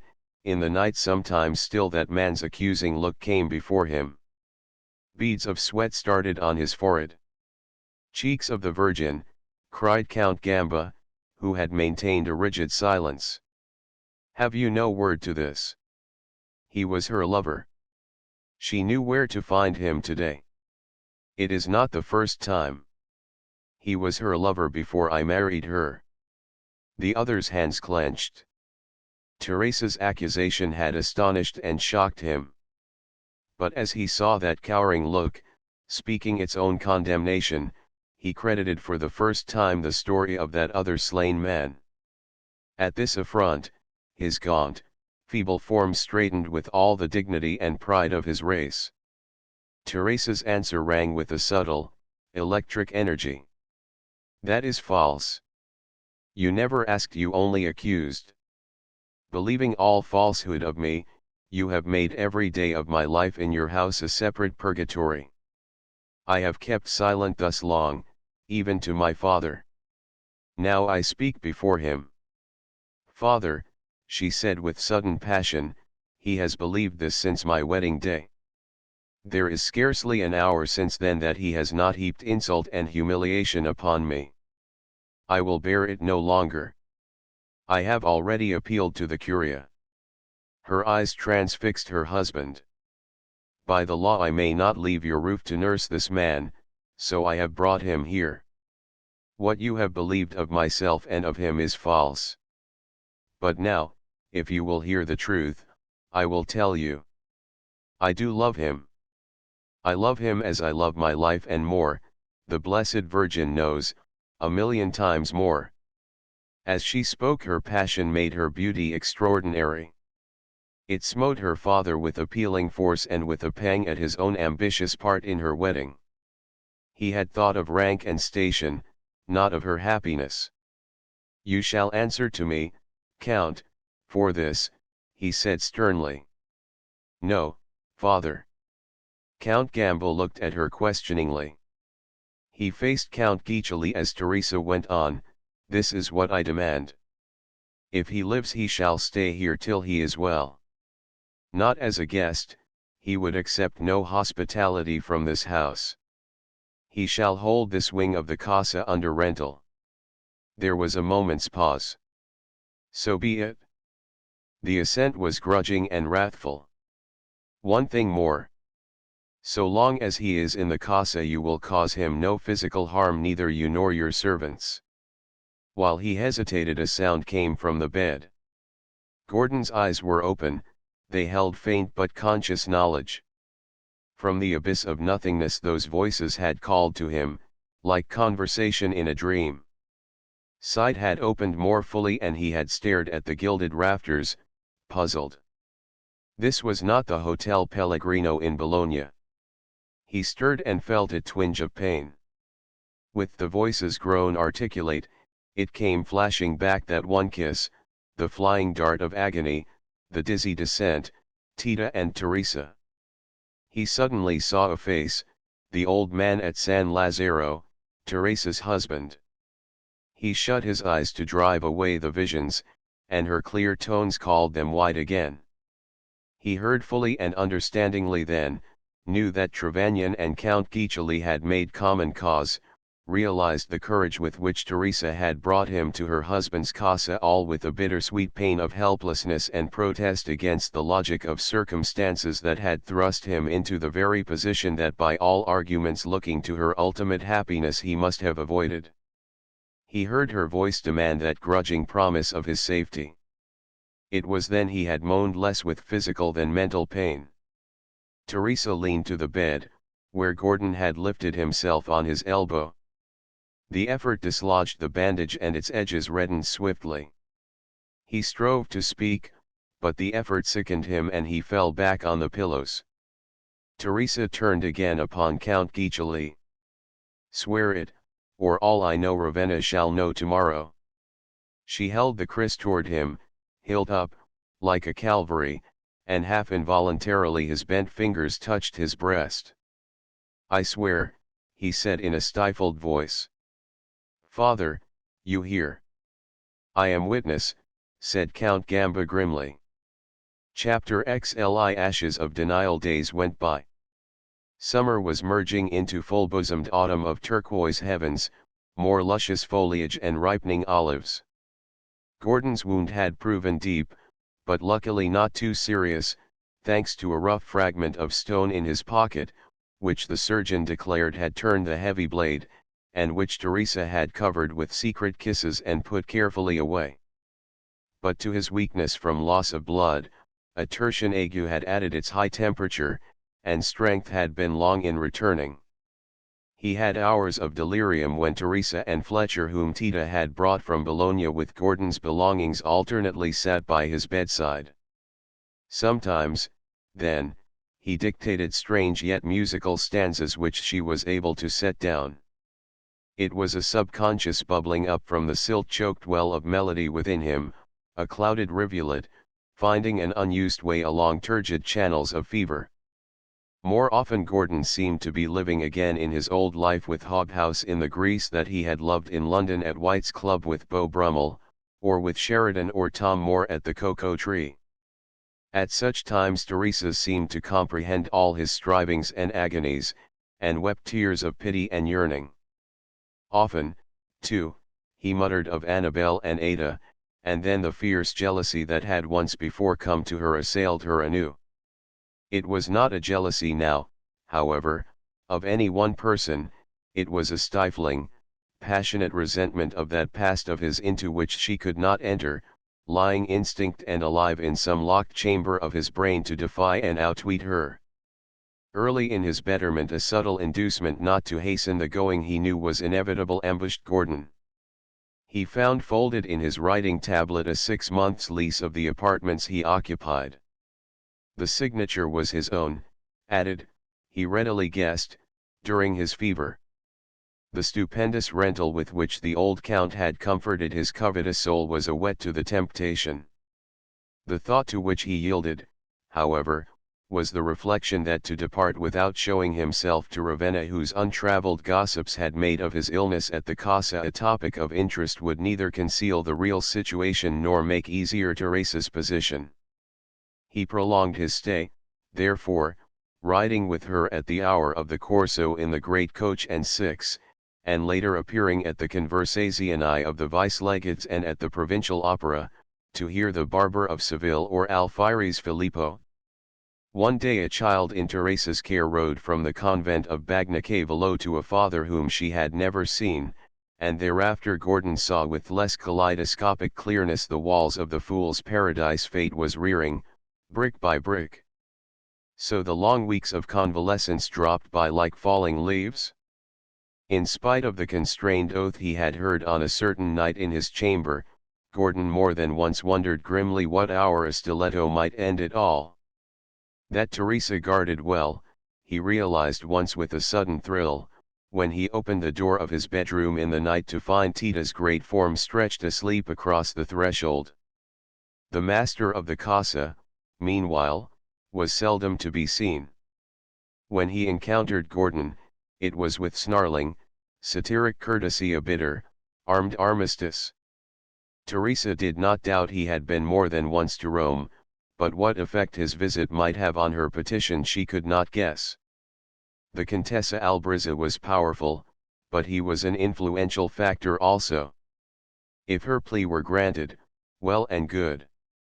If not, at least she was happy now.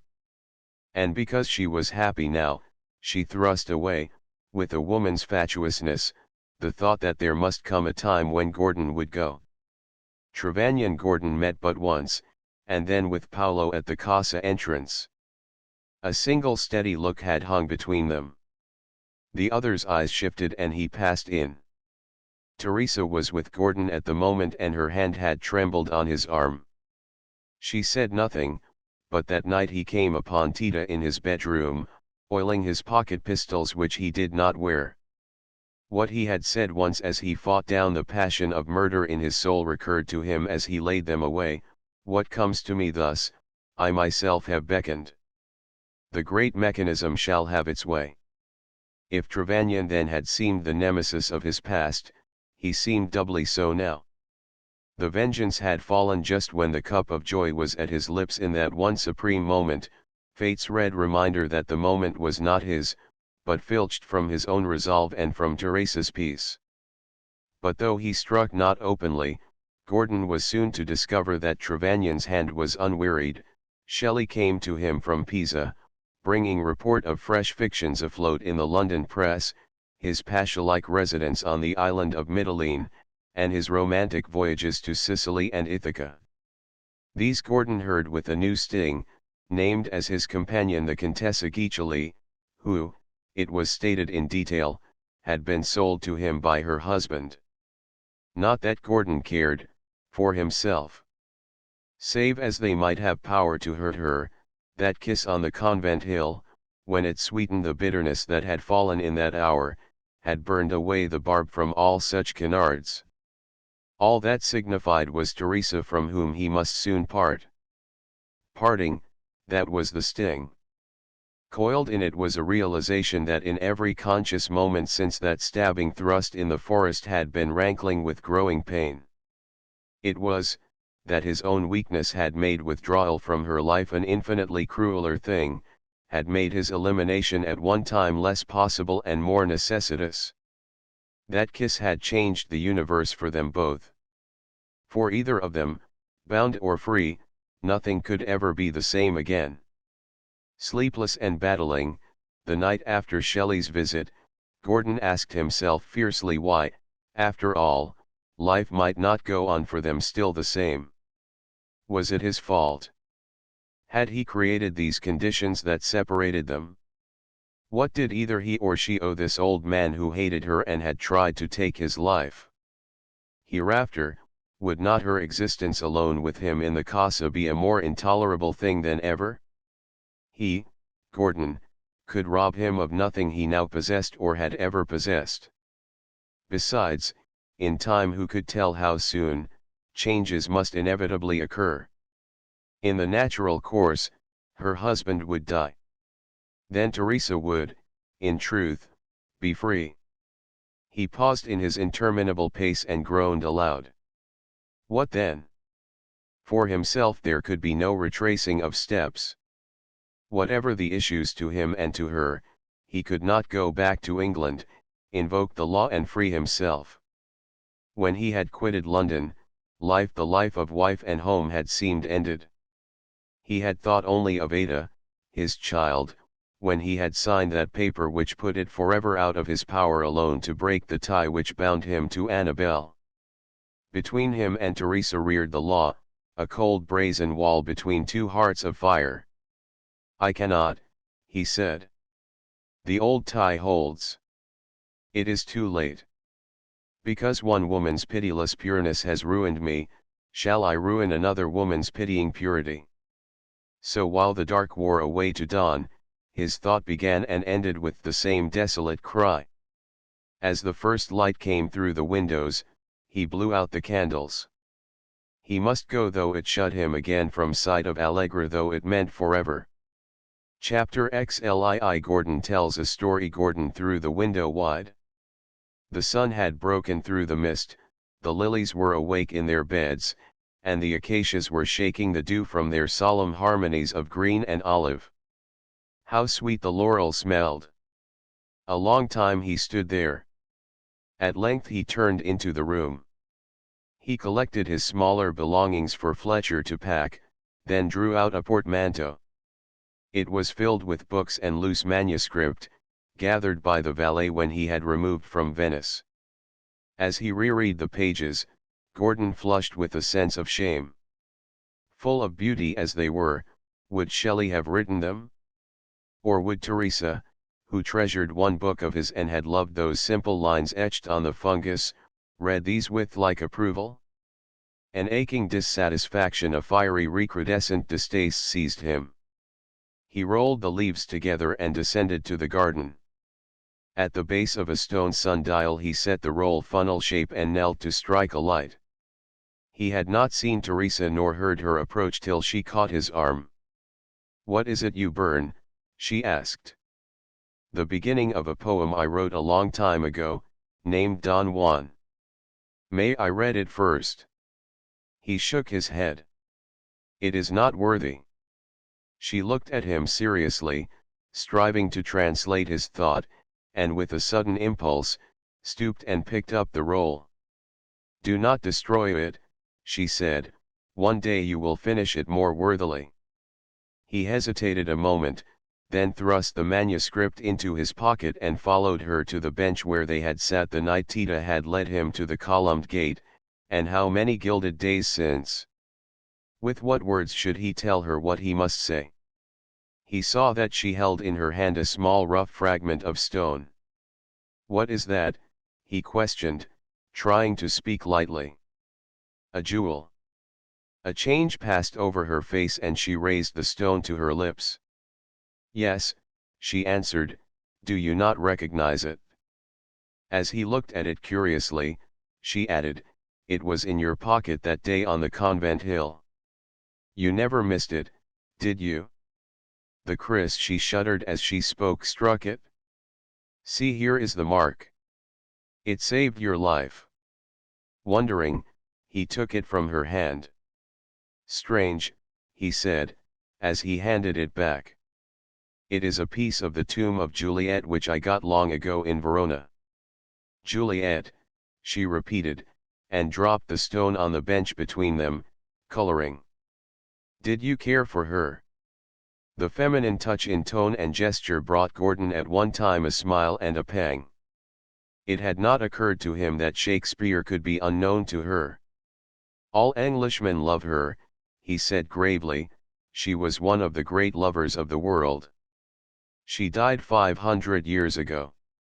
Her face was flushed more deeply now. Will you tell me about her? Sitting there, the revelation of the early morning enfolding them, he told her the undying story of those tragic loves and deaths that the great Anglo-Saxon gave to all ages. There were two noble families in Verona, he began, who for generations had been at enmity, the Capulets and the Montagues. Juliet was the daughter of Lord Capulet. She was so beautiful her fame went throughout the country. Romeo, scion of the house of Montague, heard of her beauty, and to see it, went masked to a fete given by her father. Among the Veronese ladies, he saw one who shone amid the splendor like a jewel in an Ethiop's ear. They danced together, and he kissed her hand. Not till they parted did either know the other was an enemy.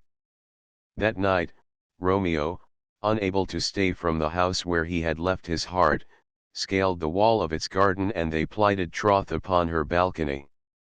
Next day they were secretly married by a monk whom Romeo had prevailed upon.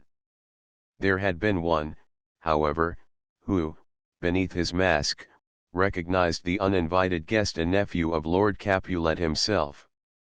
He kept silence then, but the day of the marriage he met Romeo, forced a quarrel, and was killed by him. For this, Romeo was sentenced to banishment. That night he gained Juliet's chamber from the garden. Only these few hours were theirs, at dawn he fled to Mantua, till the monk could make public their marriage. Lord Capulet meanwhile had selected another for Juliet's husband and bade her prepare for the nuptials. She dared not tell the truth, and in her extremity appealed to the monk. He counseled her to consent to her father's plans, and on the night before the marriage to drink the contents of a phial he gave her. The potion, he told her, would cause a death-like trance, in which apparently lifeless state she should be laid in the family vault.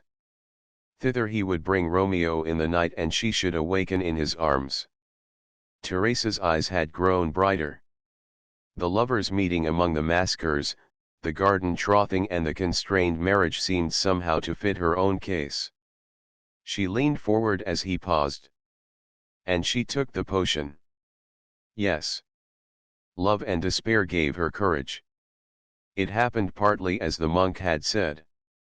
But unluckily the news that Juliet was dead traveled to Mantua faster than his letters. Romeo heard, and heartbroken, came to Verona at midnight, broke open her tomb and swallowed poison by her side.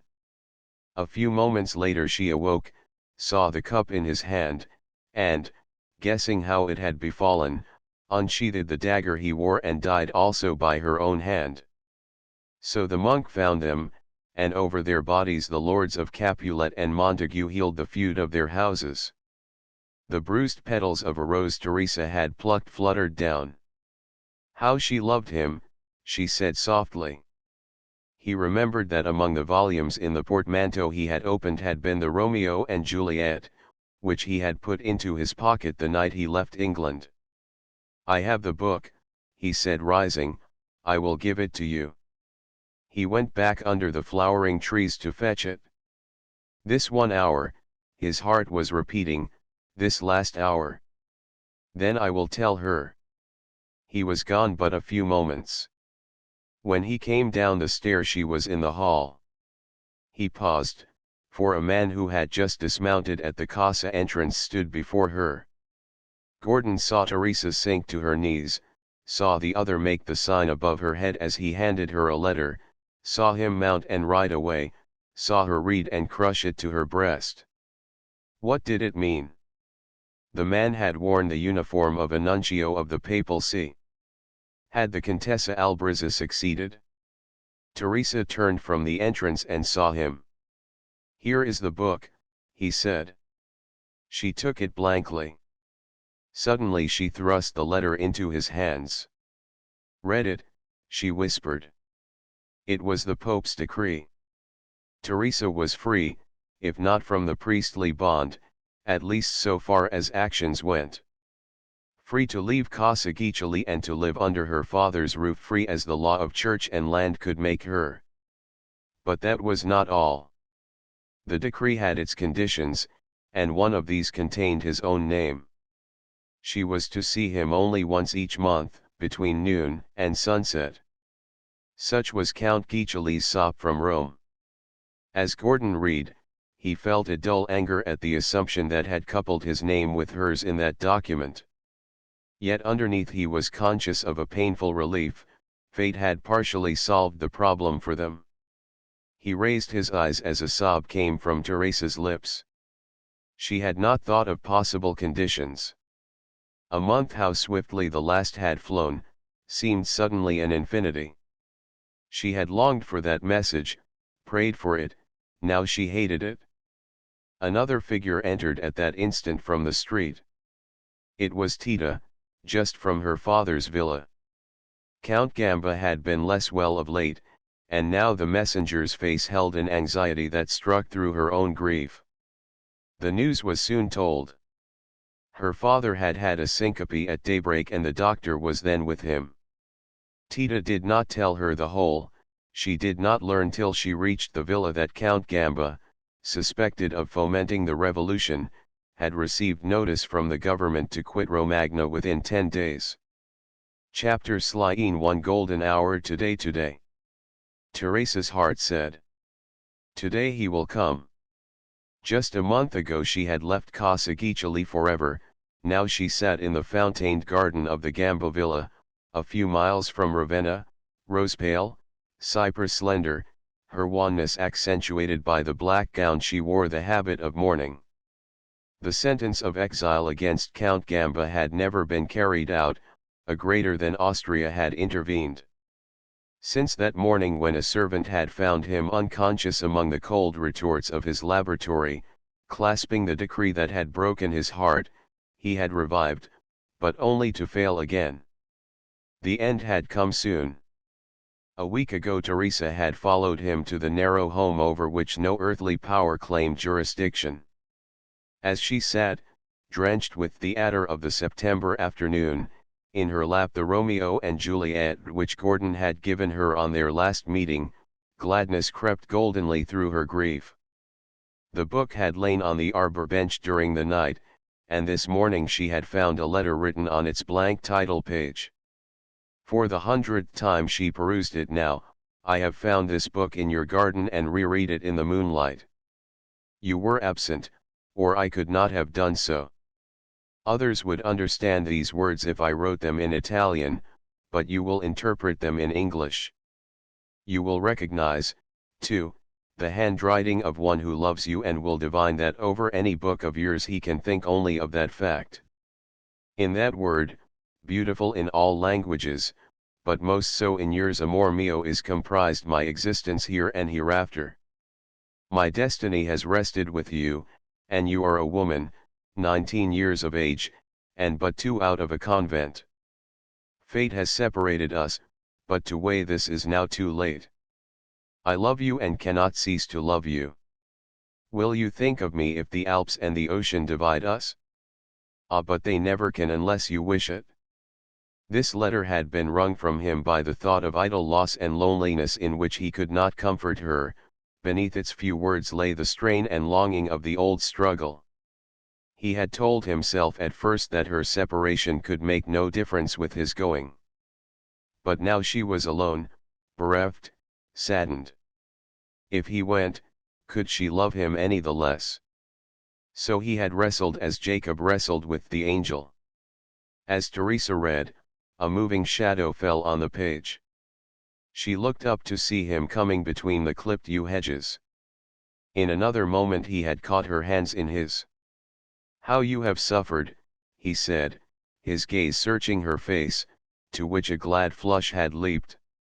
She framed his head in her arms, just touching his strong brown curling hair with its slender threads of gray.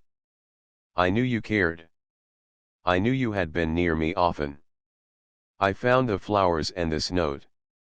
I have been here in the garden every night. I was here that one night, too, when you were first alone." Tears gathered in her eyes. "It was the decree of exile that killed him," she said slowly. "He loved Italy and hoped for what can never be. They say the uprising in the north has failed and all its chiefs are betrayed. That is the bitterness of it. It was for nothing after all that he died. Italy will not be free. You believe it cannot, I know." "Sometime," he answered gently. "But not soon. Italy's peasants are not fighting men like the Greeks, they lack the inspiration of history. But no man champions a great cause in vain. And now," he asked, changing the subject, "what shall you do?" "I have sent the news to my brother Pietro. Caviglia has lost his principality and Prince Mavro Cordato is in flight from Wallachia. Pietro is with him. My letters must find and bring him soon. Till then I have Elise, she was my nurse. I shall be glad when Pietro comes. How long it is since I have seen him. He would not know me now. He has only my convent miniature to remind him." Gordon's thought fled back to a day when he had swum for the brother's life and found that pictured ivory. Fate had played an intricate game. He would more than once have told her of that incident but for another hounding memory, the recollection of the mad fit of rage in which he had ground the miniature under his heel. He could not tell her that. "I know why you have stayed on at the casa," she said, "that it is for my sake, to spare me idle tongues. Yet I have been so afraid for you. You would never go armed." "I am in small danger," he smiled. "Fletcher, and Tita, whom you left me for bodyguard, watch zealously. One or the other is always underfoot. One would think I were Ali Pasha himself." He spoke half humorously, trying to coax the smile back to her lips. He did not tell her with what danger and annoyances his days had been filled, that police spies, in whose assiduity he recognized the work of her husband and Trevanion, shadowed his footsteps, that to excite attempts at his assassination the belief had even been disseminated that he was in league with the Austrians. Nor did he tell her that this very morning Fletcher had found posted in the open marketplace a proclamation too evidently inspired by Secret Service agents, denouncing him as an enemy to the morals, the literature, and the politics of Italy. He had long ago cautioned Tita against carrying her news of these things. As they strolled among the dahlias, straight and tall as the oleanders in the river beds of Greece, she told him of her father's last hours, and her life in the villa, brightened only by Tita's daily visits from the casa. "What have you been writing?" she questioned.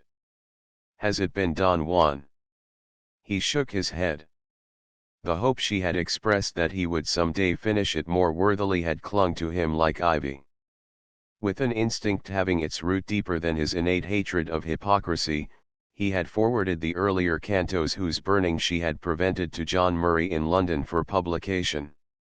This instinct was not kin to the bravado with which he had sent Cain from Venice, it was a crude but growing prescience that he must one day stand before the world by all he had written and that the destruction even of its darker pages would mutilate his life's volume. But he had not yet continued the poem.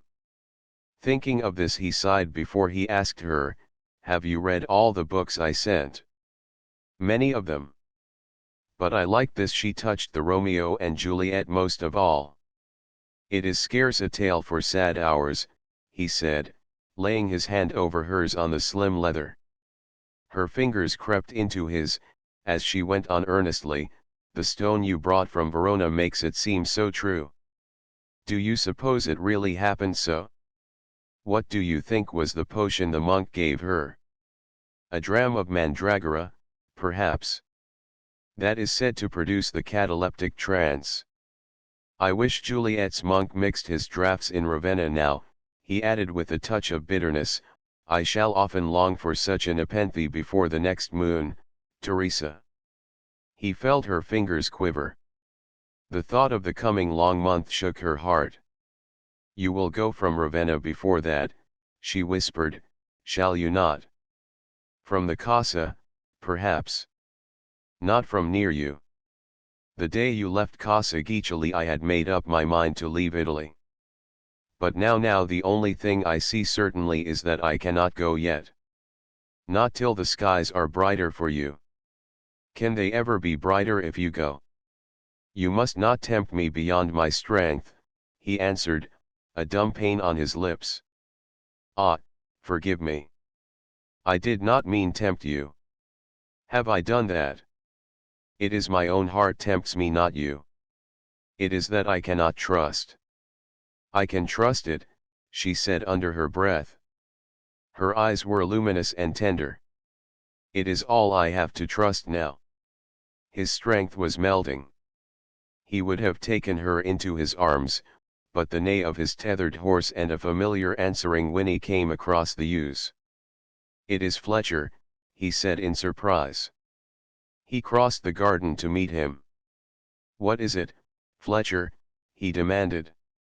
"Why have you left the rooms?" "My lord," stammered the valet, "did you not send for me?" No. Fletcher looked crestfallen. "Who gave you such a message?" "Count Guiccioli's secretary, your lordship." A disquieting apprehension touched Gordon's mind. Why had Paolo sent the servant on this sleeveless errand unless he were wished out of the way? He remembered a packet which Count Gamba, weeks before, had entrusted to him for safekeeping. At the time Gordon had suspected its contents had to do with the Carbonari's plans. This packet was in his apartments. Found, might it inculpate the dead man's friends in that lost cause? He rejoined Teresa with a hasty excuse for his return to the Casa. "You will come back?" she questioned with sudden vague foreboding. "Yes, before sunset." Promise me, promise me." For one reassuring moment he put his arm about her, aching to fold her from all the world. The past for them both was a grim mirage, the future a blind dilemma. Nay, there was no future save as it gloomed, a pregnant shadow of this present so wrought of doubt and joy. Chapter XLIV. By order of the Pope. Nearing Casa Guiccioli, Gordon saw a crowd clustering a few paces from the entrance. Servants were watching from the balcony. A couple of soldiers cocked their guns and would have hindered him, but he put them aside. On the pavement lay a man in uniform, shot through the breast. Over him bent a beardless adjutant feeling for a pulse, and a priest muttering a horrified prayer. He asked a hurried question or two amid the confusion and dismay. The prostrate man was the military commandant of Ravenna. No one knew whence the shot had come a full 20 minutes before.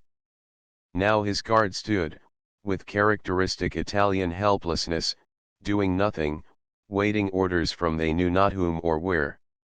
Gordon spoke authoritatively to the subaltern, bade one of the soldiers go for the police, dispatched another with the news to the cardinal and directed 2 of the crowd to lift the injured man and carry him to his own quarters in the casa.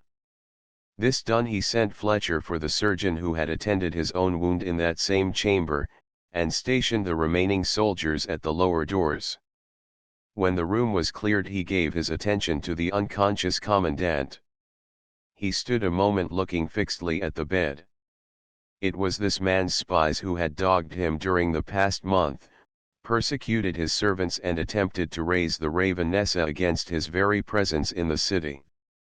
The government he served would have rejoiced to see him, Gordon, lying stretched there in the other's place, would have given but lukewarm pursuit to the assassin.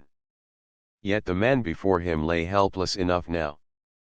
Presently the casa would be full of soldiers, dragoons, priests and all the human paraphernalia of autocratic authority. Who had fired the shot? And by what strange chance, almost at his own threshold? He crossed the floor, unlocked a drawer and took out Count Gamba's packet with satisfaction. His foot struck something on the floor. He picked it up. It was a small letter case evidently fallen from the pocket of the wounded commandant.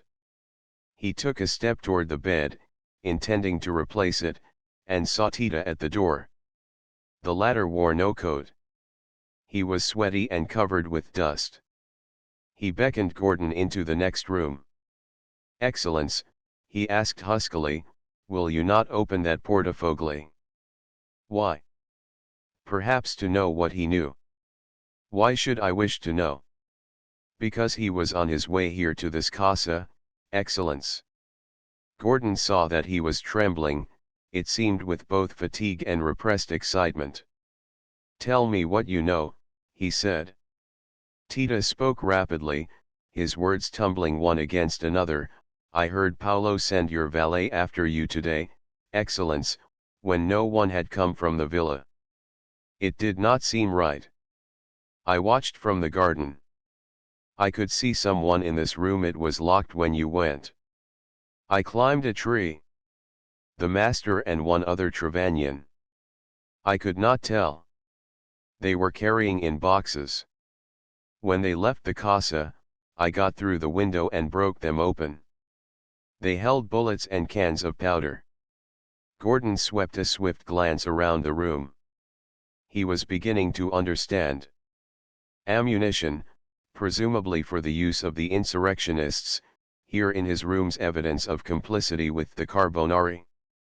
A military search at the proper moment, expulsion from Italy. He distinguished the outlines clearly. Yes, he said, "go on. I know the police have watched you. I guessed what it meant. I wanted to get the boxes away, but I could not. The servants would have seen me. I knew the soldiers would come soon. I climbed to the casa roof." The narrator had paused. The paper shook in Gordon's hand. "No more, Tita." "It was the only way, Excellence," said Tita, features working. "I swore on the Virgin to guard whatever came. The servants ran to the balcony when it happened. The way was clear. I carried the boxes down to the garden. There is a covered well. They are there where no one would look." Gordon was staring at the letter case, his mind struggling between revolt at the act itself and a sense of its motive. So it was for him the shot had been fired. What a ghastly levity that the wounded man should now be lying here. He shuddered. Tita's voice spoke again. "Now, Excellence, will you read what may be in that portfolio?"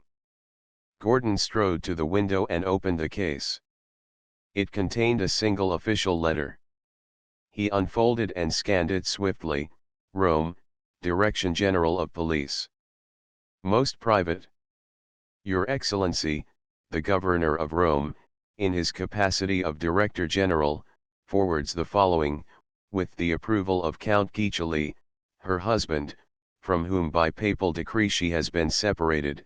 It is deemed advisable since the death of her father to modify that decree, and to grant to the Contessa Guiccioli henceforth a retreat in the protection of Holy Church. You are directed herewith to arrange for her immediate conveyance to the convent of Saint Ursula in His Holiness Estates below Rome. Consalvi, Cardinal, Secretary of State to Pius VII. Under direction of the Cardinal of Ravenna, you will act upon this without delay. To the Subdirection of Police at Ravenna. Gordon raised his eyes with a start. Teresa to be shut from the face of the sun, from flowers, from gladness, for years, at least during the lifetime of her husband, perhaps forever? From him. Was this the fate he, cursed as he was, must bring upon her? He felt his breath stop. What could he do? Take her away? How and where? Her immediate conveyance act without delay. Those were no ambiguous words, they meant more than soon. If it should be today. If authority was on its way to her, even now, while he dallied here. Tita saw the deathly pallor that overspread his face like a white wave. What is it, Excellence? He cried. Gordon made no reply. He dashed the portafogli on the floor and rushed from the room. His horse stood at the casa entrance. He pushed past the stolid sentinel, threw himself into the saddle, and lashed the animal to an anguish of speed toward the villa. Chapter XLV. The summons seated amid the dahlias, Teresa, from speculation as to what had recalled Gordon to the casa, drifted into a long daydream from which a sudden sound awoke her. Several troopers passed along the roadway, following were two closed carriages. While she listened, the wheels seemed to stop. It is the Mother Superior come from Bagnacavallo, she thought. As she sprang up, she heard old Elise calling. Slipping the Romeo and Juliet into her pocket, she went hastily into the house. 5 minutes later she stood dumb and white before three persons in the villa parlor. Two were nuns wearing the dress of the Order of Saint Ursula. The other she had recognized. He had visited her father in his illness as chaplain to the Cardinal of Ravenna. A letter bearing the papal arms, dropped from her hand, lay at her feet. What it contained but one other in Ravenna besides the Cardinal knew, that was the military commandant who had furnished the ecclesiastic his escort of troopers disposed outside the villa, and who at that moment was walking on another errand, straight toward a musket, filed half down, waiting on a casa roof. We must start without delay, Contessa. The clerical's voice fell half compassionately. The villa and its servants remain at present under the vice-legate's care. By direction, nothing may be taken with you save suitable apparel for the journey. We go only as far as Forli tonight. Teresa scarcely heard. Haste when such a little time before she had been so happy. Haste to bid farewell now to the world that held him. In her father's death she had met the surpassing but natural misfortune of bereavement. This new blow brought a terror without presage or precedent, that seemed to grip her every sense. The convent of Saint Ursula. Not a home such as she had known at Bagnacavallo, a free abode of benignant phantom-footed monitors, but a forced retreat, a prison, secret and impregnable. What could she do? What could she do? The question pealed in her brain as she answered dully, conscious all the time of a stinging sense of detail, the chaplain facing her, the silent religieuses beside him, the wrinkled face of Elise peering curiously from the hall, out of doors goldening sunlight, men's voices conversing and the stamping of horses' hoofs. Not even to see him to tell him. As she climbed the stair mechanically, a kind of dazed sickness in her limbs, she pictured Gordon's returning at the hour's end to find her gone forever. She sat down, her hands clenched, the nails striking purple crescents in the palms, striving desperately to think. If she could escape. She ran to the window. A trooper stood smoking a short pipe at the rear of the villa. She went to the staircase and called, "Elise." A nun ascended the stair. "The servants are receiving His Eminence's instructions," she explained. "Pray let me help you." Teresa began to tremble. She thanked her with an effort and automatically set about selecting a few articles of clothing. The apathy of hopelessness was upon her. The chaplain stood at the foot of the stair when they descended. Seeing him waiting, the sharper pain reswept her. Only to bridge that time to see Gordon again, if but for an instant, before she went. She stopped, searching his face. "I should like a little while alone before I go." "There is time for that, is there not?" His grave face lighted, the authoritative merged instantly in the fatherly solicitude of the shepherd of souls. He thought she longed for the supreme consolation of prayer. "A half hour if you wish it, my daughter." "The chapel shall it not be?" He led the way. Elise sat weeping in a chair. As they passed she snatched Teresa's hand and kissed it silently. From the side steps a tunneled U-walk curved to a door in one of the villa's narrow wings. This wing, which had no connection with the rest of the house, had been added by Count Gamba as a chapel for Teresa's mother. It was scrupulously kept, and during all the years since her death bowls of fresh flowers had scented it daily and 2 candles had been kept burning before the crucifix over its cushioned altar. The attic above Count Gamba had used as a laboratory for his unending chemical experiments. It was there the message had found him which had brought so cruel a result. The churchman paused at the chapel door, and Teresa entered alone. He closed it behind her. Chapter XLVI The potion. The declining sun shone dimly through the painted windows. The chapel was in half dark. Teresa went slowly to where the 2 candles winked yellowly. She had often knelt there, but she brought now no thought of prayer. Might Gordon come in time? Would his errand at the casa delay him?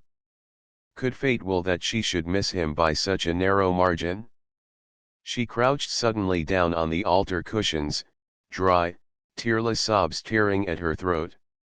She felt the book in her pocket and drew it out. Only that morning she had found the letter written in it. Only an hour ago their hands had touched together on its cover. How truly now Juliet's plight seemed like her own. But she, alas, had no friendly monk nor magic elixir. There were no such potions nowadays. What was it Gordon had said? Mandragora, a dram of mandragora? If she only had some now? She caught her breath. In another minute she was stumbling up the narrow curling stair to the loft above. 10 minutes later she stood in the center of the laboratory, lined with its shelves of crooked-necked retorts and bottles, her search ended, the blood shrinking from her heart, her hand clutching a small phial. Gasping, she seized a slender graduated glass and hurried down. She ran to the chapel door and fastened it, hearing while she slid the bolt, the steps of the cleric pacing up and down without. As she stood again at the altar, the phial in her hand, a bleak fear crossed her soul. What if it had never been anything but a story? Perhaps Juliet had never awakened really, but had died when she drank the potion. Suppose it were a poison, from which there was no awaking. She shivered as if with cold. Better even that than life without him. Perhaps, too, Gordon had jested or had been mistaken. It might have been some other drug, some other quantity. Another dread leaped upon her out of the shadow. Suppose it were the right drug, that its effect would be as he had said. What, then? In her agony she had thought only of escape from the hour's dilemma. There would be an afterward. And who would know? She only slept. She dared not trust to Elise, her fright would betray her. She dared not leave a writing lest other eyes than Gordon's should see and understand. Suppose she did it, and it succeeded, and he came afterward. He would deem her dead. In truth that was what Romeo had thought, a victim of her own despair. they would bear her to the Gamba vault cold and coffined, to wake beside her father, without Juliet's hope of rescue. Her brain rocked with hysterical terror.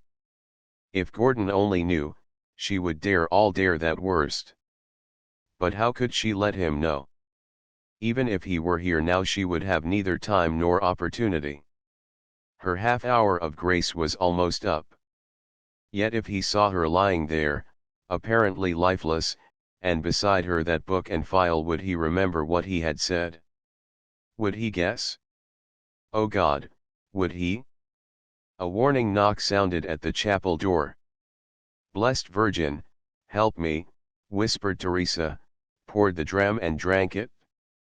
Then with a sob she stretched herself on the altar cushions and laid the Romeo and Juliet open on her breast. When finally, his wonder and indignation having given place to apprehension, the chaplain employed a dragoon's stout shoulder to force the chapel door, he distinguished at first only emptiness. He approached the altar to start back with an exclamation of dismay at what he saw stretched in the candle light. He laid a faltering hand on Teresa's, it was already chilled. He raised her eyelid, the pupil was expanded to the iris edge. He felt her pulse, her heart. Both were still. A cry of horror broke from his lips, as he saw a phial lying uncorked beside her. He picked it up, noting the far faint halidus of the deadly elixir. His cry brought Elise, with the nuns behind her. The old woman pushed past the peering trooper and rushed to throw herself beside the altar with a wail of lamentation. The chaplain lifted her and drew her away. "Go back to the house," he bade her sternly, "let no servant enter here till word comes from Casa Guiccioli." He waved the black-gowned figures back to the threshold. "She is self-slain," he said. In the confusion none of them had seen a man enter the garden from the side, who, hearing the first alarm, had swiftly approached the chapel. No one had seen him enter the open door behind them. The churchman, with that solemn pronouncement on his lips, stopped short at Gordon's white, off-frosted face. There was not true sight but rather a woeful congealed vision in those eyes turned upon the altar. They seemed those of a soul in whom the abrupt certainty of perdition has sheathed itself unawares. The chaplain drew back. He recognized the man who had come so suddenly to meet that scene. A dark shadow crossed his face. Then, muttering a prayer, he followed the nuns to the carriages to bear back the melancholy news to Ravenna. Chapter Slay the complicity of the god self-slain. The words of the priest, as Gordon stood there, seemed to echo about him with infinite variations of agony. He had ridden vacant of purpose, destitute of plan, thrilling only to reach her. Desperate, lawless thoughts had rung through his mind as he galloped.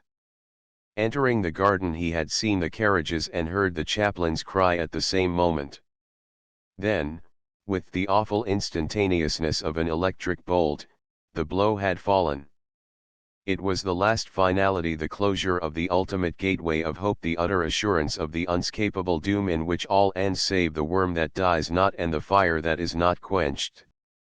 He drew closer to the altar, his step dragging as he walked, his infirmity grown all at once painfully apparent, and gazed at the mute face on the cushions. The priest and his escort were forgotten. He knew nothing save that dreadful assertion that had sent the nuns hastily from the door, telling their beads, and had forbidden even the servant to enter. Self-slain. No, but slain by George Gordon, the accursed bearer of all Maranatha, damned to the last jot and tittle. He had done her to death as surely as if his own hand had held the phial lying there to her lips. It was because he had stayed in Ravenna that she lay here dead before the crucifix, the symbol that she had sought at San Lazzaro, that Padre Samalian had prayed to. Staring across hueless wastes of mental torture to a blank horizon, something the friar had said came to him: every man beam a cross of despair to his Calvary. What a vacuous futility! Infinity, systems, worlds, man, brain. Was this the best the eon-long evolution could offer? This bloodless image nailed upon a tree? What had it availed her? He suddenly fell on his knees beside her. Dead. Teresa dead? Why, a few months before, at the monastery, he had regarded death for himself with calmness, almost with satisfaction. But not for her, never for her. Was she dead, and he to live on, never to see her, to hear her speak, not even to know that she was somewhere in the world? He saw for the first time the little book lying open on her breast in the candle light. He took it mechanically and turned its leaves. As mechanically his eye read, not sensible of what it translated, but as surcharged agony unconsciously seeks relief in the doing of simple, habitual things, when presently through all thy veins shall run a cold and drowsy humor, for no pulse shall keep his native progress, but surcease, no warmth, no breath, shall testify thou livest, the roses in thy lips and cheeks shall fade to polly ashes, thy eyes' windows fall, like death, when he shuts up the day of life. And in this borrowed likeness of shrunk death thou shalt continue 42 hours, and then awake as from a pleasant sleep. The last words of the monk Gordon repeated aloud, and then awake as from a pleasant sleep. A sudden tingling sensation leaped through every nerve. He snatched at the phial and bent to its label Mandragora. With an inarticulate cry he sprang up, leaped to the nearest window and smashed it frantically with his fist. The splintering glass cut his hand, but he did not feel it. He caught a fragment as it fell, and in a second was holding it close over Teresa's parted lips. He waited a time that seemed a dragging eternity, then lifted it to the candlelight and looked with fearful earnestness. The faintest tarnish, light as gossamer film, clouded it. The crystal clashed upon the floor. He seized and emptied one of the rose bowls and rushed out through the darkening flower paths to the fountain in the garden. Goldfish flirted and glistened in panic as he filled the bowl with the icy water. He hurried back, dipped Teresa's stirless hands into its coldness and dashed it over her face, drenching her white neck and the dull gold hair meshed on the velvet. 3 separate times he did this. Then, breathless, he seized her arms and began to move them as one resuscitates a half-drowned person, trying to rouse the lungs to action to throw off the lethal torpor of the belladonna-like opiate. He worked for many minutes, the moisture running from his forehead, his breath coming in gasps. Laboring, he thought of the dire risk she had run, trusting all to his promise to return and to his divination. He remembered he had said a dram. To make assurance doubly sure, might she have taken more? He kept watching her features. The rigor seemed to be loosening, the marble rigidity softening its outlines. But heart and pulse were still. In despair he laid his warm lips close upon her cold ones and filled her lungs with a great expiration, again and again. He lifted himself, trembling now with hope. The lungs, responding to that forced effort, had begun to renew their function. Her bosom rose and fell slowly, but still it was life. He dried her face and chafed her hands between his own. She commenced to breathe more naturally and rhythmically.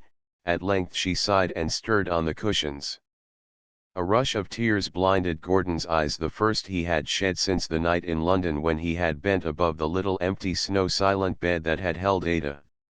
He dashed them away, seeing that Teresa's eyes were open. Her hand, wavering, touched his wet cheek. "My love," he said. "My love." The first fact that came to her out of the void was that of his tears. A troubled look crossed her brow. "All is well. Do you remember?" Her eyes, roaming at first bewildered, saw the dark chapel, the flaring, garish candles, caught the expression of his face, still drawn and haggard, and white with strain. All came back upon her in a surge. She half raised herself, his arm supporting her. They two there alone, the priest gone, the dusk fallen to night. She had succeeded. Gordon had come, his arms held her. In the joyful revulsion, she turned her face to him and threw her arms about his neck, feeling herself caught up in his embrace, every fiber shuddering with the terror past, weeping with weak delight, clinging to him as to her only refuge, still dizzy and faint, but with safe assurance and peace. Looking down at her where she rested, her face buried on his breast, her whole form shaken with feeling, murmuring broken words, slowly calling back her strength, Gordon felt doubt and indecision drop from his mind. The convent was not for her, not by all she had suffered that day. Only one thing else remained, to take her away forever, beyond the papal frontier with him. Fate and the world had given her to him now by the resistless logic of circumstance. He reckoned swiftly. The news by this time had reached the Casa in Ravenna. Another half hour at most and choice would be taken from their hands. They must lose no time. Yet whither? Where could he go, that hatred would not pursue? To what Ultima Thule could he fly, that the poison barb would not follow to wound her happiness? Where to live? Never in England. In the East, in Greece, perhaps, the land of his youthful dreams. It was a barbarian pashalic, under the foot of Ottoman greed, neither a fit nor secure habitation. In Italy, where her soul must always be. Tuscany, Pisa, where Shelley lived, was not far distant. They might reach its borders in safety. There they would be beyond the rule of Romagna, out of the states of the Church. "Dearest," asked Gordon, "are you strong enough to ride?" She stirred instantly in his arms and stood up, though unsteadily. "Yes, yes, someone will come. We must go quickly. I will saddle and fetch a horse for you to the chapel door." She was feeling the sharp edge of fear again. "I shall be quite strong presently," she assured him. "Let us wait no longer." He went noiselessly to the stables. He had dreaded meeting someone, but old Elise, beside herself with grief, had run to watch for those who should come from Ravenna, and the rest of the servants, dazed by the calamity, were huddled in the kitchen. Leading the horse, Gordon returned speedily. He put his arms about Teresa in the chapel doorway for an instant and held her close. He was feeling a call he had never felt before, the call that nature and civilization have planted in man deep as the desire for offspring, the song of the silver-singing goddess, whose marble image, on the night he had made that fatal trothing with Annabel, had been blackened by his thrown inkwell Vesta, the personification of the hearthstone, of home. Teresa suddenly meant that to him. Home. Not such a one as he had known at Newstead Abbey, with Hoghouse and Sheridan and more. Not a grey moat pile wound with the tragic fates of his own blood, a house of mirth, but not of happiness. Not like the one in Piccadilly Terrace, where he had lived with Annabel that one year of fever and heart sickness and fading ideals. No, but a home that should be no part of his past, a nook enisled, where spying eyes might not enter, where he should redeem those barren pledges he had once made to life, in the coin of real love. "Teresa," he said, "from the journey we begin this hour there can be no return.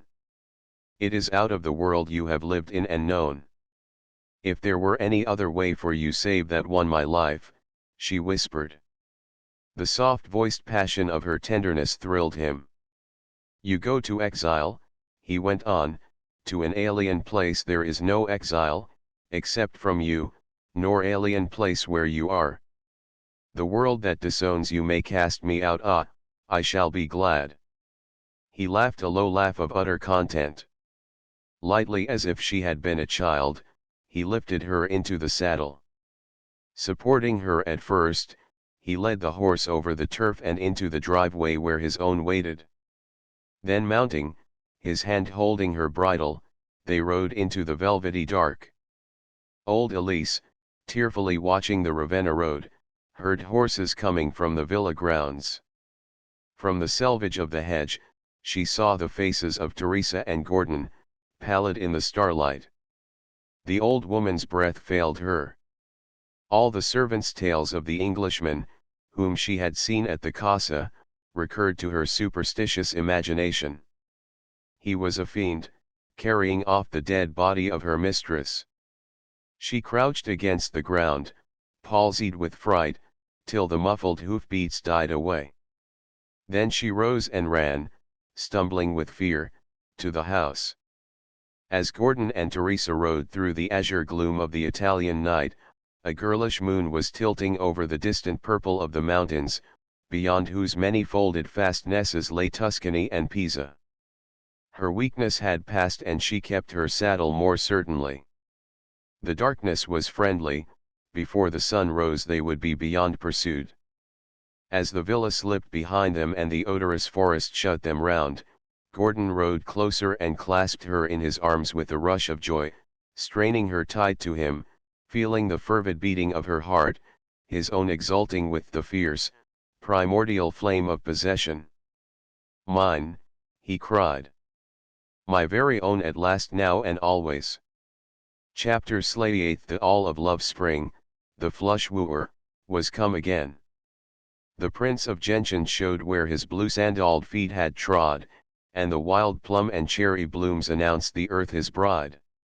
In the tranquil streets of Pisa, where the chains of red-liveried convicts toiled not, young grass sprouted. Beneath a sky serenely, beautifully blue, the yellow Arno bore its lazy sails under still bridges and between bright houses, green shuttered against the sun. Round about lay new cornfields busy with scarlet-bodiced peasants, forests and hills sagey green with olive, and further off the clear Carrara peaks and the solemn hoary Apennines. At night a breeze fragrant as wood smoke, cooling the myrtle hedges flecked with the first pale green meteors of the fireflies. The few English residents had long grown used to the singular figure of Shelley, beardless and hatless, habit like a boy in stinted jacket and trousers, that mild philosopher at war with the theories of society.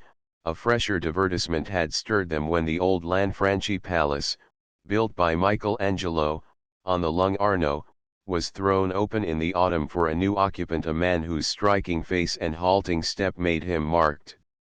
The news flew among the gossips in a day. George Gordon was not alone, it was whispered over indignant teacups. With him was a Ravenessa Contessa who had eloped by his aid out of Romagna.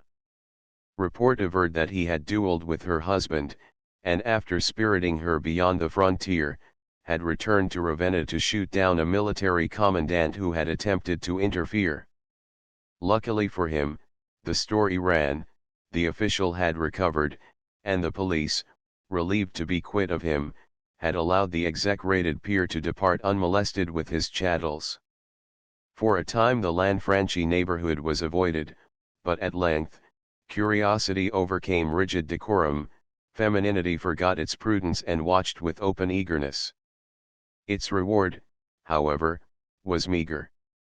Except for Shelley and his young wife, Gordon chose seclusion even from the Italian circles, where title was an open sesame and uninsular laxity not unforgiven. This fact became unmistakable when a billet from no less a personage than the Grand Duchess, a princess of the House of Saxony, brought from the Lanfranchi Palace a clear declination. The gossips held up their hands and subsided. For the primal object of this curiosity, the winter, with its thaws and siroccos, had passed swiftly. In the present, so full of sweet surprise and unfolding, even Teresa's long anxiety because of her brother's non-appearance and the boding with which Gordon watched for a sign from Trevanion, or from Count Guiccioli, who he knew would read rightly the enigma of her reputed death and after disappearance, had softened finally to an undisturbed content. The full measure of love was theirs.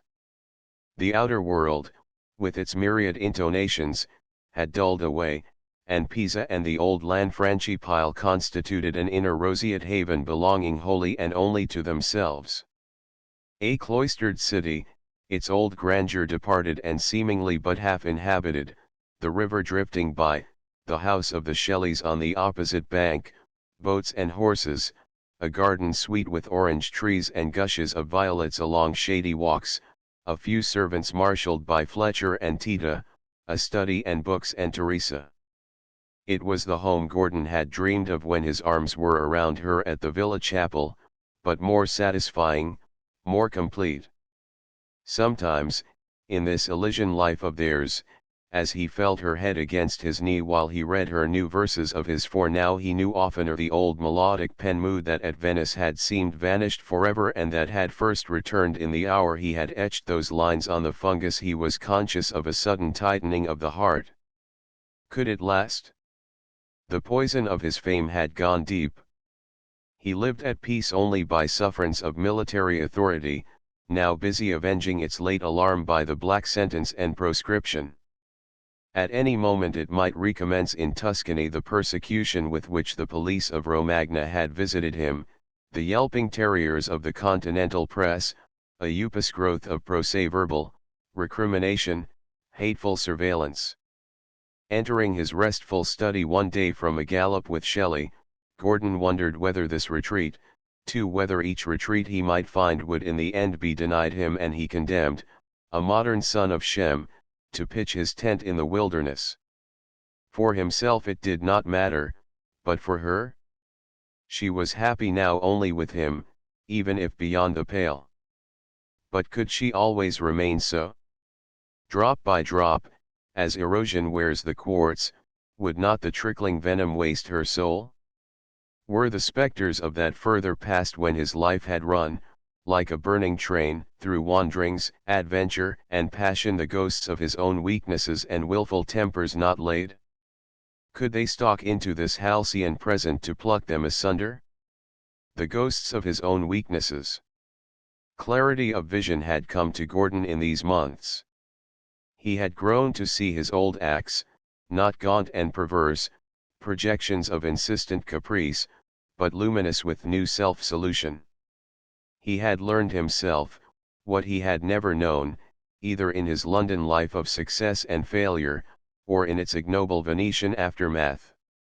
Looking out toward the purpling Apennines, where the sun sank to his crimson covert, he felt a mute aching wish, an intense desire that the world, not his contemporaries, but a later generation, should be able to look beneath the specious shadow of opprobrium that covered him and see the truth. It could do this only through himself, through pages he should write.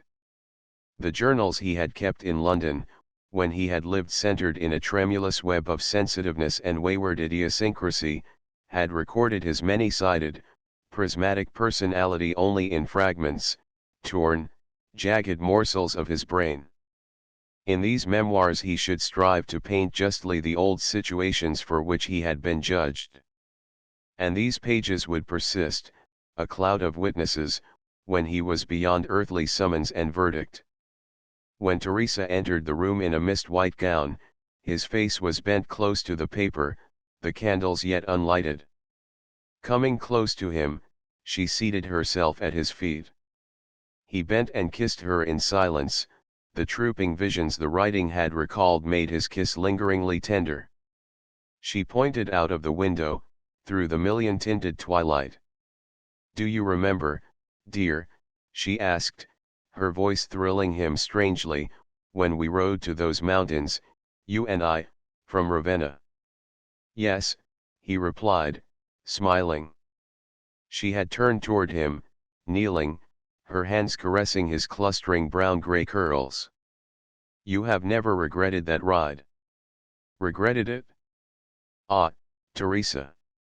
Her face was looking up into his, a wistful questioning in it almost like pain, he thought wonderingly. "You know all you said that night," she went on hurriedly, "what I was to you? Is it as true now?" "It is more true," he answered. "All I have dreamed, all I have written here in Pisa, and some of it will live, Teresa, has had its source in you. All that I shall ever write will spring from your love. That began to be true the day you first kissed me. That was when you found me on the convent hill, when we read from the Bible the day I first knew of Allegra. His face was averted, but she could see his shoulders lift and fall in a deep silent suspiration.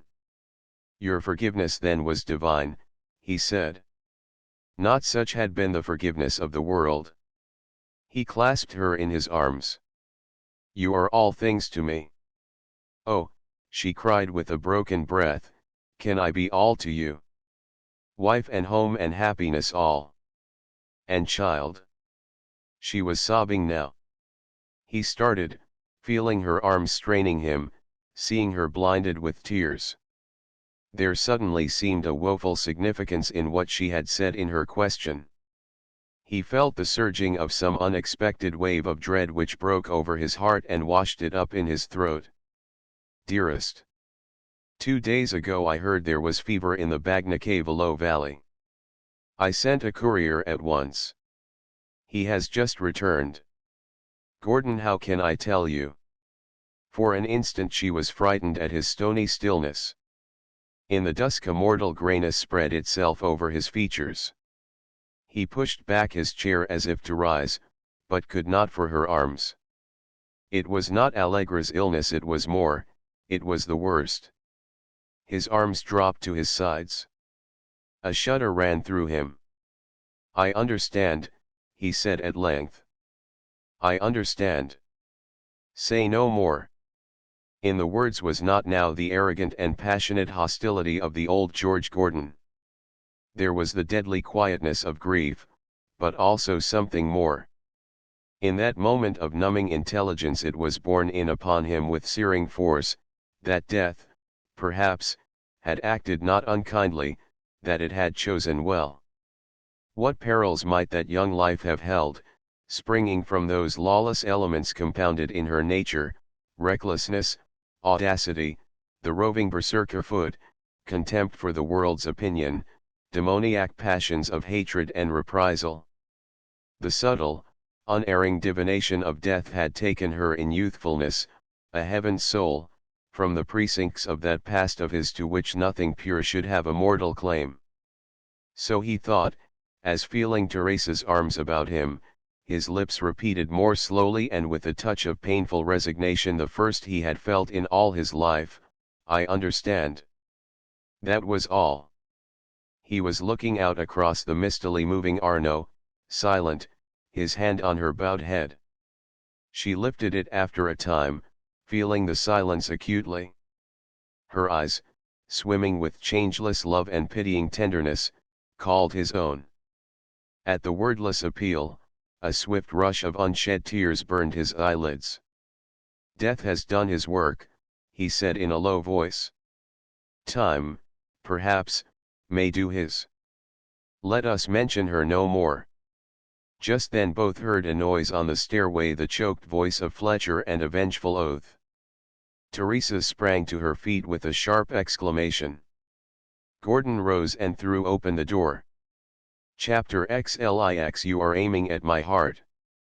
The two men who burst into the room had been intimately yet appositively connected with Gordon's past.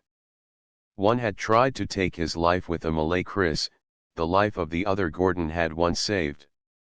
They were Trevanion and Count Pietro Gamba, Teresa's brother.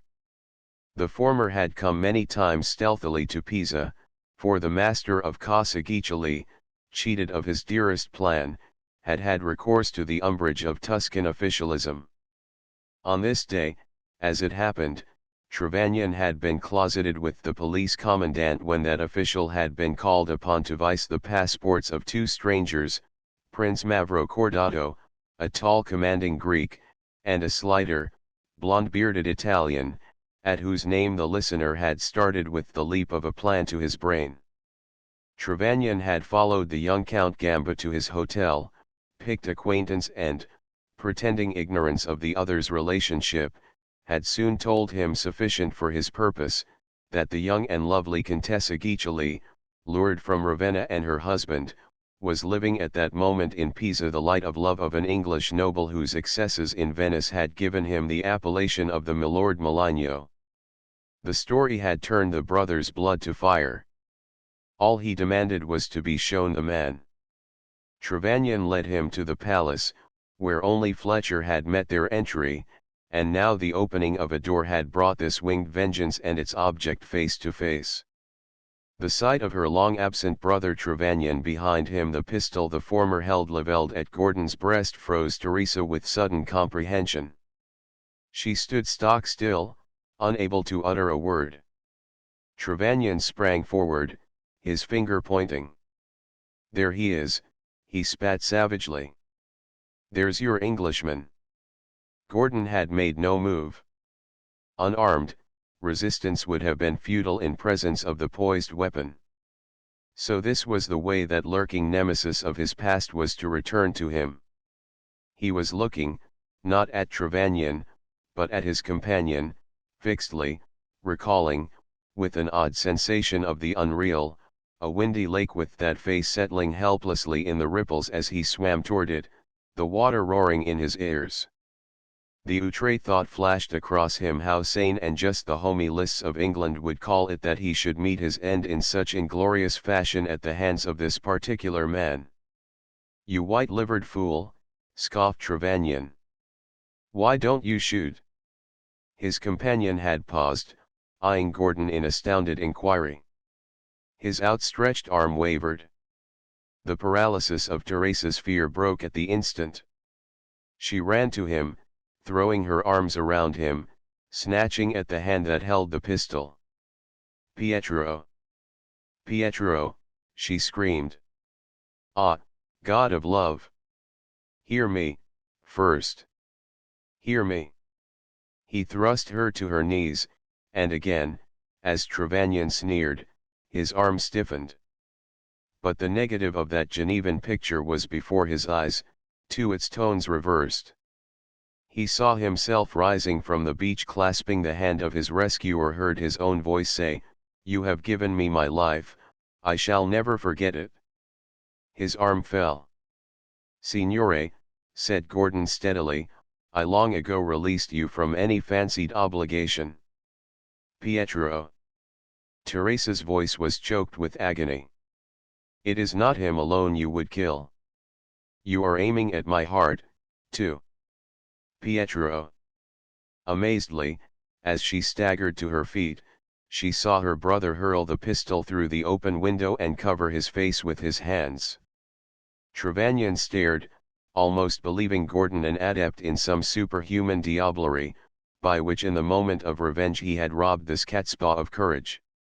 Then, laughing shrilly and wildly, he turned and lurched past Fletcher leaning against the wall, dazed from the blow that had sent him reeling from the landing down the stair. In the street he picked up the fallen pistol. The touch of the cool steel ran up his arm. He turned back, a devilish purpose in his eye. Why not glut his hate once and for all? He had tried before, and failed. Why not now, more boldly? Italian justice would make only a pretense of pursuit. Yet British law had a long reach. Its ships were in every quarter of the globe. And Gordon, above all else, was a peer. A sudden memory made his flesh creep. He remembered once having seen a murderer executed in Rome. It came back to him as he stood with the weapon in his hand, the masked priests, the half-naked executioner, the bandaged criminal, the Black Christ and his banner, the slow procession, the scaffold, the soldiery, the bell ringing the Misericordia, the quick rattle and fall of the axe. Shuddering, he flung the pistol into the river with an imprecation. Looking up he saw a gaitered figure that moved briskly along the street, to stop at the Lanfranchi doorway. Trevanion recognized the severely cut clerical costume, the clean-shaven face with its broad scar, the queerish, insect-like, inquisitive eyes.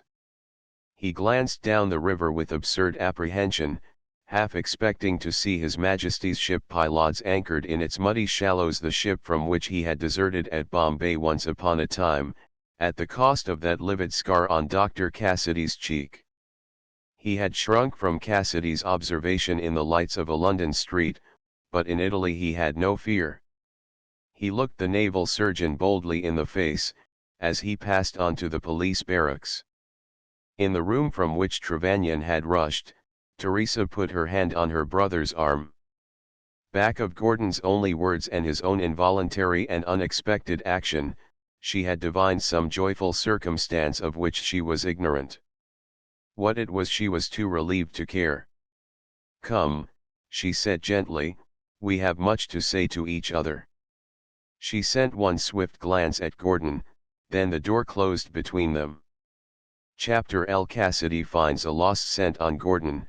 In the shock of the fatal news Teresa had brought, the menace of that fateful onslaught had fallen numbly. No issue at that moment would have mattered greatly to himself.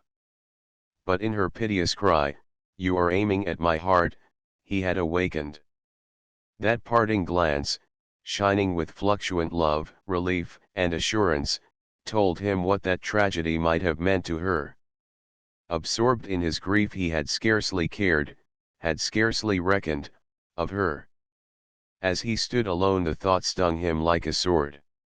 He remembered with what tenderness she had tried to blunt the edge of her mournful message. His reverie passed with the entrance of Fletcher, still uncertain on his feet, and with a look of vast relief at the placid appearance of the apartment. A messenger brought a request from the Reverend Dr. Nott, a name well known to Gordon in London. The clergyman, just arrived in Pisa, asked the use of the ground floor of the Lanfranchi Palace. He understood it was unoccupied in which to hold service on the following Sunday. Over the smart of his sorrow, the wraith of a satiric smile touched Gordon's lips. He, the unelect and unregenerate, to furnish a tabernacle for Pisan orthodoxy. The last sermon he had read was one preached by a London divine and printed in an English magazine. Its text was his drama of Cain, and it held him up to the world as a denaturalized being, who, having drained the cup of sensual sin to its bitterest dregs, was resolved, in that apocalypse of blasphemy, to show himself a cool, unconcerned fiend. And yet, after all, the request was natural enough. The palace that housed him was the most magnificent in Pisa, in proportions almost a castle. And, in fact, the lower floor was empty and unused. Was he to mar this saner existence, in which he felt waking those old inspirations and ideals, with the crude spirit of combativeness in which his bruised pride took refuge when popular clamor thrust him from his kind? If he refused, would not the very refusal be made a further weapon against him? Had Gordon seen the mottled clerical countenance that waited for answer in the street below, he might have read a partial answer to this question. Cassidy's ship having anchored at Leghorn, he had embraced the opportunity to distribute a few doctrinal tracts among the English residents of this near cathedral town. Of Gordon's life in Pisa he heard before he left the ship. In the Reverend Dr. Nott he had found an accidental traveling companion with an eye single to the glory of the established church, who was even then bemoaning the lack of spiritual advantages in the town to which he was bound. His zealous soul rejoiced in the acquaintance and fostered it on arrival. The idea of Sabbath service in English had been the clergyman's, that of the Lanfranchi Palace as a place wherein to gather the elect, had been Cassidy's. The suggestion was not without a certain genius. To the doctor's uplifted hands he had remarked with unction that to ask could do no harm, and the request, even if refused, might be precious seed sown. Cassidy mentally presaged refusal which should make test and material for future discourse of his own. Waiting at the Lanfranchi entrance he remembered a sermon of which he had delivered himself years before at Newstead Abbey perched upon a table. He had never forgotten it. He touched his lips with his tongue at the pious thought that he who had then been master of the Abbey, host of that hare-brained crew who afterward made him a butt of egregious ridicule in London, was now spurned of the righteous. Gordon at that hour had no thought of Cassidy, whom he had not seen in years. "Say to the messenger that Mr. Nott is very welcome to the use of the floor," was the answer he gave the valet. A moment later Teresa and Count Pietro Gambari entered. Teresa's eyes were wet and shining. Her brother's face was calm. He came frankly to Gordon and held out his hand. While the two men clasped hands, the naval surgeon was ruminating in chagrin. Gordon's courteous assent gave him anything but satisfaction. He took it to Dr. Knott's lodgings. As Cassidy set foot in the street again, he stopped suddenly and unaccountably. At the Lanfranchi portal in the dusk he had had a view of a swarthy face that roused a persistent, baffling memory.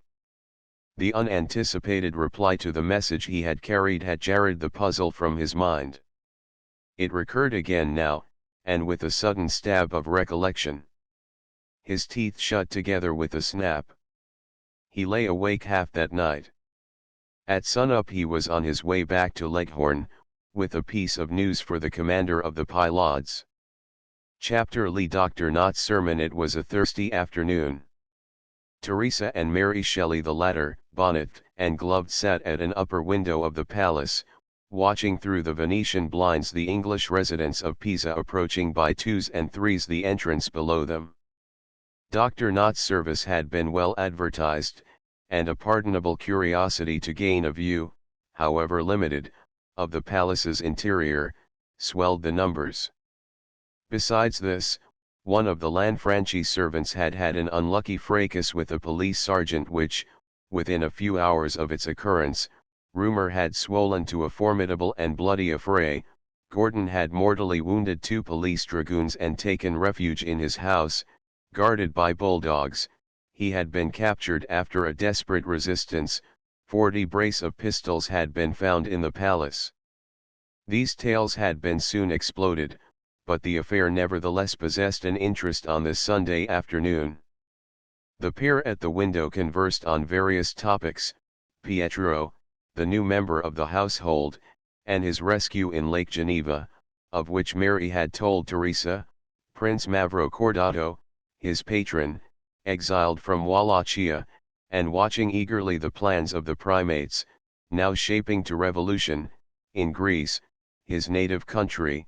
Shelley's new sailboat, the Ariel, anchored at the river bank, a stone's throw from where they sat. As they talked they could hear from the adjoining study Gordon's voice reading aloud and the sharp, eager, explosive tones of Shelley as he commented or admired. Both watchers at length fell silent. The sight of the people below, soberly frocked and coated, so unmistakably British in habiliment and demeanor, had brought pensive thoughts to Mary Shelley of the England and Sabbaths of her girlhood. Teresa was thinking of Gordon.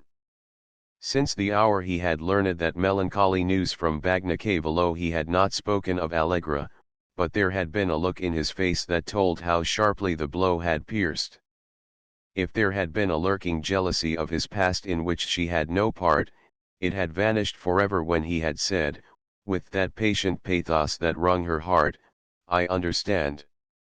The words then had roused in her something even deeper than the maternal instinct that had budded when she took him wounded to Casa Guiccioli, deeper than the utter joy with which she had felt his arms as they rode through the night from the villa where he had waked her from that death-like coma.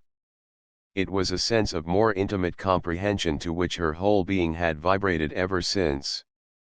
Not but that she was conscious of straggles in him that she did not fully grasp. But today, as she sat silent by the window, her heart was saying, "His old life is gone. I belong to his new life. I will love him so that he will forget. We shall live always in Italy together, and he will write poems that the whole world will read. And some day it will know him as I do."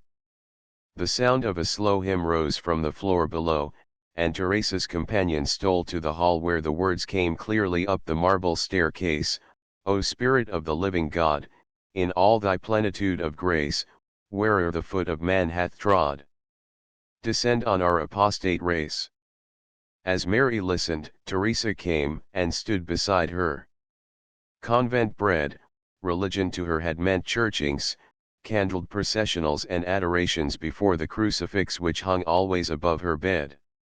Her mind direct, imaginative, yet with a natural freedom from traditional constraint, suffered for the home-nurtured ceremony left behind in her flight with Gordon. But her new experience retained a sense of devotion deeper because more primitive and instinctive than these, a mystic leaning out toward good intelligences all about her, the pure longing with which she had framed the prayer for Gordon so long ago.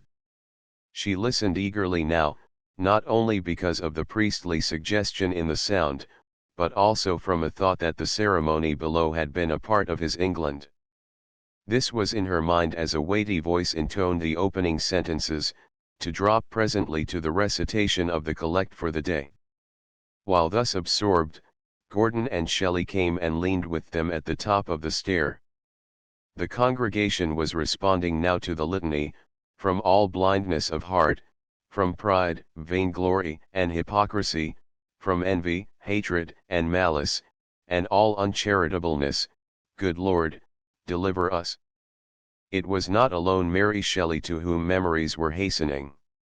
The chant recalled to Gordon, with a singular, minute distinctness, the dreary hours in the Milbanke pew in the old church at Seaham, where he had passed that treacle moon with Annabel. Blindness of heart, hatred, uncharitableness, he had known all these. From lightning and tempest one phase of his old life was lifting before him startlingly clear, the phase that confounded the precept with the practice and resented hypocrisy by a wholesale railing at dogma, the sneer with which the philosophic Roman shrugged at the Galilean altars.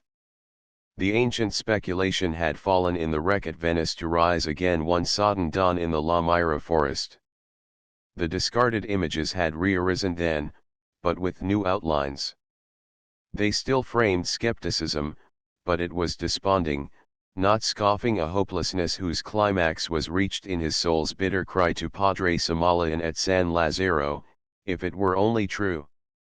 Since, he had learned the supreme awakening of love which had already aroused his conscience, and now in its development, that love, lighting and warming his whole field of human sympathy, made him conscious of appetences hitherto unguessed.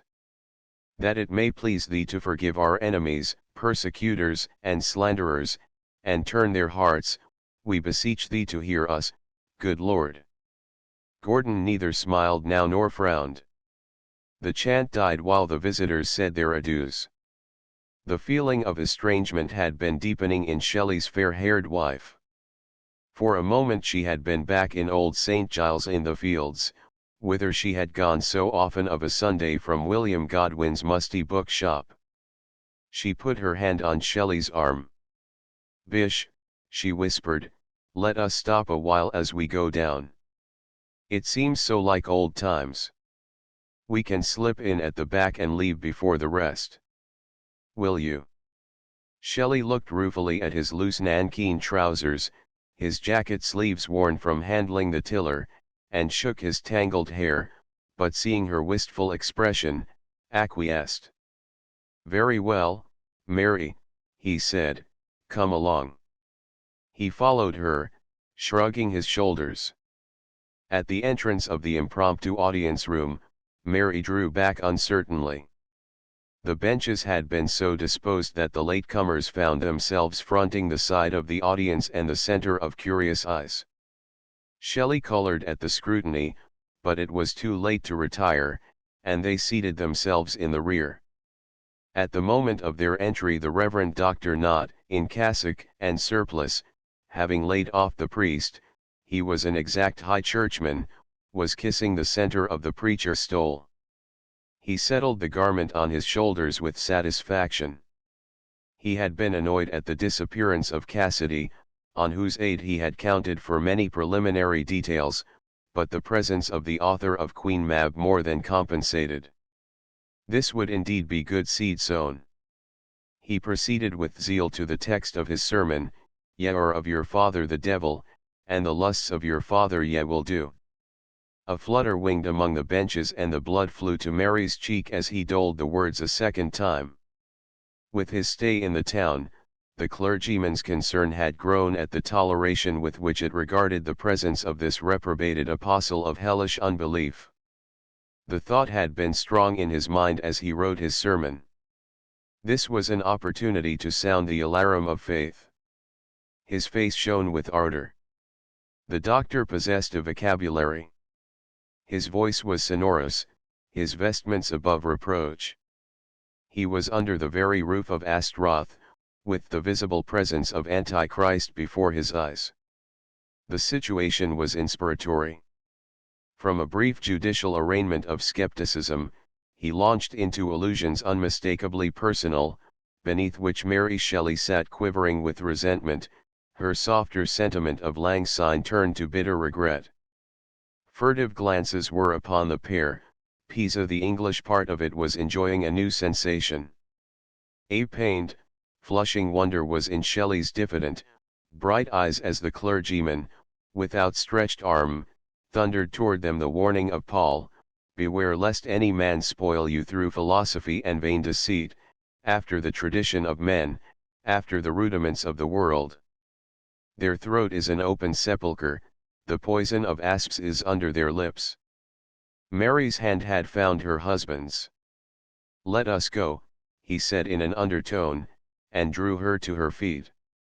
They passed to the door, the cynosure of observation, the launched utterance pursuing them, whose mouth is full of cursing and bitterness, and the way of peace have they not known. In the street Mary turned to him. "Don't mind, Bish," she pleaded. He half smiled, but his eyes were feverishly bright. He kissed her as he answered, "I'm going for a sail. Don't worry if I'm not back tonight. I'll run up to Viareggio. The wind will do me good." He crossed the pavement bareheaded and leaped into his sailboat. A moment later, from the bridge, she saw through clouding tears the light craft careening down the Arno toward the sea.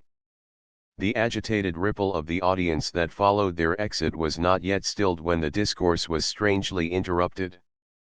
From the pavement came the sound of running feet, a hoarse shout and a shot, ringing out sharply on the Sabbath stillness. A second later a man dashed panting into the outer hall with a British Marine at his heels. Chapter Lee Trevanion. In the toils in sending Trevanion that day to the barracks on the Lung Arno, whose door Cassidy had once seen him enter and in whose vicinity the naval surgeon, following this clue, had posted his squad of tars, luck had fallen oddly. The coursed hare has small choice of burrow. The Lanfranchi entrance was the quarry's only loophole and he took it. As the hunted man sprang across the threshold he snatched the great iron key from the lock and swung it on the head of his pursuer. The Marine dropped with a cut forehead, falling full in the doorway of the room where the service was in progress. Instantly the gathering was in confusion. The sermon ceased, women screamed, and their escorts poured into the hall to meet Cassidy, entering from the street, flushed and exultant, with a half-dozen more blue jackets. His foremost pursuer fallen, Trevanion leaped like a stag for the stair. But halfway up he stopped at sight of a figure from whom he could hope no grace. Gordon had heard the signal shot, armed himself and hastened to the stairway. For once in his life Cassidy was oblivious of things religious. He had forgot the afternoon service. He scarcely saw Dr. Knott's horror-lifted hands as his cassock fluttered between frightened worshippers to the door. His look did not travel to Gordon or beyond, where Teresa's agitated face watched palely. His round, peering eyes fastened with malignant triumph on the lowering figure midway of the marble ascent. "Now, my fine ensign," he said with exultation, "what have you to say to a trip to the Pylades?" Trevanion's dark face whitened. But his hand still gripped the key. "I had enough of your cursed ship," he flung in surly defiance, "and you'll not take me, either." Cassidy laughed and turned to the seaman at his back. They stepped forward. In Gordon's mind, in that moment of tension, crucial forces were weirdly contending. Over the heads of the group below, through the open door, he saw a ship's jolly boat, pulling along the Arno bank. Leghorn, the Pylades, and years in a military fortress. That was what it meant for Trevanion. And what for him? The peace he coveted, a respite of persecution, for him and for Teresa the right to live and work unmolested. It was a lawless act, seizure unwarranted and on a foreign soil, an attempt daring but not courageous. They were 10 against 1. It was a deed of personal and private revenge on the part of Cassidy. And the man had taken refuge under his roof. For any other he would have interposed from a sheer sense of justice and hatred of hypocrisy. But for him a poltroon, a skulker and his enemy. What right had he to interfere? The manner was high-handed, but the penalty owed to British Admiralty was just. It was not his affair. The hour he had sat in the moonlight near the Ravenna Osteria, when his conscience had accepted this nemesis, he had put away the temptation to harm him, though the other's weapon had struck, he had lifted no hand. He had left all to fate. And fate was arranging now. He had not summoned those Marines. But through these strident voices sounded a clearer one in his soul. It was not for that long-buried shame and cowardice in Greece, not for the attempt on his life at Bagna Cavolo, nor for anything belonging to the present that Trevanion stood now in this plight. It was ostensibly for an act antedating either, one he himself had known and mentally condoned years ago, a boy's desertion from a hateful routine. If he let him be taken now, was he not a party to Cassidy's revenge? Would he be any better than Cassidy? Would it be in him also any less than an ignoble and personal retaliation? What he had promised himself, come what might, he would not seek. He strode down the stair, past Trevanion, and faced the advancing Marines. "Pardon me," he said. "This man is in my house. By what right do you pursue him?" The bluejackets stopped. A blotch of red sprang in Cassidy's straw-colored cheeks. "He is a deserter from a king's ship. These Marines are under orders. Hinder them at your peril." "This is Italy, not the high seas," rejoined Gordon calmly. "British law does not reach here. You may say that to the captain of the Pylades." Cassidy turned furiously to his men. "Go on and take him," he commanded. Again they advanced, but they looked full into Gordon's pistol, and the voice behind it said, that, under this roof, no man shall do. "On my word as a peer of England." A few moments later, Cassidy, his face purpled with disappointment, had led his Marines into the street. The agitated clergyman had gathered his flock again, and the hall was clear. A postern gate opened from the Lanfranchi garden, and to this Gordon led Trevanion without a word. The latter passed out with eyes that did not meet his deliverer's. As Gordon climbed the stairway to where Teresa waited, shaken with the occurrence, the Reverend Dr. Knott was rounding the services so abruptly terminated with the shorter benediction, "The grace of our Lord Jesus Christ, and the love of God, and the fellowship of the Holy Ghost, be with us all evermore. Amen." Chapter LIII The coming of Dallas. "Go on, Dallas," said Gordon. He was standing in his study, its windows thrown open to the stifling air, the blinds drawn against the pitiless sun that beat hotly up from the sluggish Arno and loaded the world with fire. In the parched orange trees in the garden cicalas shrilled, and from the dusty street came the chant of a procession of religiosi, bearing relics and praying for rain. The man who sat by the table wore the same kindly, scholarly face that Gordon had known of old, though his soft white hair was sparser at the temples. To make this journey he had spent the last of a cheque he had once received for £600. His faith in Gordon had never wavered. Now, as he looked at the figure standing opposite, clad in white waistcoat and tartan hussar braided jacket of the Gordon plaid, young and lithe, though with brown locks grayed, and with eyes brilliantly haunting and full of a purpose they had never before possessed, his own gaze misted with hope and wistfulness. He had had an especial object in this long journey to Italy. "Hobhouse is still with his regiment," he proceeded. "He'll be in Parliament before long. We dined together just a month ago tonight at White's Club. Lord Petersham is the leader of the dandies now. Brummel left England for dead. In that hour's conversation Gordon had seen faded pictures fearfully distinct. He seemed to be standing again in his old lodgings in St. James Street, a red carnation in his buttonhole facing Beau Brummel and Sheridan. He remembered how he had once let the old wit down in his cocked hat at Brooks, as he had long ago been let down into his grave. He smiled painfully while he said with slowness, "3 great men ruined in 1 year, Bonaparte, Brummel, and I. A king, a cad, and a castaway." His eyes were fixed on the empty fireplace as he spoke, but what they saw was very far away. "How is Murray?" he asked presently. "I visited him a fortnight before I left. He had just published the first part of Don Juan." Gordon winced. "Well?" he asked. "He put only the printer's name on the title page. The day it appeared he went to the country and shut himself up. He had not even dared open his letters. I can't blame him."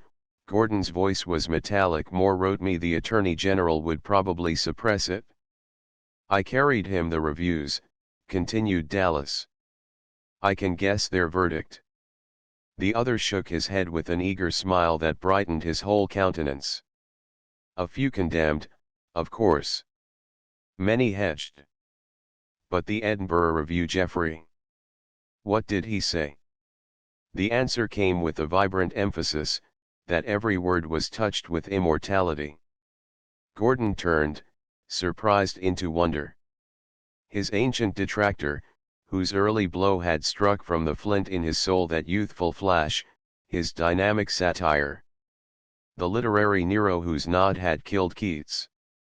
Was the old sneer become praise now? Immortality, not damned to everlasting fame?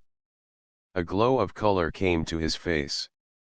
The older man got up hastily and laid his hand affectionately on the other's shoulder. It seemed the moment to say what was on his mind. His voice shook. "George, come back to England.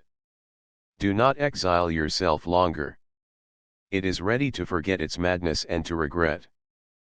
Public feeling has changed. When Lady Caroline Lamb published Glenarvon, her novel that made you out a man-monster, it did not sell an edition. She appeared at Lady Jersey's masquerade as Don Juan in the costume of a Mephistopheles, and the crowd even hissed. London is waiting for you, George. All it gave you once shall be yours again. You have only to come back." It was out at last, the purport of his journey. Gordon felt his muscles grow rigid. The meaning of other things Dallas had told, gossip of society and the clubs, was become apparent. Could the tide have turned, then? Could it be that the time had come when his presence could reverse the popular verdict, cover old infamy and quench in renewed reputation the poisoned enmity that had poured desolation on his path? The fawning populace that had made of his domestic life only a shredded remnant, hounded him to the wilds and entombed him in black infamy, did it think now to re-establish the dishonored idol on its pedestal? For an instant the undiked memory of all he had undergone swept over him in a stifling wave. The months of self-control faded. The new man that had been born in the forest of La Myra fell away. The old rage rose to clutch at his throat, the fiery, ruthless defiance that had lashed his enemies in Almac's assembly rooms. It drove the color from his face and lent flame to his eyes as he answered hoarsely, "No. Never, never again. It is over forever. When I wrote then, it was not for the world's pleasure or pride. I wrote from the fullness of my mind, from passion, from impulse.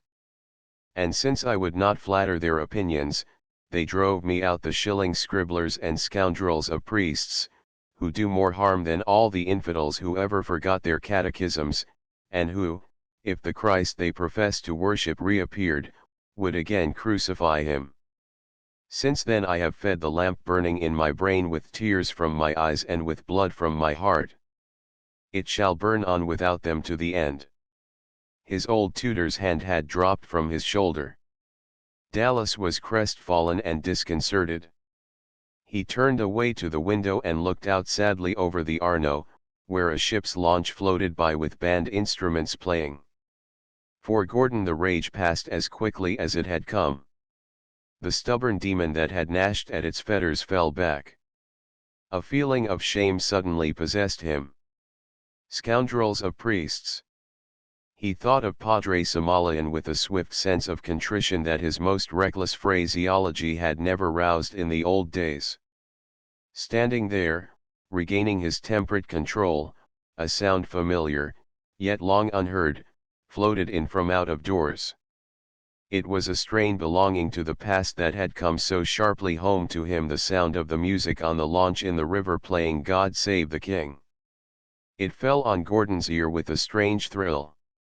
A tinge of softer warmth crept back slowly to his cheeks. For the first time in these years the hatred of his country that had darkled in the silt of ignominy vanished and a tenderer feeling took its place. It was the inalienable instinct of the Englishman, the birthright of English blood, transmitted to him through long lines of ancestry, from Norman barons who came with William the Conqueror, welling up now, strong and sweet and not to be denied. England. He had loved it once. In spite of a rebellious birth, an acid home, a harsh combative youth, he had loved it. How often he had heard that air at Vauxhall in the Mall on the Thames. It brought back the smell of primroses, of blossoming yellow thorn and hazel catkins quivering in the hedges. Some lost spring of recollection, automatically touched, showed him the balcony of his house on Piccadilly Terrace on the Regent's birthday below, the rattling of curbs and scabbards, the hussar band playing that tune, he himself sitting with Annabel, and in her arms, Ada, his child. There were questions, unvoiced as yet, which he had longed but dreaded to ask. His hand strayed to his breast. There, always worn, was a tress of baby's hair. What might his rehabilitation have meant to her, as she grew and took her place in the world? He approached the window and touched the man who looked out. "Dallas," he said. "Dallas." The other turned. His eyes were moist. He saw the alteration in Gordon's mood.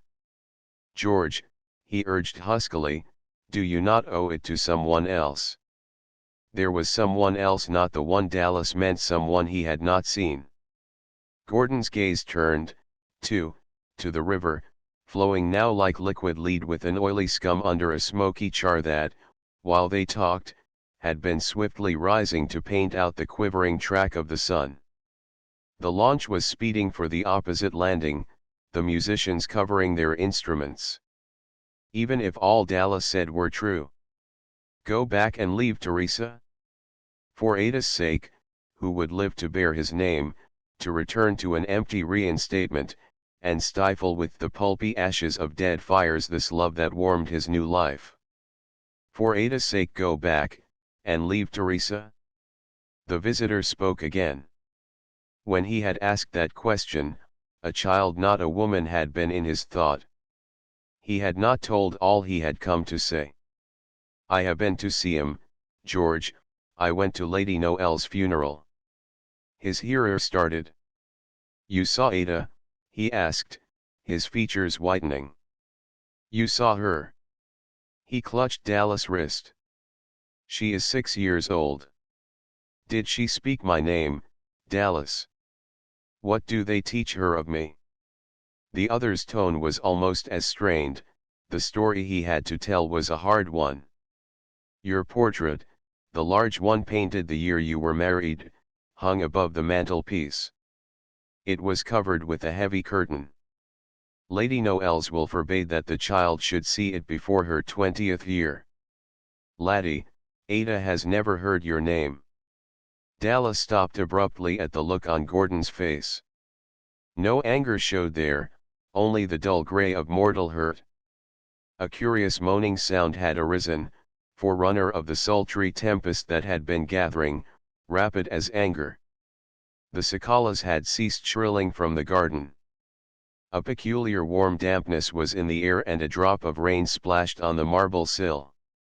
"Do you wonder," Dallas continued after a pause, "that I want you to go back?" Gordon made no reply. His eyes were focused on a purple stain of storm mounting to the zenith, like some caryatid upholding a cauldron of steam, all ink and cloud color, while before it slaty masses of vapor fled like monstrous behemoths, corded into some gigantic sky enclosure. Dallas pulled the window shut. With the action, unheralded as doom, a great violet sword of lightning wrote the autograph of God across the sky, and a shock of thunder, instantaneous and crashing like near ordnance, shook the walls of the palace. It loosed the vicious pandemonium of the tropic air into tornado, sudden and appalling. While the echoes of that detonation still reverberated, into the room, as though hurled from the wing of the unleashed wind, came Mary Shelley, drenched with the rain, bareheaded, gasping. "Shelley's boat has not returned," she wailed. "He is at sea in the storm. Oh, I am afraid, afraid, afraid." Teresa entered at the moment with a frightened face, loose-haired and pale, and Mary ran to her, sobbing. Gordon had turned from the window, but his countenance was void and expressionless. "Shelley," he repeated vacantly, and sat down heavily in the nearest chair. Teresa suddenly put the arms of the weeping girl aside and ran to him. "Gordon," she cried, as Dallas hurried forward in alarm. "Gordon, what is it?" "England, Teresa," he said. Then his head fell forward against her breast. For 12 hours, while the wild, typhoon-like storm raved and shrieked over Pisa, Gordon lay seemingly in a deep sleep. He did not wake till the next dawn was breaking, wetly bright and cool. When he woke, it was to healthful life, without recollection of pain or vision. And yet in those hours intervening, strange things happened hundreds of leagues away in England. Has genius, that epilepsy of the soul, a shackled self, which under rare stress can leave the flesh for a pilgrimage whose memory is afterward hidden in that clouded abyss that lies between its waking and its dreaming? Did some subtle telepathy exist between his soul in Italy and the soul that he had transmitted to his child? Who can tell? But that same afternoon, while one George Gordon lay moveless in the Lanfranchi Library, another George Gordon wrote his name in the visitors' book at the King's Palace, in Hyde Park, London. Lady Caroline Lamb, from her carriage seat, saw him entering Palace Yard and took the news to Melbourne House. The next morning's papers were full of his return. That night, too, she who had once been Annabel Milbanke woke unaccountably in her room at Seaham, in the county of Durham, to find the trundle bed in which her little daughter Ada slept, empty. She roused a servant and searched. In the drawing-room a late candle burned, and here, in her nightgown, the wee wanderer was found, tearless, wide awake and unafraid, gazing steadfastly above the mantelpiece. The mother looked and cried out. The curtain had fallen from its fastenings, and the child was looking at her father's portrait. Chapter Live the pyre over the hillocks, under the robed boughs of the Pison forest, went a barouche, drawn by 4 post horses ready to drop from the intensity of the noonday sun. In it were Gordon and Dallas. They had been strangely silent during this ride. From time to time Dallas wiped his forehead and murmured of the heat. Gordon answered in monosyllables. They had reached a lonely stretch of beach wilderness, broken by tufts of underwood, gnawed by tempests and stunted by the barren soil. Before it curved the blue windless Mediterranean, cradling the Isle of Elba. Behind, the view was bounded by the Italian Alps, volcanic crags of white marble, white and sulphury like a frozen hurricane. Across the sandy extent, at equal distances, rose high, square battlemented towers, guarding the coast from smugglers. Gordon's gaze, though it was fixed on the spot they were approaching, saw only a woman's desolate form clasped in Teresa's sympathizing arms. At a spot marked by the withered trunk of a fir tree, near a ramshackle hut covered with reeds, a flimsy shelter for night patrols, the vehicle stopped and Gordon descended. A little way off was pitched a tent, by which stood a group of mounted dragoons and Italian laborers, the latter with mattocks in their hands. A single figure came from the group and greeted him. It was Trevanion. Gordon had not seen him since the hour of that Sabbath service from which Shelley had fled to the fatal storm whose wrecks strewed the sand where they now stood. Since Mary Shelley had rushed into the Lanfranchi Palace with that cry of terror and foreboding, days had passed, days of sick search, hurrying couriers, wild speculation, and fearful hope. All this had ended with the message from Trevanion which had sent the laborers and brought the barouche today to the lonely spot where the sea had given up its dead. The man who had sent this message was unkempt and unshaven, his swarthy face clay pale, his black eyes bloodshot. He had searched the coast day and night, sleepless and savage. There had been desperation in his toil. In his semi-barbaric blood had raged a curious conflict between his hatred of Gordon and something roused by the other's act in delivering him from Cassidy's Marines. He was by instinct an Oriental, and instinct led him to revenge, but his strain of Welsh blood made his enemy's magnanimity unforgettable and had driven him to this fierce effort for an impersonal requital. Because Shelley had been the friend of the man he hated but who had aided him, the deed in some measure satisfied the crude remorse that fought with his Vulcan enmity. Almost touching the creeping lip of surf, 3 wands stood upright in the sand. Trevanion beckoned the laborers and they began to dig in silence. At length a hollow sound followed the thrust of a mattock. Gordon drew nearer. He heard leadenly the muttered conversation of the workmen as they waited, leaning on their spades, saw but dimly the uniforms of the dragoons. He scarcely felt the hot sand scorching his feet. Was the object they had unearthed that whimsical youth whom he had seen first in the Fleet prison? The unvarying friend who had searched him out at San Lazzaro, true-hearted, saddened but not resentful for the world's contumely, his gaze unwavering from that empyrean in which swam his lustrous ideals? This battered flotsam of the tempest, could this be Shelley? From the pocket of the faded blue jacket a book protruded. He stooped and drew it out. It was the Oedipus of Sophocles, doubled open. Aidoneus. Aidoneus, I implore grant thou the stranger wend his way to that dim land that houses all the dead, with no long agony or voice of woe.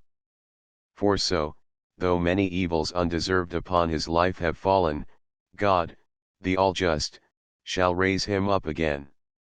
He lifted his eyes from the page as Trevanion spoke his name. He followed him to the tent. Beside it the laborers had heaped a great mass of driftwood and faggots gathered from a stunted pine growth. Shuffling footsteps fell behind him. He knew they were bearing the body. He averted his eyes, smelling the pungent, aromatic odors of the frankincense, wine, and salt that were poured over all. Trevanion came from the tent with a torch and put it into his hands. Gordon's fingers shook as he held it to the faggots, but he did the work thoroughly, lighting all 4 corners. Then he flung the torch into the sea, climbed the slope of a dune and sat down, feeling for an instant a giddiness, half of the sun's heat and half of pure horror. The flames had leaped up over the whole pyre, glistening with wavy yellow and deep indigo, as though giving to the atmosphere the glassy essence of vitality itself. Save for their rustle and the shrill scream of a solitary curlew, wheeling in narrow fearless circles about the fiery altar, there was no sound.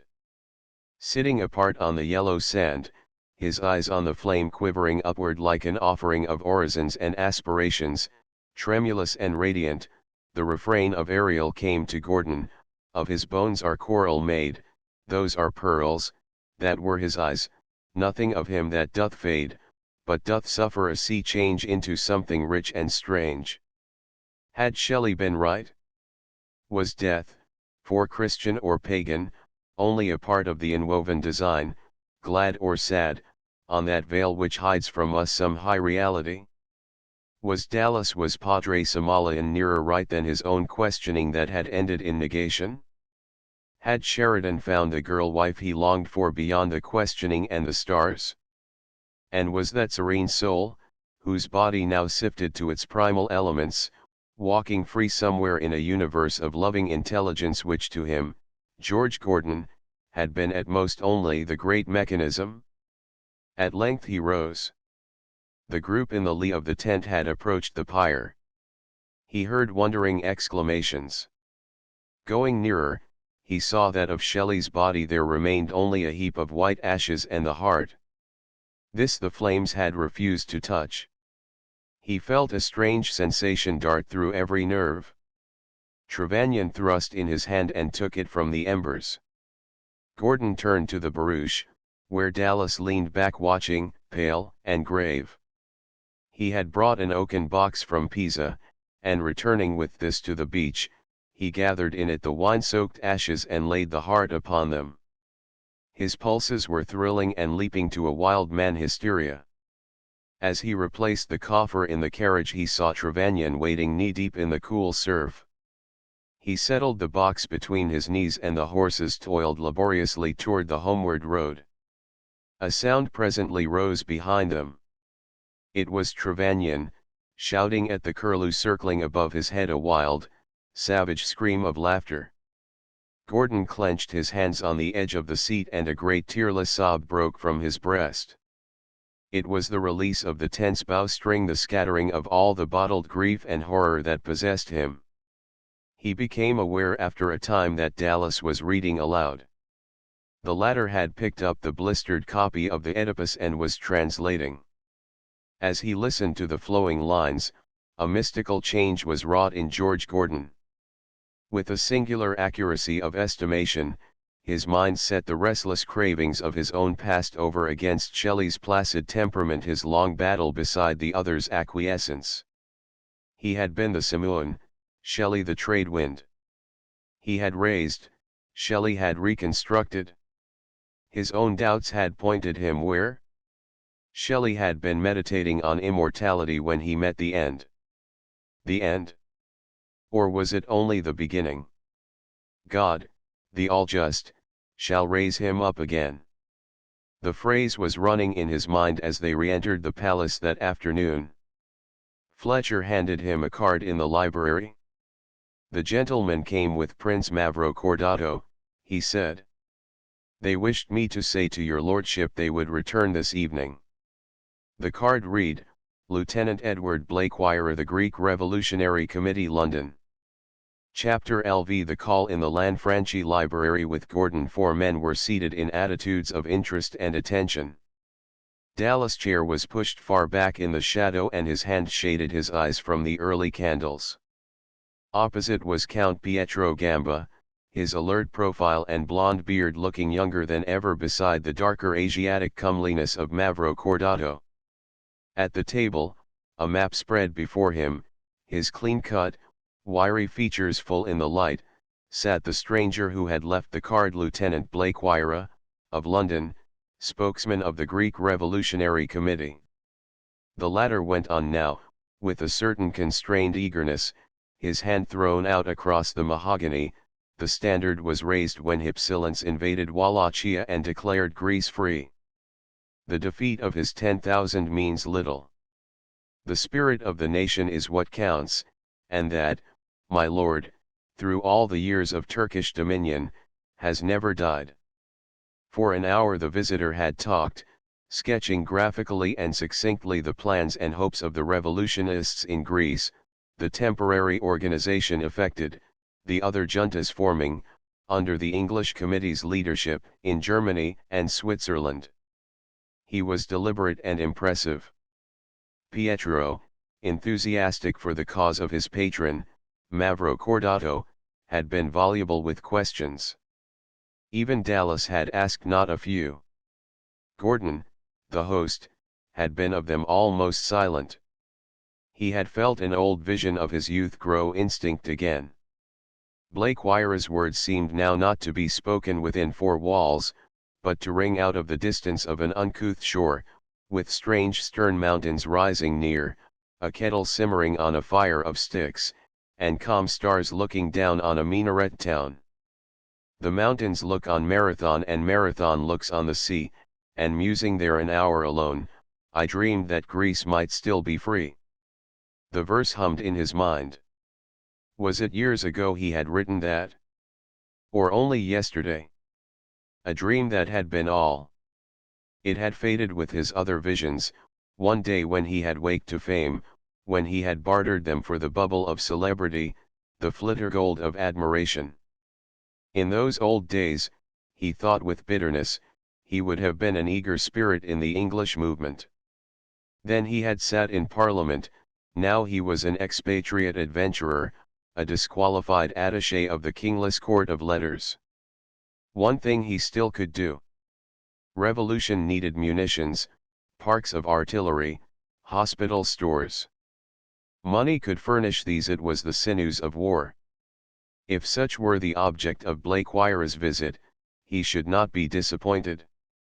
He possessed, unentailed, Newstead Abbey, the seat of his ancestors, to whose memory he had clung fondly through all his ostracism, and there were his coal lands of Rochdale. The latter could be realized on without difficulty. His sister had a private fortune of her own. Ada, his child, had been provided for at her birth. Rochdale should bring close upon £30,000. He spoke to Blakewire. Lieutenant, Greece had my earliest songs. She shall have what she can use to far better advantage now. Mr. Dallas, who starts for London tomorrow, will take back my authority for the sale of certain properties whose proceeds shall be turned over to your committee there. Mavrocordatos's face flushed with feeling. He turned his eyes on Blakewire. A glance of understanding passed between them, and the latter rose. Your lordship, he said, the thanks of our committee are small return for such a gift. The gratitude of Greece will be an ample recompense. But I am here to ask yet more than this. As Gordon gazed inquiringly, he laid two documents before him on the table. Will your lordship read? Gordon took up the first. A tremor leaped to his lips. He saw his own credentials, signed by the full committee in London, as their representative in Greece. His eye caught the well-known, cramped chirography of John Hobhouse among the signatures. For a moment his heart seemed to stop. He looked at the second, glancing at the names affixed, Alexander Hypsilence, Marco Botsaris, a dozen Greek primates and leaders. The name of one man there present had been added, Mavrocordato. As he read, the room was very still. The deep breathing of the men who waited seemed to fill it. He heard Blakewire's voice piercing through, the revolution needs now only a supreme leader. Your lordship is known and loved by the Greek people as is no other. The petty chieftains, whose inveterate ambitions now embroil a national cause, for such a rallying point would lay aside their quarrels. With your great name foreign loans would be certain. Such is the unanimous opinion of the committee in London, my lord. Dallas' snuff-box dropped to the floor. Gambo made a sudden movement, but Mavrocordatos's hand, laid on his knee, stilled him. A flush, vivid on its paleness, had come to Gordon's cheek, an odd sensation of confusion that overspread the instant's elation. If the Greek people loved him, it was for what he had written years ago, not for what he was now, a discredited wanderer among the nations. With what real motive did the committee in London place this great cause in his hand? Did they offer it in sincere belief, as to one whom England had misjudged and to whom she owed restitution, a lover of liberty, one capable of a true deed, of judgment, discernment, and high results? A tingling pang went through him. No. But to one whose name was famed, how famed, whose attachment to the revolution would draw to the struggle the eyes of the world to assure foreign loans. He rose and walked to the window, his throat tightening. No one spoke, though young Gamba stirred restlessly.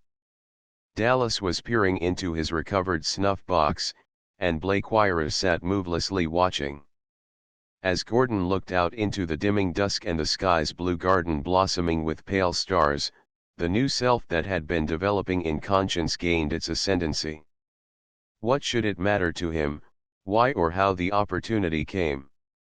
To Hobhouse, at least, it had been an act of faith and friendship. As a body, the committee had considered only its object, political advantage to England, the success of the Greek revolutionary arms. Why should he ache so fiercely for that juster valuation which would never be given? Was it not enough that the cause was one which had been the brightest dream of his youth, that sober opinion deemed his effort able to advance it? His mind overran the past years. He saw himself putting away the old savage indifference and insolent disdain, and struggling for a fresh foothold on life. The malice that had pursued him in Trevanion he had accepted unresistingly, as part of an ordained necessity. But with the unfolding of the new conception and character he had come to realize that, as the most intimate elements of his own destruction had lain within himself, so only to himself could he look for self-retrieval. And was that retrieval to be found in the fatuous passiveness behind which he had entrenched himself? If there were an appointed destiny, it could not lie that way, but rather in the meeting of the issues fate offered, the doing of a worthy deed for the deed's own sake, the making real of an heroic dream, putting aside the paltry pride that cavilled how or why that issue was presented without reckoning save of the final outcome. He thought of an oaken box now on its way to a cemetery in Rome. What would the man whose ashes it held have replied? He needed no answer to that. As he pondered, from the shadowy garden, under the orange trees woven with the warm scents of summer, rose a soft strain. It was Teresa, singing to her harp, her voice burdened tonight with the grief of Mary Shelley, the song Gordon had long ago written to a plaintive Hindu refrain. Low as the words were, they came clearly into the silence. Oh, my lonely, lonely, lonely pillow! Where is my lover? Where is my lover? Is it his bark which my dreary dreams discover? Far, far away, and alone along the billow? Oh, my lonely, lonely, lonely pillow! Why must my head ache where his gentle brow lay? How the long night flags lovelessly and slowly, and my head droops over thee like the willow. Gordon's gaze had turned in the direction of the sound. He could see her sitting in her favorite spot, her hair a dusk of starlight, leaning to her harp. If she only had not sung that now? I do not ask a hasty answer, Blakewirer was speaking again. It is not a light proposal your lordship will wish time. The man to whom he spoke put out his hand with a sudden gesture. Wait, he said. What need of time? Would a day, a week, make him more able? Through the turmoil of new emotions he reasoned swiftly. There were two to consider, the woman he loved, whose singing voice he heard, and Ada, his child. If for Teresa's happiness he put aside this call, what then? A continuance of life in this fond refuge he had found here in Italy, in time, peace, and quiet, perhaps. But a happiness cankered for them both by the recollection of what he might have done, but would not. And for Ada? The knowledge that he had once failed a supreme cause. The song rose again. Pietro Gamba's face turned suddenly tender. Oh, thou, my sad and solitary pillow! Send me kind dreams to keep my heart from breaking. In return for the tears I shed upon thee waking, let me not die till he comes back o'er the billow. If he went and did not return, to die worthily, for a great cause though he be but one of the many waves that break upon the shore before the tide can reach its mark. To forward the splendid march of freedom against the barbarian. To lead Greece toward its promised land, even though he himself be, like Moses, destined to see it but afar off. The world could sneer or praise, as it chose. It might attribute to him the highest motives or the most vainglorious. Sometime it would understand. It would have his memoirs, his final bequest to Ada. He thought of a picture in England, hidden behind a curtain lest his daughter should grow up to know the features of her father. By their deeds ye shall know them, the saying possessed him. Far kinder his going for her memory of him. Better for Teresa. Her brother remained to care for her. She had in her own right only the dowry returned to her from the Guiccioli coffers with her papal separation. But by selling Newstead Abbey Dallas could arrange that he could put her beyond the reach of want forever. Better far for her. In her recollection it would cover the stain of that life in Venice from which her hand had drawn him, and leave her love a higher, nobler thing. He lifted his head suddenly and addressed Blaquira. "I will go," he said. Chapter LVI. The farewell. In the garden the roses were as fragrant, the orange trees as spicy sweet as ever, every sound and scent as in so many evenings past. Yet Teresa's eyes were heavy, her heart like lead within her breast. Since the hour she had sung to her harp it lay beside her now when Gordon had found her there and told her the outcome of that library conference in which she had had no part. It seemed as though dreary decades had passed. She had lain in his arms at first breathless, stricken with a weight of voiceless grief, while he spoke, hopefully, calmly, of the cause and his determination. The great cry into which her agony bled at length had gripped his soul. She had felt his heart leap and quiver against her, shaken with her sobs, and knew he suffered with her in every pang. It was a realization of this that had finally given her self-control and a kind of calmness. In the time that followed, weeks of preparation, correspondence with the revolutionary committees and with Mavro Cordato, who had preceded Gordon to Greece, selection of stores, the chartering and freighting of the brig Hercules at Genoa, all the minutiae that visualized the departure that must come. The two sides of her love had struggled together. Sometimes the smaller, the less unselfish personal passion, gained temporary mastery. What was she to him if she were not more than everything else? What was Greece to her? Once he had said that all he should ever write would spring from her love. Was that love fit only to inspire poems upon paper? Now he left her and forsook that love to go to a useless danger, and she had given him all. The thought sobbed in her. She was a woman, and she struggled with a woman's anguish. Then her greater soul would conquer. She would remember that night on the square in Venice, the glimpse of his tortured self-amendment at San Lazzaro, and the calmer strength she had felt growing in him from the day their lips met on the convent hill. Her instinct told her this determination of his was only a further step in that soul growth whose first strivings she had herself awakened. This gave her a melancholy comfort that was sometimes almost joy. In his face of late she had distinguished something subtle and significant, that carried her back to the night she had left his book at the feet of Our Lady of Sorrows. It was the veiled look she had then imagined the object of her petition. The fallen angel sorrowing for his lost estate, would wear the patience and martyrdom of renunciation. These struggles of hers had been the ultimate revealment, as the hour she had held Gordon's bleeding body in her arms had been life's primal comprehension. That had shown her love's heights and depths, this taught her all its breadth, its capacity for self-abnegation, its wild, unselfish yearning for the best good of the thing beloved. As she and Fletcher prepared the bare necessities he was to take with him, his buried London life had risen before her. The woman who should have loved him most, his wife, had sent him into a cruel ostracism, hating and despising him. She whom the law's decree forbade that he should love, was sending him away, too, but to a noble cause and with a breaking heart. She had made his present better than his past. Should not his future be even more to her than the present? All had at last been put in readiness. Waiting the conversion of his English properties, Gordon had utilized all his Italian funds. Ammunition, horses from his own stable, field guns, and medicines for a year's campaign had been loaded under his tireless supervision.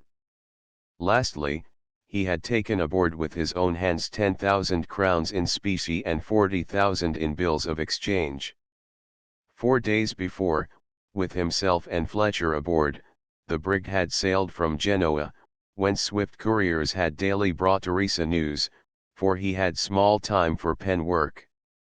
Today the vessel had cast anchor at Leghorn, her final stop, only a few hours away. Tonight, since she put to sea with the dawn tide, Gordon was to come for a last farewell. As Teresa sat waiting in the garden, she tried not to think of the tomorrow, the empty, innumerable tomorrows. It was already quite dark, for there was no moon. She was thankful for this, for he could not so readily see her pallor. He should carry away a recollection of hope and cheerfulness, not of agony or tears. With a memory of what she had been singing the night of Blakewyra's coming, she lifted her harp and began softly and bravely, her fingers finding their way on the strings by touch. Then if thou wilt no more my lonely pillow, in one embrace let these arms again enfold him, and then expire of the joy but to behold him. Oh, my lone bosom, oh, my lonely pillow. The effort was too great. The harp rebounded against the ground. She bowed her head on the arm of the bench and burst into sobbing. The twang of the fallen harp called loudly to one whose hand was on the postern gate while he listened. He came swiftly through the dark. She felt his arms close about her, her face, torn with crying, pressed against his breast. So he held her till the vehemence of her weeping stilled, and her emotion appeared only in long convulsive breaths, like a child's after a paroxysm of grief. When Gordon spoke, it was to tell of sanguine news from the English committee, of the application of French and German officers to serve under him, cheerful detail that calmed her. A long pause ensued. "What are you thinking?" he asked at length. She answered, her eyes closed, a mere murmur in his ear, "Of the evening you came to the garden at Ravenna." "It was moonlight," he replied. "You kissed a curl of my hair," she whispered. "I slept with it across my lips that night." He bent and kissed her eyelids, her mouth, her fragile fingers. "My love," he exclaimed. "I wanted to be strong tonight," she said piteously. "You are strong and brave, too. Do I not know how you brought me to the casa, how you drank the mandragora?" She shivered. "Oh, if it were nothing but a potion tonight to drink, and to wake in your arms. Now I shall wake alone, and you I shall be always with you," he answered. "By day, on the sea or in the camp. At night I shall wander with you among the stars. I shall ask the Virgin to watch over you. Every hour I shall pray to God to have you in his keeping, and to guard you from danger." His arms tightened. He seemed to hear a chanted litany climbing a marble staircase, from lightning and tempest, from plague, pestilence, and famine, from battle and murder, and from sudden death. "Good Lord, deliver us." She bowed her head on the arm of the bench. P. 389. Had he ever prayed? Not to the God of the orthodox Cassidy, of the stern ecclesiastics who had inveighed against him. Not to the beneficent Father that Dallas and Padre Somalian believed in. Never in his life had he voiced a petition to a higher power. All he had known was that agnostic casuistry of his youth, the unknown God, that fatalistic impersonality of his later career, the great mechanism. He thought of lines Teresa's hand had penned, that since a grey dawn when he read and reread them to the chuckling of a fiend within him had never left his breast. They had opened a spiritual chasm that was ever widening between the old and the new. "Dearest," he said, "I would not exchange a prayer of yours for all else life could give. You prayed for me before you ever saw me, when others gave me bitterness and revilings. You never deserved that. You forgave because you loved, he answered gently.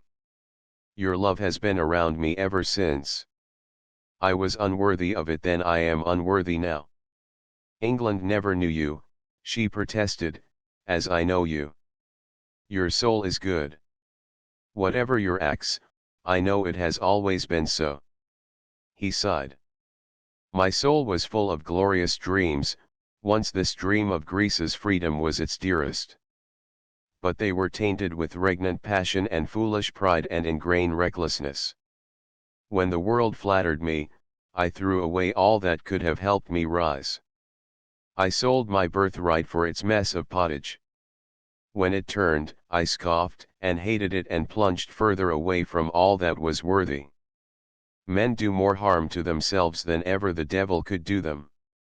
I sunk my soul deeper and deeper in the mire because I did not care, because I had nothing and no one to care for till you found me, Teresa, that day in the wood at La Mira.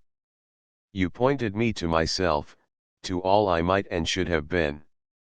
You taught me first remorse, then the idle indolence of regret, now, at last, the wish to do, to be.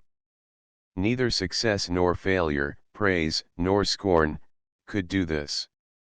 If there is anything good in me now, it is because of that, Teresa. If the future ever forgets to know me as wicked and wastrel, and remembers better things I have done or tried to do, you are the noblest man in the world. A quick spasm crossed his face in the darkness. Noble. Yet how little popular esteem seemed to him at that moment. He went on hurriedly, for what he had to say must be in few words. Always, whatever happens, you will remember what I have said, Teresa. Whatever happens. She threw her arms about his neck, mute with the anguish that was fighting with her resolution. That you are all to me.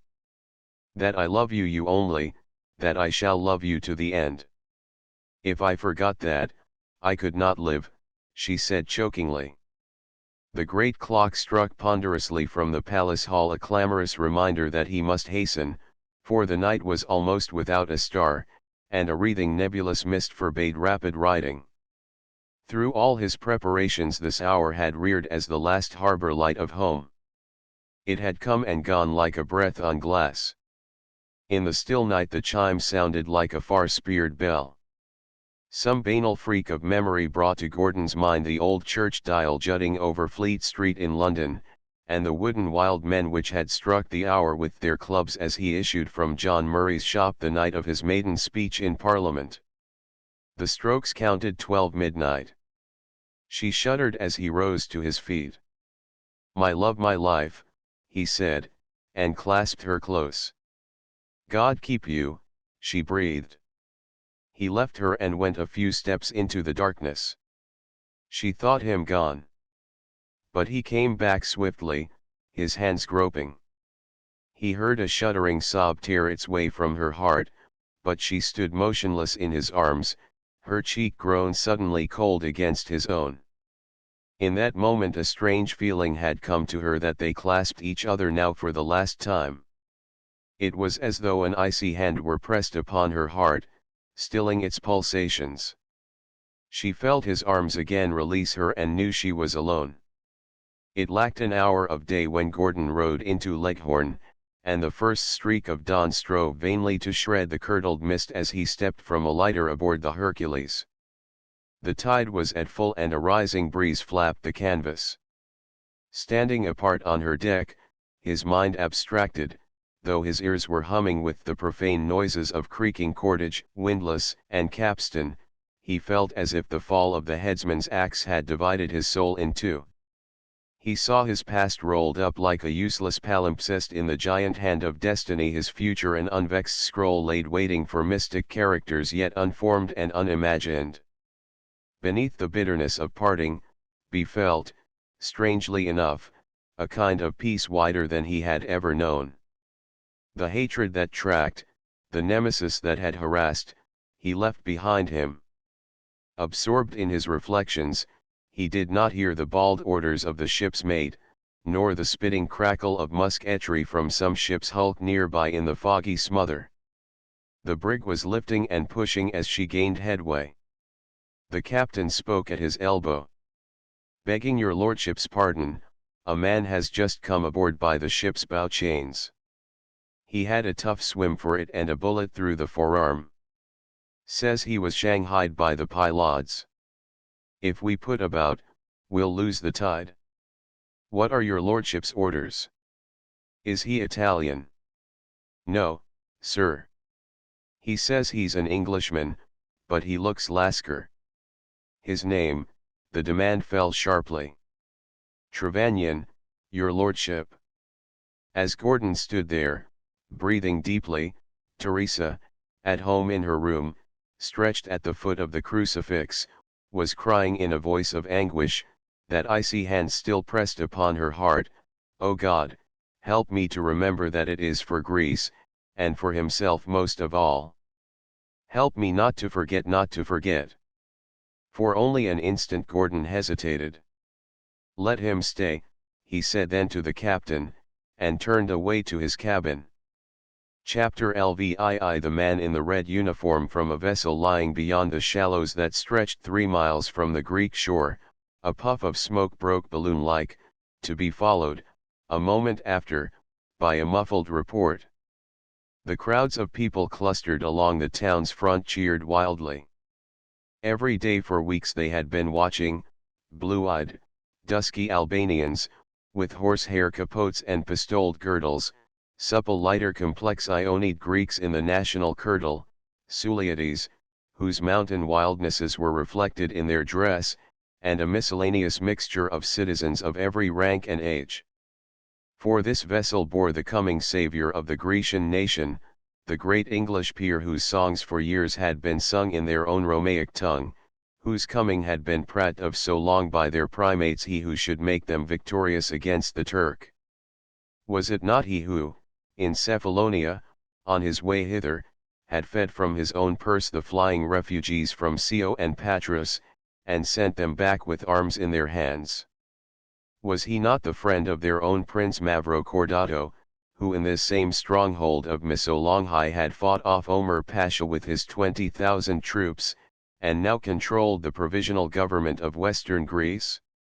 Was it not he who had sent 200,000 piastres to outfit the fleet before whose approach Yusuf Pasha's squadron had withdrawn sullenly to Lepanto? They had known of Gordon's departure from Cephalonia from the 40 Mareotes he sent ahead to be his own bodyguard, and who strutted it about the fortifications, boasting of the distinction.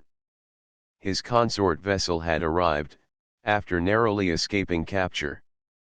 His own brig, chased by the Turks, had been driven on the rocky coast. This they had learned from a surly Arab-like Englishman, his arm in a sling from an unhealed bullet wound, who had been in the vessel and had found a footsore way overland. The Metropolitan had called a special service in the church for his lordship's deliverance.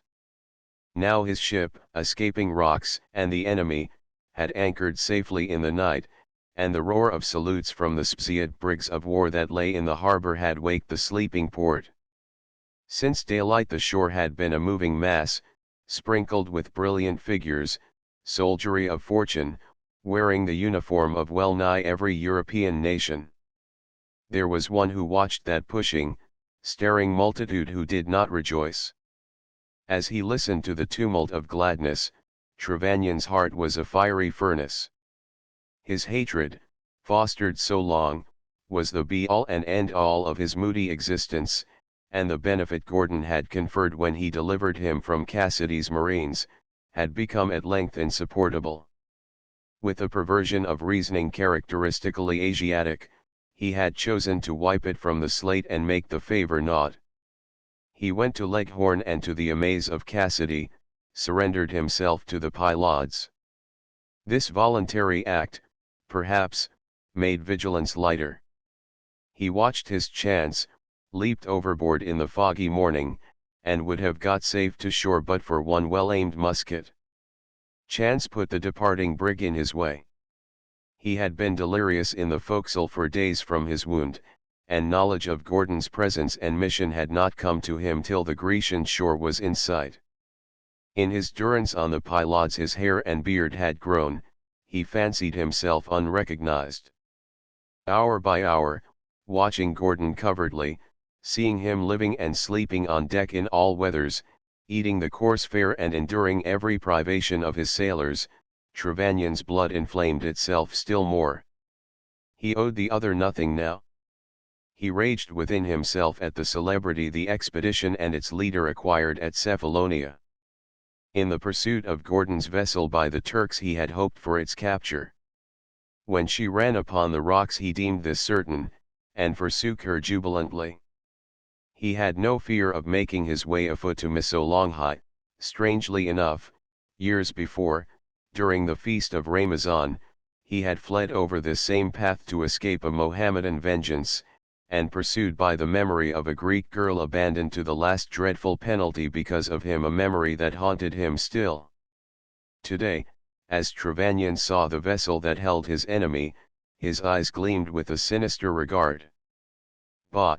sneered a voice behind him in the Romaic tongue. "An English noble? Who says so?" "Mavrocordato. There are those who say he is a Turk in disguise who will sell the country to the Sultan." The man who had spoken wore the dress of a chieftain of lower rank. His comrade answered with an oath, or to the English: "Kalan Malabdi. Give me a chief like Ulysses." In 6 months he would have gained the whole Peloponnesus, but for the coming of this foreigner may a good ball find him. To Trevanion the malediction was as grateful as a draught of cool beer to the scorched palate of a waking sot. He spoke in the vernacular. There are English, too, who would drink that toast. Who is Ulysses? His faded sailor's rig had been misleading. Both clapped hands to their belts as, one who will sweep this puppet of Mavrocordatos into the gulf, the first replied fiercely. "May I be there to help," exclaimed Trevanion, savagely. "Take me to this leader of yours." The two Suliotes looked at him narrowly, then conferred. At length the chief came closer. "If you would serve Ulysses," he said, "meet me beyond the north fortifications at sunset." Trevanion nodded, and they turned away, as a shout went up from the assembled people. A boat had swung out from the brig's davits. It carried a flag, a white cross on a blue ground, the standard of New Greece. The man with the disabled arm flushed suddenly, for his dark, sullen gaze had fallen on the sea wall, where stood His Highness, Prince Mavrocordato, with Pietro Gamba. The latter had followed Gordon to Cephalonia and from there had come on the Hercules consort. A slinking shame bit Trevanion as he recalled the day when his poisoned whisper would have fired that young heart to murder. He wheeled and plunged into the human surge. The couple on the sea wall watched eagerly. The lowered boat had been rapidly manned. A figure wearing a scarlet uniform took its place in the stern sheets. The crowd buzzed and dilated. The prince lowered his field glass. "Thank God, he is safe," he exclaimed in earnest Italian. "We have been in desperate straits, Pietro. With the General Assembly preparing to meet, when all the western country is in such disorder, with these untamed mountain chiefs flocking here with their clans, with Botzaris killed in battle, and only my paltry 5,000 to keep dissensions in check, I have been prepared for the worst. Now there is hope. Look."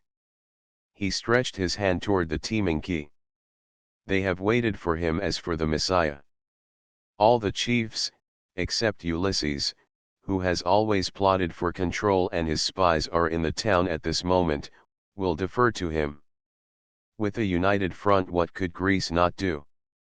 The Turk could never enslave her again. With no supreme head, her provinces are like the untied bundle of sticks easily broken one at a time." They watched in silence while the rowers drew nearer across the shallows. "I did not hope to see you here, Pietro," Mavrocordato said affectionately, as they started toward headquarters. Gamba answered simply, she sent me to guard him if I could. 10 minutes more and the boat was at the landing. The instant its bow touched the masonry before line of picked troops, a single bell rang out from the Greek church. Other iron tongues took it up.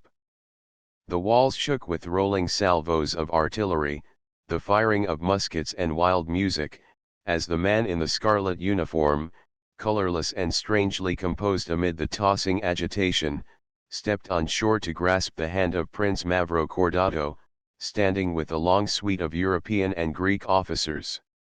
As his gaze swept over the massed soldiery, the frantic people, the women on roofs and balconies, the houses hung with waving carpets, a rainbow motley of color, a great shout rolled along the embankments, a tumult mingled with hand-clapping like a silver rain, that drowned all words. Women in the multitude sobbed, and on the balconies little children were held up in stronger arms to see their deliverer. Every eye was on that central figure, with face like the Apollo Belvedere and a step that halted as if with fatigue, but with a look clear and luminous and the shadow of a smile molding his lips. "Pana Yaya, keep him," sobbed a weeping woman, and threw herself between the lines of soldiers to kiss the tassel of his sword. The Metropolitan, his robes trailing the ground, lifted before him a silver icon glittering in the sun.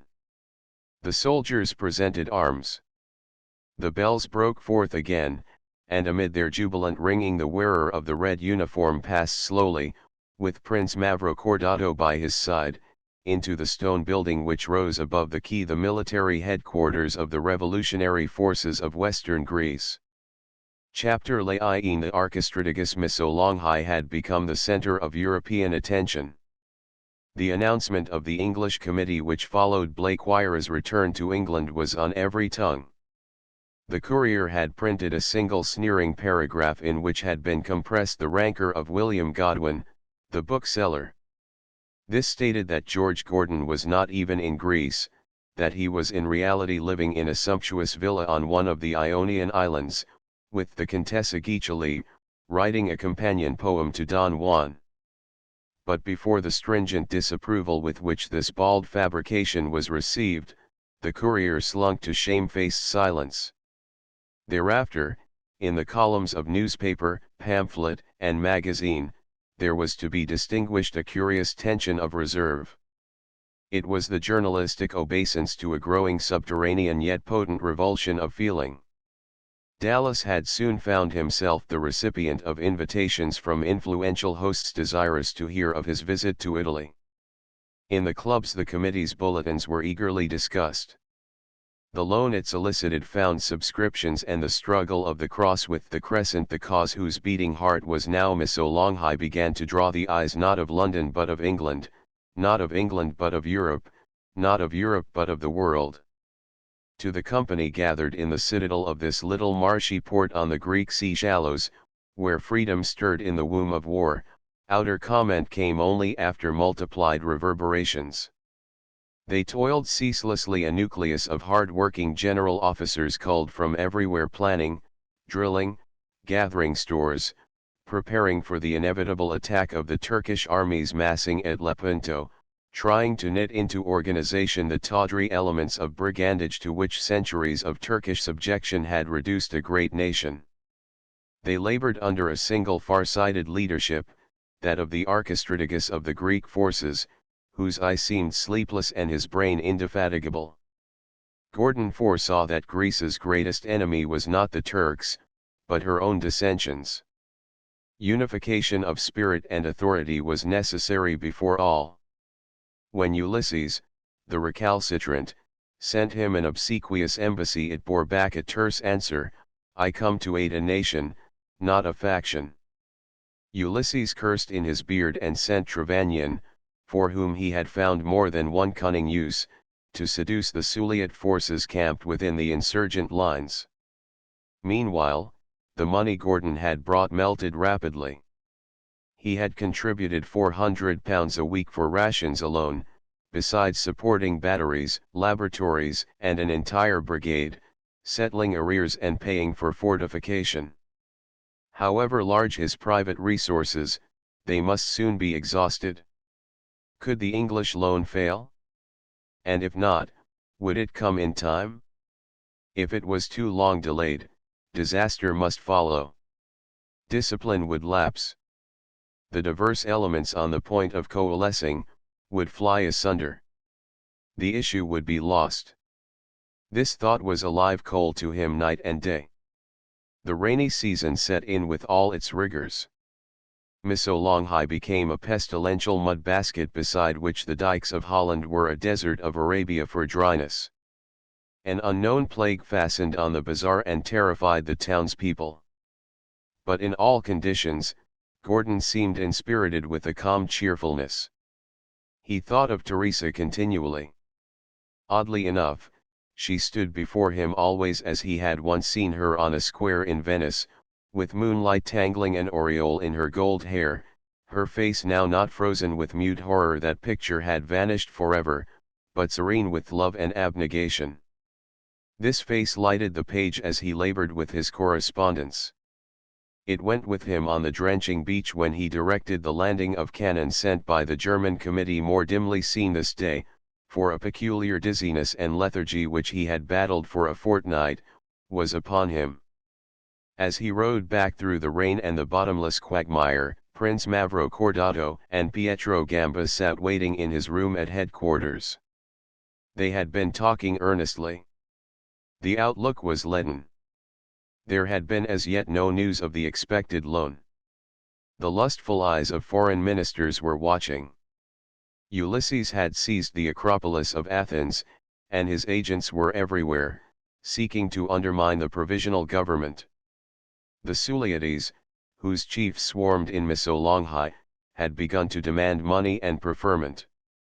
But these things, serious as they were, weighed less heavily upon Prince Mavrocordato's mind than the health of the man he now awaited in that cheerless chamber. Another post would do as well, the Greek said gloomily. Higher ground, out of the marshes. He stays here only at risk to himself. Yet he will listen to no proposal of removal. What does he say? Asked Gamba. That Missolonghi is the center of western Greece, the focus point of European observation.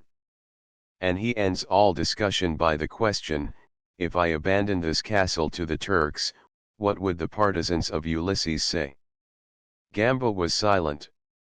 Mavrocordato knit his bushy brows. He knew the answer only too well. And yet the safety of this single individual had come to mean everything. Without him Greece's organization would be chaos, its armies, rabbles. While he pondered, Gordon entered. He had thrown off his wet clothing below. The shepherd dog crouched by the door, sprang up with a joyful whine as the newcomer dropped a hand on his head. Pietro had a sudden vision of his sister as she placed upon him her last injunction to guard this man's life. He had done all he could. Yet to what avail? Watchfulness might ward steel and lead, but what could combat the unflagging toil, the hourly exposure, the stern denial of creature comfort? His eyes wandered around the damp walls hung with swords, carbines, and pistols, to the rough mattress at one side, the spare meal laid waiting the occupant's hasty leisure. In his mind ran the words with which Gordon had replied to one of his protests, "Here is a stake worth millions such as I am. While I can stand at all, I must stand here." Gamba's thought returned to what the prince was saying, "Allow me at least to furnish this chamber for your lordship." "Abed our Suliotes spread their mats on the ground," was the reply, "or on the dirt floor of their miserable huts. I am better couched than they." "They are used to it," protested the Greek. "They have never known better. They are proof against marsh fever, too." He paused an instant, then added, "I have just learned that the wines I have ordered sent you, have on each occasion been returned to the commissariat." Gordon's gaze had followed the others. The food spread there was of the meanest, goat's meat, coarse peasant's bread, a pitcher of sour cider. He was fighting back a vertigo that had been misting his eyes. My table costs me exactly 45 paras. That is the allowance of each Greek soldier. I shall live as they live, prince, no worse, no better. His voice broke off. He reeled. Mavrocordato sprang and threw an arm about him. Pietro hastened to send Fletcher to the improvised hospital for the physicians. They came hastily, to find Gordon in a convulsion of fearful strength, though it lasted but a moment. Leeches were put to his temples and consciousness returned. He opened his eyes upon an anxious group of surgeons and staff officers. A commotion arose at the instant from the courtyard. Mavrocordato stepped to the window. He made an exclamation. The place was filling with Suliotes. They were dragging its two cannon from their stations and turning their muzzles against the doors. An orderly burst into the room. "They are seizing the arsenal," he cried. With an oath a Swedish officer leaped down the stair, drawing his sword as he ran. He fell stunned by the blow of a musket butt. Wild figures, their faces and splendid attire splashed with mud, gushed in, choked the stairway, and poured into the narrow apartment to waver and halt abruptly, abashed. This was not what Trevanion had craftily told them of, not the abode of soft luxury and gem-hung magnificence affected by the foreign archistrategus whose wealth was limitless and who sipped wines of liquid pearls, while they, their payments in arrears, drank sharp raisin juice. What they saw was at strange variance with this picture. A chill stone chamber, a meager repast, uncarpeted floors. A handful of men, each with a drawn sword.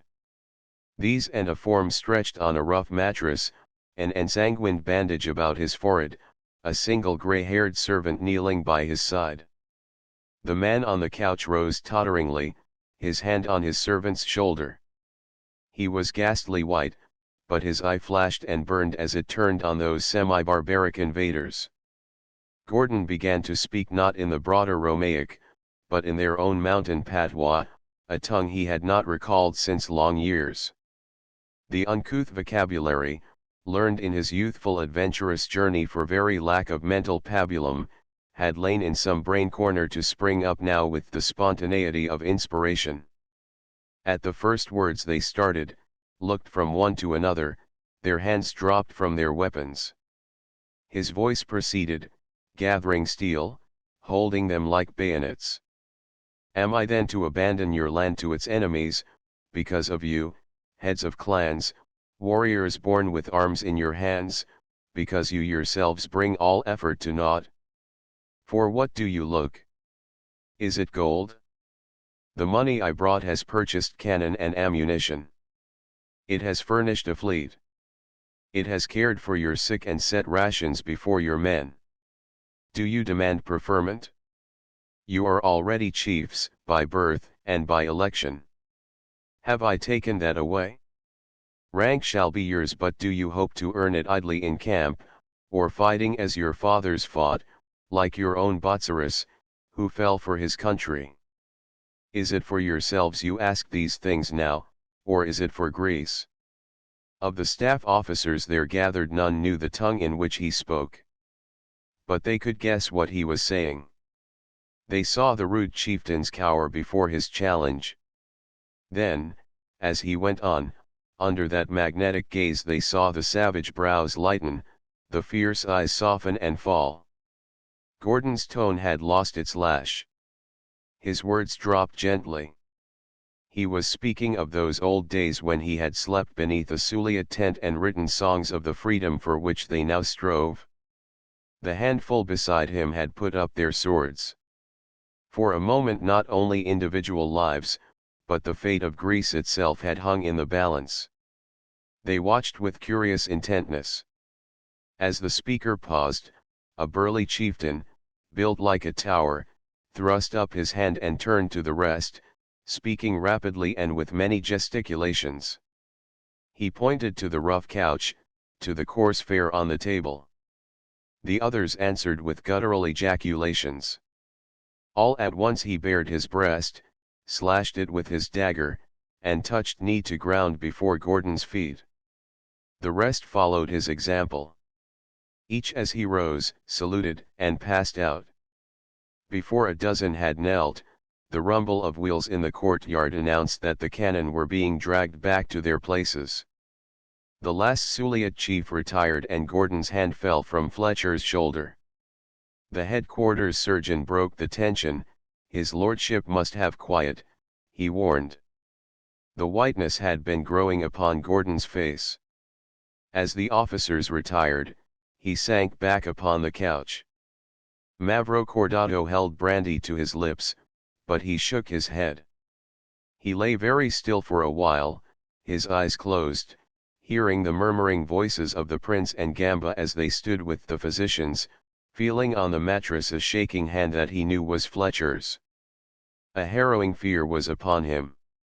The mutiny that had been imminent this hour he had vanquished, he might not succeed again. With resources all might be possible, but his own funds were stretched to the last para. And the English loan still hung fire. If he but had the proceeds of a single property of Rochdale, which he had turned over to the committee in London, he could await the aid which must eventually come. Lacking both, he faced inaction, failure, and now to cap all, illness threatened him. He almost groaned aloud. Greece must not fail. There was but one way to fight, and fight soon.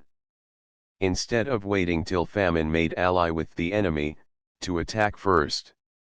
To throw his forces, though undisciplined, upon the Turks. Victory would inspirit the friends of the revolution.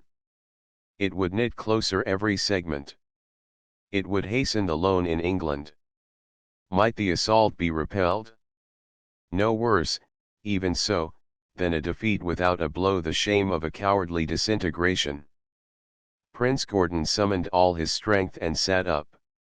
May I ask you to notify my staff officers to meet me here in an hour? We shall discuss a plan of immediate attack upon Lepanto. Chapter Licks in which Teresa makes a journey. Help me to remember that it is for Greece and for himself most of all. That was Teresa's cry through those dreary weeks alone. The chill instinct that had seized her as Gordon held her in that last clasp had never left her. She struggled always with a grim sense of the inevitable. At times she fought the desire to follow, even to Greece, to fold him in her arms, to entreat, give up the cause. Come back to me to love. Her sending of Pietro had given her comfort. She subsisted upon his frequent letters, upon the rarer, dearer ones of Gordon, and upon the remembrance of the great issue to which she had resigned him. One day a message came from a great Venetian banking house. It told of a sum of money held for her whose size startled her. She, who had possessed but a slender marriage portion, was more than rich in her own right. An accompanying letter from Dallas told her the gift was Gordon's. A wild rush of tears blurred the page as she read. That night she dreamed a strange dream, yet it was not a dream wholly, for she lay with open eyes staring at the crucifix that hung starkly, a murky outline, against the wall. Suddenly she started up in the bed. Where the ivory image had glimmered against the ebony was another face, colorless, sharp-etched, a wavering light playing upon it. It was Gordon's, deep-lined, haggard, as though in mute extremity. His eyes looked at her steadily, appealingly. She held out her arms with a moan. Then the light faded, the phantom merged again into the shadow, and in the darkness she hid her eyes and swayed and wept. She slept no more. A blind terror held her till dawn. At noon Tita brought her a Pison paper, with a column of Greek news. It stated that the English loan, on which depended the hopes of the revolutionists, was still unsubscribed in London. The measure would doubtless be too late to stay the descent of Yusuf Pasha's armies. Dissensions were rife at Missolonghi. At Constantinople the Sultan, in full divan, had proclaimed George Gordon an enemy to the port and offered a pashalik and the 3 horse-tailed lance for his head. The English loan too late. Its speedy coming had been a certainty in Gordon's mind before his departure. Was it the agony of failure she had seen on the face that looked at her from the darkness? Was he even now crucified on the cross of a despairing crisis? A quick thought came to her. The sum he had made hers a fortune, almost £100,000 of English money. Might not that serve, at least until the loan came? If she could help him thus. There was no time for correspondence, banking routine, no time for delays of any sort. It must go now. A daring plan was born in her mind. She could take it herself, direct to his necessity. Why not? Such a brig as Gordon had chartered was no doubt to be found at Leghorn. Yet she could not make the voyage with but a single servant for escort. To whom could she appeal? To whom else could that faraway cause be near? A figure flashed before her with the directness of a vision, a man she had seen but once, when with her husband, he had confronted her on a monastery path one dreadful buried day. The friar of San Lazzaro. She recalled the clear deep eyes, the venerable head, the uncompromising honesty of the padre's countenance. He had known the man she loved, had seen his life in that retreat. Was he still there? Would he aid her? An hour more and she was riding with Tita toward Leghorn harbour. By the next sunrise she was on her way to Venice. 3 days later Tita's oar swung her gondola to the wharf of the island of St. Lazarus. She stepped ashore and rang a bell at the wall door beside which, in its stone shrine, stood the leaden image of the Virgin, looking out across the grey lagoon. The place was very still. Peach blooms hung their glistening spray above the orchard close, and swallows circled about a peaceful spire from which a slow mellow note was striking. It seemed to Teresa that only yesterday she had stood there face to face with Gordon. With a sudden impulse she sank to her knees before the shrine. When she rose she was not alone. He who she had prayed might still be within those walls stood near, the same reverend aspect, the benignant brow, the coarse brown robe. "What do you seek, my daughter?" As Teresa told her errand, looking into the soluble eyes bent on her, the breeze stirred the young leaves, and the tiny waves lapped the margin stones in a golden undercurrent of sound. Her words, unstudied and tense with feeling, acquired an unconscious eloquence. A great issue in perilous straits, she, with empty affluence that might save it but alone, without companion for such a journey. The friar listened with a growing wonder. In the seclusion of that solitude he had long since heard of the Greek rebellion, had yearned for its success. But it had been a thing remote from his lagoon island. To leave the peace of his studies to accompany a woman, to a land in the throes of war? A strange request. Why had she come to him? "Have I ever seen you before, my daughter?" Her heart beat heavily. "Yes, father." She was leaning against the rock, her face lifted to his. The posture, the pathetic purity of her features, brought recollection. Padre Somalian's eyes lighted. Since that unforgotten scene on the path, he had often wondered what would be this woman's wedded life, so tragically begun. By her face, she had suffered. Her husband had been old and doubtless was dead. It was a mark of grace that she came now to him a holy man before others. If, alone in the world, she chose to consecrate her wealth thus nobly, well and good. If there had been fault back of that rich marriage, such an act would be in the line of fitting penance. If there had been fault. The friar's eyes turned away. He was thinking of the stranger whose brow her husband's blow had marked, of the paper he himself had lifted from beneath the stone. Since the gusty day when he found the abandoned robe, he had prayed unceasingly for that unknown man's soul. "You will go." The question recalled his thought, gone afar. My daughter, he demurred, who am I, bred to quiet and contemplation, to guide you in such an enterprise? Tears had come to Teresa's eyes. Then the hope of Greece will perish. And he its leader, who has given his all, will fail. The Padre's look clouded. It was the undying war of Christendom against the idolater, the fight the church militant must wage daily till the reign of the 1,000 golden years began. Yet noble as was the Grecian struggle, to his mind it had been smirched by a name famed for its evil. I would so fair a cause had a better champion, he said slowly. Her tears dried away.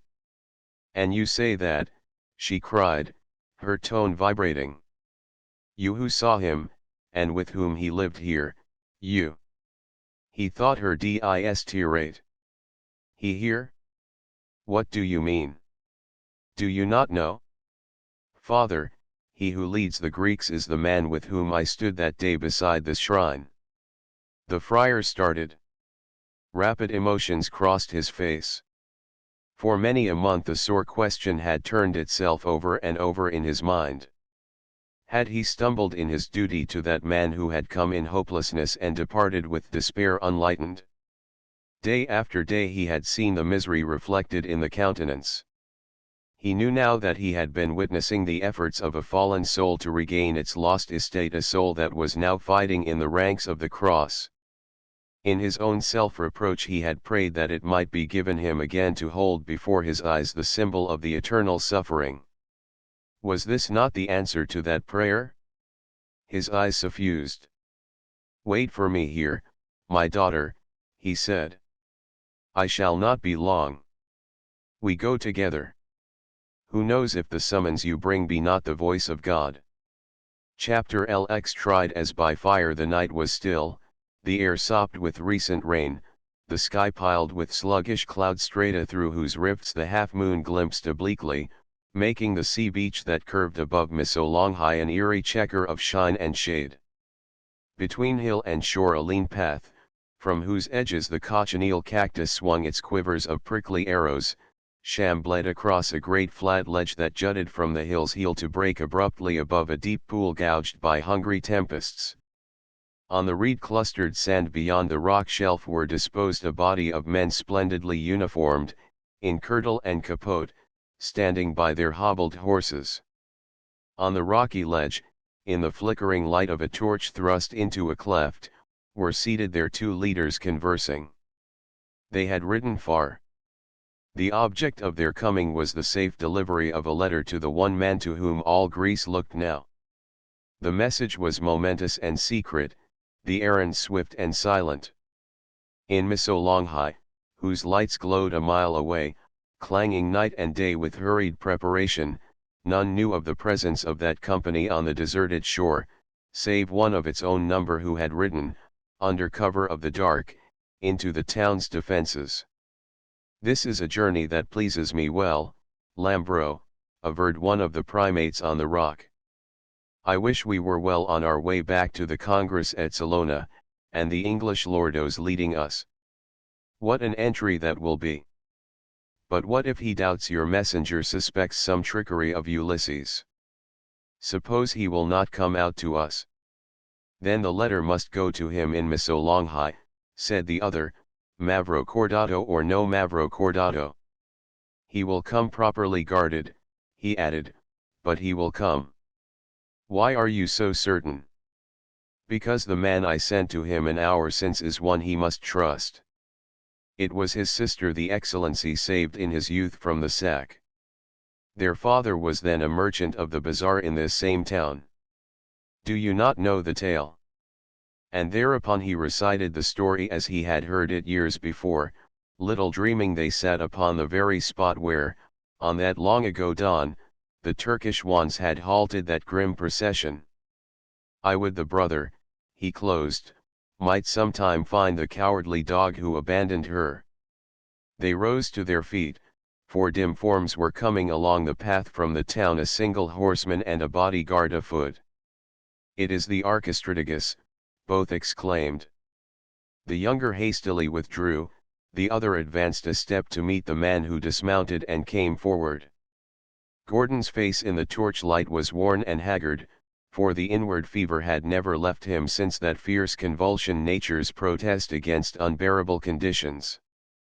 Day by day, with the same unyielding will he had fought his weakness, pushing forward the plans for the assault on Lepanto, slaving with the gunners, drilling musketmen, much of the day in the saddle, and filching from the hours of his rest, time for his committee correspondence, bearing always that burning coal of anxiety, the English loan which did not come. The primate saw this look, touched with surprise as Gordon caught the stir of horses and men from the further gloom. He bowed profoundly as he drew forth a letter.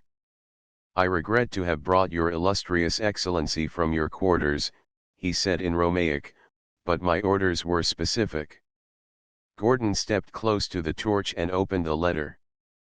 The primate drew back and left him on the rock, a solitary figure in the yellow glare, watched from one side by 20 of horsemen, richly accoutred, standing silent on the other by a rough bodyguard of 50, in ragged garments, worn footwear, but fully armed. Once, twice, 3 times Gordon read, slowly, strangely deliberate. A shiver ran over him, and he felt the torchlight on his face like a sudden hot wave. The letter was a summons to Salona, where assembled in Congress the chiefs and primates of the whole Morea, but it was far more than this. In its significant circumlocution, its meaning diplomatic phrases, lay couched a clear invitation that seemed to transform his blood to a volatile ichor. Gordon's eyes turned to the shadow whence came the shifting and stamping of horses, then to the lights of the fortifications he had left. He could send back these silent horsemen, refuse to go with them, return to Missolonghi, to his desperate waiting for the English loan, to the hazardous attack on Lepanto, keeping faith with the cause, falling with it, if needs be, or he could wear the crown of Greece. The outlines of the situation had flashed upon him as clearly as a landscape seen by lightning. The letter in his hand was signed by a name powerful in 3 chancelleries. The courts of Europe, aroused by the experiment of the American colonies, wished no good of republicanism. Names had been buzzing in state closets: Jerome Bonaparte, Leopold of Saxe-Coburg. But Greece had gone too far for that. If a foreign ruler be given her, he must be one acceptable to the popular mind. Governmental eyes turned now to him. He, the despised of England, a king. The founder of a fresh dynasty, the first emperor of New Greece. Standing there, feeling his heart beat to his temples, a weird sensation came to him.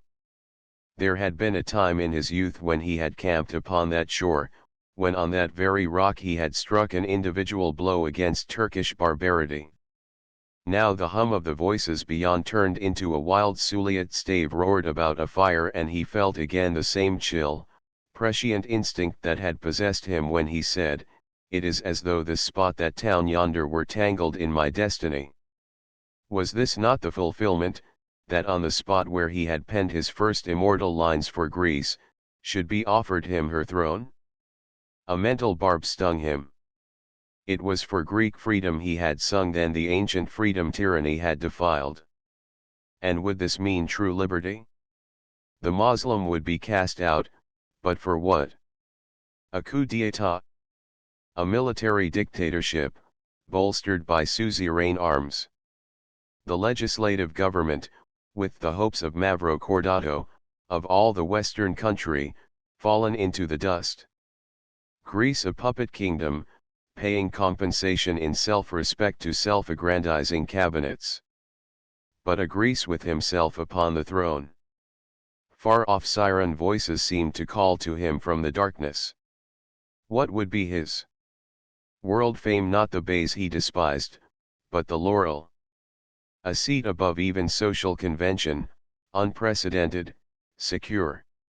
A power nationally supreme, in state certainly, in church perhaps, power to override old conditions, to recreate his own future. To sever old bonds with the sword of royal prerogative. Eventually, to choose his queen. A fit of trembling seized him. He felt Teresa's arms about him, warm, human, loving arms, her lips on his, sweet as honeysuckle after rain. For a moment temptation flung itself out of the night upon him. Not such as he had grappled with when she had come to him on the square in Venice. Not such as he had felt when Dallas told him of the portrait hidden from Ada's eyes. It was a temptation 1,000-fold stronger and more insidious.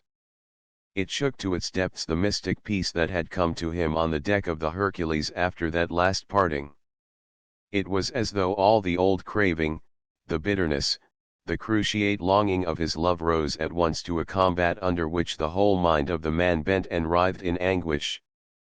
Gordon's face, as it stared out from the torch flare across the gloomy gulf, showed to the man who waited near by no sign of the struggle that wrung his soul, and that, passing at length, left him blanched and exhausted like one from whose veins a burning fever has ebbed suddenly. The primate came eagerly from the shadow as Gordon turned and spoke. "Say to those who sent you that what they propose is impossible, illustrious Excellency. That I came hither for Greek independence, and if this cause shall fall, I choose to bury myself in its ruins." The other was dumb from sheer astonishment. He knew the proposal the letter contained. Had not he, Lambro, primate of Argos, nurtured the plan among the chiefs? Had not the representative of a great power confided in his discretion when he sent him with that letter? And now when the whole Morea was ready, when prime ministers agreed, the one man to whom it might be offered, refused the crown. He swallowed hard, looking at the letter which had been handed back to him. Before he recovered his wits, Gordon had walked uncertainly to his horse, mounted, and was riding toward the town, his bodyguard streaming out behind him, running afoot. As his fellow officer approached him, Lambro swore an oath, "By the Virgin! You shall return to Salona without me. I stay here and fight with the English lordos." He rode into Missolonghi that night, and with him were 20 of his men. Chapter Alexei the Renunciation. Gordon entered his bleak room with mind strangely numbed. Gamba, now acting as his adjutant, was waiting, and him he dismissed without dictating his usual correspondence. The struggle he had fought had bitten deeply into his fund of physical resistance. A tremor was in his hands, a cold sweat on his forehead. Riding, with the ashes of denial on his lips, it had come to him that in this temptation he had met his last and strongest enemy. It had found him in his weakness, and that weakness it would not be given him to surmount. The sword was wearing out the scabbard. His own hand should never lead the Greece he loved to its freedom, should never marshal it at its great installation. None but himself knew how fearfully illness had grown upon him, or with what difficult pain he had striven to conceal its havoc. Only he himself had had no illusions. He knew tonight that the final decision had lain between the cause and his life itself.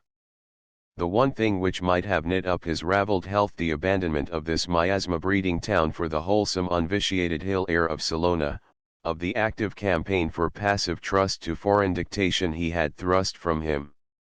And in so doing, he had made the last great choice. "Leon," he said, "Leon." The shepherd dog by the hearth raised his head. His eyes glistened. His tail beat the stone. He whined uneasily as his master began to pace the floor, up and down, his step uneven, forcing his limbs to defy their dragging inertia. As the long night watch knelled wearily away, drop by drop Gordon drank this last and bitter cup of renunciation. Love and life he put behind him, facing unshrinkingly the grisly spectre that looked at him from the void. He thought of Teresa singing to her lonely harp in a far-off fragrant Italian garden. His gaze turned to a closet built into the corner of the room. In it was a manuscript, 5 additional cantos of Don Juan written in that last year at Pisa, the completion of the poem, on which he had lavished infinite labor. He remembered an hour when her voice had said, "One day you will finish it more worthily." Had he done so? Had he redeemed those earlier portions which, though his ancient enemy had declared them touched with immortality, yet rang with cadences long since grown painful to him? The world might judge. He thought of his memoirs, completed, which he had sent from Italy by Dallas for the hand of Tom Moore in London. These pages were a brief for the defense, submitted to the supreme bench of posterity. "For Ada," he muttered. "The smiles of her youth have been her mother's, but the tears of her maturity shall be mine." His life for Greece. And giving it, it should be his to strike at least one fiery blow, to lead one fierce dash of arms. He looked where a glittering helmet hung on the wall, elaborately wrought and emblazoned, bearing his own crest and armorial motto, Creed Gordon Agarish, ostentatious Gyuga, whose every fragile line and over-decoration was a sneer. It had been brought him in a satin casket by the hand of the suave Paolo, the last polished sting of his master, the Count Guiccioli. He would bring to naught that gilded mockery of hatred that scoffed at his purpose. A few more hours and preparations would be completed for the attack on Lepanto. To storm that stronghold, rout the Turkish forces, sound this one clear bugle call that would ring on far frontiers, and so, the fall of the curtain. At length he sat down at the table and in the candlelight began to write. What he wrote in that hour has been preserved among the few records George Gordon left behind him at Missolonghi. "My days are in the yellow leaf, the flowers and fruits of love are done, the worm, the canker, and the grief are mine alone. The hope, the fear, the jealous care, the exalted portion of the pain and power of love, I cannot share. I wear the chain. Yet see the sword, the flag, the field. Glory and Greece around me see. The Spartan, borne upon his shield, was not more free. Awake. Not Greece, she is awake. Awake, my spirit. Think through whom thy lifeblood tracks its parent lake. And then strike home. Up to the battle. There is found a soldier's grave for thee the best, then look around and choose thy ground. And take thy rest." The pen fell from his fingers. A sudden icy breath seemed to congeal from the air. He rose, tried to walk, but felt his limbs failing him. He fixed his eyes upon a bright spot on the wall, fighting desperately against the appalling faintness that was enshrouding him. It gyrated and swam before his vision, a burnished helmet. Should the battle after all evade him? Was it denied him even to fall upon the field? A roaring rose in his ears. He steadied himself against the table and shut his teeth. The quiver of convulsion was upon him again, and the movement against Lepanto began tomorrow. It must not come, not yet, not yet. The very life of the cause was wound in his. He would not yield. The shepherd dog had risen whining from the hearth. Gordon felt the rough tongue licking his hand, felt but could not see. He staggered toward the couch. Darkness had engulfed him, a black giddiness from whose depths he heard faintly a frantic barking and hurried footsteps on the stair. Chapter LXII. Gordon goes upon a pilgrimage. Easter afternoon, and all Missolonghi was on the streets. But there were no festivities, no firing of guns nor decorations. A pall had settled on the town, a pall reflected in a sky dun-colored and brooding storm. Today had been fixed upon for the march against Lepanto, but now war was forgotten. The wheels of movement had stopped like those of some huge machine whose spring of action has lost its function.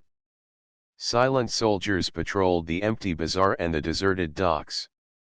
The crowds that thronged the pavement's Suliotes, their wild faces softened by grief unconcealed, gloomy officers of infantry and artillery, weeping women, and grave priests of the Greek church conversed in low tones. Even the arrival of a new vessel in the harbor had gone unnoticed. Observation centered on the stone building fronting the shallows, from whose guarded precincts from time to time an aide issued with news which spread speedily through the desponding populace the military headquarters where the foreign archistrategist lay sick unto death. Through the crowds, from the wharf, 3 figures passed in haste. One was a gigantic Venetian servant, staggering beneath the burden of an iron-bound chest. Small wonder its weight taxed even his Herculean strength, for besides bills of exchange for the sum 9 times over, it contained £10,000 in English sovereigns. His huge form made a way for the 2 who followed him, a venerable Armenian friar, bareheaded and sandaled, and a woman heavily veiled, whose every nerve was strung with voiceless suffering. Mercifully a portion of the truth had come to Teresa at Zante, and in the few intervening hours, an eternity of suspense, she had gained an unnatural self-control. Up to the last moment of possibility she had fought the dread sense of the inevitable that was rising to shut out her whole horizon of future, but before the ominous hush of the multitudes, hope had died within her. She seemed to hear Mary Shelley crying through the voice of that Piscean storm, "Oh, I am afraid, afraid, afraid." Yet, even in her despair, as she threaded the press with the friar, she felt an anguished pride and thankfulness. The man on whose life these awe-struck thousands trembled, the all that he had been to her. And she had not come too late.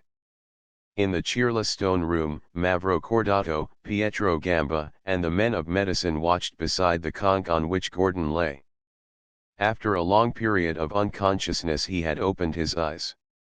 A moment he looked about the familiar apartment, slowly realizing.